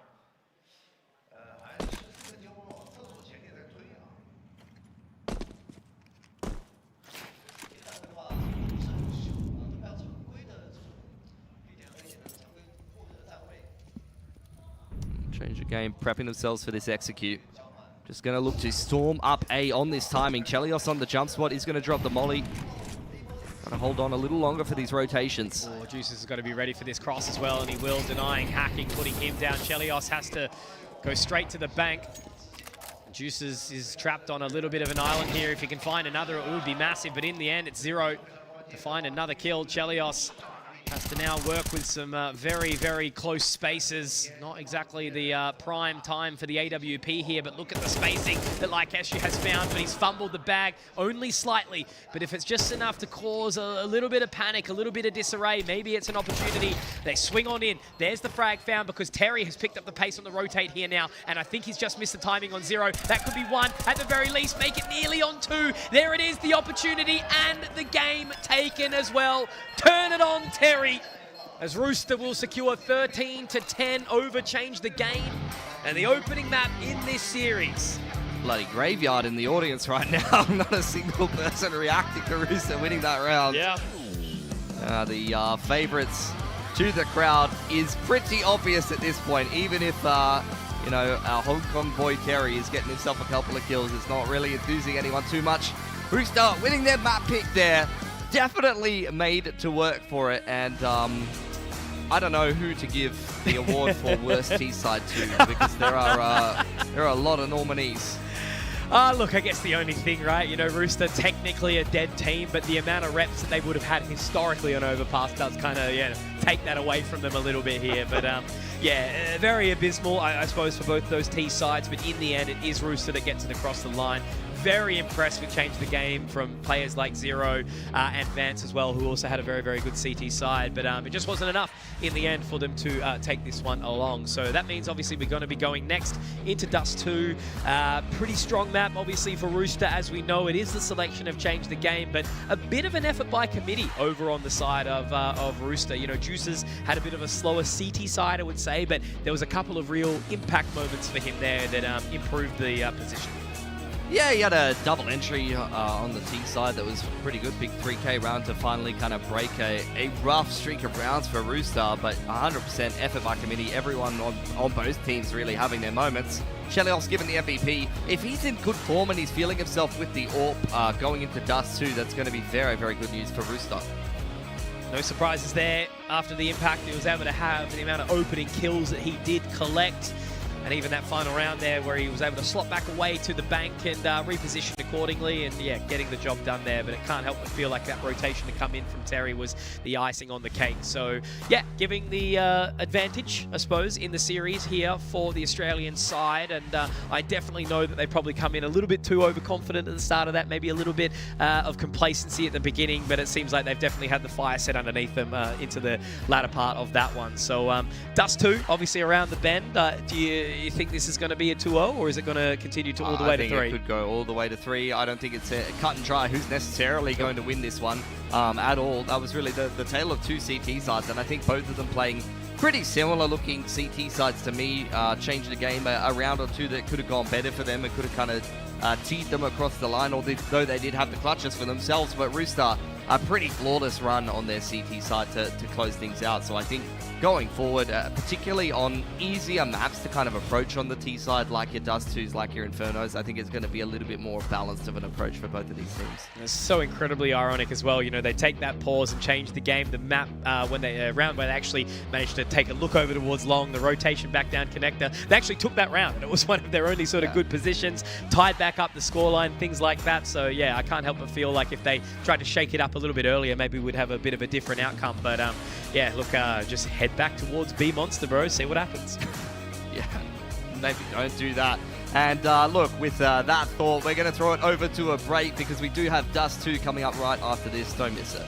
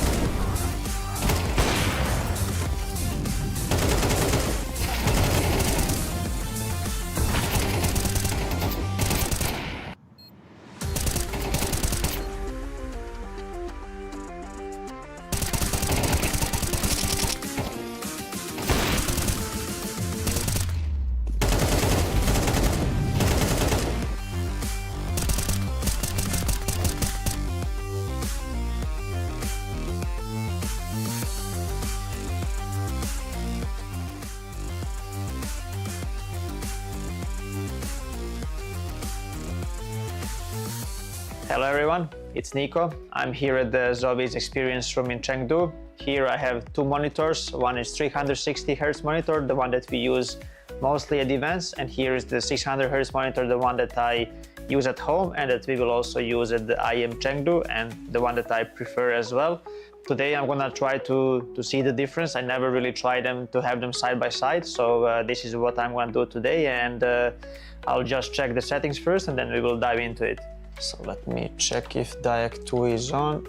DIAC is on, premium, this is what I use, and also AMA I use on high. As you know already, I haven't used the DIAC on the old monitor 360 Hz. I don't know, it didn't feel right for me, but on the 600 Hz monitor I see a lot of benefits. The game is really smooth, so I definitely recommend using the DIAC on and also AMA, because it helps, both are connected and both help for the motion clarity. So the first thing I want to talk about is the color. We use both monitors on the same settings, so you can see the clear difference between the colors on each monitor. As you guys already know, I always like to have my color vibrance very high and to use saturation very high as well. So for me, it's very important that the picture is very visible. As you can see on the 360 Hz monitor, the color is a bit more reddish, it's a bit more orange, and it's very hard to use the high saturation on this monitor because it just doesn't feel natural. And on the 600 Hz monitor here, even if I use the higher saturation and the vibrance, the colors are way more natural, and it's just easier to see opponents. They don't blend in the background. So and what's most important for me is that my eyes are not getting too tired while looking at the screen. So the 600 Hz monitor definitely benefits a lot when it comes to the color, and it's just made for CS2. I'll just play a little bit. Let's try the 360 Hz monitor first.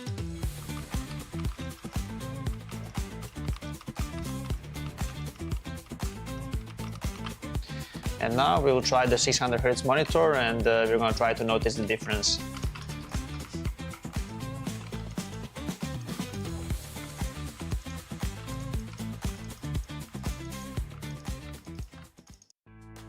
I think the first thing that I notice is the motion clarity on the monitor. It's way more clearer picture on this one. I think when the player model is moving, it's way easier to see them. They are not blurry at all, especially on the maps like Ancient. It can be difficult to see sometimes because of the background.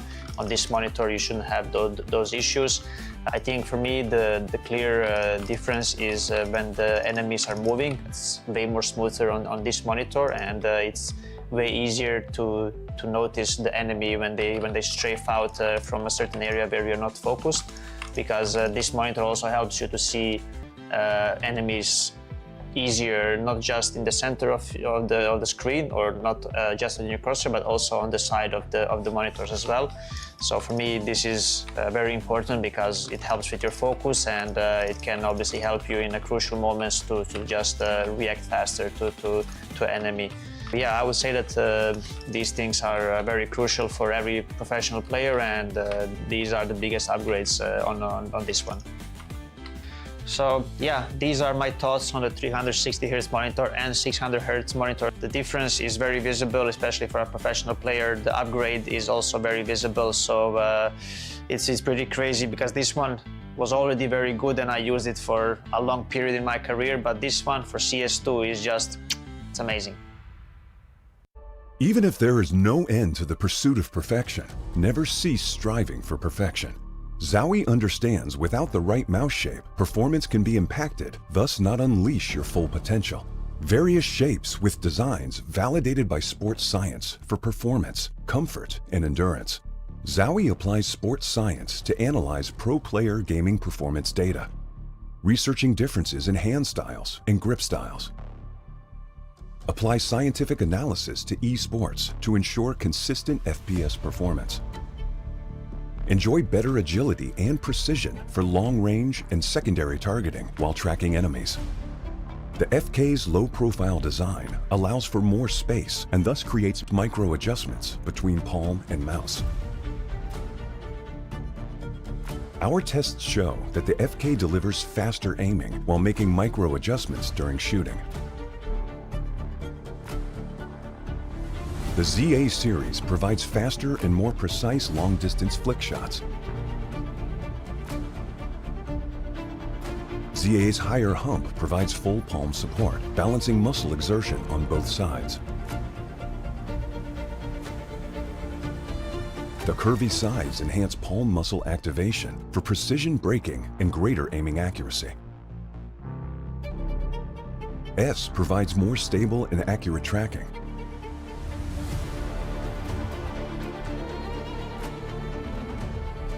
The shorter design of S enables more flexibility during vertical movements. Our tests show the left and right muscles are more balanced, resulting in the most stable and accurate tracking. U provides agility and multi-angle movements for claw grippers.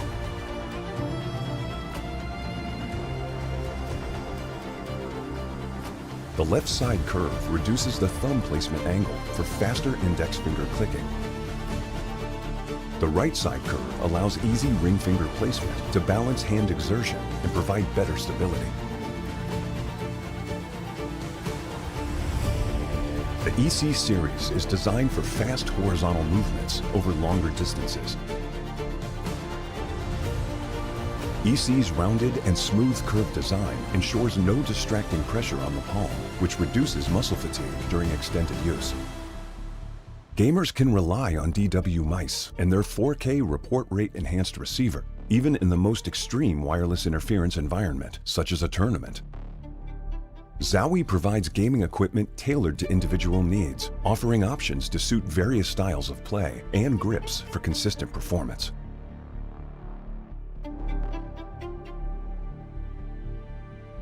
This is a brief introduction of the new wireless mice.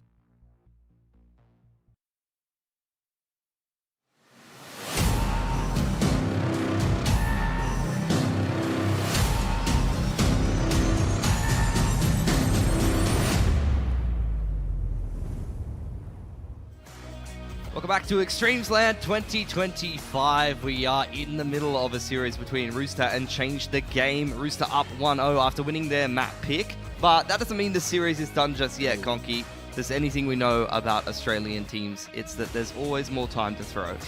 Absolutely, there is. We really sort of thrive in those moments, I feel like, at times. But now, look, you know, I think for Rooster, like, what a prime opportunity for them to just sort of toss any pressure out the window, have a little bit of fun, you know, a week-long trip to Shanghai to Prague and have a great time in the city and things like that. And also play an event on the stage, right? It's not often that these things kind of come through. You know, you think about the last few years, you know, especially post-COVID, when we've sort of only just sort of leaned back into it. And some of these internationals are few and far between for Rooster, and then, you know, to fly all the way to say like EPL and maybe not have the best sort of run, like, it has been tough for them. So I think this is a prime example for them to just try and take it as far as possible, because realistically, like, in form, they're a good grand final contender. I would agree with you, yeah. It's just like, it's always such a struggle with Rooster. Yeah. Like, it doesn't even necessarily matter who they're playing against. Like, they can play against Change the Game. We've seen them play over in EPL against some Brazilian teams and things like that, and it looks like they're going to win. Then they throw the game or they lose. Then you see them play against Rare Atom. Looks like they're going to win. They end up losing. Yeah. I mean, it's really a lot of Australian teams in general that give us that kind of vibe, but Rooster in particular is one of these teams that they have a tough time closing these games out, man. They do. So I'm hoping they can get this series done, and I'm hoping that they can have a good run. They have a pretty favorable bracket here as a last hurrah for the boys here in Shanghai. Yeah, send Terry off with a bang. I don't know if he's going to be back down under anytime soon, so it might be the last time we see him play for an Oceanic squad, and it's definitely going to be the last time we'll be seeing ASAP and TJ playing for Rooster, at least for now. That's for sure. It'll have to be the old Rooster rebuild back once they are in Australia and New Zealand again. Chelios obviously from the other side of the pond. And whether or not Viridian's going to be sort of, you know, taking a bit more of a stable approach on this roster, sitting in the coach slot, or, you know, how long Juices is going to be hanging around, where else the other pieces of the puzzle are going to come from, because it always has been very difficult to integrate into the Rooster method. But with that said, you know, it has developed over the years. So I think, you know, it's going to be eyes on what we see from TJP and ASAP under Thunder Down Under. If they can sort of take some deeper runs into some other competitions alongside the likes of, you know, your Mind Freak, your Semper Fight, your ground zero. But back to the other side of the coin, obviously, changed the game. They've been having a pretty alright run in this competition. You know, definitely some good signs like Zero had some really good moments in that previous map. You know, Hacking, I remember, looking pretty decent yesterday. Team with capabilities, that's for certain. Yeah, I like what I'm seeing from them. They play with some pretty good structure, a lot of pretty sharp players on Change the Game, so I'm pleasantly surprised with what I'm seeing from them. It does seem like they've kind of been working their way through a couple of LAN events here in China as of recently, so plenty of opportunities for them to get their feet wet in this kind of competition. They've been doing pretty decently in the online competition as well, so a team to keep your eye on coming out of China that isn't one of the regular suspects. When you think of China, your Tylus, your Rare Atoms, your Lin Vision. See one team kind of breaking through just below that and doing a little bit of damage. But if they do lose this map, their map pick of Dust 2 here, then they will be out of Extremesland 2025. One less Chinese team, Philly. Again, it's sort of trending towards the way we saw it last time. It was what a Lin Vision Mongols final back in 2023. And then last year, just gone, Tyloo bowed out very, very quickly. Atox the same. You know, we had other teams from the sort of Chinese university scene like Nalakuvara that didn't make the long run that we sort of expected. You're expecting the university team to? No, it wasn't them. It was they were Cat Evil, and then there was another team. Oh, Cat Evil is not a university yeah, team. But there was a university team that sort of showed up in the opening game that was pretty decent. Cat Evil is like Ronin Baby and them, isn't it? Yeah. Yeah. Which is the new happy sort of guys as well. Yeah. A bunch of those guys, I think, would kind of be the team that I put in a similar kind of circumstances change the game. So yeah, kind of sitting below the top of Chinese CS, kind of tier 2 in China, I suppose you would say. Taking a while to get this game started on Dust 2 here. Yeah, the in-ears took a moment to get back in. Yeah, it's hard to get the left and the rights, isn't it? Yeah, it really is. My ears are differently shaped as well. So like, what's comfortable for one in-ear is not comfortable for the other. It's a bit of a nightmare to wear in-ears for me. Before we started getting like the foam plugs that you can mold and shape into your ears, and it was just like the firm material, like the plastic or whatever, I couldn't, my left ear just couldn't. It was so bad. Okay, so that's right, I do remember. So Rare Atom was in that competition, 3rd, 4th for them alongside Chichie Hao. It was Faded Rise, which was the team with Ronin Baby in it, and then Nalukavara was the university team from memory. But we're back into the game, ladies and gentlemen. Again, thank you all watching from around the world, and I'm sure there are plenty Australian fans watching along here for Rooster on this fine Saturday afternoon. We love you all. And now we move into this game. We'll change the game. Backs against the wall here in this series. Trusting their map pick of Dust 2 to try to turn around their fortunes. Quick pacing up onto Cello. It's going to drop the smoke for safety, but CTG don't get it down. Maybe they should have. ASAP is really making them pay, and the rest of them are going by the wayside as well. That round is over before it even got started. What is happening? That was a crazy opening pistol there. ASAP and Juice is getting the job done, long and short. And that is a very happy opening to the bank account here. Big smile from Chelios. ASAP talking smack, clearly. Oh, and then two shots for 2. What? Yeah, first 4 shots fired by Rooster that round were all headshots. And we're going to have to call a tech pause because I don't think it should have been that easy. Yeah, that's why the techs come in. We put the bots on easy. Yeah. Looks like it's all okay on House Rooster. Or maybe not. TJ just redoing those in-ears. The glorious locks.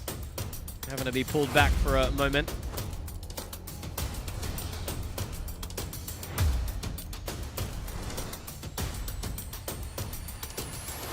I'm not really sure who has the issue, to be honest.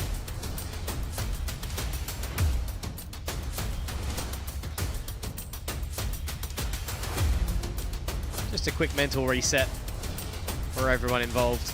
As we sort of said, you know, these tech pauses actually haven't really lasted that long. You know, most of the games have Started pretty promptly on time. And Jordan earlier talking about having the sort of elevation of competition. Perfect World running a very good major at the tail end of last year. And obviously some other more domestic competitions as well.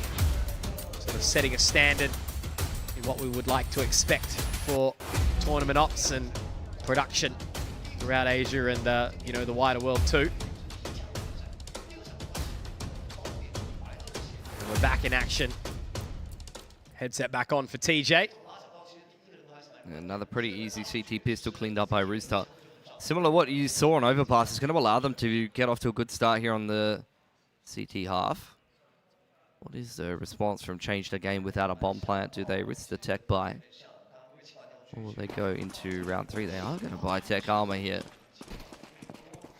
Pretty big commitment in terms of buying up the rifles, except for Chelios, who is still saving a little bit of extra cash for the AWP later on.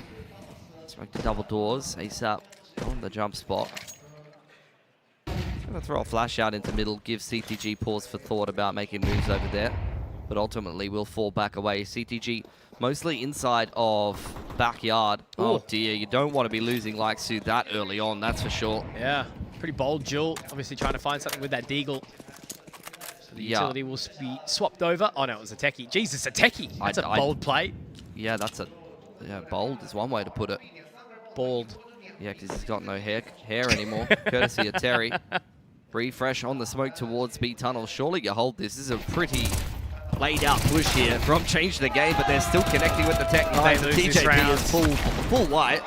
Maybe not. Okay, all right. I'll sweat a little less. I have seen Australian teams lose this round many, many times, but it looks like they're going to press the button early as they start to apply some pressure. They've managed to pull them off the plant, which is a good result here in ASAP. Up and over the top. Okay, all right, we can breathe a little bit more of a sigh of relief. 3 alive is a pretty happy position to be in. They'll get the 2 M4s back into play. So an early 2-0 start, but I mean, the bomb plant for CTG gives them a little bit of extra money off the back of that force. Yeah, I wonder if they're going to re-up here. Rooster would. I don't know if Rooster would. I think 2019, 2020 Rooster might. Current day Rooster would not. That's a high-low I've seen a couple of times for Rooster. It usually has a fair bit of success, actually. FaceApp didn't get that kill. I would have started to be a little bit more worried, though. Yeah. Yeah, just tech armor for Change the Game. I like that. Try to chip away at the economy if you can. Chell's got the AWP out already on the CT side. I think that's a very bad news for Change the Game. He's definitely feeling himself on Overpass. He's just running around finding openers everywhere. When Chelios is on his game, man, he's very, very annoying to play against. For sure. Yeah, very experienced player. Has been on the AWP for a long, long time. Probably a better player back in CSGO, but you know, still a very, very equipped player and leader in CS2. Need to work on his crouch jumps. Oh my god. 3 haircuts for Chelios. And now with that pick being found, does actually start to put a little bit of a sweat here unless Juices can slow down and find a couple of tap shots from long. Has at least catch one on the cross, but the AWP will be picked up here at some point, surely for CTG. Hacking actually pushing down into CT spawn is a very bold play indeed. They're all going through, it looks like. Yeah, TJP's walked completely solo here. This is a round that you start to worry a little bit. Juices is definitely going to be the one to have to pick up the pieces here. And do they save? I think they're throwing caution to the wind a little bit here. It would look like a flash out to just keep them interested. Now Juices definitely pushing back up towards that position, but he's taken down. Oh, this is not the round that you're going to be losing, guys, or is it? And there's the AWP. It was dropped down into the abyss, but they don't even need it. That was a great shot to start from Laikeshu, and I think he ended up with 3 in that round. Yeah, I was talking smack about him wide peeking B with the Tech 9 just the other round. But go off, King. You're going to be connecting something like that. I mean, yeah, that is a head in the hands moment for Rooster. And unfortunately, a classic one at that. They're just so terrible against pistols. Yeah. Look, again, we all are. I don't know what it is, you know, that lack of complacency. It's even like the T-side pistols, right? You know, when all of a sudden we play this round that's completely different, so confident, taking space, and then try move into a gun round and just completely fall apart. But look at this. Oh, beautiful. Gorgeous counter strafe there. And that was something as well from TJ. Very hopeful. He crossed his fingers and his toes, but unfortunately bet it all on the wrong horse. Wouldn't expect that out of TJ. Man knows the trot. But they're out long quickly here, and they'll be okay for now. ASAP does manage to fall away, but this is one of those awkward rounds with only 2 upgraded pistols. Push from TJ all the way through uppers. He's got a hell of a lot of space here, hasn't he? Yeah, he only had a P250, so I don't think he even really cares if he dies. Nah, well, he's going to be in spawn in a couple of seconds. Yeah, big stack on short as well.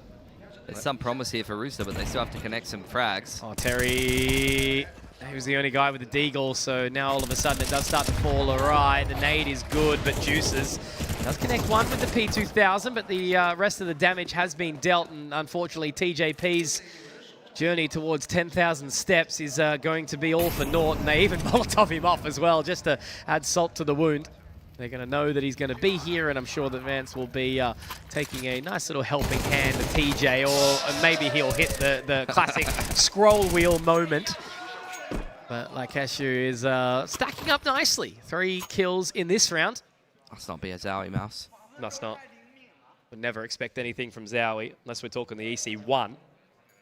It's been all smooth sailing ever since. I don't think I've ever scroll wheel jumped by accident on a ZOWIE mouse. That's all I'm saying. Can I admit something to you?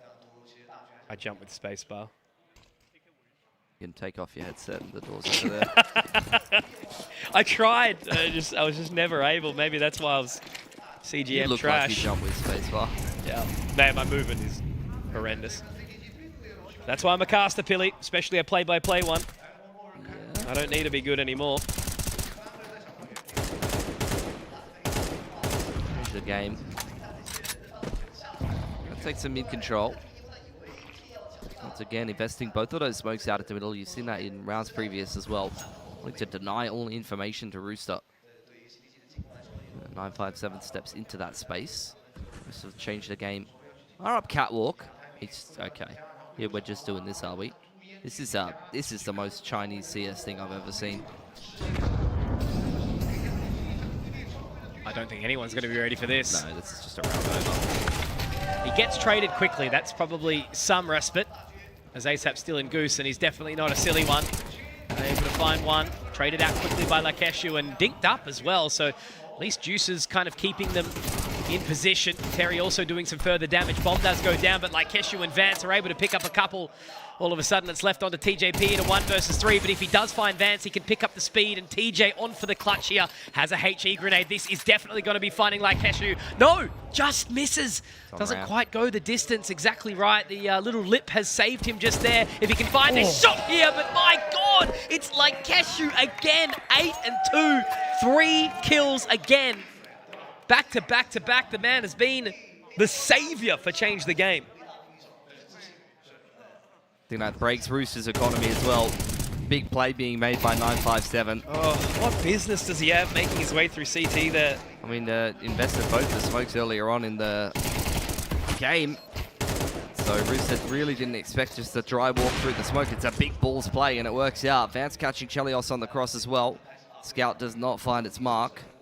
This T-side going better and better for Change the Game. Very different to what we saw over on Overpass.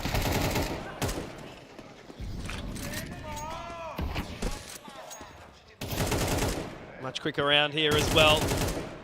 Could be Juices falling down, or will it? I mean, look, he's dealt some damage, and that has pulled the rotation away. This is, I will call it an impossible round for Juices. Yeah, reposition from Vance. Straight up short. Off angle from hacking. When you're this low as Juices, it's just going to be too easy. Yeah, no Kevlar. Another buy. Coming out there. I can't remember if the CT molly or the T molly's better, but he just opted to pick up the CT molly. Better? Cheaper? Better? Yeah, I know one's cheaper or not, but I remember they made some changes at one point. Oh.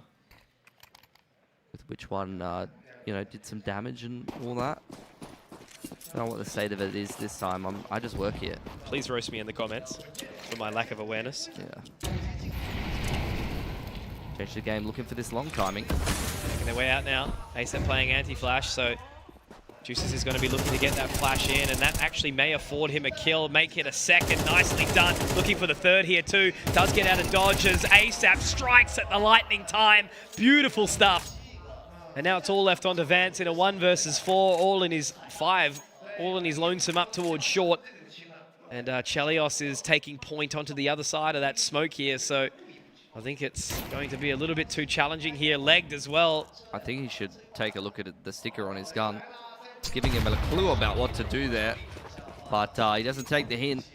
Juices and ASAP combining for all 5. Beautiful long hold. Juices taking all of the aggro away from ASAP, and both of them doubling up with ease. He must have still been playing through the 5-year hiatus, right? You know, he's still got the aim. No, he's just built different now. Some people just have it, you know? Yeah. I mean, looked like we were coming out of the bin there. A little delayed there from Vance. Yeah, it's a hard shot to hit. Like this reapproach is that thing that we were talking about, right? You know, watching up, changing the position time and time again like they did on overpass, but he's not interested. The boost actually does come back from 957, so maybe the timing will fare them well. Chelios back onto that line. He has had his head ripped off here, though, previously. Not this time. Yeah, flashes don't quite hit him. He was holding a very tight line, and he has reaped the benefits of that. Another man advantage for Rooster. Chelios with the AWP in hand has been the goods today. Change the game. Up the creek without a paddle at this point. Stuck behind multiple smokes. Try to bide their time. Sort of smoke here for Terry. A molly for TJ. A couple of key pieces of util that could continue to make the T side life difficult. That's one of them. No smokes left. 2 flashes, a single molly for Rooster. TJP is probably going to have to send that down towards the tunnel top. They might not even be able to get it down. No, good timing. That means Zero's going to have to move through that, but it's not going to matter when Hacking is making waves. Great stuff here, an opening too, and now all of a sudden that is going to place some immense pressure onto Rooster. I don't even know if they're going to want to go for this. They do have 2 kits. Single molly for ASAP, couple of flashes, but the CT control is just a bit too much, and I think they're just going to leave it. That's changed the game, holding on to 5. Yeah, good spacing and entries onto that B side of the map. Terry and TJ really couldn't get too much done there. I don't blame Change the Game for going towards that B site, having a little bit more success over there. He definitely wouldn't be running to run into ASAP, Juices, and Chelios with the AWP out. Potential sort of hint towards a leak on the B site, which might mean that we'll need to see a little bit more versatility around mid from Chelios. Obviously wasn't given that opportunity to find the kill into lowers that round. And another TAC timeout coming through from Coach Viridian. I love how animated he's been getting.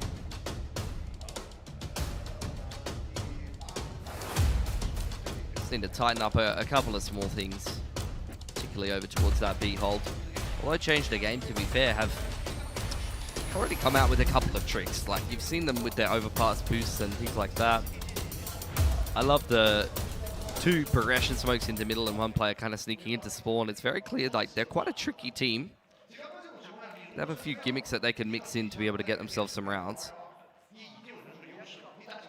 But that last round was anything but. Just some really, really good spacing and clean entries to get into that B site. Looked a little bit too easy to fold the TJ Terry duo.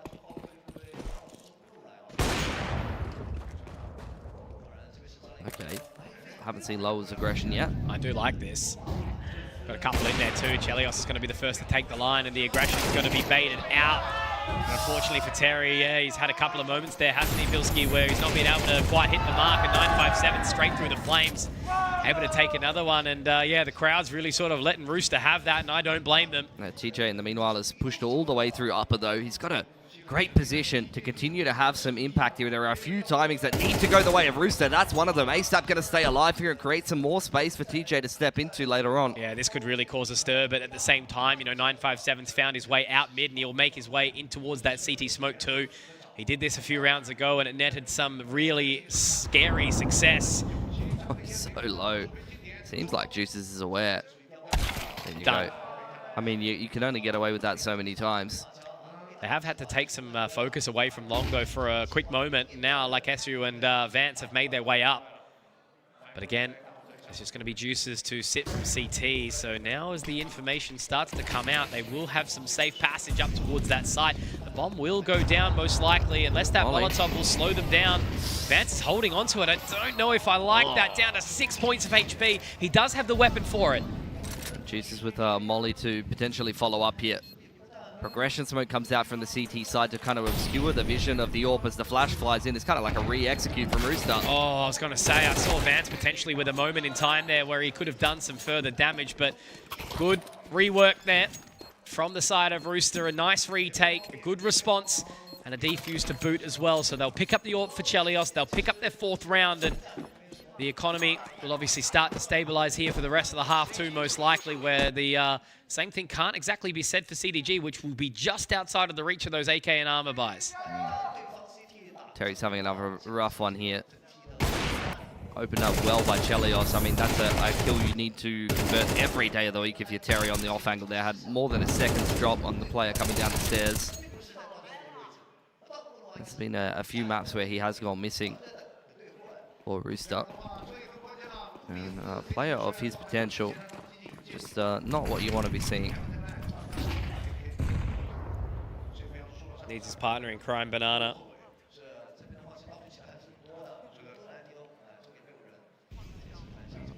Change the game. A little bit of util pressure on the middle of the map, but it very much will be a mid to B kind of pressure with the contact coming through uppers for the majority. 5-7. Oh, dinked. Dinked how? That's really, really rough.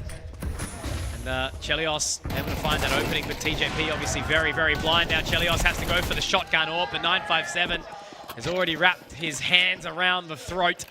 And they do have some utility that could potentially make something work. Very low, very low. And unfortunately, they don't really have too much clarity onto what that looks like, irrespective of the HP for CTG. It's too much of a risk here. Chelios has likely made the call to pull out again, and just gives them more time to have that conversation. 957 keeps opening up middle. He's doing an excellent job over there. Having a lot of impact for CTG time and time again. They've had so many different looks with those progression smokes into middle. It's a good opener. Needed to win that duel onto ASAP. Flashes are plenty. TJ caught full white what felt like 4 times. And Chelios, although he gets 2, it's just not quite good enough when the riflers don't find anything for Rooster. Yeah, perfect flash onto TJ. Sleepwalking behind the car. It's just, you know, again, a perfect example of change the game coming prepped into a tournament like this. They're a team with a lot of really nice tactics. It's been a lot of fun to watch. I mean, that's an execute you can tell has been dry run multiple times. Yeah. Oh, look, that's something we need to see, right? You know, China, a region rich of Counter-Strike. Many, many people. I was trying to remember the stat that we got from Banks on the Shanghai Major qualifier. It was like 8,000 teams registering or something like that, which is just incredible to think about. That's coming up, though. It probably is, but I don't, you know, despite being in Shanghai, I've got no qualms in saying the China numbers kind of cap most of the time. There is a lot of players, don't get me wrong, big population, but the numbers are always crazy inflated, man. Yeah, still 40,000 people, not exactly unbelievable up against, you know, a population of just under 1.5 billion. But we can't find a player to put in Rare Atom. We just need Advent to go hunting in 5E again. Yeah, true. My goat. Don't worry, I'm just telling myself right now that 100,000 people are watching this game. Yeah, so I can put on my best work. Yeah, put it on the old resume. Change the game. I've got some short control. Let's see yet another well-drilled execute. That's what we're hoping for. ASAP with a belt full of utility, looking to make their lives difficult. 30 seconds on the clock here. Chelios posted on the line. Really able to slow them down here. You know, they're going to have to make a bit of a scramble up short now. Oh! 220 points of damage there. ASAP's going to be looking to line it up now. 1 and 2. It's just brutalization right now. An absolute mop-up up towards short. TJP finds Zero, and Vance is just wondering what the hell has happened to my team. The Molotov's going to lick him in the face, and unfortunately TJ will smack him back down. And whilst we do get a little excited about that round, you know, the obvious rather is that Change the Game still are in the lead 6-5, and we move into the final round of this half. But yeah, this was just sort of that classic moment where running low on the clock put CTG into just such a bad position behind that smoke. Gotta kiss the observer for that round. But I got it, right from the beginning, showing us the multiple nades, catches the third of the nade, hitting everyone on CTG, and every kill of ASAP getting everyone through the smoke. Just absolutely gorgeous. Great bowling from Gary on that HE. This is gonna scramble away. CTG have got control of long here, but it's gonna be tough for them to actually get this split off. Up in the smoke open for just a split second. They are likely going to find some space, but Vance has found a lot more than just that. He's even turned the tides as well. This is going to be a very uncomfortable final round of the half. Just don't think Rooster were ready for him to just dry run through the smoke, but there was not much else CTG really could have done in that position. Yeah, they hesitated in the last round, but this time they're certainly not going to unless TJP's got something to say about it. Spots out the head of another. The one tap is needed from this position. TJ can't quite line them up, and Zero's hit the bloody home dinger all the way down, but the Molotov is good from Chelios until he's taken. Now Terry in the clutch needs to be the hero. He hasn't had the best game, but this is his time to shine. But like Keshu again, impact is his name. And Change the Game find their 7th round, and they'll lead out the half here into the second map. Yeah, great T-side, honestly, from Change the Game. A lot of tricks, a lot of very well drilled executes coming into this series against Rooster. I love what I'm seeing from them. This is a team that is playing with great structure, a little bit more Vici gaming influence coming on through there. I mean, it's meant to be a streamer team. I don't think I've seen 5 streamers ever be this coordinated in my life, even with multiple influencer managers trying to wrangle them as best they can. When we're going to have the hero team made by Oni. No thanks. I've already seen drillers. Best Asian team to ever be built. I hate that from you. You've had some poor takes, but that is close to the top of the list. Remember, as the wise old man once said, you must be cringe before you can become based. Might have been cringe to run through the smoke, but it got it done. Yeah, no, for sure. And I mean, look, you know, as you sort of alluded to before, Change the Game has been pretty well drilled. They know exactly what they're doing. They understand each other's limits. So maybe Surf was trolling me by calling them streamers. And they're not afraid to run through smokes. Yep. Multiple times this series. They learned their lesson from that previous round. Oh my god! That was a little backslap from Vance. Yeah, ASAP arced up and Vance just immediately put him down. I felt like I was watching that ad with all the kids in it. He's getting slapped on down. Lexu pushed off the line here. And Rooster looking to shove their way through the middle of the map. It's going to be a very quick mid to B play. Is hacking. No way he walks through this smoke, does he? He's allowed the safe passage. Chelios, oh, he does connect onto one, but Juices and TJ have been able to find the side here. I think it's going to be a very, very quick retake. TJ gets his head absolutely cut the hell off as hacking. Able to find that opening, and like Keshu as well, alongside Vance, continue to do the heavy hitting.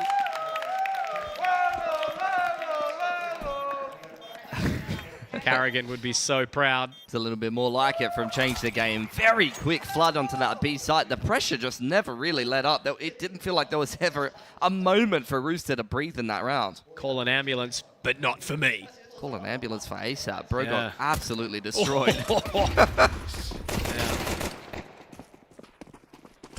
I can think about right now is we went to all go get some ramen. The waitress asked, you want some? Clocked her in the head right there. Oh, the rot consumes me further every day. The hero AKing on Terry. Look, I like it. He's definitely not the person you trust with it, but if he gets a couple of kills, it'll definitely rev his engine. Need him to go down and give it to ASAP. Respectfully. He's got no Kevlar, mate. They Still. put all the eggs in the Terry basket. Yeah. Not what I'd be going for here, but He's just such a lovely young man. It makes me sad that I have to point out that he's having a tough time look, here. it's our job, man. You know, like at the end of the day, it's nothing ever personal. We love these players. All 10 in the server are probably lovely human beings. Time for a B-pop, though. Yeah. Terry right in the middle of the action here. Great flash out. Nice. There we go. ASAP finds the first one up and over the top. The Glocks. Terry doesn't even get a kill with that AK. It's all the Glock train. And as that bomb does get planted, Vance definitely doesn't have the right weapon to it. He's going to say, hey, Chelios, do you want this AWP? Because I think it'll be happening in just a quick second. I think it's time to wrap it up. Change the game. Just going to hold on to the rifles if they can. Yeah, Terry didn't even need to fire a shot there. 2 double dings for the Glock. But pretty good. Better than that, the flashes. Yeah. Bloody hell. Both players on Change the Game blind for a good 5 to 6 seconds there.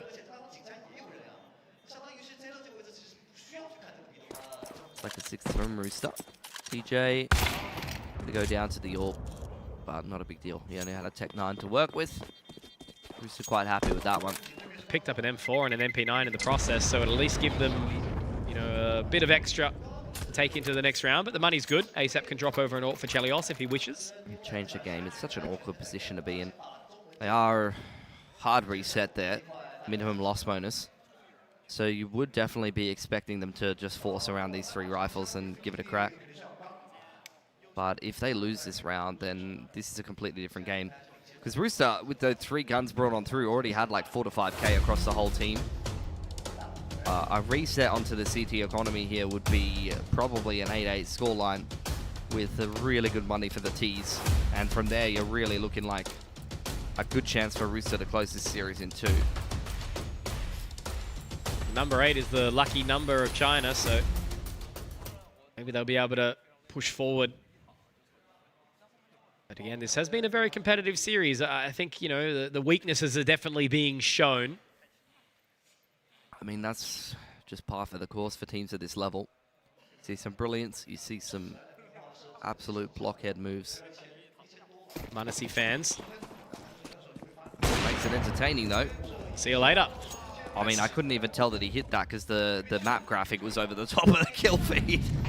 Look, just another day for Chelios, right? You know, he's a man that has been on the big green for a very, very long time, and especially being the captain, the IGL, he can certainly put his players into position for those boosts. I mean, I've been singing Zero's praises, but he's kind of been a certified liability this map. Jeez, I didn't even notice. Yeah. I mean, through no fault of his own getting picked on the cross there, but outside of that... Heading up short now, Terry. Oh, I don't really like this, but what I do like is Vance finding that shot onto Chelios. Much needed. Evens up the numbers now. Hacking's secured control of long. Very split approach from all of CTG here. Vance could find more here. Does get flushed off the line, though. Good flash over the top, so now short real estate has been secured. I'd like to. Only has an HE to work with here. And that's it. He's all by himself.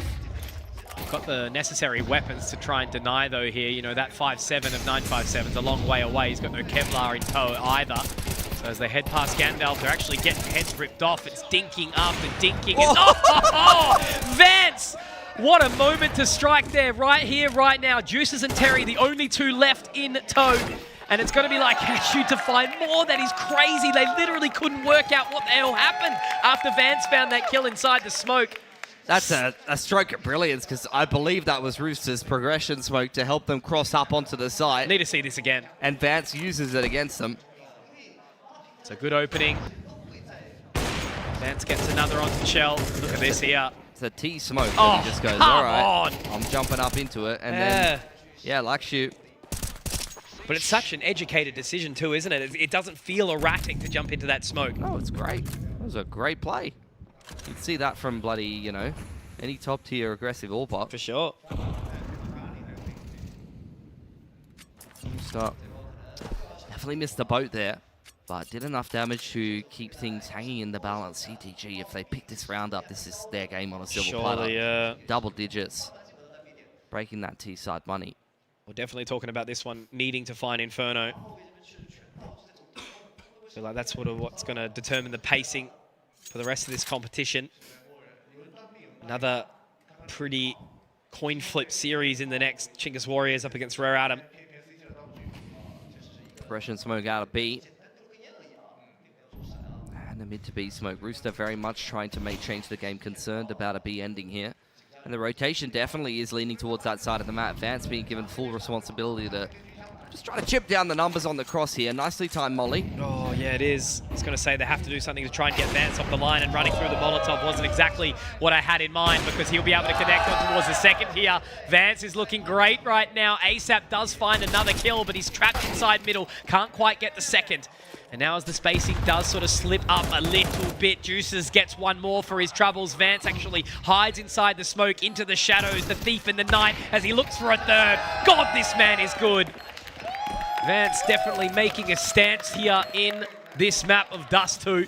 Change the game, about to secure their 10th round. And once again, unfortunately, Rooster might have listened to the wrong stock to invest into. Their money ain't great.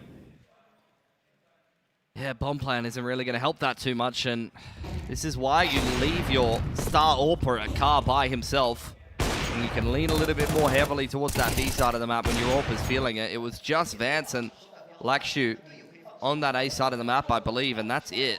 It all started with that molly too, didn't it? You know, they felt the pressure to flush through it. Bro, the way Vance is playing, I don't think the point before what happened in that round mattered. I think he was going to post on the crossing. He was going to hit every bloody shot no matter what. I better give Vance a big old kiss after this if he is successful. And I mean, Lakshu has been playing a fantastic game of Counter-Strike as well. It's been very entertaining so far, and Rooster definitely are being a little bit tested. It seems a bit more thorough than the map of Overpasses. Vance will connect onto another shot. Narrowly misses the next. Terry able to run on up at 957. Is going to find some great positioning out towards middle as well. And unfortunately for TJP, he will be murdered without response. And ASAP's also going to be feeling the same fury as poor Juices is going to be heading in there with a scout. He does get some information as to where Zero is, but he does make his way through. Look, I mean, if there was a headshot in that Tech 9, there could have been a moment, but at the end of the day, it is going to be another going the way of change the game, and all of a sudden, you know, you think like Rooster are running out of opportunities here. They had plenty, took advantage of very few of them. They've really let change the game. It's kind of run away with this on the CT side, and once again, it feels like a pretty woeful T side from Rooster, all things considered. At least change the game, came prepped coming into their map pick. Had some nice plays, did enough to be able to get themselves the required amount of T-side rounds. I really can't say the same for Rooster. Not at all, and it's just this constant lackluster, you know, battle with the economy, isn't it, right? I mean, Terry's got the boost up, ready for Vance. He's here solo. Yeah. Oh, I felt that connecting. He does get legged on the exit. Yeah, Chelios only has a scout. Yeah, it's like smacking him with a pool noodle. He's still alive, so he's still a problem. So once again, you know, they take the middle of the map, they take short control, but it's just another day that ends in Y. That hasn't really helped them secure a round yet. No. Look, I said to them this morning that it definitely felt like that it was going to be a 2-1. I didn't say either way who was going to be the victor. And it looks like we're going to be seeing exactly that right now. Unless Rooster can turn this one around quickly. They've definitely got enough room to breathe if they can get this round. They've got the utility. It's a good push from Hacking, though. Deep smoke in towards upper tunnel as well. The longer that they take, the closer Hacking gets on the flank and top middle here. Vance straight on that line. He's going to be the biggest call for concern here as Hacking does find TJP. Another member going down, and all of a sudden, once again, you start to beg the question here as Hacking coming down through top mid. ASAP's going to fall. Vance finding Juices. Clean as you like from Change the Game. I think we're going to Inferno at this rate. I mean, it's the same thing as Overpass, isn't it? Like, they're just taking way too long to do anything, Rooster. Yep. They're trying to run the same approach again and again and getting absolutely battered. The mid-round pushes are finding so much impact from Change the Game. Similar to what you saw on the A side of the map from them a couple of times. Yeah, the last time out for Rooster, but I really don't think it's going to matter. I think this is going to head to Inferno no matter what. This could have been called in the previous round, right? Give themselves a little bit more space, you know, now knowing that the timeout comes with 6 needed on the trot to be able to even take it to overtime. We only had 1-2-0 this morning. We're very uneventful occurrence for Nemesis, unfortunately. Some of the very well-known and experienced names from the Southeast Asian region. With Eruption looking much better today. Buy is not what you would be wanting here for Rooster to try to fight for the game with. Molly will keep them back at top middle, break up the timing a little bit, change the game very much, relying on the fact that they can fight for this long control and probably just post up Vance on the cross yet again. In fact, he's even going to have a crack on the initial short line. We've got 4 flashes, guys. Certainly not around where you want to be finding yourselves running through fire or even playing with it. Vance has been dropped in towards CT, so maybe this is a good sign so far. Juice is able to drop like Keshu. That's a very important frag because Hacking's been sent down long. Hacking sent packing. It's Vance. Oh, where does he want to go with this? He's actually left at 957, slotted his way through CT here. If he can get the catch onto Chelios, that would already start to return to form for the team. That bomb has gone down. It's very awkward. Juices, oh god, they're so low in every which way here, Pilski. ASAP able to find 957, but as that flash comes up and over the top, ASAP gets another. It's 3 on the board for ASAP, and a savior, allowing the team to go once more, go again, because all I can sort of think about here is even if they lose this map, a couple of rounds in the trot will give them a boost into the next map. Yeah, the contact approach works a little bit better on short there. Courtesy, though, really of Vance with ants in his pants. Bro did not sit still. If he just posted on that short line, that was going to be free farm for him. But I don't know, he felt the need to just kind of run back and forth through CT spawn. And Chell with the AWP in his hands. Dropped by the aforementioned man on the CT side. He's better than he's had access to for a good couple of rounds now. Rooster with some serious tools that they didn't have access to in the previous. But again, just contacting through the middle of the map. Yeah, look, Atreides could have the best tools on the market, but doesn't mean you can build a house. To be smoked. Went out there for Rooster, waiting to see if there's going to be any kind of reaction from Change the Game, who very much are set up to deal with a short play here. Left like Sue behind in Goose this round. This is bold from 957. They missed the blow-up of the smoke, so he does peel away. Not interested in going any further down towards B-Tons. Instead, he goes up for the boost box. Zero still with a smoke to play with here with 50 seconds on the clock. They've seen this set up a couple of times already, Rooster. Chelios is just going to be dropping the bomb back too. He wants to go mid to B, take that bomb through tunnels potentially. But that smoke is up. They have to clear 957 here. It's all going to be mattering on the timing from ASAP. Great shot from TJP. Zero from Heaton, punished by ASAP, and an immediate save surely for CTG. That's another round. All you can think about at this point in time here, Pilski, is 1 foot in front of the other. You can't think about winning this. You can't think about overtime. You just have to think about winning every single round as a best of 1 from here. It's another good game from ASAP and Juices. These players really just can't be faulted in this tournament thus far.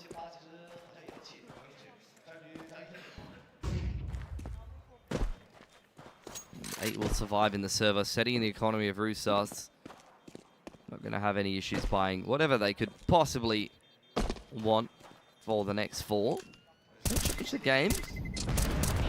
Starting to run out of cash a little bit. Only 2K on the loss bonus.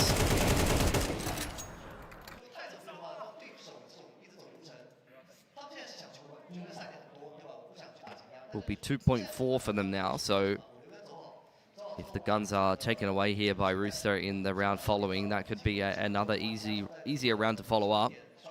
Kind of a soft reset going into round 22 if they can win round 21 here. What's 9 plus 10? 21. Thank you.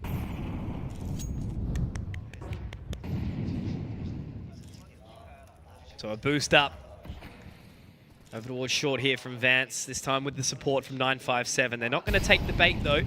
Terry's just going to sit pretty walk on in. This is very, very uncomfortable. I think the flashes have come at the wrong time. And again, Terry is just punished. I don't know if ASAP's actually going to be ready for this, but Zero thinks better of it. They're actually peeling away from short too. The smoke goes down. TJP might be able to find the timing, but is it too bold? Is it too brazen? Flash over the top. Gets into position. TJP drops like Eshu back down into short. Mid to B smoke. Chelios posted up. Waiting for Vance, but Vance is too quick. Really has had Chelios' number here on Dust 2, but the follow-up peak is punished by Juices. They've got open sort of territory over towards B now, unless they try to push their way up short, and I think they will. Or timing. Timing is everything. It has to be hacking to go big here, and Juices has something to say about it. Zero picks up the pace, drops ASAP, and decides to push up towards tunnels as he didn't do previously. And now there's a serious chance in this round here. Juices taken down very, very low here, Pilly. 1 on 2. Main could be huge. But Juices is on ramp, so he won't go down to it. Another volley thrown on out there. And safety in numbers for Rooster. Zero definitely could have got that one done. Yeah. You know, having to rely on Juices to get the 4K there is not the teamwork that makes the dream work. Once again, you know, Terry just a little bit shaky, unable to connect onto that shot. Vance has Chelios' number. TJ not hitting the shots he's kind of being looked towards. And ASAP punished by Zero in this position earlier means that Juices has to be the hero to hold on to the game.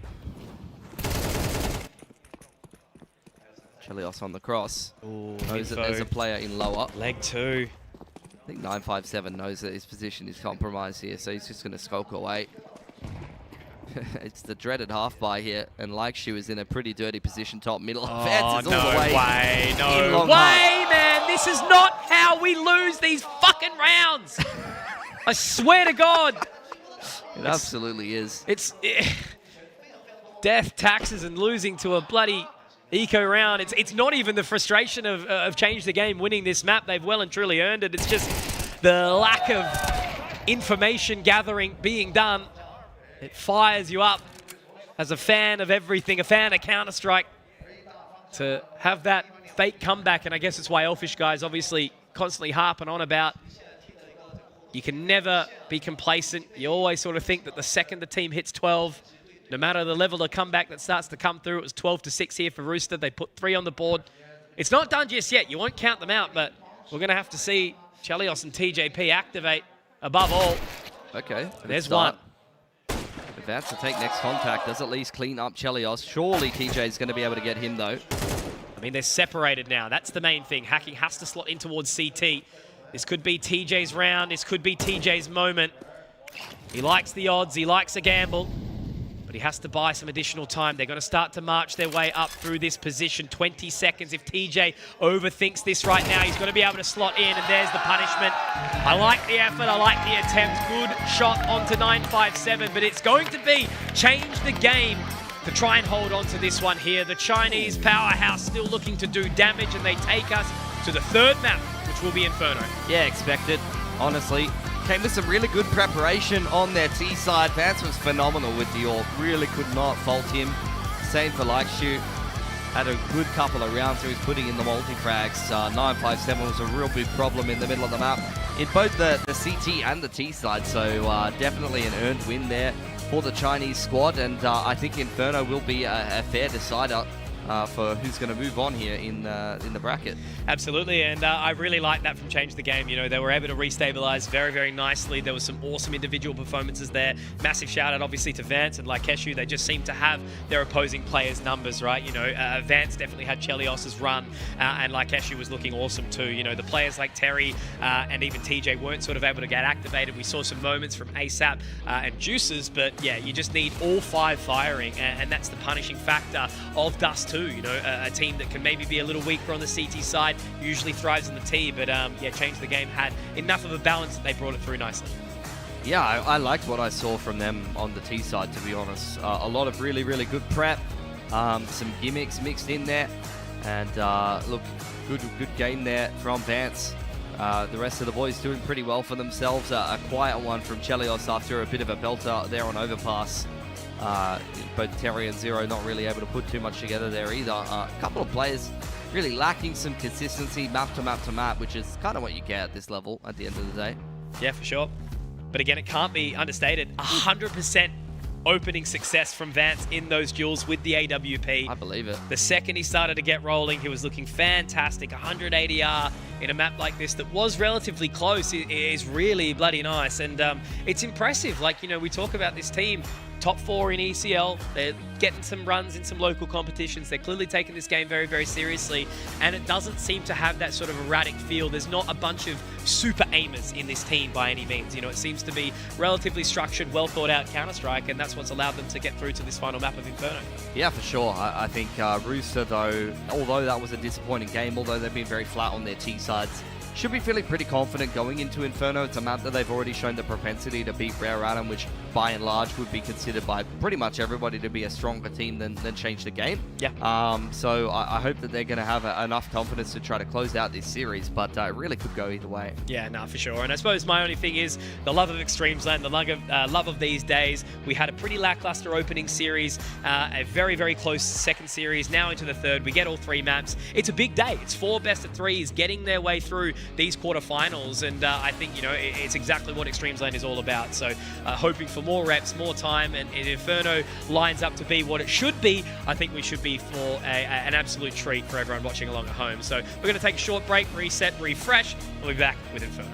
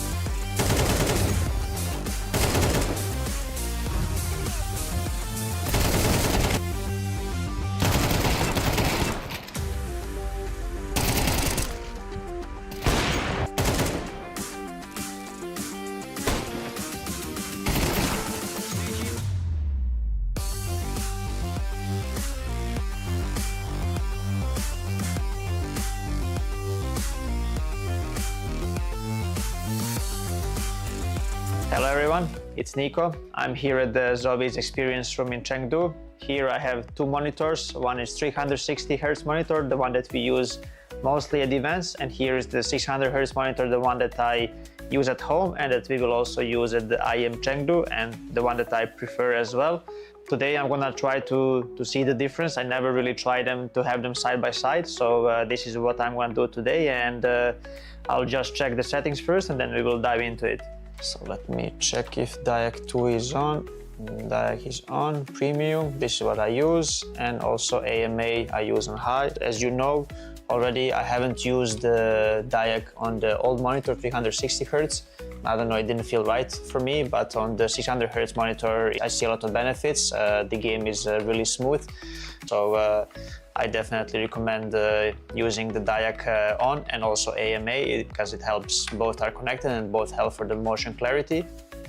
So the first thing I want to talk about is the color. We use both monitors on the same settings, so you can see the clear difference between the colors on each monitor. As you guys already know, I always like to have my color vibrance very high and to use saturation very high as well. So for me, it's very important that the picture is very visible. As you can see on the 360 Hz monitor, the color is a bit more reddish, it's a bit more orange, and it's very hard to to use the high saturation on this monitor because it just doesn't feel natural. And on the 600 Hz monitor here, even if I use the higher saturation and the vibrance, the colors are way more natural, and it's just easier to see opponents. They don't blend in the background. So and what's most important for me is that my eyes are not getting too tired while looking at the screen. So the 600 Hz monitor definitely benefits a lot when it comes to the color, and it's just made for CS2. I'll just play a little bit. Let's try the 360 Hz monitor first.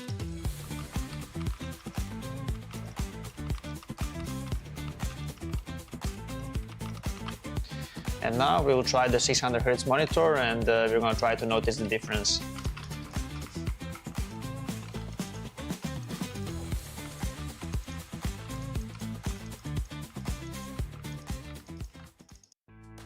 I think the first thing that I notice is the motion clarity on the monitor. It's way more clearer picture on this one. I think when the player model is moving, it's way easier to see them. They are not blurry at all, especially on the maps like Ancient. It can be difficult to see sometimes because of the background.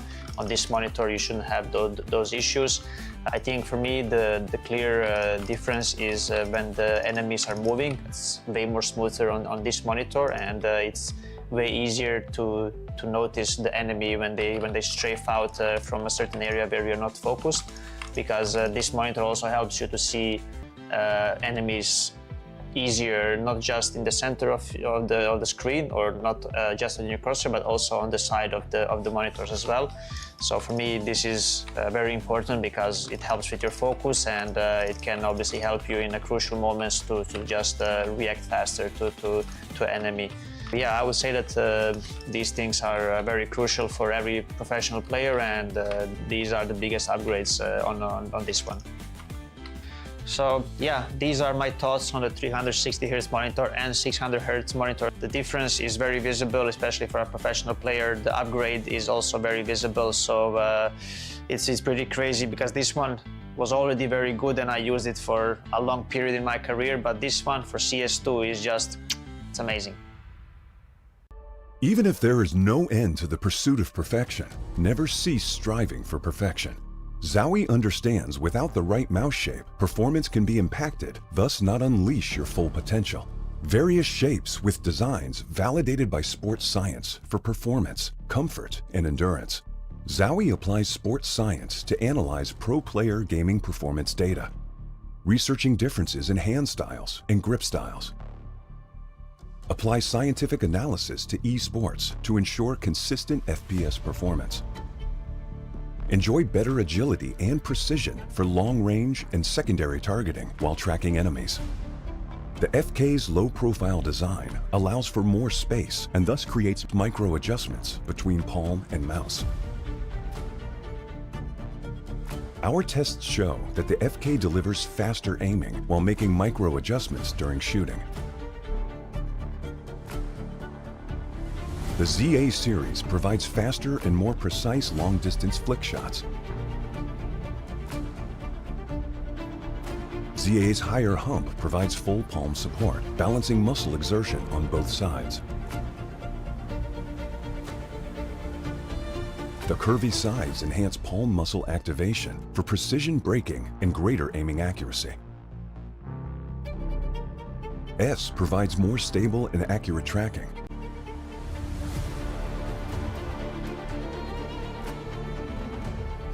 The shorter design of S enables more flexibility during vertical movements. Our tests show the left and right muscles are more balanced, resulting in the most stable and accurate tracking. U provides agility and multi-angle movements for claw grippers.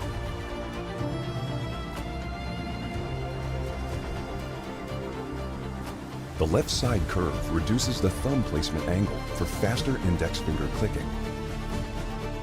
The right side curve allows easy ring finger placement to balance hand exertion and provide better stability. The EC series is designed for fast horizontal movements over longer distances. EC's rounded and smooth curved design ensures no distracting pressure on the palm, which reduces muscle fatigue during extended use. Gamers can rely on DW mice and their 4K report rate enhanced receiver, even in the most extreme wireless interference environment, such as a tournament. ZOWIE provides gaming equipment tailored to individual needs, offering options to suit various styles of play and grips for consistent performance.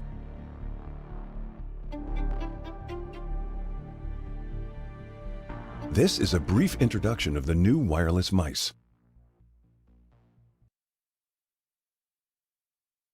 Fueled by the same passion as esports athletes, ZOWIE continuously develops tailored products, empowering gamers to bring their best out.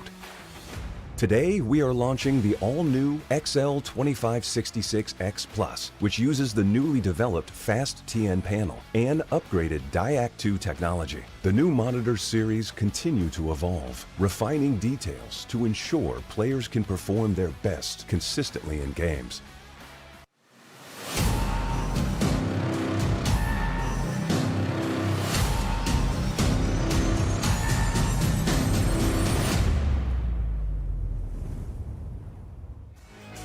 Welcome back to ZOWIE eXTREMESLAND 2025, into the third map between Rooster and Change the Game in our third quarter final here. We'll decide who's going to move on to the semis to face the winner of Chingus Warriors at Rare Atom. We have still got that best of three to look forward to, but this one is already delivering quite a bit. It absolutely is, and a classic map 3 to end up on in Inferno. It's a map that obviously, you know, makes beautiful moments, but also tears apart dreams at the same time. So I don't know really what to expect coming into this one. You know, the teams have shown a sort of lackluster CT side at times, things like that, but also the T side has been a little bit weak back when we think about Overpass. So I don't know, it's going to be a real testing ground for both of these teams to look good, because we've got plenty of reps from Rooster. We know what they look like on Inferno. We've seen them do it internationally as well. Change the Game of obviously lesser reps from what we've actually been able to see sort of over the time. But I personally think that coming into this third map, you know, Rooster might actually be a little bit emotionally drained off the back of it, because I'm sure they probably came in thinking that this one was going to be a relatively easy run for them. Yeah, potentially. So I think it would be a bit foolhardy to approach this one with that exact kind of mindset.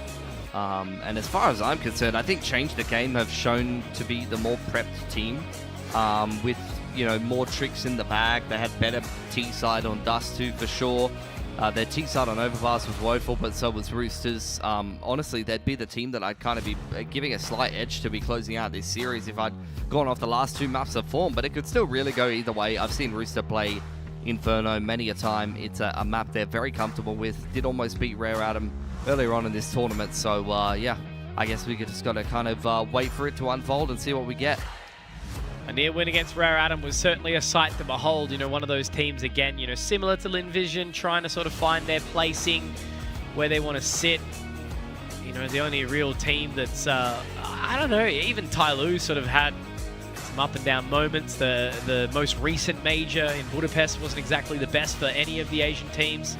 Mongols obviously still had their run to playoffs, but a little bit short after the departure of Senzu. Troles coming up from, obviously, Chingus Warriors. We're also meant to have the Huns here, but they're actually overplaying another event at the moment, which is how we actually afforded Chingus Warriors here. Rare Atom was at the Extremesland earlier this year, as was Tyloo. But both teams didn't have the deepest run, and that was also back when obviously Rare Atom still had Kaze. So it's been a turbulent roster time for Rare Atom. But back to the game in hand, Pilski.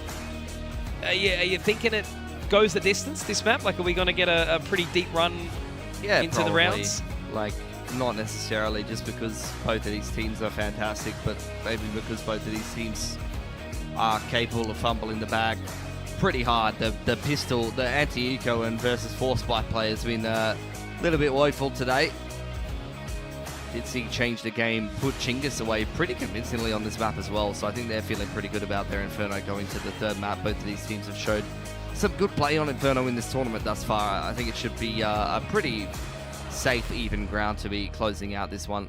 And honestly, I think you see better play from both of these teams on Inferno earlier on in this tournament than you're actually seeing them put together at times in this series. Big man on your screen right there, ASAP. He had a great one against Rare Adam. Yeah, definitely so. Was top of the tournament for a wee while. Thinking Boros may very well have overtaken him in the stats after today, but ASAP still put up some numbers. You know, he's certainly not been caught lacking. A little bit slower on overpass from memory, but Dust 2, he was still doing some damage. Whereas Chelios was the complete opposite. Overpass, fantastic map for him, MVP. And then absent without leave on Dust 2. A couple of shots for sure. Whereas, yeah, changed the game. Vance, very impressive in that previous map. Similar could be said for Laikeshu as well, who was looking fab-o on that CT side with the M4.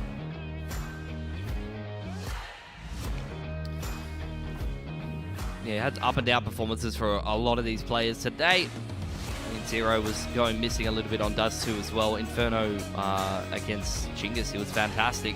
Saw a lot of pretty nice multi-frags from him. He was great on the entry. So definitely have my eye on Zero. Will change the game going into this one. But they had a pretty well-rounded performance against Chinggis as well. But these teams should be well aware of their opponent's tendencies coming into this one. Would have had a chance to prep Inferno coming into this series as well. Really, it's a question of energy and endurance for both of these teams. You're seeing some of the players locked in. You're seeing some of the players looking a little bit sleepy, looking a little bit spacey, and you can't be affording that in the third map of this series. Definitely not. Especially when you've got the later start. Obviously, did see most of the Rooster team down at breakfast towards the tail end of the opening time this morning. But looks like most players are still smiling, and that's exactly what you want to see. The essence of Extremesland is here. But ladies and gentlemen, it is map number 3 of Series 3 of the day. Loser of this one goes home. Will it be a long flight back to Australia for Rooster, or a little drive for Change the Game? Most of these players for Rooster making their way over to second mid. Chelios with P250 armor and a flash to work with, so I'd imagine that's going to turn into some kind of carbs pop later on in this round. Vance has been a pretty dangerous player for Change the Game. His hold on the A side of Dust 2 with Laiksu was something to behold. Let's see if it is the same for Inferno. Rooster does have a decent pop onto A as the flashbang comes out. Laikeshu is ready for it. Vance with the opening shot. Oh, God. He does get 2. He's somehow still alive inside this pit right now. If he can get a 3rd here, this is grim. What is happening right now from Rooster? Chelios gets 1, but it's all down to a 1 versus 5 now. 957 can make his way through the smoke. Not a single person able to take down a pit member of Vance. Yeah, it's far too sleepy from Rooster. Had a pretty decent pop timing there, but just weren't able to scale out and actually deal with Vance. Gets way too much work done there. It's not even Laikeshu who gets a whole clip off on the cross. Yeah, with the shot, so it didn't even matter, did it? I mean, he's gotten bloody 2 flips off. No one's killed him. A great start for Change the Game, though. It's going to mean that Rooster do have to tussle with a full Glock eco, and Chelios, well, you've been bold, mate.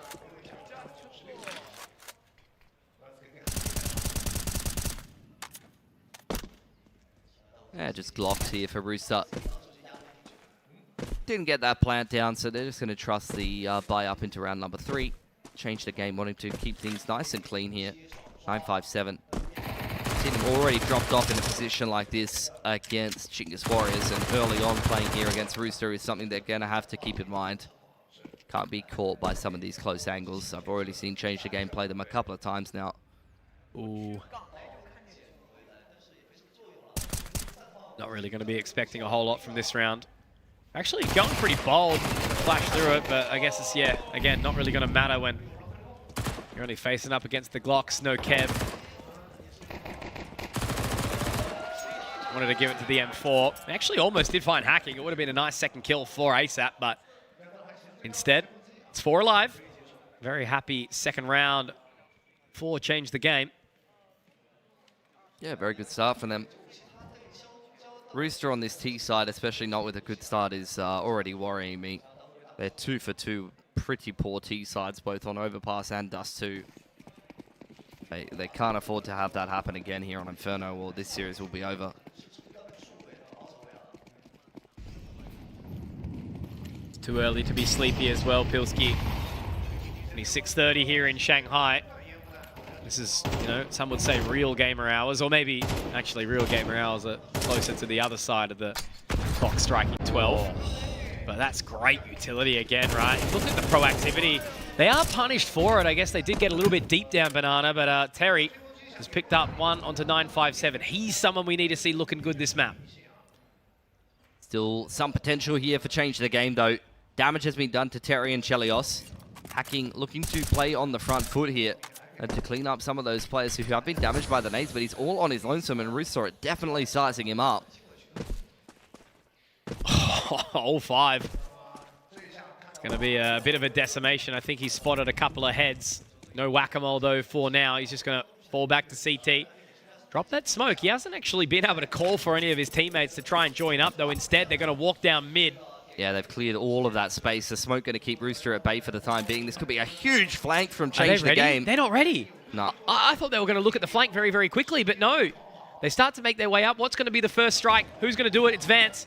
And surely that's going to be the information now. Vance gets to TJP inside the flames. He's ticking. 30 seconds now. The rotation has already started to come on in, and this is the concern, right? Zero's going to be able to strike through the smoke. He finds 1, 2, and 3. Oh, Rooster. They've fallen apart. It's the same issues as the last 2 maps, man. You know, the info pushes in the mid-round are never punished, and Rooster always is taking way too long to get these side hits organized. Yeah, 4v5 starting the round. You saw it on Overpass. The pushes on the A side of the map. Down Con, shooting them on the flank. On Dust 2, hacking push through Bedroom and shot them from top mid. And again, that's a double flank from Change the Game. 3 maps in a row. Like, the tendencies are well established at this point. Man, but it's just the same old story. It's early days, so we'll give it some space for a minute. They are changing it up here and just putting down that W key. Ace have to find the first hacking. Let's get a couple, but Zero's obviously going to be able to drop the weakened members here. The flash does go up and over the top. If it's a catch here for TJP, the round could all of a sudden be on, but that's a great HE to try and strike onto the cross here. TJP dropped to 4 points of HP. Chelios yet to find a rifle. And there's a level of hesitation now because there's no gun picked up, and they walk away. Yeah, they're going to creep back all the way into B. Sound has been cut here. Change the Game. Does that make them a little bit curious? Indeed, like Shu going to make his way back onto bracket side. Could definitely catch one on the cross. Yeah. I think he might very well find Chelios. No, it's wiser to go in towards the apartments here. Because at the very least with this early plant, they're going to have to faff around for a while. They do have the kit in the hands of Laikeshu, but TJP taking point in Graveyard. Creep up on into bracket side. Offangle could be pretty good on low HP here for TJP. Chell's going to have to get most of the work done from carpets. Yeah, they're going to get the audible now that Molly is going in towards the pit. So information will be gathered. It's a good flash up and over the top, but Chelios and TJP can put it down. Nicely done. They change the pace. It's a good reset, and they win out the 2v2. Yeah, again, the tech armors have given Rooster already a couple of lifelines on this T side, and that's another example of it. The inability to make a decision on the gun rounds immediately followed up with the frustration rushes of Tech 9s. Yeah, well, it's just a crazy thing to me. You know, I've been casting this core, in essence, for, 7 or 8 years, and you've been doing the exact same. And they were never a team that shied away from anything, It would have never put them as a team sitting at the bottom of mid for 40 seconds, not able to do anything, nor dying in the smokes here. But at the very least, that was a good opening there from 957. Hacking takes a little bit of damage back, but for now it'll settle in the 5-on-4. Terry goes down early. Another strugglesome map for him. 957. Big impact player for Change the Game. He really just seems to assign himself a certain part of the map on every single map. Oh, almost gets spammed through down there by TJP and just kind of dominate it. You saw it in mid on Dust 2 T side. He's a player that is not afraid to be annoying to his opponents. Got a couple of smoke criminal moments, didn't he? Man, Rooster just getting peppered through these smokes time and time again. Well, like, what is that? It's just stuff you don't see from this team, but they've still managed to somewhat recover. TJP has run, unfortunately, gun out. Chelios does get the catch back, but It's going to be awkward when we do have one member up on the rafters. That is going to be Zero, who is fully healthy. Chell, considering his options here. Wants the Rooster skin instead. I'm going to creep around to Carpet side, but I think that's a bit of a death sentence when Zero's perched up here on the balcony. He just needs to sit back, doesn't he? 20 seconds. Chelios has got to try and do something on the way out. He clears it, but he won't. There's too many decisions to make there. Understandable. Have a nice day. Money's broken for Rooster yet again. Ah, man, breach success with the Tech 9s, but outside of that, there's just nothing happening on this T side yet again from Rooster. 957's having a whale of a time in Banana. Really is a dominant force. Try not to be too critical early, but, you know, 5 rounds surely isn't enough to at least develop the eye test a little about what we can expect. They're not doing anything, though, on this T side, you know. They're just kind of walking around. We're dry walking through smokes and hoping that contact plays will be good enough to get it done. We're just really not punishing much aggression from Change the Game in the mid-rounds. And they've definitely been controlling the pace of this map, Change the Game. Up to Rooster to respond to that. Clears out carpets. 957 rattling off shots into Banana yet again. Pushed away by the molly for now. And finally, Terry will get some space here. He's fought hard for this position. But there's not going to be much that he has just for the time being. Smoke going down only a short time ago. This could be a big round for Rooster to win. CT economy looking a little battered and bruised. Rooster giving them a lot more space than they've usually had access to. They've cleared out all the brackets, denied information on this A side of the map to change the game, and now they're going to group back towards B. One smoke on 957 left on over there. Hacking's got a counter flash, but that is it to hold this B site. Juices has got an HE to break this smoke, and there's a fair bit of util to kick off. A pretty solid execute here for Rooster. And this time they haven't gone walkabout either. Change the game. It's going to be a pretty heavy rotation. That smoke will go down, but as the utility does start to fare in, it's going to be eyes on 957 and Hacking to see what they're going to be able to find. Are they going to wait out this smoke? No, the utility does start to march on in now. They even break the smoke on the entry. Hacking gets one. Taded out, though, by TJP very nicely. However, this nade, this HE Pilski, it's going to be sailing into Juices, but no, it goes short. I think the jump just threw them off a little tiny bit. Change the Game may consider the save here. They do not have the money to go for this one and lose all of these guns. Nah, they're keen. They could try and keep it expensive. I just really don't think you should attempt this retake. Yeah, and absolutely fair and reasonable, right? They're definitely going for it at this point in time. We've seen worse things turn around. Terry gets another kill, but as they do sit towards Emo, it's Terry. There he is. The demon has been awakened inside of him with the 3K, and that is a well-needed round. And I am a bit surprised that they go for that retake there, Pilski, because the money will tell a story in just a moment. They've shot themselves in the foot pretty hard. Not a good exchange to open this one. I think that's almost a bit fortunate for TJP. They've basically just jumped down the barrel of his AK and lined up for Terry as well. That has just completely broken the money here for Change the Game, and now they're going to try and force buy. Good news for them is Rooster is pretty terrible against pistols, so they're pretty liable to lose this round. Yeah, we've learned that today, haven't we? Again, you know, not going to put too much pressure on it given the circumstances of Rooster. There we go. Terry is starting to turn it on. But that's what we need. 3K in the previous. He's able to find the pick onto 957 a couple of times. That's all we've asked for, Terry. Where have you been? You can't keep letting him run down Banana. No. You know, thank God they're starting to punish him a little bit. Yeah, I think they're certainly starting to read this one a little deeper. But it's taken around sort of 6 and 7 to work it out. Vance is just so good in this series, man. He's having another belter of a map. Yeah, ASAP's just had no chances in this map so far. Oh, Juices. One through the smoke onto top middle. Gonna steady things a little bit more for Rooster for the time being. Only Vance to defend the brackets. Surely he just gets traded pretty quickly here if he does anything at all. That's the A site wide open. And I'd imagine the rest of CTG should probably just save here. This is big for Rooster. They're going to have a much better T side than they've had either of the other two maps, which is not that surprising given that it's Inferno. And as is always, Pilly, I will never sort of feel comfort on a Inferno CT side for an Australian team. I mean, Vertex, back in the day, it was okay. FlyQuest Greyhound sort of roster was able to do it well. You know, taking some international scalps on that map like Na'Vi. But I do feel sort of few and far between drinks these map wins. Yeah. I mean, Inferno is just a staple map in the Chinese scene as well. Yep. All of the big dogs have been playing Inferno since day dot. That was my first taste of Chinese Counter-Strike, Pilly, was watching players just barrel through that bottom Nana smoke. There's only one man I can think of that would do that on the regular. And, yeah. He's a felon now. I was thinking about how to put it. Yeah. Yep. They're felon in and out of the server. Indeed.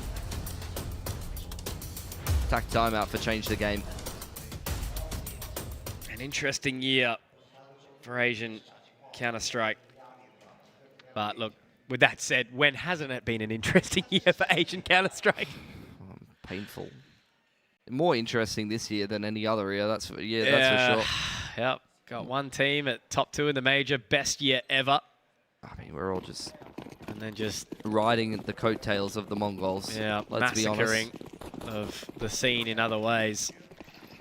Oh, look, I'm hopeful that FlyQuest will show up in 2026, but that's the copium being huffed. Great pick there from Juices. Yeah, continuing on a good trend of things. But change the game, I mean, they take attack timeout coming into this round, you know, discussing some more big picture adjustments, I would imagine.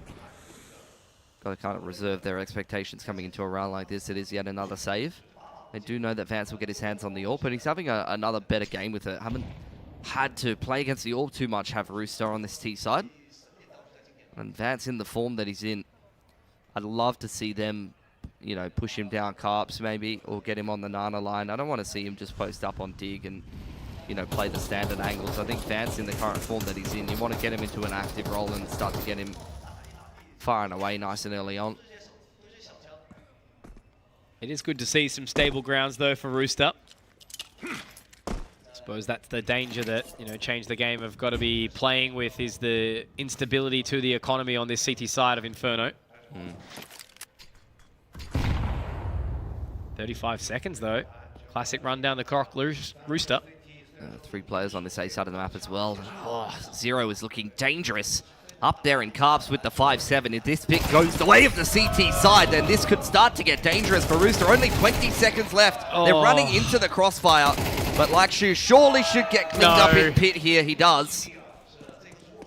I mean, this is almost winnable for hacking. I mean, I don't know if there was a kit down. I didn't see one.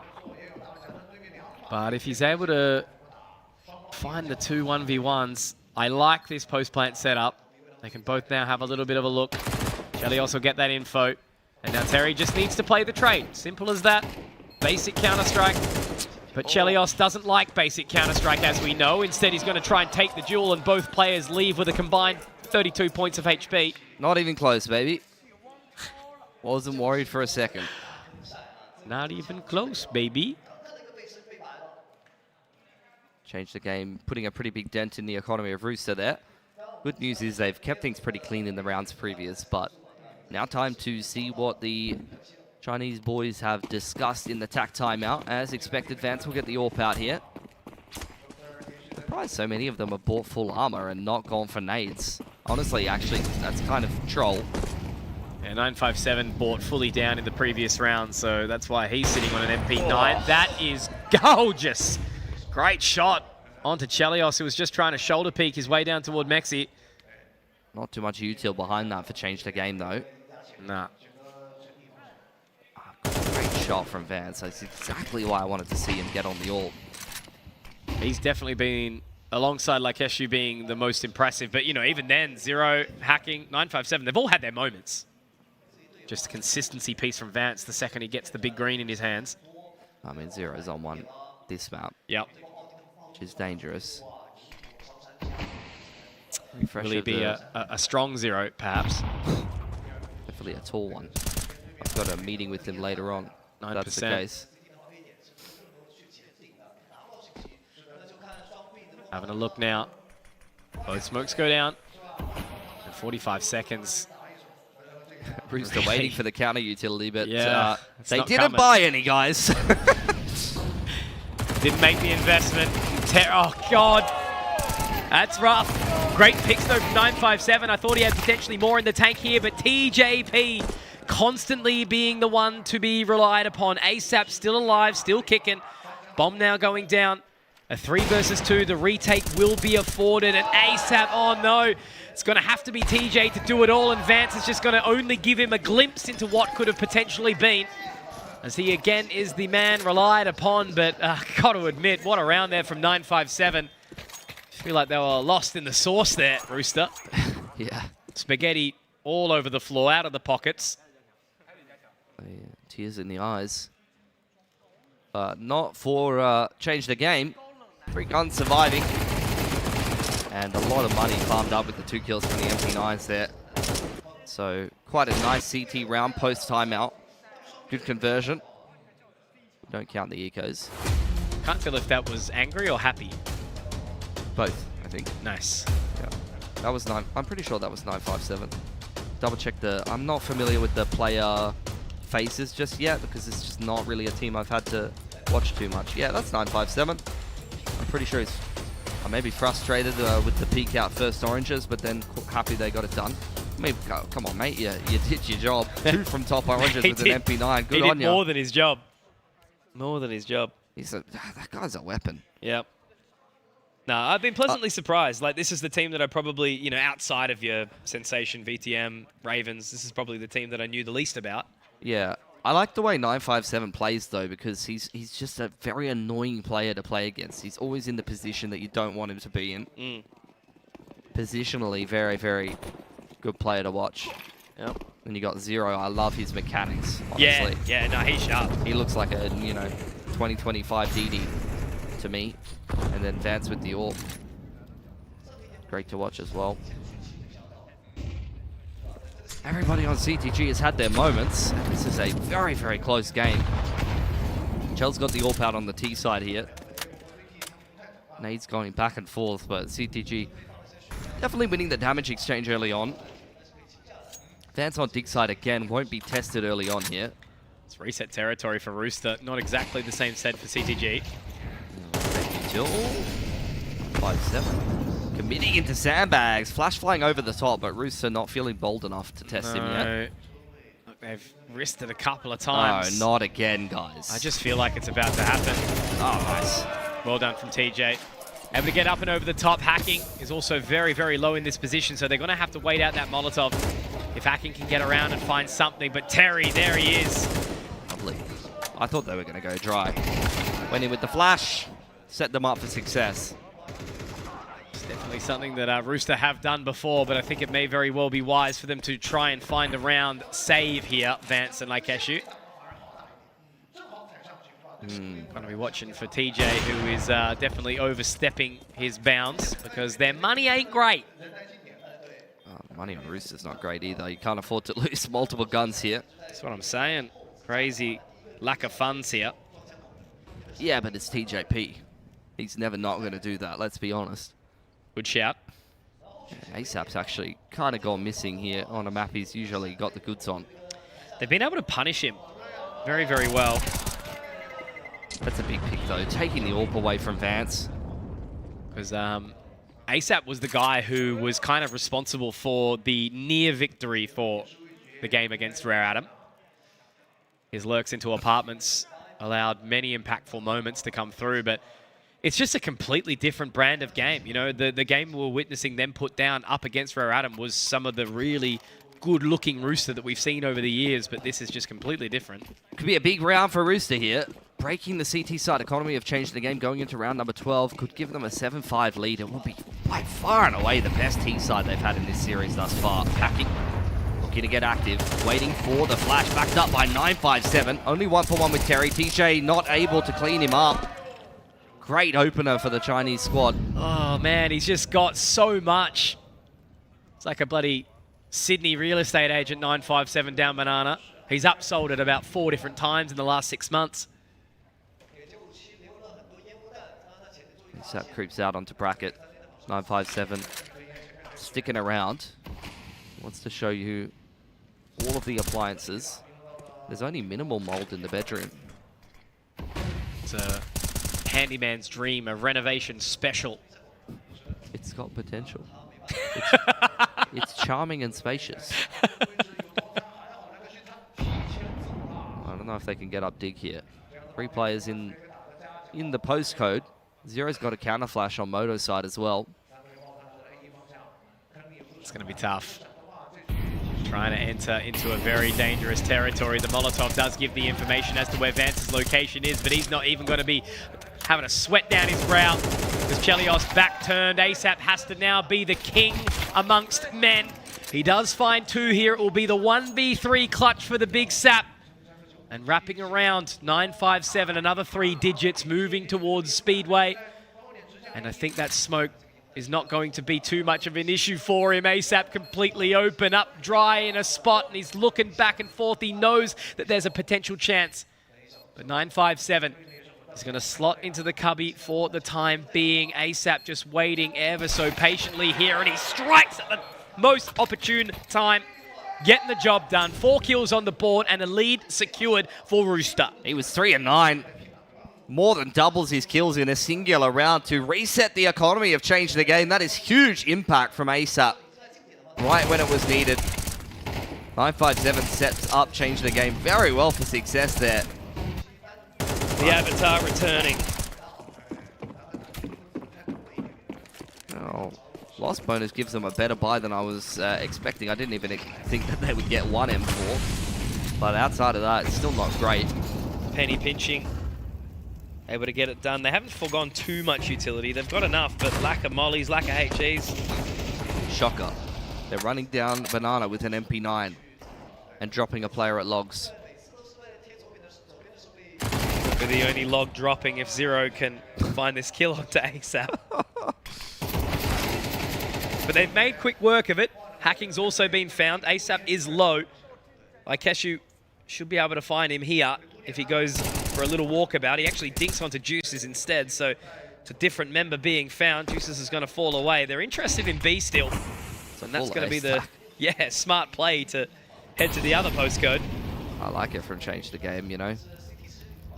They're just hoping. But they may walk into it at this stage. They're still so scared of Banana, aren't they? They've got utility to re-clear it, but they're just going to be walking top mid. But they're punished for it. Vance isn't going to have a big round this time. It is going to be Rooster securing a 7-5 half. The first time we've seen a lead from them in this series. That start worked a lot better T-side Inferno. You know, they didn't even play that differently to what you saw on Overpass or Dust 2 there. But I think just the way that the map works favors that style a lot more than you see on Overpass or Dust 2. Like, I think Overpass and Dust 2, you definitely do have to kind of go through the motions, straight down utility, work your map control properly, not remain too one-dimensional and kind of keep your edges probed. Whereas Inferno, I mean, you can definitely run a bit more of a contacty setup. And I felt like the individual players definitely had a much better handle on what they were supposed to be doing on you know, their specific positions. Terry was able to punish them enough on Banana. Couple of individuals stepping up and having some good rounds for Rooster as well. Puts them in the pole position here. And throws down the gauntlet to show us what Change the Game have prepped on their T side. Go back to their game against Chingas, see how much of it was done on the T side. The CT side was more memorable to me. But a good sign, I guess. You know, this game has definitely gone the distance. It's been entertaining. It's the 3rd of 4 series today. A big day here in Shanghai, China. Yeah, I'm feeling it. Not gonna lie. They went 7-2 on their T side, Change the Game against Chingas Warriors. Okay. So that would indicate they don't mind the T side too much. Yep. And yep, this will happen, guys. All good. Just get a little reset. We'll go again. That's okay. A little bit of a tech pause. That is fine. JK. Hee hee. Someone's kicked out the internet cable. Yeah, look. If I played too late into the night, sometimes Dad will just come down and unplug the router, and just lock it in his drawer. Yeah. My parents tried to adopt a software called Net Nanny, I think it was, and that would like restrict hours of the day. I thought you were gonna say like my parents just tried to adopt a new son. I got to admit, there's probably sometimes back in Guitar Hero, Guitar Smashing Conky days that they probably wanted to bloody punt me out of the home. Yeah. But Net Nanny. Yeah, I worked out. Dad had a book with all of his passwords in it, and I found it. So what I would do is I would. So what I did is I drained his bank accounts. No, not quite.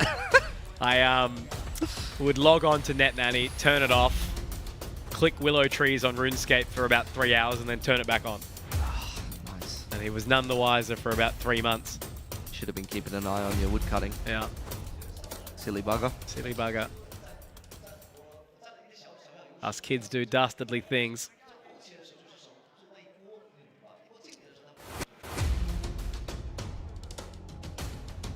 Shouldn't be too much of a reload here, guys, as we're just likely having that cheeky little reset back to the half. Idea for the major. Okay. This is kind of like a little instrumental number, right? You know, got a little bit of percussion. Yep. Live band. We go into a tech pause.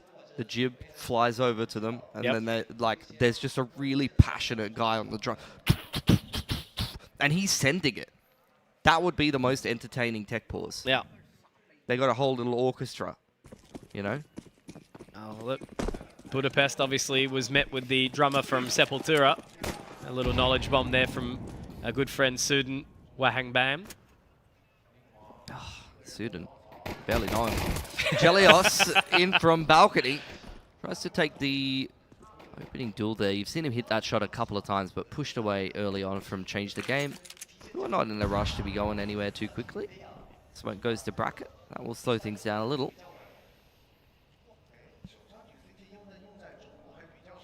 Much slower paced round than what we are used to be seeing. Some of these pistols that have come through in this series so far. Smoke's going to hold them back for a little while longer. Going to creep up bracket all the same. Juice is pushed away for now. In comes this execute. Looks like a quick one up dig side. Got a hell of a lot of utility to be throwing up here. Change the Game have clearly done their research here, and it's going to be Juice's caught off guard very early on, but Chelios does get one, make it two. Is he going to be able to hold on to zero here? As he gets the cross, he absolutely will, but 957, again, this man's a bloody race car. He's made his way through Moto, and he's gotten two in the process. You can't be getting away with that bloody ka-chow, Lightning McQueen. TJ, a winnable 1-on-2 for him. 957 is very low at this point. Needs to hit the pit stop ASAP, but he's just waiting for the contact. Swings on out and gets himself a third. This guy's a robot. I literally thought you were going to say 957. This guy's a bloody racist. Just hates Australians. That's fans of F1s though, right? Racists. Racist? Yeah. Racing? That's what I was told. Absolutely. Great rounds. Not enough though. Again, like the amount of times he's gotten away with that. He was in the smoke at the same time as Terry. I put my bloody house on ASAP getting at least one there. Yeah. He's a bit sleepy today. Juice has got caught off by that flash as well. Pit stop. Job's done. Box. I don't think we're on the same page here at all. I don't understand F1 anyway. Yeah. It's too hard. And it shows. Rooster. A little bit of an investment. They got some 5.7s and armor. Well, these are the scary rounds, aren't they? Shell's got 3.1 and he wants an AWP as soon as possible. Don't mind the big stack. Oh man, just can't wait to watch a save. Can't wait. And it's always when you see this kind of gameplay that you really need to piss. And you just know, like, this game has got at least another 45 minutes. You can probably go if you want. Nah, it's fine. Fucking solo. Used to do it all the time. Back when I sucked. When? Back when? That's actually a good time to shout out our Lord and Savior, Jim and Esso. Yeah? It was when me, Mac, and Manic were all coming up through the ranks of ESEA MDL, and He just sort of said, why are all you idiots solo casting? Find a duo. He's a smart man, Gymnasto. And then I found a lizard. And now we cast Valorant. So, not a bad outcome, really. Really on the hunt here. Likes to up inside of the smoke. The MAC-10s want to get a little bit frisky with it. Vance is on the hunt as well. They've got 3 bloody MAC-10s. These guys are racists. No. What? They're just running around like race cars. That's what it is. Correct. All of the MAC-10s go down. They got the outcome that they were actually looking for, changed the game in that round. No. They still hold on to the 2 AKs, sure, but the Mackies didn't do the financial recovery. I mean, Rooster are quite happy to pick them up. They're just going to hold on to them with the armor, probably send it down mid or banana, drop a couple of the 5-7s over, and it should be a pretty good buy. Why not? Disclaimer, I am joking. Okay. It's all jokes. It is all jokes. We've got to have some fun. Like, when was the last time you guys casted 3 best-of-3s back-to-back? There's 5 hours left in this broadcast, guys. Pretty much. This is the broadcast that puts hair on your chest. Chell's got the AWP out. Can't say the same for Vance. So Chell's going to have a couple opportunities to find some openers, but it's very hands-off from Rooster. They've just left Terry on his lonesome to jiggle peek from main with a full stack on that A site. The smoke dropped by Terry, and he's got plenty more where that came from. Maybe this is the read from the previous round, though, right? They stacked up A, and they're doing it again. They've taken the MAC-10s into the gun round, Conky. Yeah. But this will be the same strat once again from Change the Game. They've done this now 3 rounds in a row. Rooster's fully stacked and ready for the jungle wrap here. Chelios needs to be ready for these guys coming around, and Juicer certainly is. Yeah, awkward shot to be missed there. TJP able to find one, but he's taken down swiftly. It's all on the Juicers at the back of this side, man. If he found one there, there was 4 people here, Pilski. Where are they? They're all gone, dead, in the grave, 6 feet under. That was too easy. Oh. That was too easy. A full A stack. Smokes flew in, and Rooster couldn't hold it. They were so ready for it too, Rooster. That's the thing. They were changing their position slightly. TJ gets his 2.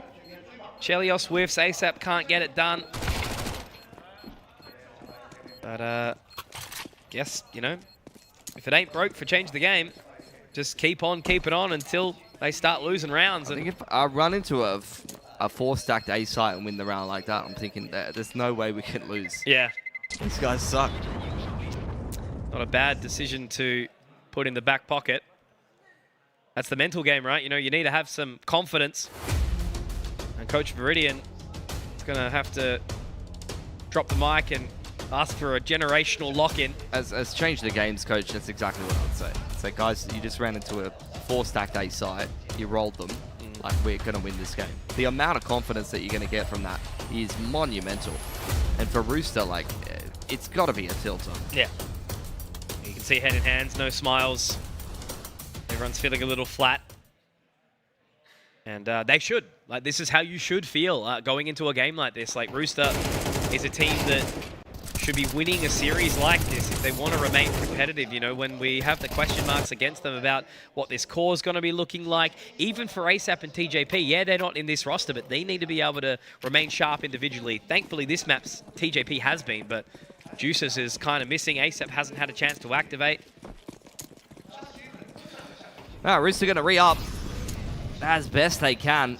TJ and ASAP holding on to a little bit of extra cash, but the rest of the boys really buying up into this one. Change the Game's economy hasn't had a chance to build up yet, and the game still hangs in the balance. Black Shoe copying a couple of nades down to 47. Once again, a very passive approach from Rooster.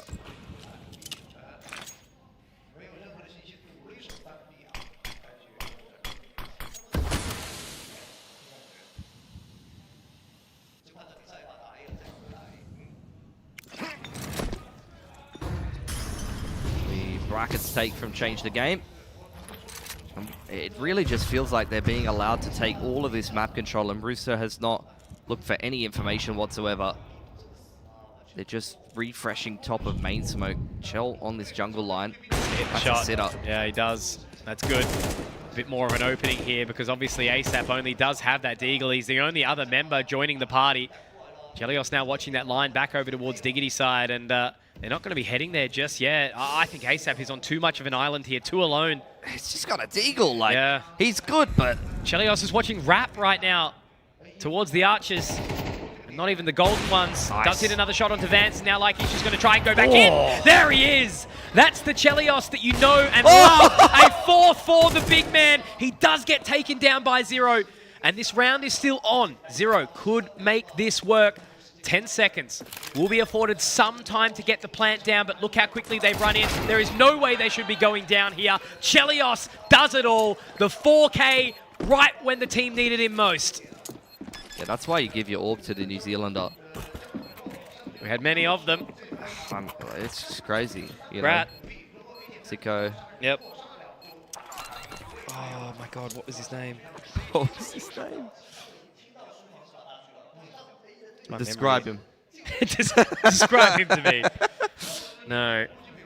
That's gonna throw me flat actually. Oh, no, bloody Sterling. That wasn't what I was thinking of, but of course Sterling. Oh, there's another one.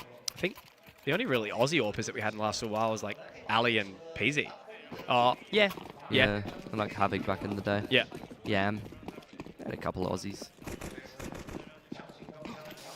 Now change the game. We're running out of cash here. That was a big impact 4K to really apply the press. Things very much hanging in the balance for both of these teams. Once again, quite a passive setup for Rooster. ASAP investing a little bit of utility to make it harder for Change the Game to move through carpets quickly, but they're not really going for that anyway. Raz. Okay. That's who I was thinking. That's true. Whoa. I mean, we're just running into jungle after he did that to us. Good stuff. Because now they've got the complete opposite play. And, well, TJ, I need to see you do something big here. It is your time to shine right now, and you're done. Yeah, that's round over for Rooster. They are far too out of position here. And with CT spawn compromised, I mean, this is just going to have to be a save. The money's not great as it stands. TJ and Terry can replace those weapons going into the round next, but when Chell opens it up that cleanly and you still get folded that quickly for Rooster, doesn't leave a great taste in your mouth. I think they maybe needed to get a little bit more active towards the A side of the map when the B pressure came in, perhaps. I'm not really sure. Well, it's just Inferno the way it plays out, right? You know, it's a map where you, you know, rely on the decision-making. Do you stack 3? Do you stack 4 over towards one of those sites and then... But, yeah, we're talking about stacking, but Rooster's not even doing anything in the mid-round half the time, you know? They're very much just holding on the sides, and it worked well for them on overpass, don't get me wrong. No second mid fights, no controller banana. Like ASAP, a lot of the time, when he's feeling more confident and playing better, like we saw against Rare Adam, he's getting aggressive and pushing Balkroom. Yeah. Yeah, he sat in there a few times, didn't he? I don't know if he's necessarily playing well enough to have the confidence to do that, perhaps today.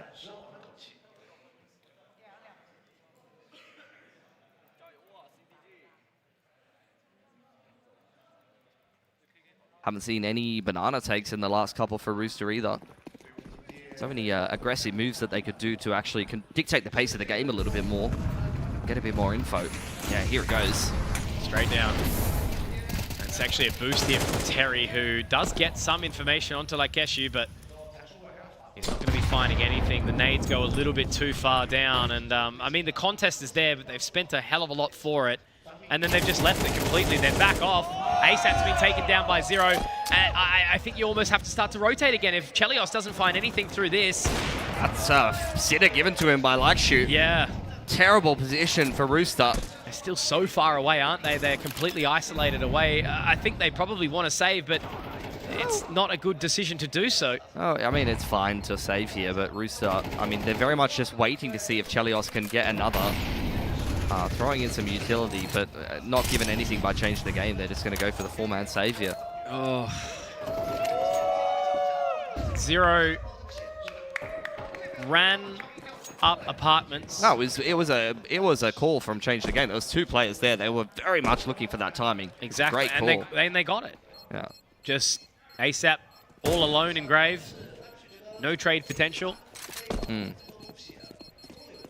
Great round from Change the Game. Making the calls that have been needed. on this T side, and for Rooster, being very responsible with their economy. They want to give themselves the maximum amount of legs on this CT side. Last timeout here for Rooster.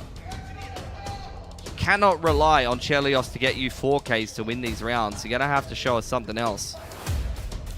In a format that's set up so well for these favorites.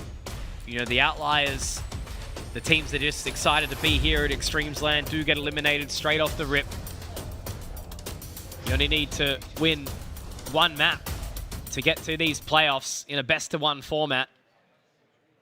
And Rooster to bow out in a very winnable best-of-3 against Change the Game would be a pretty disappointing outcome for them. It wouldn't be surprising, though. It feels like the Rooster have been very stagnant today. And I've been liking what I've been seeing from Change the Game. Well, the fire that they had yesterday, you know, told me a different story. But we're not seeing that today, are we? No, and that was the best-of-1 against Rare Adam. But even the second map was a little bit better. Not perfect, but better. Once again, a pretty passive approach here for Rooster. Retake utility going to be invested over on Banana, trying to keep Change the Game honest. Nate takes a chunk out of Terry, but he will secure sandbags nonetheless. TJP has to follow him in, though, right? They can't be continually separated. They haven't made a decision yet, Change the Game. It still looks like it could be a B-lean. TJ holding a coffin slash for Terry should he take some more contact, but it's over towards this A side of the map, but Change the Game's looking to make some further moves. Need to be careful not to get caught here as Terry, like Shu, awaits inside of the logs. Lucky jump spot. Pulled the info. Yeah. Could have definitely gone down there and changed the game. Kind of a weird position here. Running out of utility. Got 3 flashes and 2 smokes with 45 seconds on the clock. Terry's still got a smoke molly over on this B side of the map. Both him and TJ are in position to hold this. Oh, molly gets used early. Still have the smoke, though. It's going to drop it down to 15 seconds unless they go through this, and we have seen them obviously do that. They're going to be going right through. Terry opening up with 1, but leaving it all onto TJ. And it's done, isn't it? It's just uninspired from Rooster. Yeah. They're just trusting the 2-man side hold. They don't go looking for any information in the mid-round. And time again, Change the Game, but just running into these sites, hitting the entries and forcing Rooster to save. They're going to have another buy, but for what? I mean, post-attack timeout, there's just no action. It's so tough, you know, not having the insight into what the comms are sounding like. You can definitely see that there's some hesitancy between TJ and Terry, like not wanting to try and take too much territory, and yeah, just that lack of sort of positioning around the apartments around second. Yeah, 957. A little bit of a hunt here. Despite the good state of the T-side economy here for Change the Game, he doesn't push the issue too much, and you can tell they're really feeling it. Call after call has gone great for them. Really feels like Change the Game could do no wrong right now. It's just good Counter-Strike. Simple. Simple, but effective against what Rooster are throwing at them right now. Which is not a lot. Correct. It's just like pretty basic side holds. That's what I mean. They understand exactly what they need to do. They've got the narrative written for them now. They just need to put pen to paper.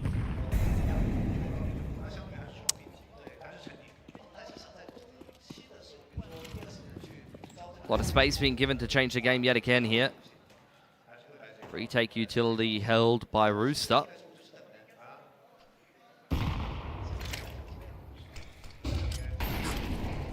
Same set of util.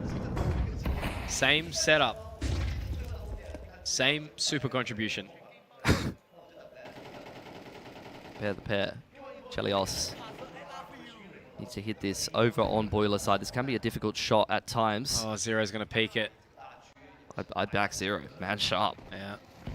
Molotov's going to cause a little bit of a sweat. Actually, yeah, just flushes him straight off the line. He does afford some safe passage, though. It's a double molly down Diggity, and I don't think Lakeshu actually did spot the second member in Juice as he gets one. Okay, another round on the board potential here for Rooster, but Hacking does get one back, and again, there's still only 2 members on this site. 3 members have changed the game to try and overwhelm this defense of A.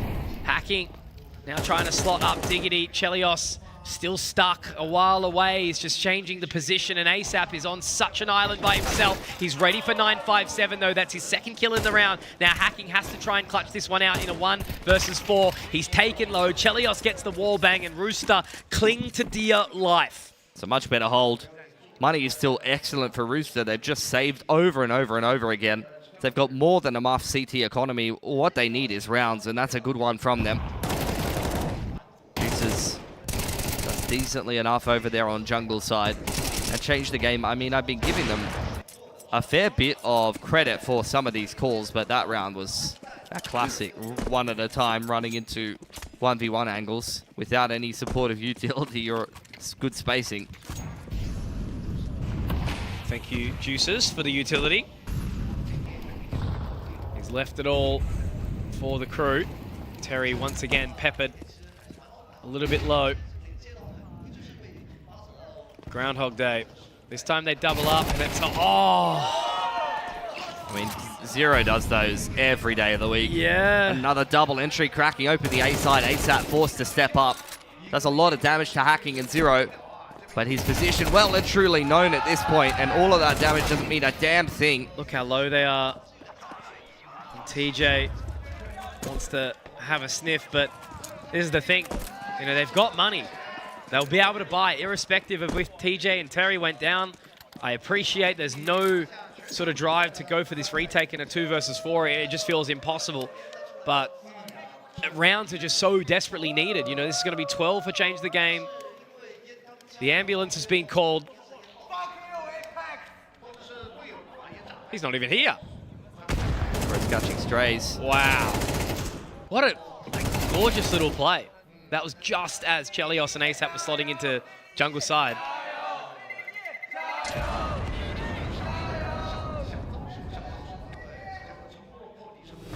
Change the game, looking to close this series on the T side. Series point for them had been made to work for it.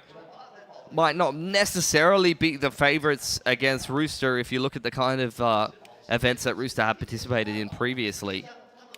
But this game is a 50-50 as far as I'm concerned, and I'm not too surprised. I think Change the Game so far today have been the better team of the two. Yeah, we called it at the very beginning.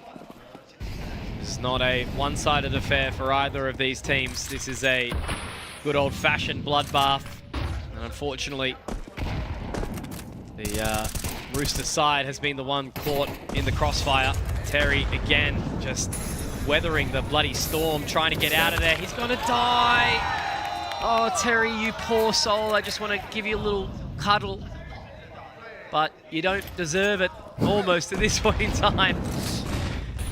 Zero, another one onto ASAP. Cleaned up, though, on Bracket's side. We'll keep the A side a little bit safer, but Change the Game. They want to push the issue over there, perhaps. They were considering making their way on over. Chelios. Yeah, they're going back to the site that has the 2 on it. Yeah, a lot of util on the side of TJP as well. What are they going to do? Oh, this is so bold from Chelios. Gets the leg shot, but he's obviously taken a hell of a lot of damage in the process as well. Molotov goes down to slow the process. Hacking goes on the line. See you later, Chelios. You don't get to play any more Counter-Strike. And now it goes back to the El Clasico, a 2 versus 4. TJ solo on the site. 35 seconds, and they're still confused about where they want to take this. They could still make a mistake, Change the Game. TJ, starved of information, wants to try and make some sort of decision for the team.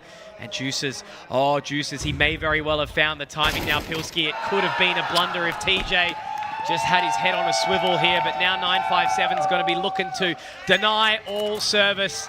Juices, this will be the clutch of a lifetime if you look right, but instead, he won't be able to do it, and it is going to be Change the Game. I've got to admit, I give great respect to this side for being able to pick up this victory here. They've certainly crushed Rooster's spirits, and unfortunately, the Cinderella story that was potentially proposed has not worked out their way. I mean, 100% earned from Change the Game. You know, weren't 100% on point. Neither were Rooster this entire series long, but they definitely earned that. There was some really nice plays being made. That's a good preparation coming into this game. Good T side on Dust 2 in particular. solid CT sides all around and a good T side to close there on Inferno. A team that, you know, has some good tricks, has some good gimmicks, and has some players that are unafraid to make the plays that are needed to get it done. Zero in particular, fantastic map. Particularly after a little bit of a stinker that he had on Dust 2. I think he's definitely a player to keep your eye on. Like, the amount of times that he is able to just run into one of these sites and get a double entry.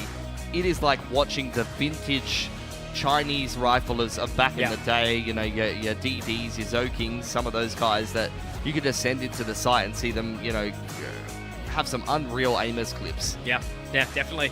They've given some good sights for us here, I would certainly say. A couple more fans, obviously, inside the crowd that have been developed. But yeah, it just has to be said that this is the rough prospect, right? You know, 82 ADR for ASAP, going negative, sitting up the top of the scoreboard there. And yeah, not really anyone kind of able to do anything. It did not come down any means to anyone individually. Rooster lost themselves that game as a team, and Change the Game was just the better bunch of players in the server. They played a better brand of Counter-Strike, and I think they've well and truly earned their spot into this next little run. But obviously, this is just the start of their journey, right? Because they're going to have to be facing off against the winner of Chingus Warriors or Rare Atom, and both you know, sort of up there in the top prospects for this competition. So it's going to be a tough one, irrespective, and it makes it exciting for them.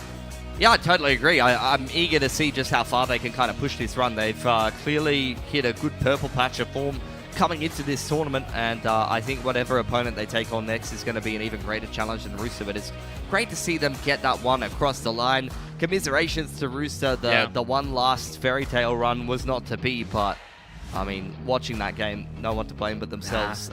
Didn't play with the usual balls that you see from them. You know, usually you see Rooster, they love to play make. I think that felt like a team that was very much just way too reliant on a game plan, way too stagnant and committed to one singular idea that just wasn't working for them a lot of times in that series.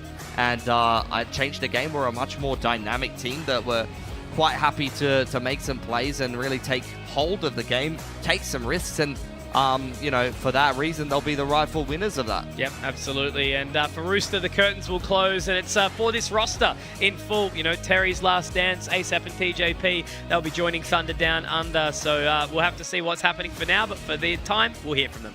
Rooster, now that was crazy, quite a marathon of a game. How do you feel about that run? Yeah, you know, it's a bit heartbreaking losing this way, but you know, I think we put up a good fight. Well done to change the game. Wow, they're sharp. They're very quick. It's a toast to Chinese CS. You know, they're very, very, very good players. Yeah. On that, actually, expectations versus reality. Coming in, what did you expect from your opponents today, and how much did that meet reality? Yeah, look, we knew it was going to be a brawl. They're a very sharp team, very quick team, but what we didn't expect them to play so well together. I think we were kind of underestimating them a little bit. We got caught off in the first map, you know, even still second map, like they were good. There's not many words for it. 当然，我们还是首先欢迎来自 Rooster 战队的 TGP 来到我们中间参加我们的赛后采访。第一个问题也是问到，今天和 CTG 的交手，你有什么期待？你感觉怎么样？在结束这场比赛，这是一个艰难的对决啊，尤其是这样结束之后 ，TGP 也说，我感觉到今天。我们虽然是失掉了比赛，但是对手我觉得跟他们交手还是非常有意思的，因为他们确实是非常的锋利的一支队伍啊，尖刀队，因为他们非常的准，而且他们的行动也非常的果断，非常的迅速。图一的话，我们其实是赢下来，但是也相对艰难。但是图二，对方你看到了，很明显他们在枪法上会更加的平推，所以我觉得 CTG 真的是一支非常强的队伍，我觉得能跟他们打比赛还是非常开心的。Now, all three maps are really close, even on Overpass, which you guys are historically, you perform well on it, and we did not expect it to be that close, even though you did end up closing it there. So was tension really high for you guys on the team? What were the comms like? How were you guys trying to cope with it? Yeah, look, it really caught us off guard, the Overpass, you know. We were looking at their games, and it seems that Overpass doesn't get played much in Asia. So when they started like firing and really testing us, you know, we knew we were going to be in for a brawl, but yeah, well, it showed. We weren't up to it today, and so be it. Yeah. 那当然，第二个问题也是问到了 Overpass 这张本来应该是你们的强图，但是结果却和对面打得非常的焦灼，最后的比分是13-10嘛。CDG 的话，他们其实近3个月并没有打到这张图太多次，没有太多的交手记录。那也问到了这张地图是什么样的一个原因导致这样的情况呢？他说，目前在整个亚洲地区确实有很多的强队，我觉得我们现在还没有在这张图上找到一个非常好的解决的方式。那今天的话，我们其实在这张图的表现来说，确实还是。差那么灵光一现。And tell me a bit more about this roster. Now, you guys have played together before. I want to know a little bit more how you were preparing for this, and I guess what's going on and what we should expect moving forward. Yeah, look, this is kind of our last dance, our last tournament as 5. We've been together for a year, the whole year, you know. We've played a few pro leagues and that, but yeah, me and ASAP have moved to a new team in Australia. I think Terry is moving somewhere else, has other plans, and so I'm not sure what the future holds for the Rooster lineup. But as for the 5 players, I'm sure everyone will still be playing somewhere. Well, do you have any words for them of love, or maybe not? It's been a good ride, you know. I mean, we've been there, done it all. You know, we've played in a lot of big events, and just happy to be a part of it. 那当然也问到了这套阵容的话，后面还会不会继续延续下去 ？TJP 也说到啊，我们其实可能这会是这套阵容的最后一舞了。结束了本次赛事之后，我们有队员会，去到其他的队伍，可能 Terry 也会走，可能刚才提到其他的队员也会离开 Rooster。那当然，他也对可能要离开的这些队员也表示了自己的爱意和感谢。他说很开心能够跟大家一起打了这么多的赛事，而且也取得了一些我们期待的成绩。也感谢他们。And last but not least, do you have a message for your fans, for those of you who have been supporting you all along this way? A message of hope, perhaps, for Australian CS? Yeah, thanks to everyone. Obviously, it's a tough watch sometimes, watching us, you know, really grind some gears. But for Australian CS, I just stick in there, you know. Things aren't looking too bright, but as long as we grind through it, anything can happen. 那么最后 ，TJP 也是对来自澳大利亚的粉丝以及可能在屏幕前其他地区支持着 Rooster 的粉丝表达了他所致予的感谢。All right, thank you so much, TJP. And we're going to send it back to a quick break. When we come back, we're going to see our very last match of today's playoffs. 再次感谢 TJP 参加我们的赛后采访。那我们也是短暂休息之后，即将来到今天最后一个 BO3，等会儿见。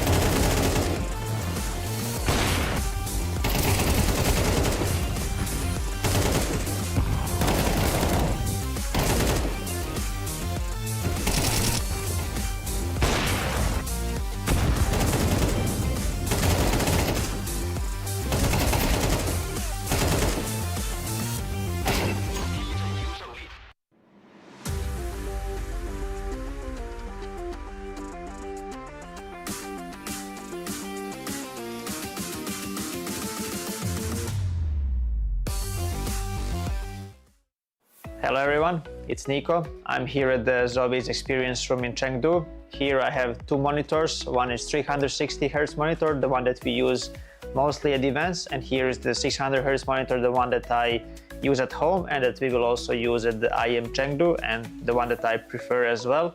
Today I'm gonna try to see the difference. I never really tried them to have them side by side, so this is what I'm gonna do today, and I'll just check the settings first and then we will dive into it. So let me check if DIAC 2 is on. DIAC is on, premium, this is what I use, and also AMA I use on high. As you know already, I haven't used the DIAC on the old monitor 360 Hz. I don't know, it didn't feel right for me, but on the 600 Hz monitor I see a lot of benefits. The game is really smooth, so I definitely recommend using the DIAC on and also AMA, because it helps, both are connected and both help for the motion clarity. So the first thing I want to talk about is the color. We use both monitors on the same settings, so you can see the clear difference between the colors on each monitor. As you guys already know, I always like to have my color vibrance very high and to use saturation very high as well. So for me it's very important that the picture is very visible. As you can see on the 360 Hz monitor, the color is a bit more reddish, it's a bit more orange, and it's very hard to use the high saturation on this monitor because it just doesn't feel natural. And on the 600 Hz monitor here, even if I use the higher saturation and the vibrance, the colors are way more natural, and it's just easier to see opponents. They don't blend in the background. So and what's most important for me is that my eyes are not getting too tired while looking at the screen. So the 600 Hz monitor definitely benefits a lot when it comes to the color, and it's just made for CS2. I'll just play a little bit. Let's try the 360 Hz monitor first.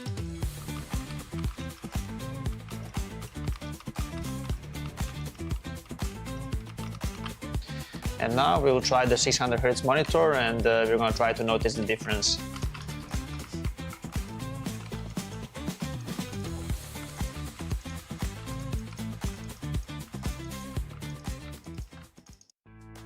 I think the first thing that I notice is the motion clarity on the monitor. It's way more clearer picture on this one. I think when the player model is moving, it's way easier to see them. They are not blurry at all, especially on the maps like Ancient. It can be difficult to see sometimes because of the background. On this monitor you shouldn't have those issues. I think for me the clear difference is when the enemies are moving. It's way more smoother on this monitor, and it's way easier to notice the enemy when they strafe out from a certain area where you're not focused, because this monitor also helps you to see enemies easier, not just in the center of the screen, or not just on your crosshair, but also on the side of the monitors as well. So for me this is very important because it helps with your focus, and it can obviously help you in crucial moments to just react faster to enemy. Yeah, I would say that these things are very crucial for every professional player, and these are the biggest upgrades on this one. So yeah, these are my thoughts on the 360 Hz monitor and 600 Hz monitor. The difference is very visible, especially for a professional player. The upgrade is also very visible, so it's pretty crazy because this one was already very good and I used it for a long period in my career, but this one for CS2 is just, it's amazing. Even if there is no end to the pursuit of perfection, never cease striving for perfection. ZOWIE understands without the right mouse shape, performance can be impacted, thus not unleash your full potential. Various shapes with designs validated by sports science for performance, comfort, and endurance. ZOWIE applies sports science to analyze pro player gaming performance data, researching differences in hand styles and grip styles. Apply scientific analysis to esports to ensure consistent FPS performance.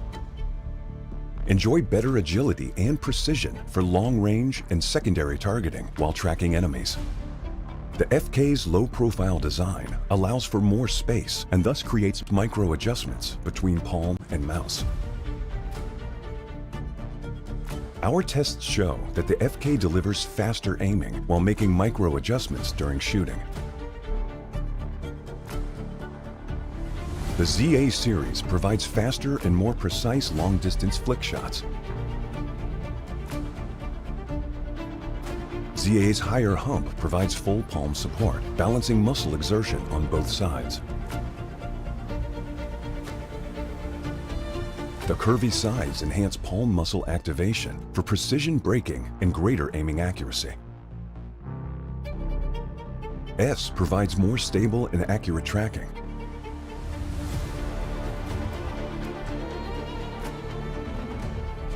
The shorter design of S enables more flexibility during vertical movements.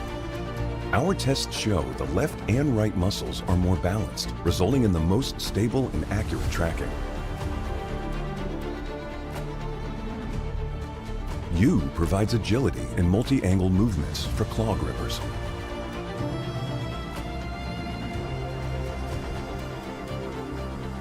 The left side curve reduces the thumb placement angle for faster index finger clicking. The right side curve allows easy ring finger placement to balance hand exertion and provide better stability. The EC series is designed for fast horizontal movements over longer distances. EC's rounded and smooth curved design ensures no distracting pressure on the palm, which reduces muscle fatigue during extended use. Gamers can rely on DW mice and their 4K report rate enhanced receiver, even in the most extreme wireless interference environment, such as a tournament. ZOWIE provides gaming equipment tailored to individual needs, offering options to suit various styles of play and grips for consistent performance.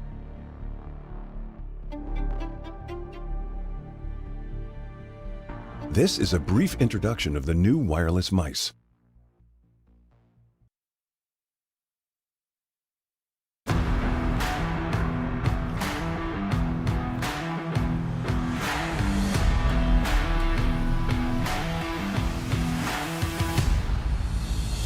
The TR series incorporates a softer, high-density rubber base.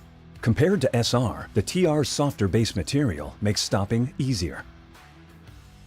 Unlike typical soft mouse pads, TR provides superior support, minimizing excessive depression during spraying or tracking, while reducing discomfort from desk surface hardness. What's more, it also offers better elasticity. When players resume mouse movement after applying force, the base's elasticity provides a quick rebound of the mousepad, which provides smooth and stable transitions from stop to motion. Same as the SR2, the TR series incorporates exclusive surface fabric technology, ensuring a controlled gliding experience. The top layer of cloth stays dry and avoids sticky glide feeling, often resulting from clogged moisture. All mouse pads undergo rigorous quality control to ensure flawless gliding, providing players with consistent, smooth, and precise mouse movement. Moreover, in addition to the TR series, the SR and SR SE models also feature ZOWIE's proprietary anti-slip technology, which enhances stability, reducing mousepad slip caused by intense gameplay. This is a brief introduction of the new TR series mousepad. Feel free to DM us if you have any questions.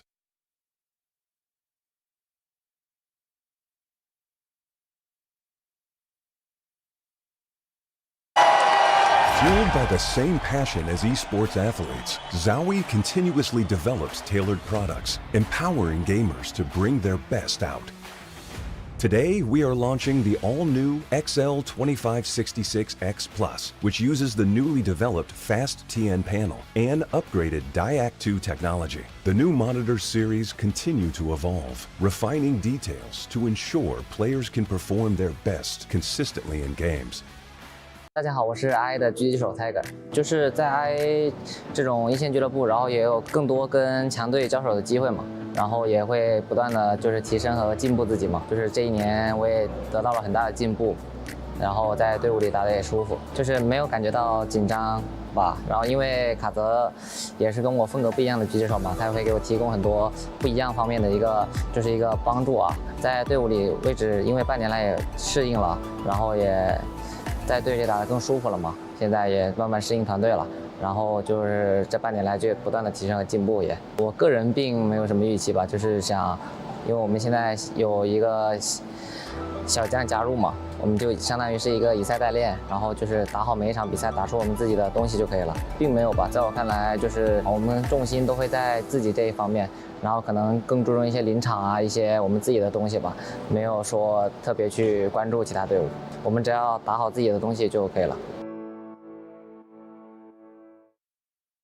Hello, my name is Cool Forest. I'm 23 years old. I'm playing from Chinggis Warriors.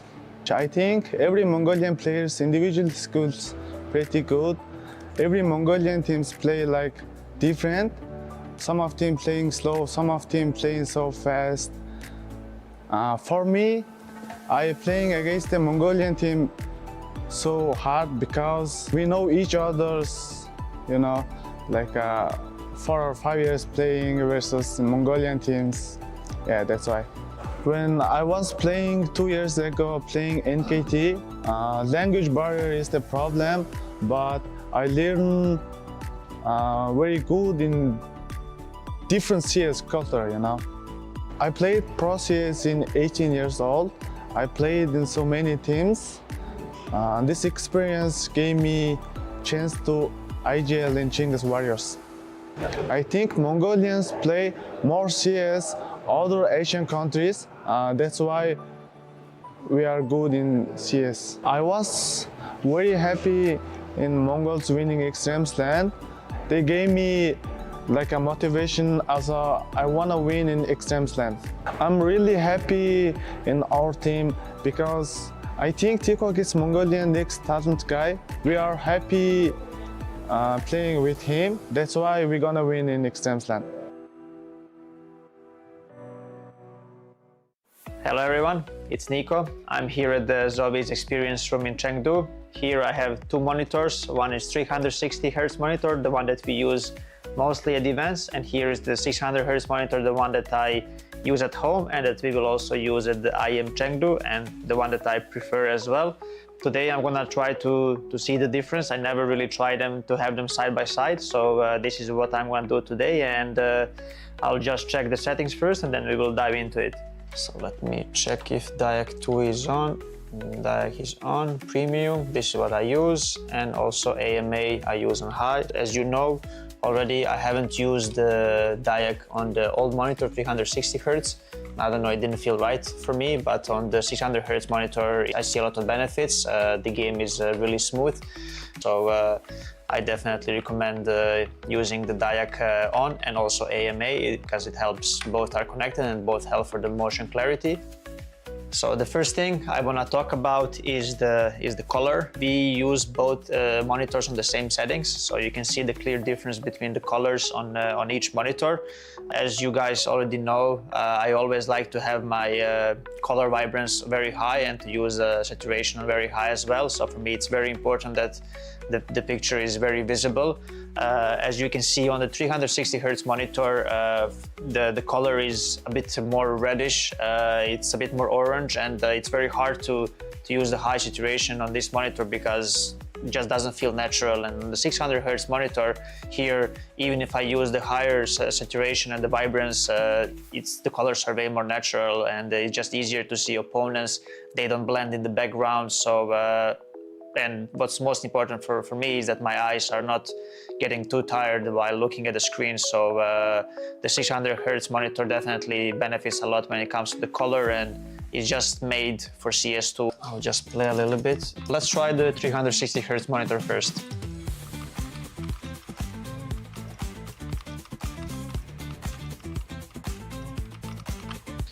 And now we will try the 600 Hz monitor, and we're going to try to notice the difference.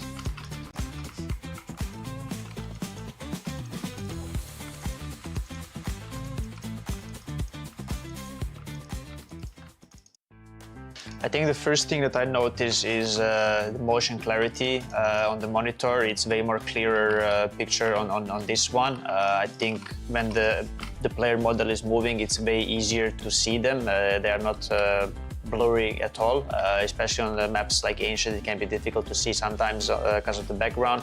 On this monitor, you shouldn't have those issues.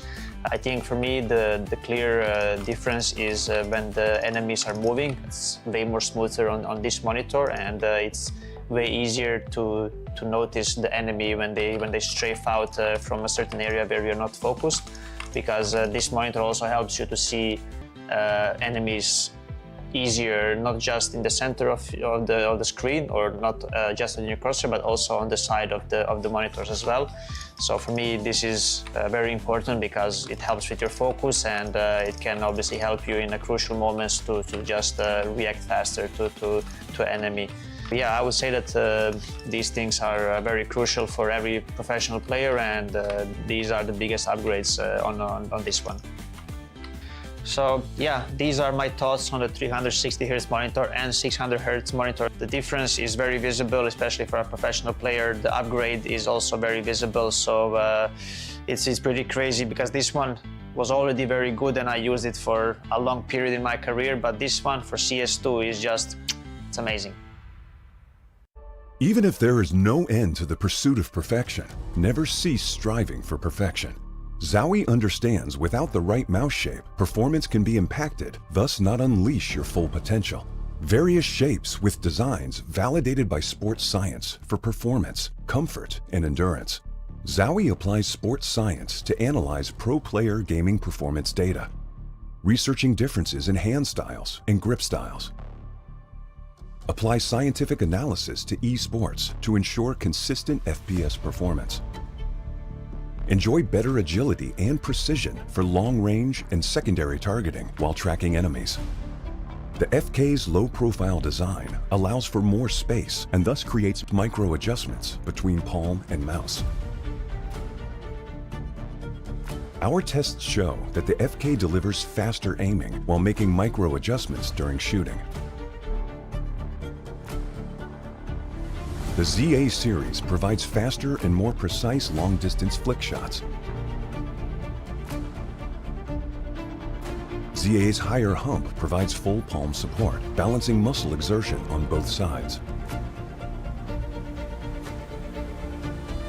The curvy sides enhance palm muscle activation for precision braking and greater aiming accuracy.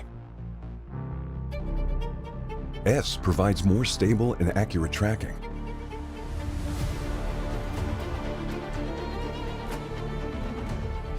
The shorter design of S enables more flexibility during vertical movements. Our tests show the left and right muscles are more balanced, resulting in the most stable and accurate tracking. U provides agility and multi-angle movements for claw grippers.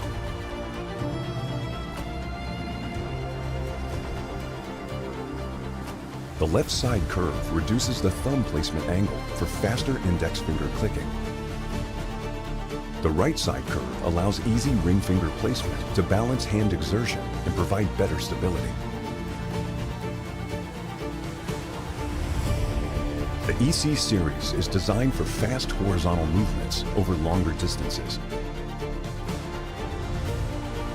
EC's rounded and smooth curve design ensures no distracting pressure on the palm, which reduces muscle fatigue during extended use.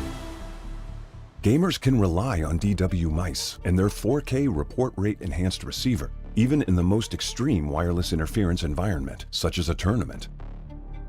ZOWIE provides gaming equipment tailored to individual needs, offering options to suit various styles of play and grips for consistent performance.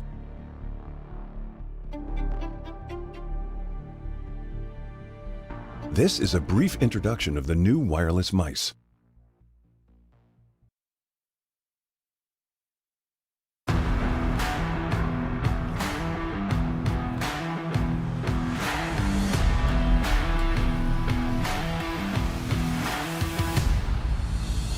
The TR series incorporates a softer, high-density rubber base.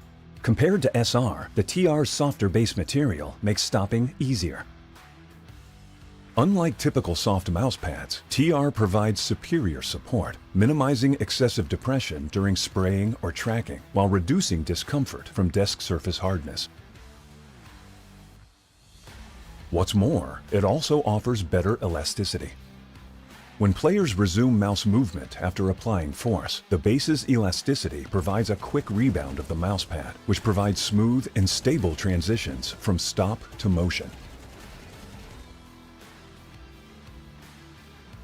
Same as the SR2, the TR series incorporates exclusive surface fabric technology, ensuring a controlled gliding experience.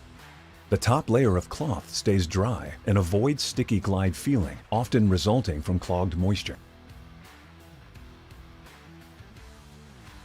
All mouse pads undergo rigorous quality control to ensure flawless gliding, providing players with consistent, smooth, and precise mouse movement. Moreover, in addition to the TR series, the SR and SR-SE models also feature ZOWIE's proprietary anti-slip technology, which enhances stability, reducing mousepad slip caused by intense gameplay. This is a brief introduction of the new TR series mousepad. Feel free to DM us if you have any questions.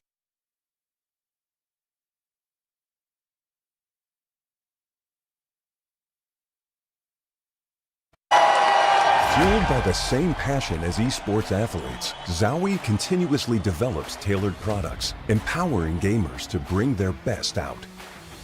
Today, we are launching the all-new XL2566X Plus, which uses the newly developed Fast TN panel and upgraded Diac 2 technology. The new monitor series continue to evolve, refining details to ensure players can perform their best consistently in games.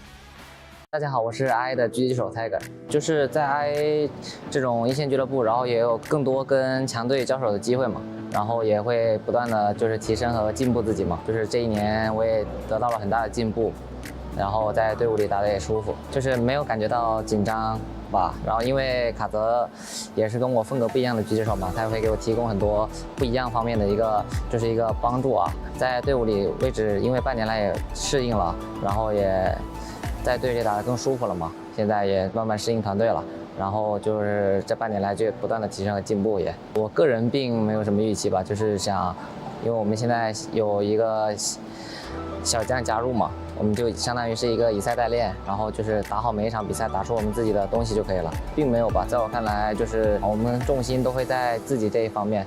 然后可能更注重一些临场啊，一些我们自己的东西吧，没有说特别去关注其他队伍，我们只要打好自己的东西就 OK 了。Hello, my name is Cool Forest. I'm 23 years old. I'm playing from Chinggis Warriors. I think every Mongolian player's individual skills pretty good. Every Mongolian teams play like different. Some of them playing slow, some of them playing so fast. For me, I playing against the Mongolian team so hard because we know each other's, you know, like 4 or 5 years playing versus Mongolian teams. Yeah, that's why. When I was playing 2 years ago, playing NKT, language barrier is the problem, but I learned very good in different CS culture, you know. I played Pro CS in 18 years old. I played in so many teams. This experience gave me chance to IGL in Chinggis Warriors. I think Mongolians play more CS other Asian countries. That's why we are good in CS. I was very happy in Mongols winning Extremesland. They gave me like a motivation as I want to win in Extremesland. I'm really happy in our team because I think Tikok is Mongolian next talent guy. We are happy playing with him. That's why we're gonna win in Extremesland. Hello everyone, it's Nico. I'm here at the ZOWIE Experience Room in Chengdu. Here I have 2 monitors. One is 360 Hz monitor, the one that we use mostly at events, and here is the 600 Hz monitor, the one that I use at home and that we will also use at the IM Chengdu, and the one that I prefer as well. Today I'm gonna try to see the difference. I never really tried them to have them side by side, so this is what I'm gonna do today, and I'll just check the settings first and then we will dive into it. So let me check if Diac 2 is on. Diag is on, premium, this is what I use, and also AMA I use on high. As you know already, I haven't used the Diag on the old monitor 360 Hz. I don't know, it didn't feel right for me, but on the 600 Hz monitor I see a lot of benefits. The game is really smooth, so I definitely recommend using the Diag on and also AMA, because it helps both are connected and both help for the motion clarity. So the first thing I want to talk about is the color. We use both monitors on the same settings, so you can see the clear difference between the colors on each monitor. As you guys already know, I always like to have my color vibrance very high and to use saturation very high as well. So for me, it's very important that the picture is very visible. As you can see on the 360 Hz monitor, the color is a bit more reddish, it's a bit more orange, and it's very hard to use the high saturation on this monitor because it just doesn't feel natural. And on the 600 Hz monitor here, even if I use the higher saturation and the vibrance, the colors are way more natural, and it's just easier to see opponents. They don't blend in the background. So and what's most important for me is that my eyes are not getting too tired while looking at the screen. So the 600 Hz monitor definitely benefits a lot when it comes to the color, and it's just made for CS2. I'll just play a little bit. Let's try the 360 Hz monitor first.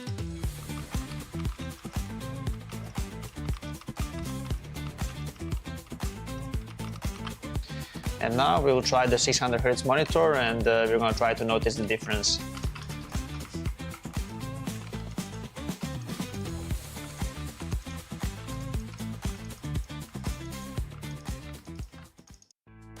I think the first thing that I notice is the motion clarity on the monitor. It's way more clearer picture on this one. I think when the player model is moving, it's way easier to see them. They are not blurry at all, especially on the maps like Ancient. It can be difficult to see sometimes because of the background. On this monitor, you shouldn't have those issues. I think for me, the clear difference is when the enemies are moving. It's way more smoother on this monitor, and it's way easier to notice the enemy when they strafe out from a certain area where you're not focused, because this monitor also helps you to see enemies easier, not just in the center of the screen, or not just in your crosshair, but also on the side of the monitors as well. So for me, this is very important because it helps with your focus, and it can obviously help you in crucial moments to just react faster to enemy. Yeah, I would say that these things are very crucial for every professional player, and these are the biggest upgrades on this one. So yeah, these are my thoughts on the 360 Hz monitor and 600 Hz monitor. The difference is very visible, especially for a professional player. The upgrade is also very visible, so it's pretty crazy because this one was already very good and I used it for a long period in my career, but this one for CS2 is just, it's amazing. Even if there is no end to the pursuit of perfection, never cease striving for perfection. ZOWIE understands without the right mouse shape, performance can be impacted, thus not unleash your full potential. Various shapes with designs validated by sports science for performance, comfort, and endurance. ZOWIE applies sports science to analyze pro player gaming performance data, researching differences in hand styles and grip styles. Apply scientific analysis to esports to ensure consistent FPS performance. Enjoy better agility and precision for long-range and secondary targeting while tracking enemies. The FK's low-profile design allows for more space and thus creates micro-adjustments between palm and mouse. Our tests show that the FK delivers faster aiming while making micro-adjustments during shooting. The ZA series provides faster and more precise long-distance flick shots. ZA's higher hump provides full palm support, balancing muscle exertion on both sides. The curvy sides enhance palm muscle activation for precision braking and greater aiming accuracy. S provides more stable and accurate tracking.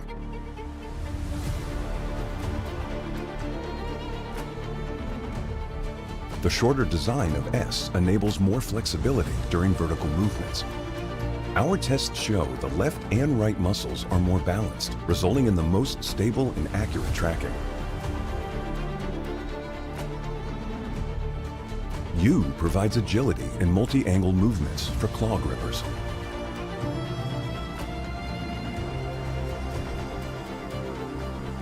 The left side curve reduces the thumb placement angle for faster index finger clicking. The right side curve allows easy ring finger placement to balance hand exertion and provide better stability. The EC series is designed for fast horizontal movements over longer distances. EC's rounded and smooth curved design ensures no distracting pressure on the palm, which reduces muscle fatigue during extended use. Gamers can rely on DW mice and their 4K report rate enhanced receiver, even in the most extreme wireless interference environment, such as a tournament. ZOWIE provides gaming equipment tailored to individual needs, offering options to suit various styles of play and grips for consistent performance.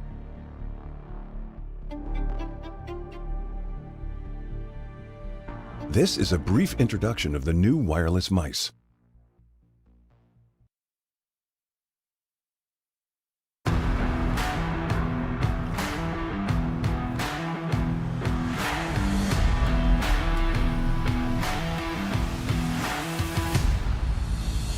The TR series incorporates a softer, high-density rubber base. Compared to SR, the TR's softer base material makes stopping easier. Unlike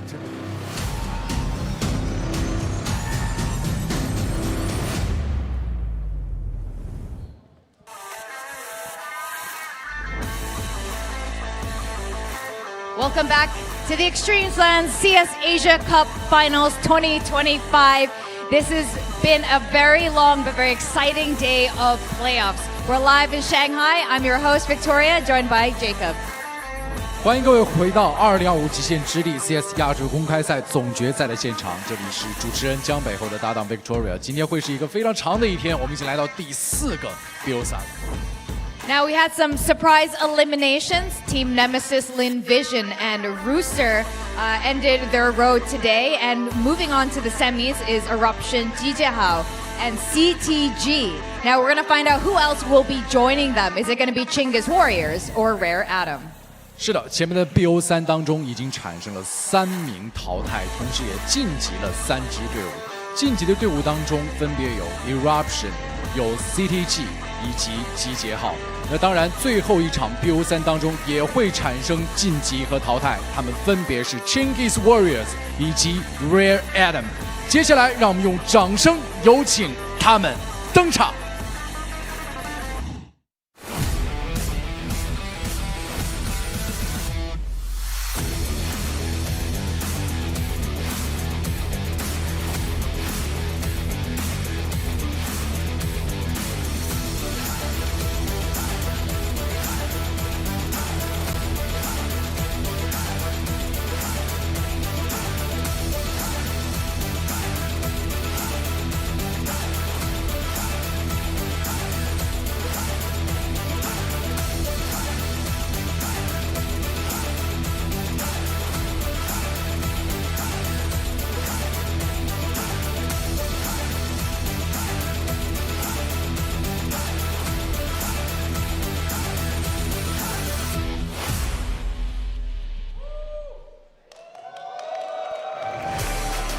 Chinggis Warriors. These elite warriors from the Mongolian plains have shown us incredible firepower and fearless resolve. Standing united, they bring both skill and honor to this stage. Watch out as they push forward with their sights set on the trophy. 这群来自蒙古草原的精英，在小组赛阶段为我们展现出了过硬的枪法与无畏的意志。他们是草原上的团结战士，将带着技术与荣耀，在这个舞台上更进一步。再次欢迎 Chinggis Warriors。They are so eager to get started. Chinggis Warriors.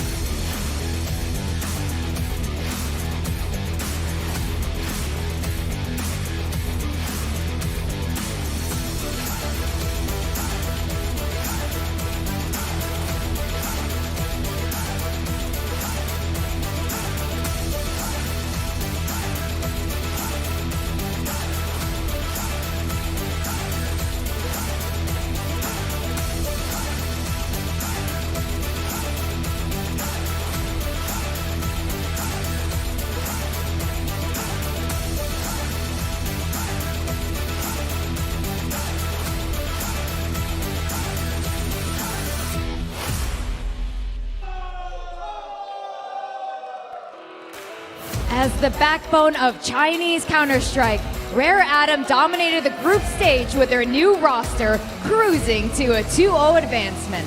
We can't wait to see what incredible plays they'll bring next. Rare Atom。Rare Atom 作为中国赛区的中坚力量，在小组赛阶段携新阵容以2-0强势出现。在接下来的比赛中，他们还将为我们带来怎样亮眼的表现呢？让我们共同期待。Give it up for Rare Atom. I love the energy, Jacob. They're so ready to go. We're going to go into the final match of today's playoffs, and we're going to find out very shortly if it's going to be Chinggis Warriors or Rare Atom.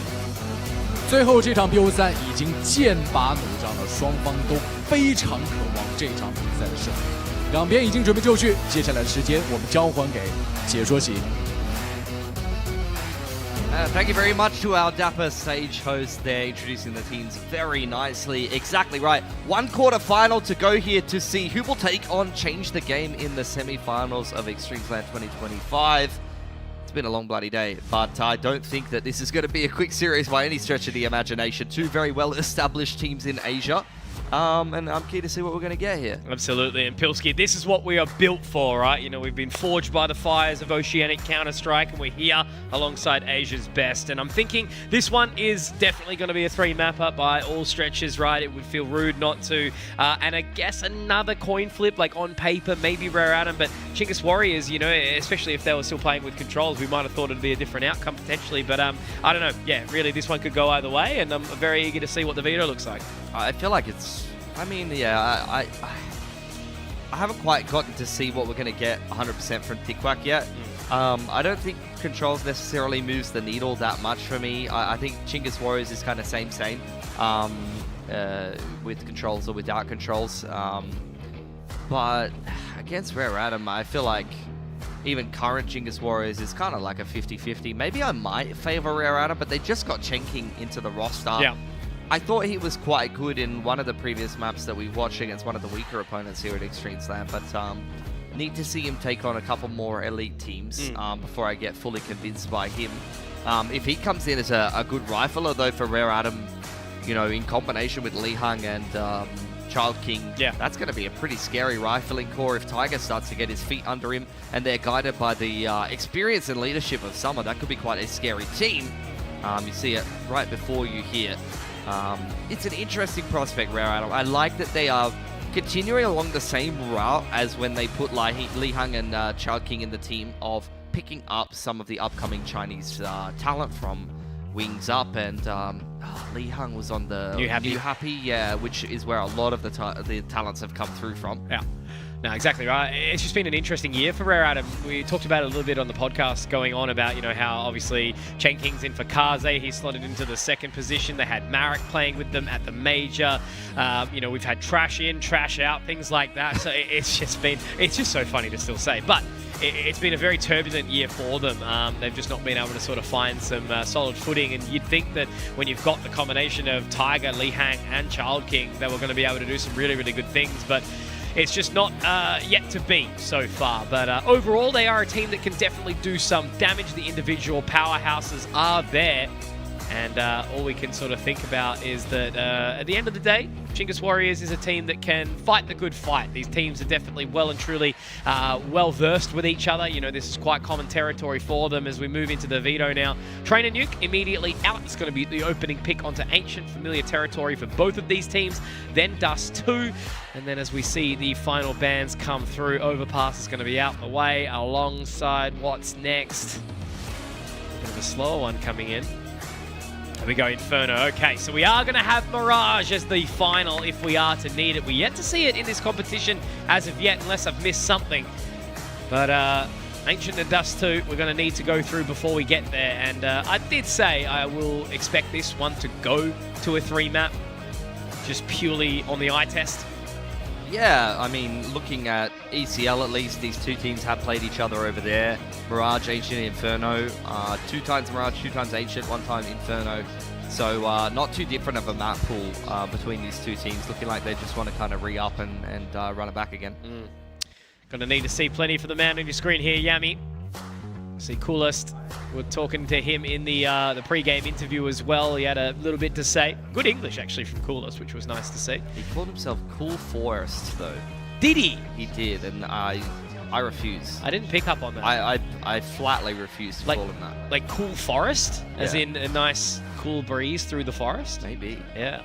But I've always just called him Cool Ass. Yeah. I don't think I've ever heard anyone else call him anything other. Me neither. But that's what he called himself in the interview. I like that. Cool Forest. Well, yeah, for Rare Adam, yeah, I've kind of quietly got my eye on this team. Have to see more from Tiger. He hasn't quite hit the same heights that some of the other scary Chinese AWPers have. And obviously feeling the pressure that Rooster applied onto them yesterday, right? Yeah, that was Rooster when they were playing a little bit better than what we saw against Change the Game today. Pain. Rare Adam, not necessarily hitting their A game, but they're well and truly familiar with Chinggis Warriors. I mean, this could be a matchup at the minor, you know? Yeah. As far as I'm concerned. So both of these teams are definitely some of the stronger teams in Asia when they're on their game. Can make it pretty deep in some of these Asia events and be one of the contenders to win them. Obviously, we've seen, you know, Mongols really leading the way. Behind that, it has been Lin Vision. Chinggis Warriors have been able to get themselves some dubs here and there, in best of ones and whatnot. Yeah, kind of talking about, I guess, like excluding FlyQuest because they're just not really practiced well enough, I suppose, against Asia. You know, we saw the ACL earlier where there was a couple of matchups, but it's kind of, yeah, Mongols so far and above. FlyQuest probably tossed in there somewhere, but excluding them, you know, the Huns is probably, you know, in the competition. Lin Vision, and then the Rare Adam, Eruption, Chinggis Warriors, Tyloo. Tyloo's probably a bit closer towards the top end of the scale there. Yeah, I mean, they're one of the better teams. Undoubtedly. They've been one of the only Asia teams that's been actually able to win events and look competitive against some of the better teams. Unfortunately, really hoping Fisher isn't an outlier. What goes up must go down, and in this case, it's been Attacker lately, to be honest. It's not really been cutting the mustard. And that's always been that conversation, you know, like, if you lose Summer, if you lose Attacker, like, you know, who are going to be those serious leaders? Because is Jamia in-game leading? No, Mercury. Yeah, Mercury, that's right. So it's just finding those people to really sort of step up. I mean, I would like the advents of old. Never have expected Mercury to become an in-game leader. No, to be honest, not at all. He was definitely, you know, similar to like a Zero or someone like that we just watched. Yeah, like, Mercury and Mosea coming in from 5E. Yeah, Mosey, I would have put my money on Mosey becoming the IGL because he was always the supportive element, throwing the flashes and things like that, but I guess they just didn't go wrong that route. Yeah. And kind of betted in Mercury to do it. And he went from being one of the, you know, big firepower elements of Tyloo to becoming a bit more of a supportive element and sometimes going missing in some of these games, but sometimes still performing just fine. Similar to Oceania, I guess, in a way, right? You know, we had this obviously decent wave of leaders that were around for a long, long time, all kind of exited the scene. You know, some have stayed in a way, but others have, you know, gone on to life as such. And it was very, very challenging for people to kind of try to step up into the play. And, you know, then we had players like Brace develop, but obviously even he's sort of not involved anymore. So I guess Apoc Dud's kind of still hanging around there as one of the callers, but you know, our other caller in, say, Semperfi is Latvia. So it's not really been a strength back home. And I guess, you know, Chinese Counter-Strike kind of similar, trying to find the right people with the head on their shoulders correctly to lead these teams through the charge, especially when there is such rich talent of individual firepower. Exactly what we heard from TJP in the post-game interview, talking about how sharp Change the Game were, and they underestimated them, but the music sounds like, Pilski, we will be moving into our final series of the day. As we've said, it is 4 lots of best of 3s. A very, very big day commencing at 10 a.m. and likely will be running past 10 p.m. if this game does go the distance as we will expect it. But it's going to be the opening up here on Ancient. We've seen it plenty throughout the course of this competition, Pilski, and yeah, 50-50, just flip that bloody coin in this one. Yeah, have a look at how the head-to-head's gone the last couple of times. Does seem like it's 1-1. Adam won most recently in all 3. And Chinggis won a pretty convincing 2-0 before that. It was back in September. So a couple of months have gone past since then, and we are playing on land now. Yami, you'll see this man inside Cheetah many a time this game. Some are well aware of that and is looking to kind of try and chase him down. Oh, it's a bit awkward from Child King, but he does get the smoke down and the kill onto Rooks. And now he's going to be looking to find another. This is solo from Child King, a brilliant start to the round. Already picking up 3 with that USP. Does get taken down by Coolest in the end, and Yami's able to find Li Hang, so maybe Child King's work's actually going to be cut out for him here, but that bomb is hightailing it out of there. Yami's found the space, he's found the control, and he's got to take it all the way around, so it's a long waltz to beat, but they will find it, and it'll be the 2 on the 2 in the retake. Yami's got so much space deep on B here. So Kulas will join up with him, put that bomb down. It's really just a question of if RA are cognizant of the fact that so much of this space is compromised and whether they'll be able to clear it properly. Chenking's got a nice flank timing here, but it's really Tiger who's got to be careful coming through spawn side here. Yeah, they're going to double up, actually go for this 2-on-1 against Tiger. If he can find one, he might be able to change the pace of the round, but it looks like it could very well be a 2-on-5 going on at this point in time. Coolest does find Tiger, and now it's Chenking on towards the site, trying to be the clutch man. He's on to the long defuse, 10 seconds. It's a beautiful, no! Oh. He got off! I can't believe that. Kulas is playing with him, sticking it once again. Kulas running around the backside. The footsteps are enough to pull Chenking off the bomb. Pros don't fake, but then they do. Well, Chenking is semi-pro. Still a bit of an amateur coming off of the academy team from Rare Adam. Yeah. And Kulas is a certified vet at this point, been around for a good number of years. Or Cool Forest. Cool Forest. As he refers to himself. Does that mean the original Forest is the uncool one? No. Patrick Lindbergh.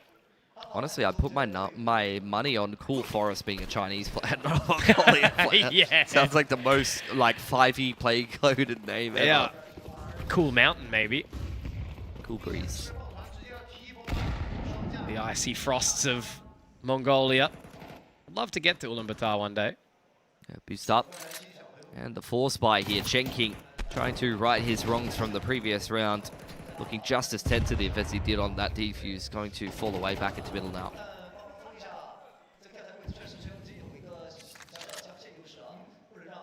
Really burned down the time, haven't they? Nicely done early on. Space found by Rare Adam all across the map. Keeping them at bay outside mid. Chingus Warriors, one smoke invested over towards his B side, trying to bait out some kind of reaction from the CT side. Tiger kind of idling on that B side, playing around the pillar with the scout, but surely it's Chenking to take first contact on Cheetah here. Over towards bottom mid, that's going to be the question in my eyes, and it will go his way. E-Fire does get taken down. Shelf Smoke's actually going to fade as well. Child King picking up that Galil, forcing them packing. Look at this rotation around now, 45 seconds. Every single member is going to be sitting on that B site. They'll leave Child King inside Red Room for the time being, Pilski, but I think they're actually going to start to pick up the pace here. There's the flash up and over the top. Li Hang has to be the first to try and take point here. Another nade to dunk down onto them. Rooks is going to be able to drop Li Hang, and another. Chen King going down. Rooks, what are you doing? Getting away with murder here. A clock kill onto Summer. And unfortunately, all the hard work that Child King did earlier is looking like it's going to go lacking. Yeah, that looked a little bit too easy for Chingus Warriors to force their way into a fully stacked site from Rare Adam. The Mac 10 and the Glock of all things. Yeah. Copped a nade on the way in. Cannot believe Chingus Warriors have been able to make that work, especially after losing the lurk bottom middle, completing a 4-on-5 there. That should have been a disaster waiting to happen. Great job from Rooks. It looks like the rest of the team sort of just backed him in. No one hesitating. Here's that opening pick that we were leaning on earlier, and yeah, just completely blinded. Bit of a fadeaway shot, I suppose, there onto Chen King. A little unlucky. Don't know if he was low on HP from earlier on, but a golf clap for the Chingus Warriors in the arena. They're playing a slow around that round, and it works out well for them. Kind of the approach where Rare Adam knows what they're doing, they know what they're doing, but they just don't care. If they execute it right, it'll work well. And they did.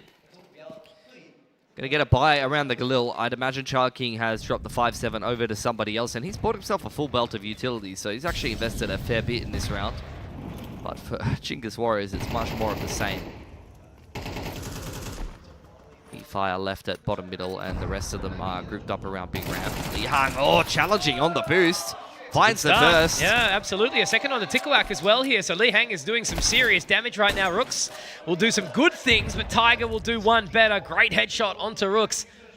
And now leaving it on to just Yami and eFire to try and pick up the pieces. This would be an unfortunate round here for Chingus Warriors to lose, but Yami, the man you sort of mentioned earlier, in towards Cheetah here now, and now into the cave even further. It's a another round where it's a bit awkward, but a secondary shot tagging onto the Tootsies of Yami means that unfortunately he will not be able to continue fourth, as Chen King has taken a lot of control here. I'm wondering if he's actually potentially gone too far here, Pilski.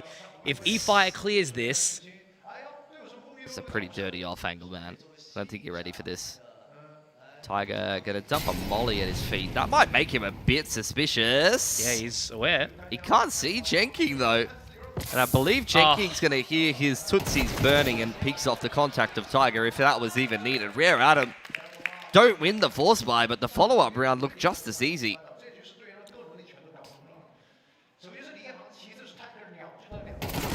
Pretty crazy stuff to get a response in that place of all things. Third round, a half buy, a couple of pistols saved from the previous. Good outcome for Rare Adam. That'll allow them to start their journey forward now. Yeah, first gun round. Orb comes out for Tiger. A little bit more limited utility here for Chingus Warriors because they've really been put through their paces in round 3 there. Bankrupted pretty early on. A two-man setup inside of Cheetah. Lihang and Summer need to put up a bit of a blockade on shelf.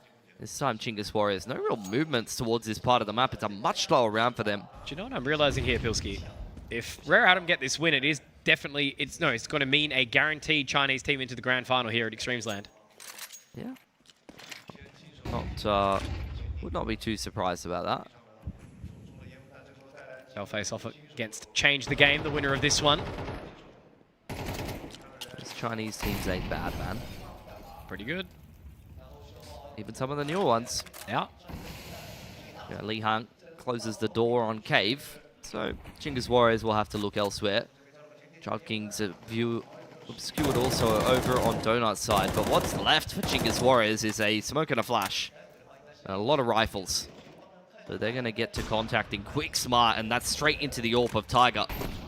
He's already hit some shots with the Scout, so it's not surprising that he connects onto the opening with the AWP. eFire just outside our house has had the door opened to him, but he will not be able to take the Mate 1 order inside just yet. Child King, though, really investing here. If he can slip the net and get around to the back of Donut, might get caught lacking, but Chen King could be in for a rude awakening here as now they waltz on in. He gets 1 and 2. Nicely done from Chen King. The double up of the Sea Kings inside Donut. And they will not be drowning by any means. In fact, they'll be keeping their heads nicely above water. A great round there from Rare Adam. Looked a little bit too easy. And part of that is just down to lack of anything really to get excited about from Chingus Warriors. A dry peek on B ramp, punished by the AWP and running one at a time into the AK of Chen King. Gonna need to do a little better than that as Chingus Warriors.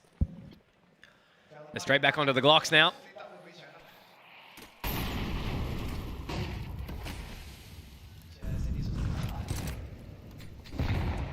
Hell of a util investor to try and get this bottom mid position.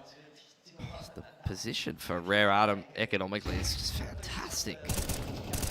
So winning that eco in round 3, their economy is just taken off, man. Kind of stuff that revs your engine, hey?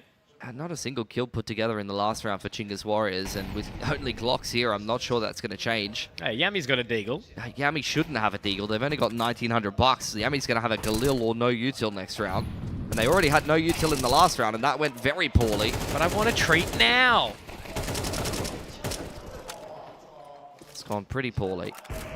He didn't even get a kill with it either. Very common. Time for Cool Forest.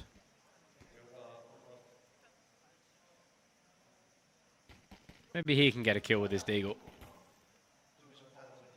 And the water effect's looking pretty drippy on that dig. A little bit too easy for Tiger. So what do we got for Yami? We got 3.6k going into another gun round. Lord have mercy. Just the Galil, full armor, couple of flash bongers. I mean, this has just looked effortless these last couple of rounds from Rare Adam. Yeah. Yeah, much more convincing looking CT side than some of the ones that we've seen come out over the last couple of days. Almost at the tail end of day 3, Pilski. This Extremesland has very much flown by. Obviously 12 teams instead of 16 this time around. It's been quite the perfect week so far. Oh my God. That's just a massacre, isn't it? I didn't even have time to sort of lay the foundations of that one. Child King's now wrapped his way into Cheetah. They're just trapped outside B main now. Yeah, Nate blows the smoke wide open on ramp, right when Chingus Warriors were looking to go for a ramp contact. Rare Adam just miles ahead. Child King able to pick up E-Fire, and Cool Last, the only one who's shooting back very much so far in this game. I mean, he knows where Summer is, but now they've just got to be careful that they don't overstep their welcome. I've seen that happen before, but Li Hang can hit the shots. This is a stomp. It really is. I mean, attack timeout for Chingus Warriors, but there's more than a tactical issue at the helm right now. There is a severe lack of playing Counter-Strike going on. That is the game that we're playing. It's a good time for the pause, just to try and wake the guys up. Lock in, man. Sometimes it really does just come back down to that, doesn't it? Hit the shots, get the kills. Like, this T-side is going to be so hard now. Just look at how much money Rare Adam has when we come out of this pause. It's getting kind of ridiculous. Beautiful nade. Actually, it wasn't even the nade to open the smoke. It's just a peak timing from 2 players on Rare Adam. Yeah. I like that. Like, they're just keeping Chingus Warriors in the choke point. They're not letting them up into the B site. What on earth is going on there? Free reign of mid 2 meant the Child King got up on shelf immediately. Chen King's got 12 grand. I didn't think that the, you know, academy salary was that great coming out of Rare Adam, but apparently I was wrong. Should start selling courses on Instagram.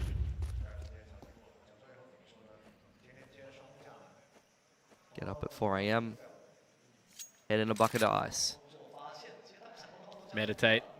Run. Cry. Head in a bucket of ice.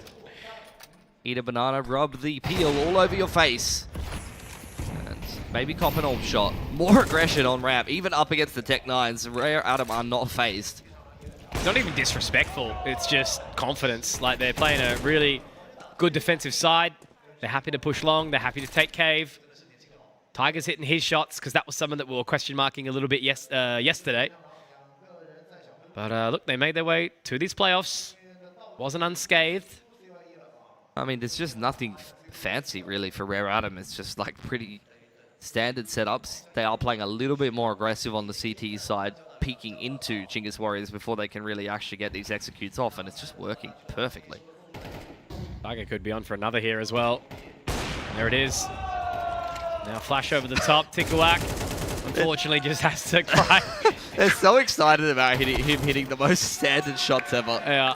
That is the hometown bias. And look, that's the thing, right? Like, I think there's absolutely no argument. All I can say to everyone complaining about the times that they got to wake up to watch these games is get over it. Because the Shanghai Major and obviously Blast over in Hong Kong has also shown that the Asian crowd is some of the best in the world. Oh, for sure. Chinese fans go hard, man. Oh, man. Level of dedication is unmatched. Yeah. It's definitely one of the things back at that ESL Challenger Melbourne we first had, where it was Wings Up playing, right? The fans hung around until the wee hours. He's up on the shelf again. Oh, flashes up over the top. Trying to set up Yami for success, but it's just the same story again and again. Li Hang's found Rooks too.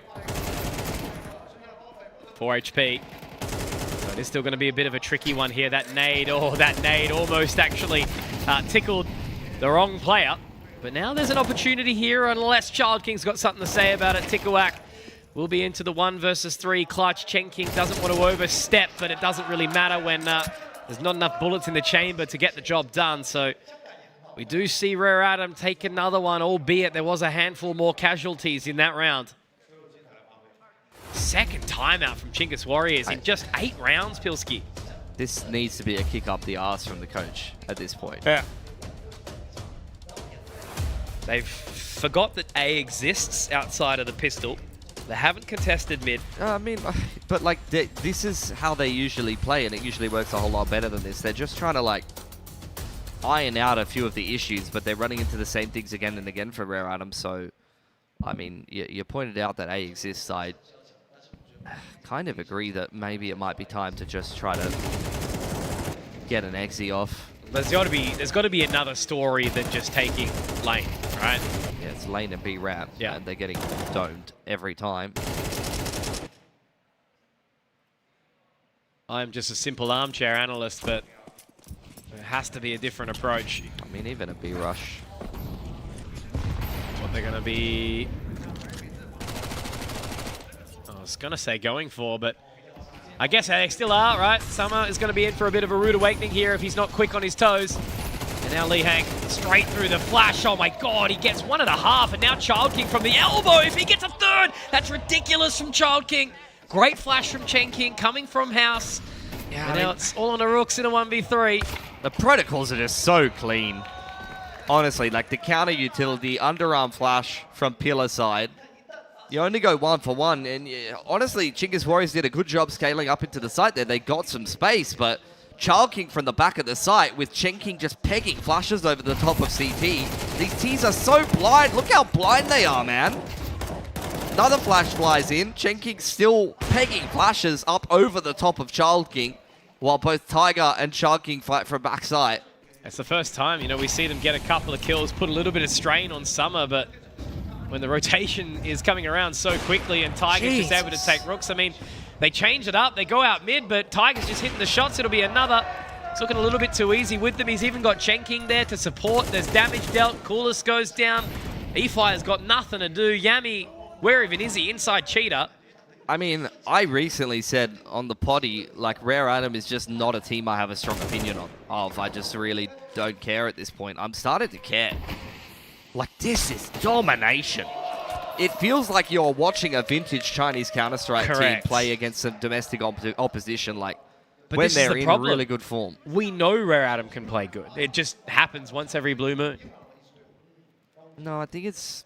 I mean, I'm starting to think it's these new pickups. I'm really starting to think it's like Tiger's getting comfortable. Yeah. And Chen King's been pretty good this game, actually. Not only has he had a couple of multi-frags, but some of his supportive utility is looking really good too. Yeah, because Child King, when was that? That was a year and a half ago? Sometime in 2024. What was? Child King coming into the roster. It's been a while now. No, I'm not sure. I think he was the first like significant change back from memory. Another B execute. Disrupted yet again from a peek on lane by Summer. Lihang at least 1-for-1. Okay. I was going to say, even Summer's getting a piece of the pie at this point in time. He's still trapped inside the cave. Bomb's dropped. But this is coolest. Surely finding something. Yes, Nice. okay.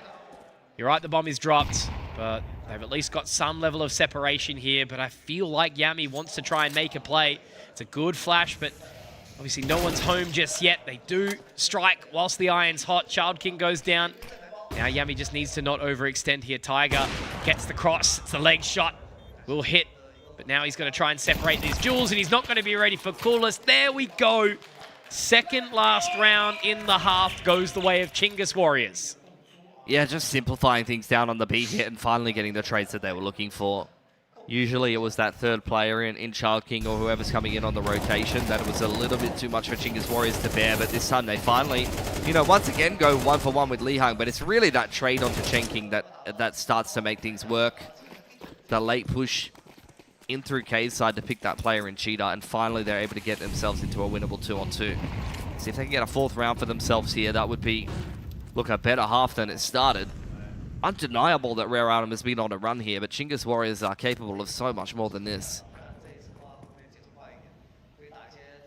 Rooks, got to be careful here around this bend. Lihang's obviously been playing a very good game of Counter-Strike, but he does get the advantage. I think that's the first time I've seen Chinggis Warriors get the opening pick. It unironically could be. Can they convert it?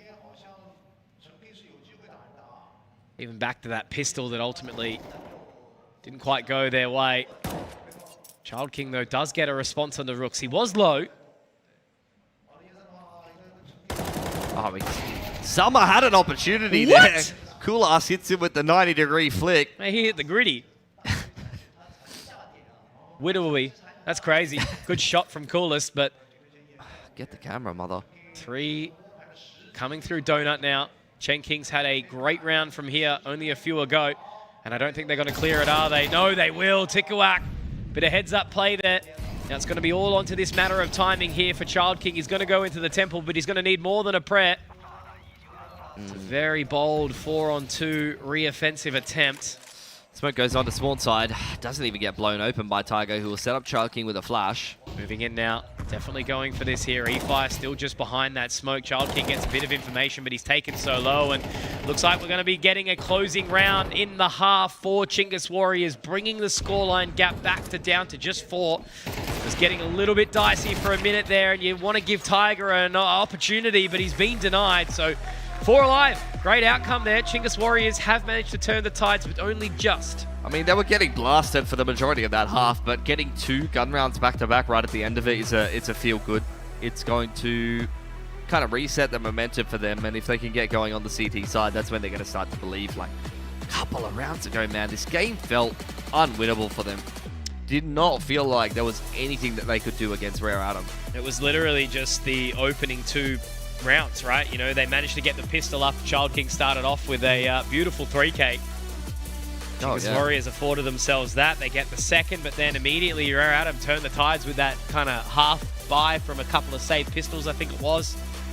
And from then on, it was a tear, all Rare Atom's way. But finally, we do see a very, very late resurfacing here after losing 8 on the trot, Chingus Warriors.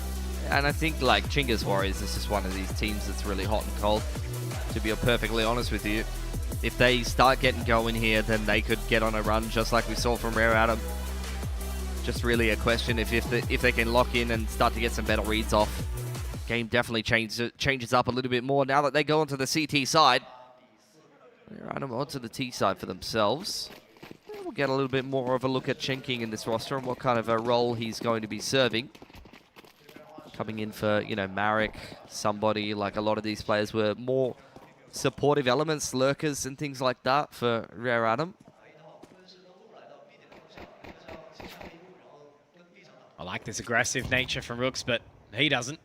Wants to hightail it out of there back to the safe passage of B. With 2 sets of util here for Rare Atom. Close setup for Rooks. Has a little bit of a look into Cheetah. And going to plant his feet in there by himself.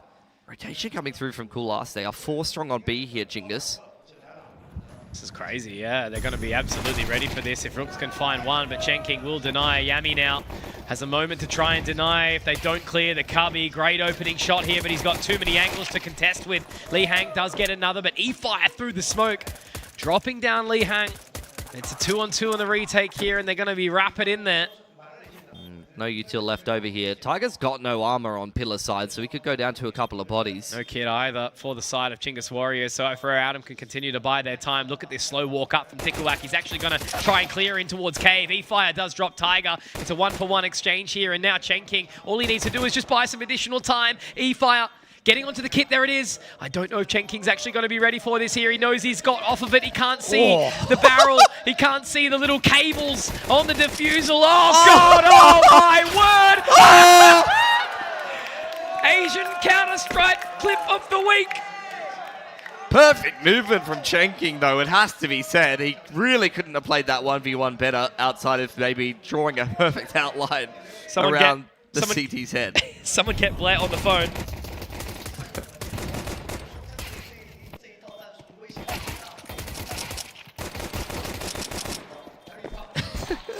That was his last bullet. I think he kind of faked like he was out of ammo and then went, surprise. kind of. I've got no ammo, help me. Just kidding. Got one in the chamber, buddy. It's literally, call an ambulance, but not for me. Literally. Widow. Force Y here for Chingus Warriors. Oh, the deepest circle of hell we have hit of insanity. But again, that's what makes this region the most entertaining to cast by all means. King of Children. I think he might have an inkling that Tikwak's in the corner. Maybe not. They're throwing some... Yeah, they last Tikwak. Had a good run, mate. He did. Gonna try and clear it again, though. This is a very, very bold attempt coming out from Coolest. Try and make something work here. A couple of players at close range here. E-Fire and Rooks need to get something done. Unfortunately, Rooks has not had too much success in towards Cheetah's side there. I mean, E-Fire is compromised, completely surrounded. There's not much he can do. Nah, he was in a great position, but if he didn't lose that teammate in Cheetah, it might have been an opportunity. Yeah, I mean, he's just so bullshit sometimes. He always is. And he's a bloody tall and scary looking guy, too. Scary in the server, that's for sure. Yeah. A little picked up. I mean, he's done the damage. He's kind of salvaged what was not a great position for Chingus Warriors, but I mean, the scoreline still is what it is. It's going to be 10-4 for Rare Adam. Certainly not the scoreline that I was expecting after the start of this map at the very least. I mean, look, Rare Adam did find footing pretty quickly, I guess. So, but irrespective, I still put this series up as a bit of a coin flip, but it's looking pretty good right now. I had a little chat to Kaze, just asking, you know, how it's been going and everything like that, slotting into the assistant coach, and he said Prack's been going pretty well. He's very low-key, Kaze. Yeah. Doesn't give anything away. No. It's like, yep, good. Jenkin, good player. Yep. He's from our academy team. Yep. Is he good? Yeah, he's good. Cool. Great. Thanks, man. My sweet boy. Talk some smack, Kaze. He's too nice. Yeah. Literally, you could never wrong the man. Kaze, the kind of guy to like win those 1v3s from New Box back in the day and then say, nice try, guys. You almost got me. Kind of guy to win your wife's heart. Yeah. But yeah, no, you're spot on. Good person to have in the assistant coach role after such a high career, being one of those pinnacles of Asian Counter-Strike, the Malaysian AWPer. If anyone could teach Tiger how to ult, yeah, that'd be it. Legit. Go and throw some baseballs outside with your son. Guess so. Look at this opening, though. Man, Tikuak hasn't had the best of games, has he? No, he's kind of getting diffed as far as the academy players are concerned. Rooks, though, doing a little better for himself this time around. He's had a rough time over at Cheetah. Will find Summer. And that makes this round a little messier. Rare Adam not really in a position to trade out that kill, but will instead start to look towards middle. Off-anger from Coolast. What a jiggle from Child King. He's just locked in, 17 and 8. He's definitely, you know, the best player on this roster alongside Li Hang.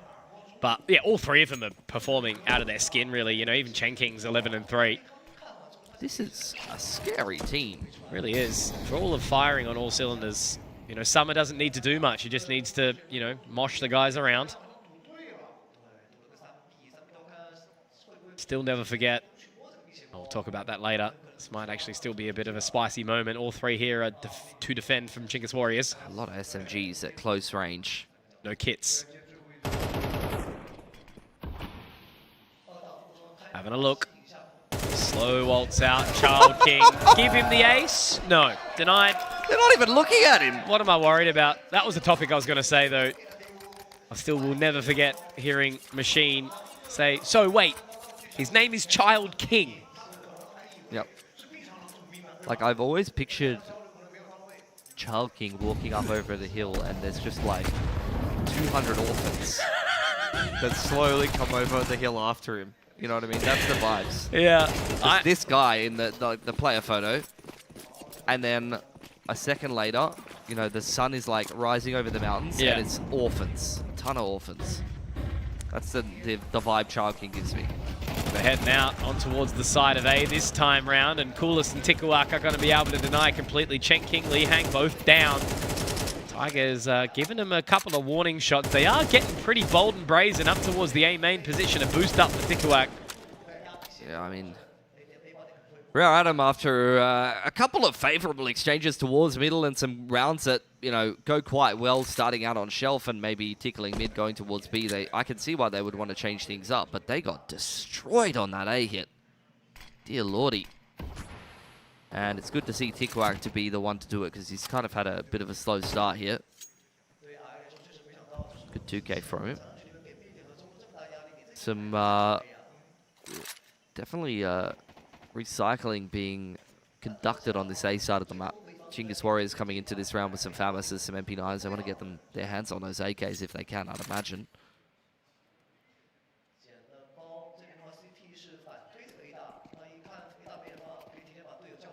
There you go, Yami's got one.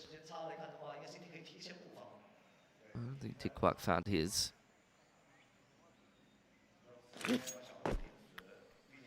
Two-man execute. I mean, one-man execute. It's just 2 grenades from Child King, really. Smoke in reply. Okay. Don't count him out. No, I probably shouldn't. You can now. Wow. What do you got against Summer? There's more. What have I got for Yami? Good couple of shots there. I'm a winter enthusiast, though. Well, that's why we're here, right? But we're about to go back into the Inferno. I just realized we do have summer and winter at this competition. Yeah. Winter has been eliminated. Summer may continue forth. The only Australian Valorant player, Auden. Yep. And then Spring is Chinese Valorant player. We Ah. could make a whole team of them. There you go. What will be the 5th? 5th season? Yeah. I don't know. Cool Forest. Let's go with that. Oh, Forest? Nah. I'm reaching. Definitely. Money's pretty good for Chinggis Warriors after smashing that A hit. Yeah. They could start to make a little bit of a run back into the game here, but there's still a good chance to close for Rare Item on this gun round. They're going back to what was working before. They've been really bullying Rooks inside a cheetah here, and it's good to see him just play a little safer on Cave side, just drop the smoke and slow things down a little bit. Every time he's tried to take a risk, he's been punished. They're a little while away from executing, though. Chen King still down towards bottom mid. And they're changing up their mind a little bit. Back onto shelf will go Li Hang. Smoke up towards Red Room. Tikwak at 50 seconds being able to drop a smoke in this choke point. Oh, definitely slow down Rare Item. Flash dodge. There you go. They're going to bust through it. Summer is sending it at him, and that's enough space for Li Hang to step into. Wow. But it doesn't matter. Tikwak with this FAMAS makes it look like a viable weapon. Why doesn't my FAMAS work like that? Just little pre-fires, right? You know, was able to connect those couple of shots the second they split their way through the smoke. That's why they picked him up. Yeah. In that same interview where Cool Ass said his name was Cool Forest, he was like, Tikwak's the future. Okay. Playing with players that are young like this is why we're going to win Extremesland. Right. That's what he said in the content. Well, look, talking about young Mongolian players, you know, they made top 2 at a major. So I like that opinion. Yeah. The future of Counter-Strike, getting some of these, you know, younger souls into the game that have, you know, been forged by the fires of the Faceit servers, Premier, whatever it might be. Bro's got the pearls on. Yeah. Surfer necklace. There's not many places to surf in Mongolia, I'd imagine. Maybe he just likes the idea of it. Creeks up. Yeah. Oh, God. Just a bunch of the boys making big splashes. Yeah. Gnarly wave, dude. Hey, look, there are river waves in some parts of the world. Really? Yeah. Just surfer conky to know that. Absolutely. Curly-headed idiot from back in the day. Blonde tips in my Timberlake era. Yeah, another slow round for Rare Item. Not in a rush to be doing much of anything here. Initial util exchange. Chinggis with not much control at middle. They're playing pretty hands-off here. Now, where are they going to go? Very slow approach. Reinvestment. Their loss bonus is really starting to get up there. Yeah. Just going to give them a pretty good chance to close this game. Rotation coming in from Yami, though, further bolstering this A site. Smoke to Donut, flashes shelf.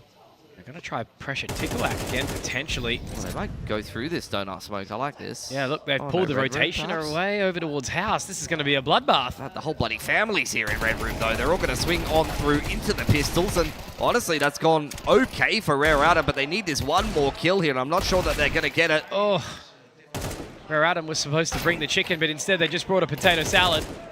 However, Chen King might have the Yorkshire puddings. Bomb still dropped, though, inside that house. 25 seconds. The only good thing is there's a level of separation here as E-Fire Has a long way to sort of wrap around, but I don't think Chen King's actually that interested. He's just going to peel away, try to take this weapon into the next, and I guess, you know, just to do some damage, but really at this point in time, Pilski, you know, what kind of damage are they actually going to achieve on the Chinggis Warriors? Their money is so good. Going to have to take a reset irrespective, so that's good timing. Doesn't go down after the time. No, yeah, 2.9 for him.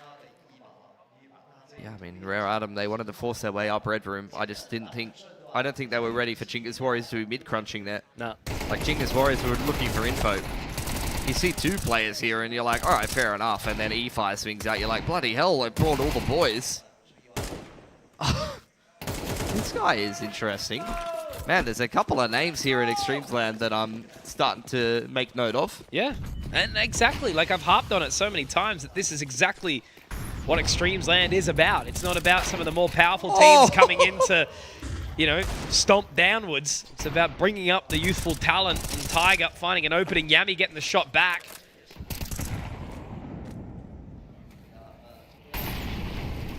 Interrupting my goddamn monologue.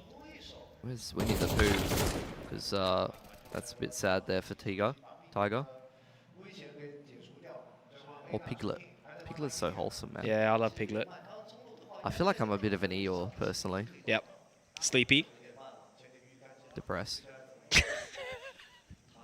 Not anymore. Nah. Not to be happy about. I mean, bloody Shanghai casting some great Counter-Strike. Man, that's what I'm saying. Life's good. You know? The world is a great place. Some shitty behavior around, but, you know, you find the right ones. Oh, this Flash has potential. But a Cook? Nah. He's just trying to burst fire. I think he did. Hey, whoa, Summer. Nah, calm down, matey. Calm down. They're in touching distance. Yeah. What a resurgence for Chinggis Warriors. It's 2-8. The first time out for Rare Adam, they really haven't even had to think about the fact that they might lose this game yet until about right now. Wait a minute. Damn, they're actually playing now. Yeah. Well, this is the thing Elfish said. It's done when it hits 12. It's not done right now. 11, there's still an opportunity. Chinggis Warriors can still lose the 1. But Rare Adam did just take their save. Still had a shot or 2 there. Tiger. Nice bit of work on the Deagle. But now the guns will come back through, and what sort of approach are we actually going to see here? I like what we're getting from Chinggis Warriors. Like, they didn't start well in this game, but they're very much working their way back into it as a unit. No one's having to drag them kicking and screaming. No, everyone's still negative in contrast to Rare Adam, and it's not really mattering too much. Getting it done by committee early on here. Rook's going to drop the molly. Slow them down on shelf side a little bit. Still isn't having the best game for himself, but he knows his role is just to make sure that they don't go unchecked in this part of the map. Yeah. Nice and close on the spams there. Not quite able to connect. Smokes exchange not B.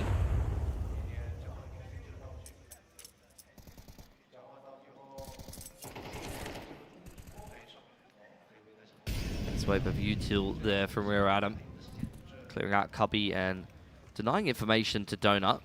No one in the middle of the map for Chinggis Warriors, so they don't effectively know what's happening on middle right now, which is why you see them nade open the smoke and trying to see if anyone's crossing into Red Room for Rare Adam to be concerned about. But as more time elapses, Kulas is going to have to clear that dirty space with the ult.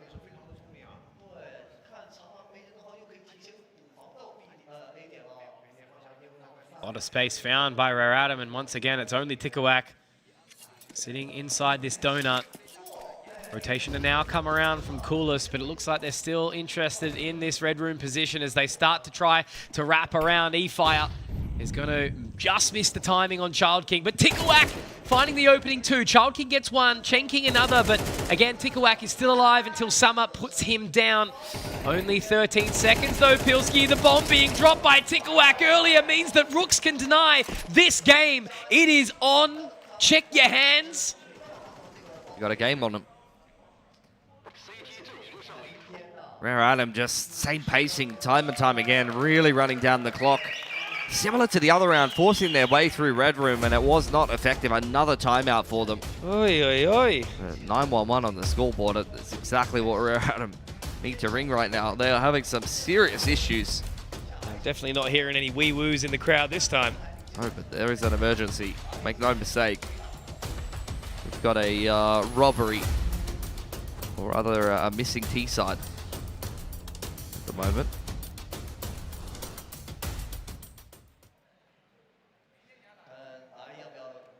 Another timeout. Pretty quick succession here. You know, this was an opening where Tikuak was able to find those opening two, and just again, the bomb being dropped caused such a panic.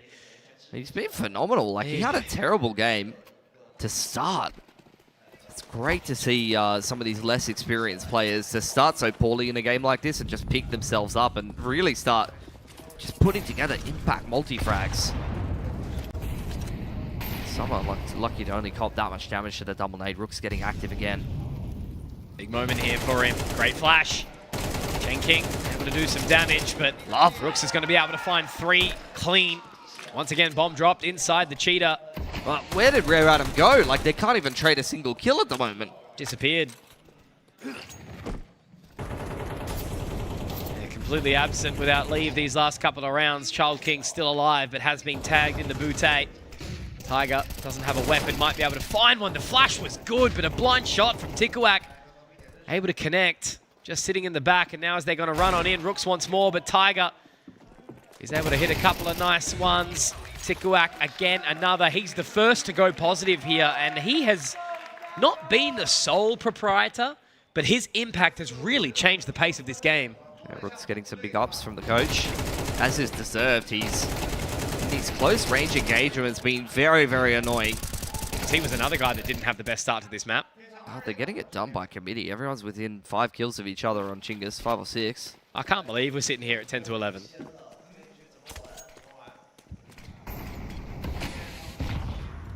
It took a time, right? Oh, no, it's only 9. Only? Faster pace from Child King on his lonesome in middle this time. I don't know if you want to tussle with Tikuak right now. I'm going to be honest with you. Only way is if he gets a little bit too excited and gives up his hand inside that position. But he's done it a couple of times now. No exchanges, just damage so far. I love the double AWP from Chinggis Warriors here. That is very heads up. Like, let's be honest. Rare Adam are going to be a little bit lighter on util coming into a round like this, but they played such a slow contacty style. Well, now they've put the AWP inside Donut, and then the other obviously is going to be in the hands of Yami, which is sitting inside that cave. So I don't think they're going to be ready for an AWP in either of these positions here, Pilski. That's free. Look at that. That is so free. Bang. See you later, Child King. This is great from Chinggis Warriors. Off angle from Yami is going to find a pick as well. You're already down 2 players and smoked off in cave. Wow, what a CT side from Chinggis Warriors. Got to be careful. Summer watching over towards long here, but again, the time pressure is starting to amount here. The smokes are down. They've got another 10 seconds. Just save. I mean, and in contrast to that, like, this T side is doggers. Seen a few of them, haven't we? Like every bloody game. It's crazy. It's usually the opposite, isn't it? Lack of proactivity on the CT sides in the current meta. There's so many teams that are running down the clock in this tournament when, you know, this is meant to be W gaming. Well, a save on the T side at this time of the game in this part of the country, located entirely within your kitchen. May I see it? We have 3 players who have a flash and a molly to their name. That's the util for Rare Adam in this next round, going up against the double AWP. Yikes. Run at them. Run at them. Haven't seen a mid control. Tiger has utility, nobody else does. That's crazy. They've used both of their smokes. Like, I get it. We're smoking Red Room and Shelf, but like, that's it. Well, that's what they got. Two flashes, 2 Molotovs. I mean, the other AWP's been thrown away by Chinggis Warriors after showing it. I like that. And Rare Adam naturally have to be a little bit more cautious about it. Yeah, well, they got so much money, right? They're going to be able to buy the rest of the map. May not need it. Coolest misses the high-low. We're going red room again. We're going contact red room again when it's never worked. I talked about mid-pressure, though. At least they've got it. And now they're going to hear surely a rotation. I mean, they've exited A completely. Just leaving Tikuak to go back towards Temple now. Trying to pull rotations towards that B site. Yami doesn't want to go in off the back of that flash. Just has the HE. Pretty heavy lean still over towards B. Summer gets his neck pummeled. 2 flashes on Tiger here. That's it. Aggression on B ramp. Yami just has a look. Yeah, they're just going to have to rely on these duels, aren't they? We need to start to see these players inside Red Room get activated, and ultimately the time means they are separated. But look at this line being held by eFire. He's got the info, he's got the spot. Now they're going to have to really run it down. Time is going to be a crazy factor here. Pilski, eFire drops Child King. They've just got to run blindly through this smoke now. Tiger hasn't even popped the flashes yet. How long are they going to wait? They just need Chen King to try and do something. That's all we need, Chen King. Just one singular kill, but Summer goes down. Li Hang as well. Tiger has to try and pick up the pieces, and Chinggis Warriors have turned the bloody tide. What is happening? What are they feeding these Mongolians? Chinese players who don't throw a lick of utility and just walk dry into crossfires and don't have a better idea other than contacting into red room every round. I cannot believe that's what you feed them. That's what you feed them. Jesus Christ, man. How many majors has Summer played at? Like, he's seen other strats. How many maps of Ancient has Rare Adam played? Good question. It's a great question. You know, funnily enough, they've actually beaten Chinggis Warriors on this map in September and lost it. I mean, I'm not going to take anything away from the fact that Chinggis Warriors have played a pretty good CT side. They've played 7 Ancients in the last 3 months. Yeah. 7. Just going to head straight out mid. They have managed to force again. Up. Over towards Red Room, or denied. Tikuak able to find another. Their only opportunity, Rare Adam, now is to try to take this map into overtime, but Tikuak's found another! Oh! I'm beginning to believe in superstitions. Yeah. Like, I think this part of the map is cursed. Here comes Chen King.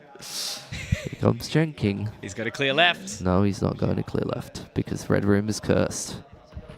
I mean, he gets kill last, but... Yep. Yeah, he was going to toy with him for just a hot minute. He actually lost this game. That's crazy. Yeah. As I said, this was never a cut and dry game. You know, Rare Adam was dominating straight out the gates. I'm speechless. Asian CS, baby. I am speechless. What do you say? Not much, Billy. Not much. You just have to let the story pan out in front of you right now, because Chinggis Warriors have capitalized on a lackluster performance on that T side. I mean, they played a great CT side, don't get me wrong. Like, Tikuak was phenomenal on A and Donut. Brooks was a problem up on Cheetah after getting kind of made a liability early on in that that CT side. They mixed in the double AWP, like everything that Chinggis Warriors was doing was phenomenal, but Rare Adam, what in God's name was that T side? Yeah, I've really not got too much to say about it, to be quite honest with you. You know, a team with so much experience, so much depth, like, you know, I guess the roster's not exactly the most well-rounded. They haven't been there for too long, but you've got people like Kaze, obviously, in that assistance coach now, like, slotting on in. You know, you've brought in good players. Like, you can't put down and say there's a couple of inexperienced players in this roster by any means, because it's not. It's you got Chen King in you from the academy roster. That's about it. Everything else is pretty squared up. They have to have more strategy than just go sit outside P long until we die, or try to take Red Room. No, they did both of those. Yeah, every round. I mean, all. And I guess that pick of Chinggis Warriors, it was no individual that lost the game for Rare Adam there. Child King was like 20 and 5 or something. Chen King was going crazy, but here's the GOAT on your screen right now. Pick him up. I mean, he's 18 and 15. At one point, he was like 5 and 11 or something. It was like 4 really and 11. struggling, and you could see that he was feeling the pressure too. But he started cooking it. He really looks did. very young. Must be. I'm gonna start wearing pearls, man. Yeah, sure.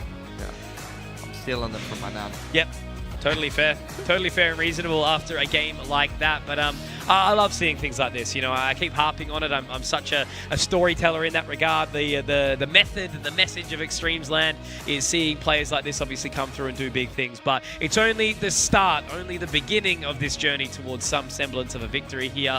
I was talking about the possibilities of it being a Chinese team guaranteed into the grand final if Rare Atom was to win this. But that was back when they were looking really good. And then they started to look really shit. And that's the unfortunate reality of what a series like this can be. And they're not going to be joining their countrymen if they keep on putting performances up like that. So for Rare Atom, we know they're a team that can lock in. They just need to, you know, go outside, have a little bit of a shake it off, and, you know, refocus into that next map. Yeah, I mean, it is their map pick, to be fair, and Ancient has kind of gone back and forth between both of these teams a couple of times. The rest of the map pool is very familiar, so we will head through to Rare Atom's map pick right after this short break. Join us soon.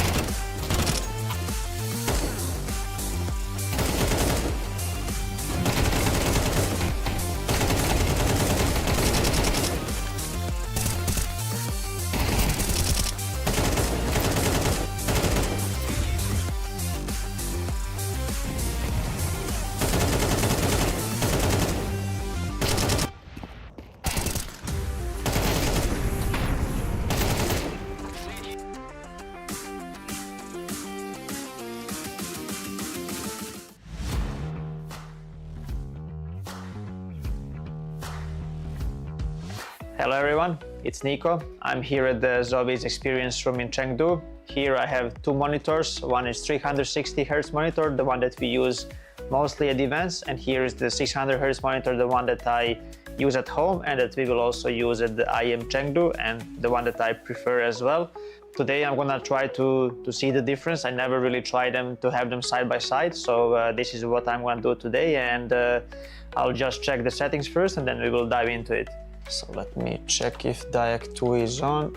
DIAC is on, premium, this is what I use, and also AMA I use on high. As you know already, I haven't used the DIAC on the old monitor 360 Hz.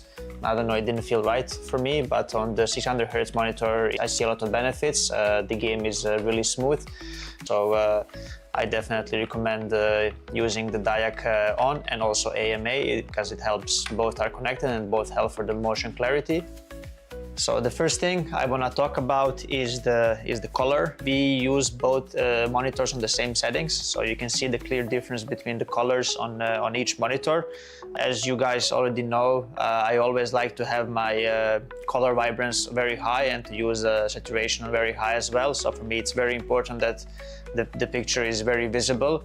As you can see on the 360 Hz monitor, the color is a bit more reddish, it's a bit more orange, and it's very hard to use the high saturation on this monitor because it just doesn't feel natural. And on the 600 Hz monitor here, even if I use the higher saturation and the vibrance, the colors are way more natural and it's just easier to see opponents. They don't blend in the background, so and what's most important for me is that my eyes are not getting too tired while looking at the screen. So the 600 Hz monitor definitely benefits a lot when it comes to the color, and it's just made for CS2. I'll just play a little bit. Let's try the 360 Hz monitor first.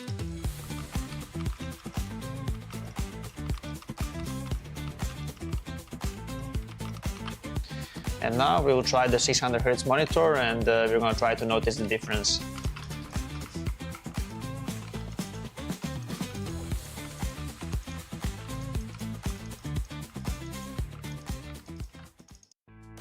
I think the first thing that I notice is the motion clarity on the monitor. It's way more clearer picture on this one. I think when the player model is moving, it's way easier to see them. They are not blurry at all, especially on the maps like Ancient. It can be difficult to see sometimes because of the background.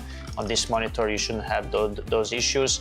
I think for me, the clear difference is when the enemies are moving. It's way more smoother on this monitor, and it's way easier to notice the enemy when they strafe out from a certain area where you're not focused, because this monitor also helps you to see enemies easier, not just in the center of the screen, or not just on your cursor, but also on the side of the monitors as well. So for me, this is very important because it helps with your focus, and it can obviously help you in the crucial moments to just react faster to enemy. Yeah, I would say that these things are very crucial for every professional player, and these are the biggest upgrades on this one. So yeah, these are my thoughts on the 360 Hz monitor and 600 Hz monitor. The difference is very visible, especially for a professional player. The upgrade is also very visible, so it's pretty crazy because this one was already very good and I used it for a long period in my career, but this one for CS2 is just, it's amazing. Even if there is no end to the pursuit of perfection, never cease striving for perfection. ZOWIE understands without the right mouse shape, performance can be impacted, thus not unleash your full potential. Various shapes with designs validated by sports science for performance, comfort, and endurance. ZOWIE applies sports science to analyze pro player gaming performance data, researching differences in hand styles and grip styles.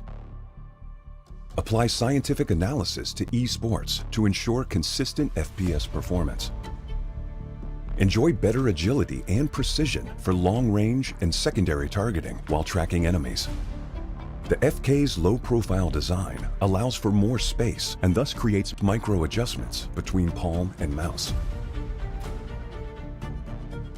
Our tests show that the FK delivers faster aiming while making micro adjustments during shooting. The ZA series provides faster and more precise long-distance flick shots. ZA's higher hump provides full palm support, balancing muscle exertion on both sides.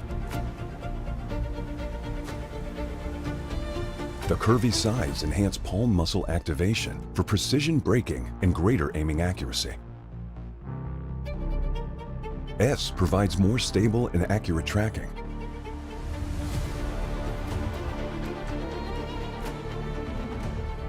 The shorter design of S enables more flexibility during vertical movements. Our tests show the left and right muscles are more balanced, resulting in the most stable and accurate tracking. U provides agility and multi-angle movements for claw grippers.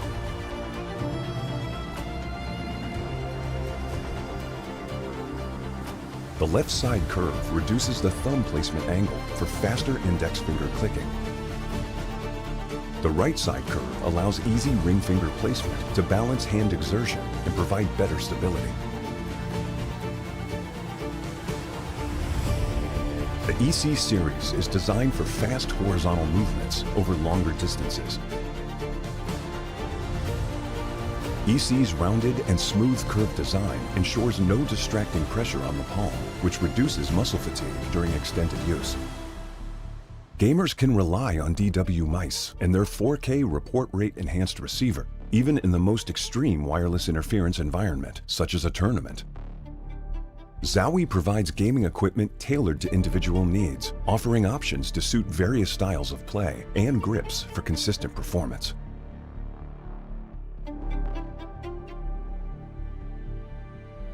This is a brief introduction of the new wireless mice.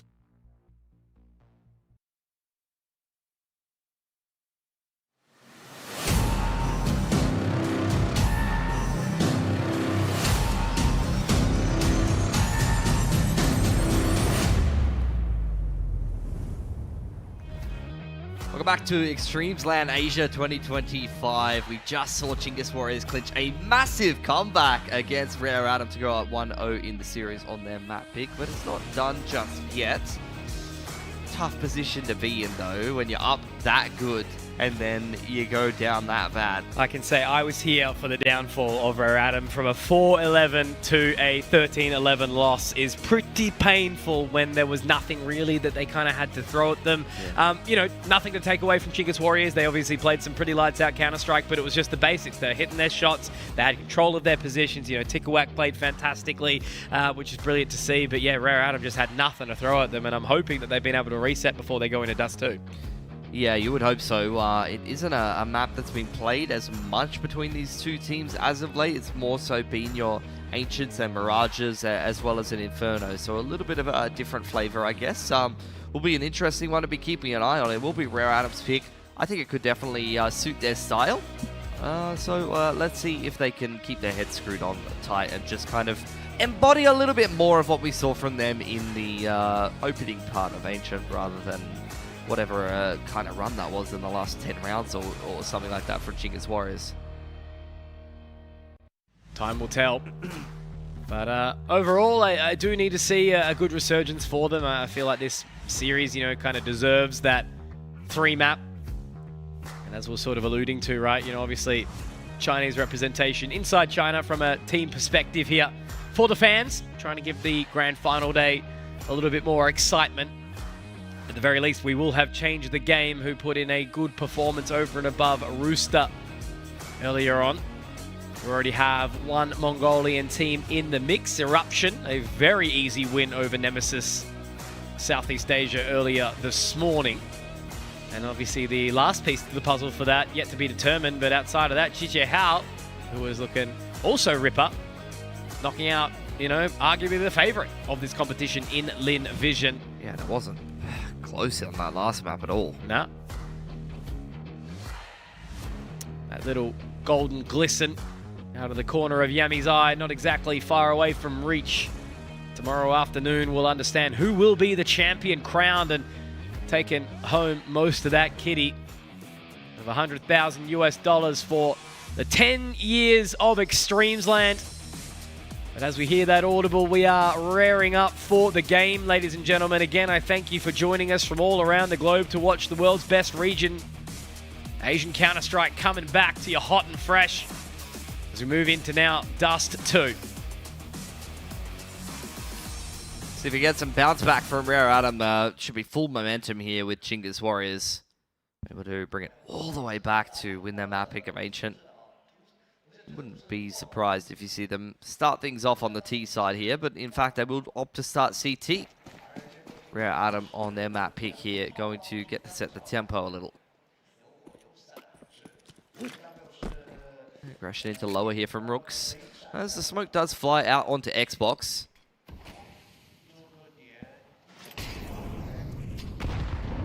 A little bit of utility in as well. I don't know if Child King's actually going to be ready for this, but it's all a game of timing.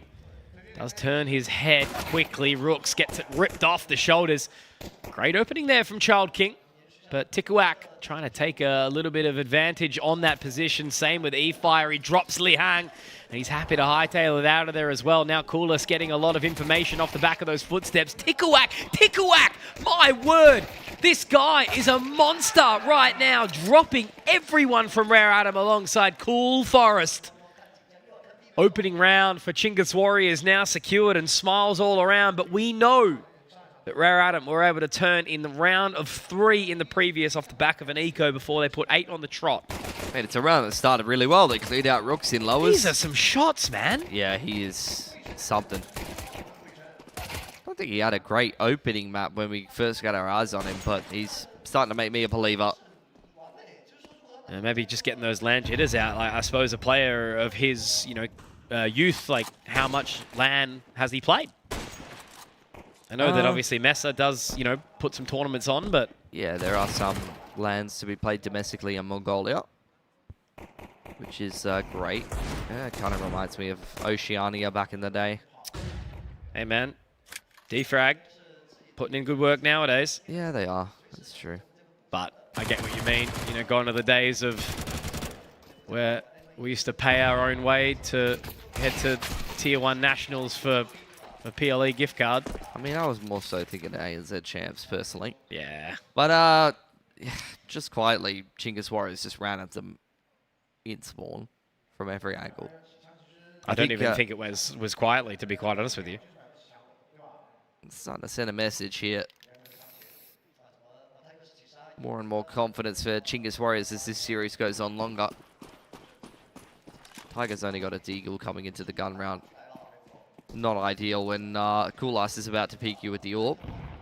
Not an easy shot to hit, but Tiger luckily not going to stick his noggin up in suicide. Door smoke coming out for Rare Item. And a flash over the top of short. We'll secure a little bit more position, a little bit more of a hold on middle. Chingus Warriors more so set up towards the extremities. They've taken control of long, and they're just going to rely on that AWP from Kulas to hold down short.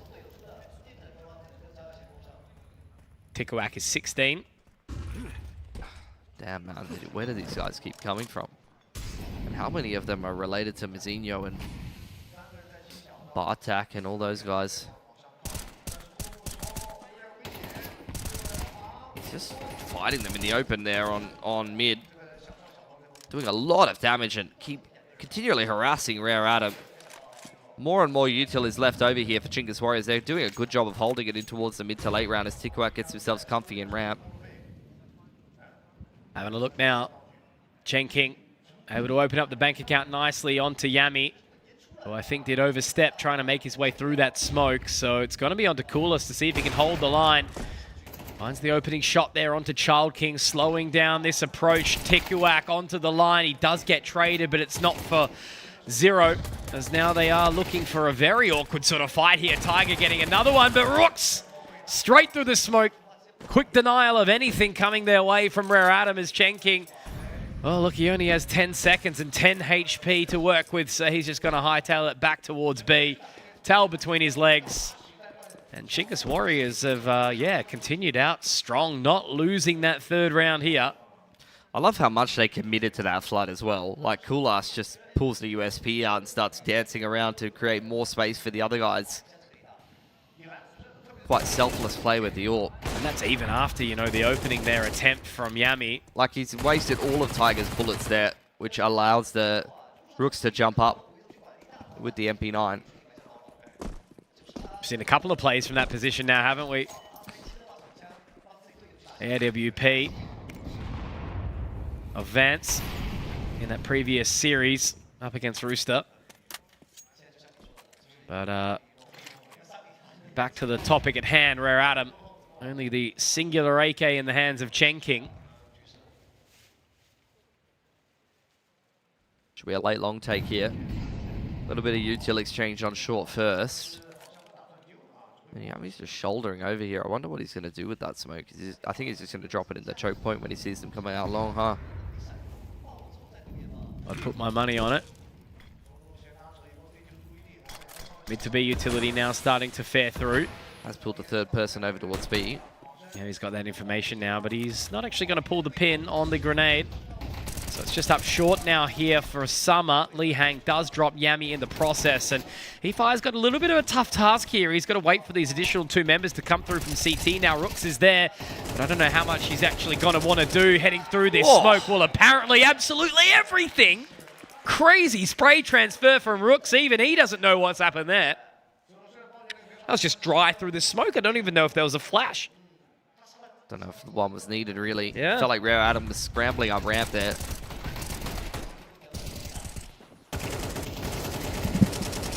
It just does kind of seem to be their game plan. All cereal, no milk, just dry.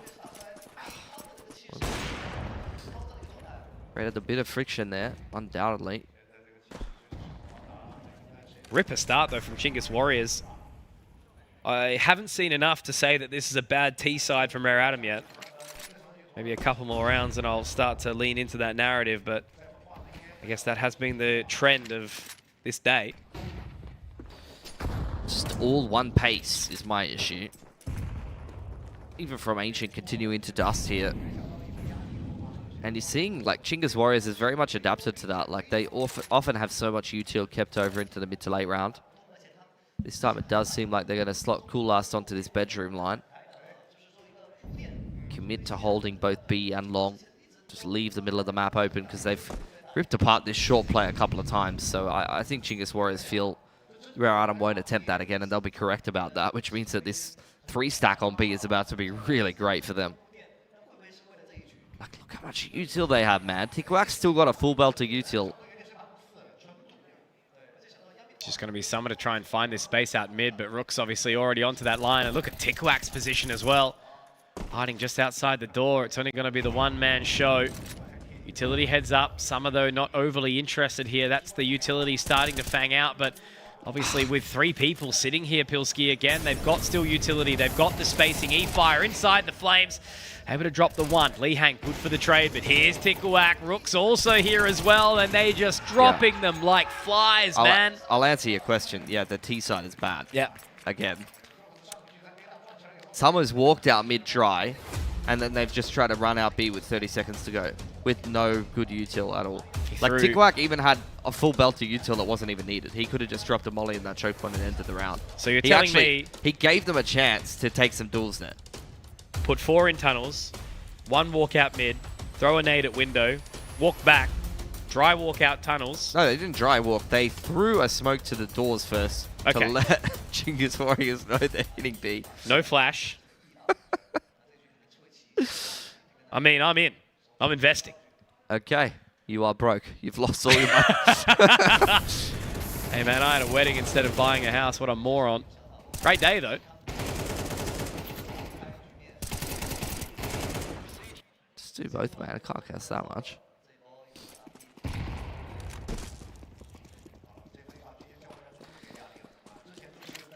That Texan armor coming out here for Rare Adam. Lee Hang's got himself a Galil. Man, Tixon, Rooks and Tikwak, again, the position that they're in right now. I mean, this is a little bit bold and brazen from E-Fire.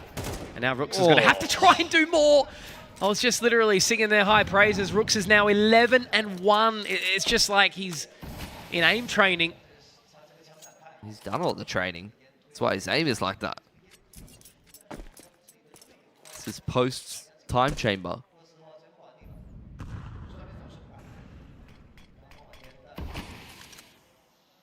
Oh, man, like this is just like nails on chalkboard. Every round I'm just waiting for Rare Adam to do something. Poke it with a stick. Ask it to do something. Nothing will change because, look, Summer is just like a broken record. He's thrown that mid to B smoke and it's missed, I think. That's not good. I threw the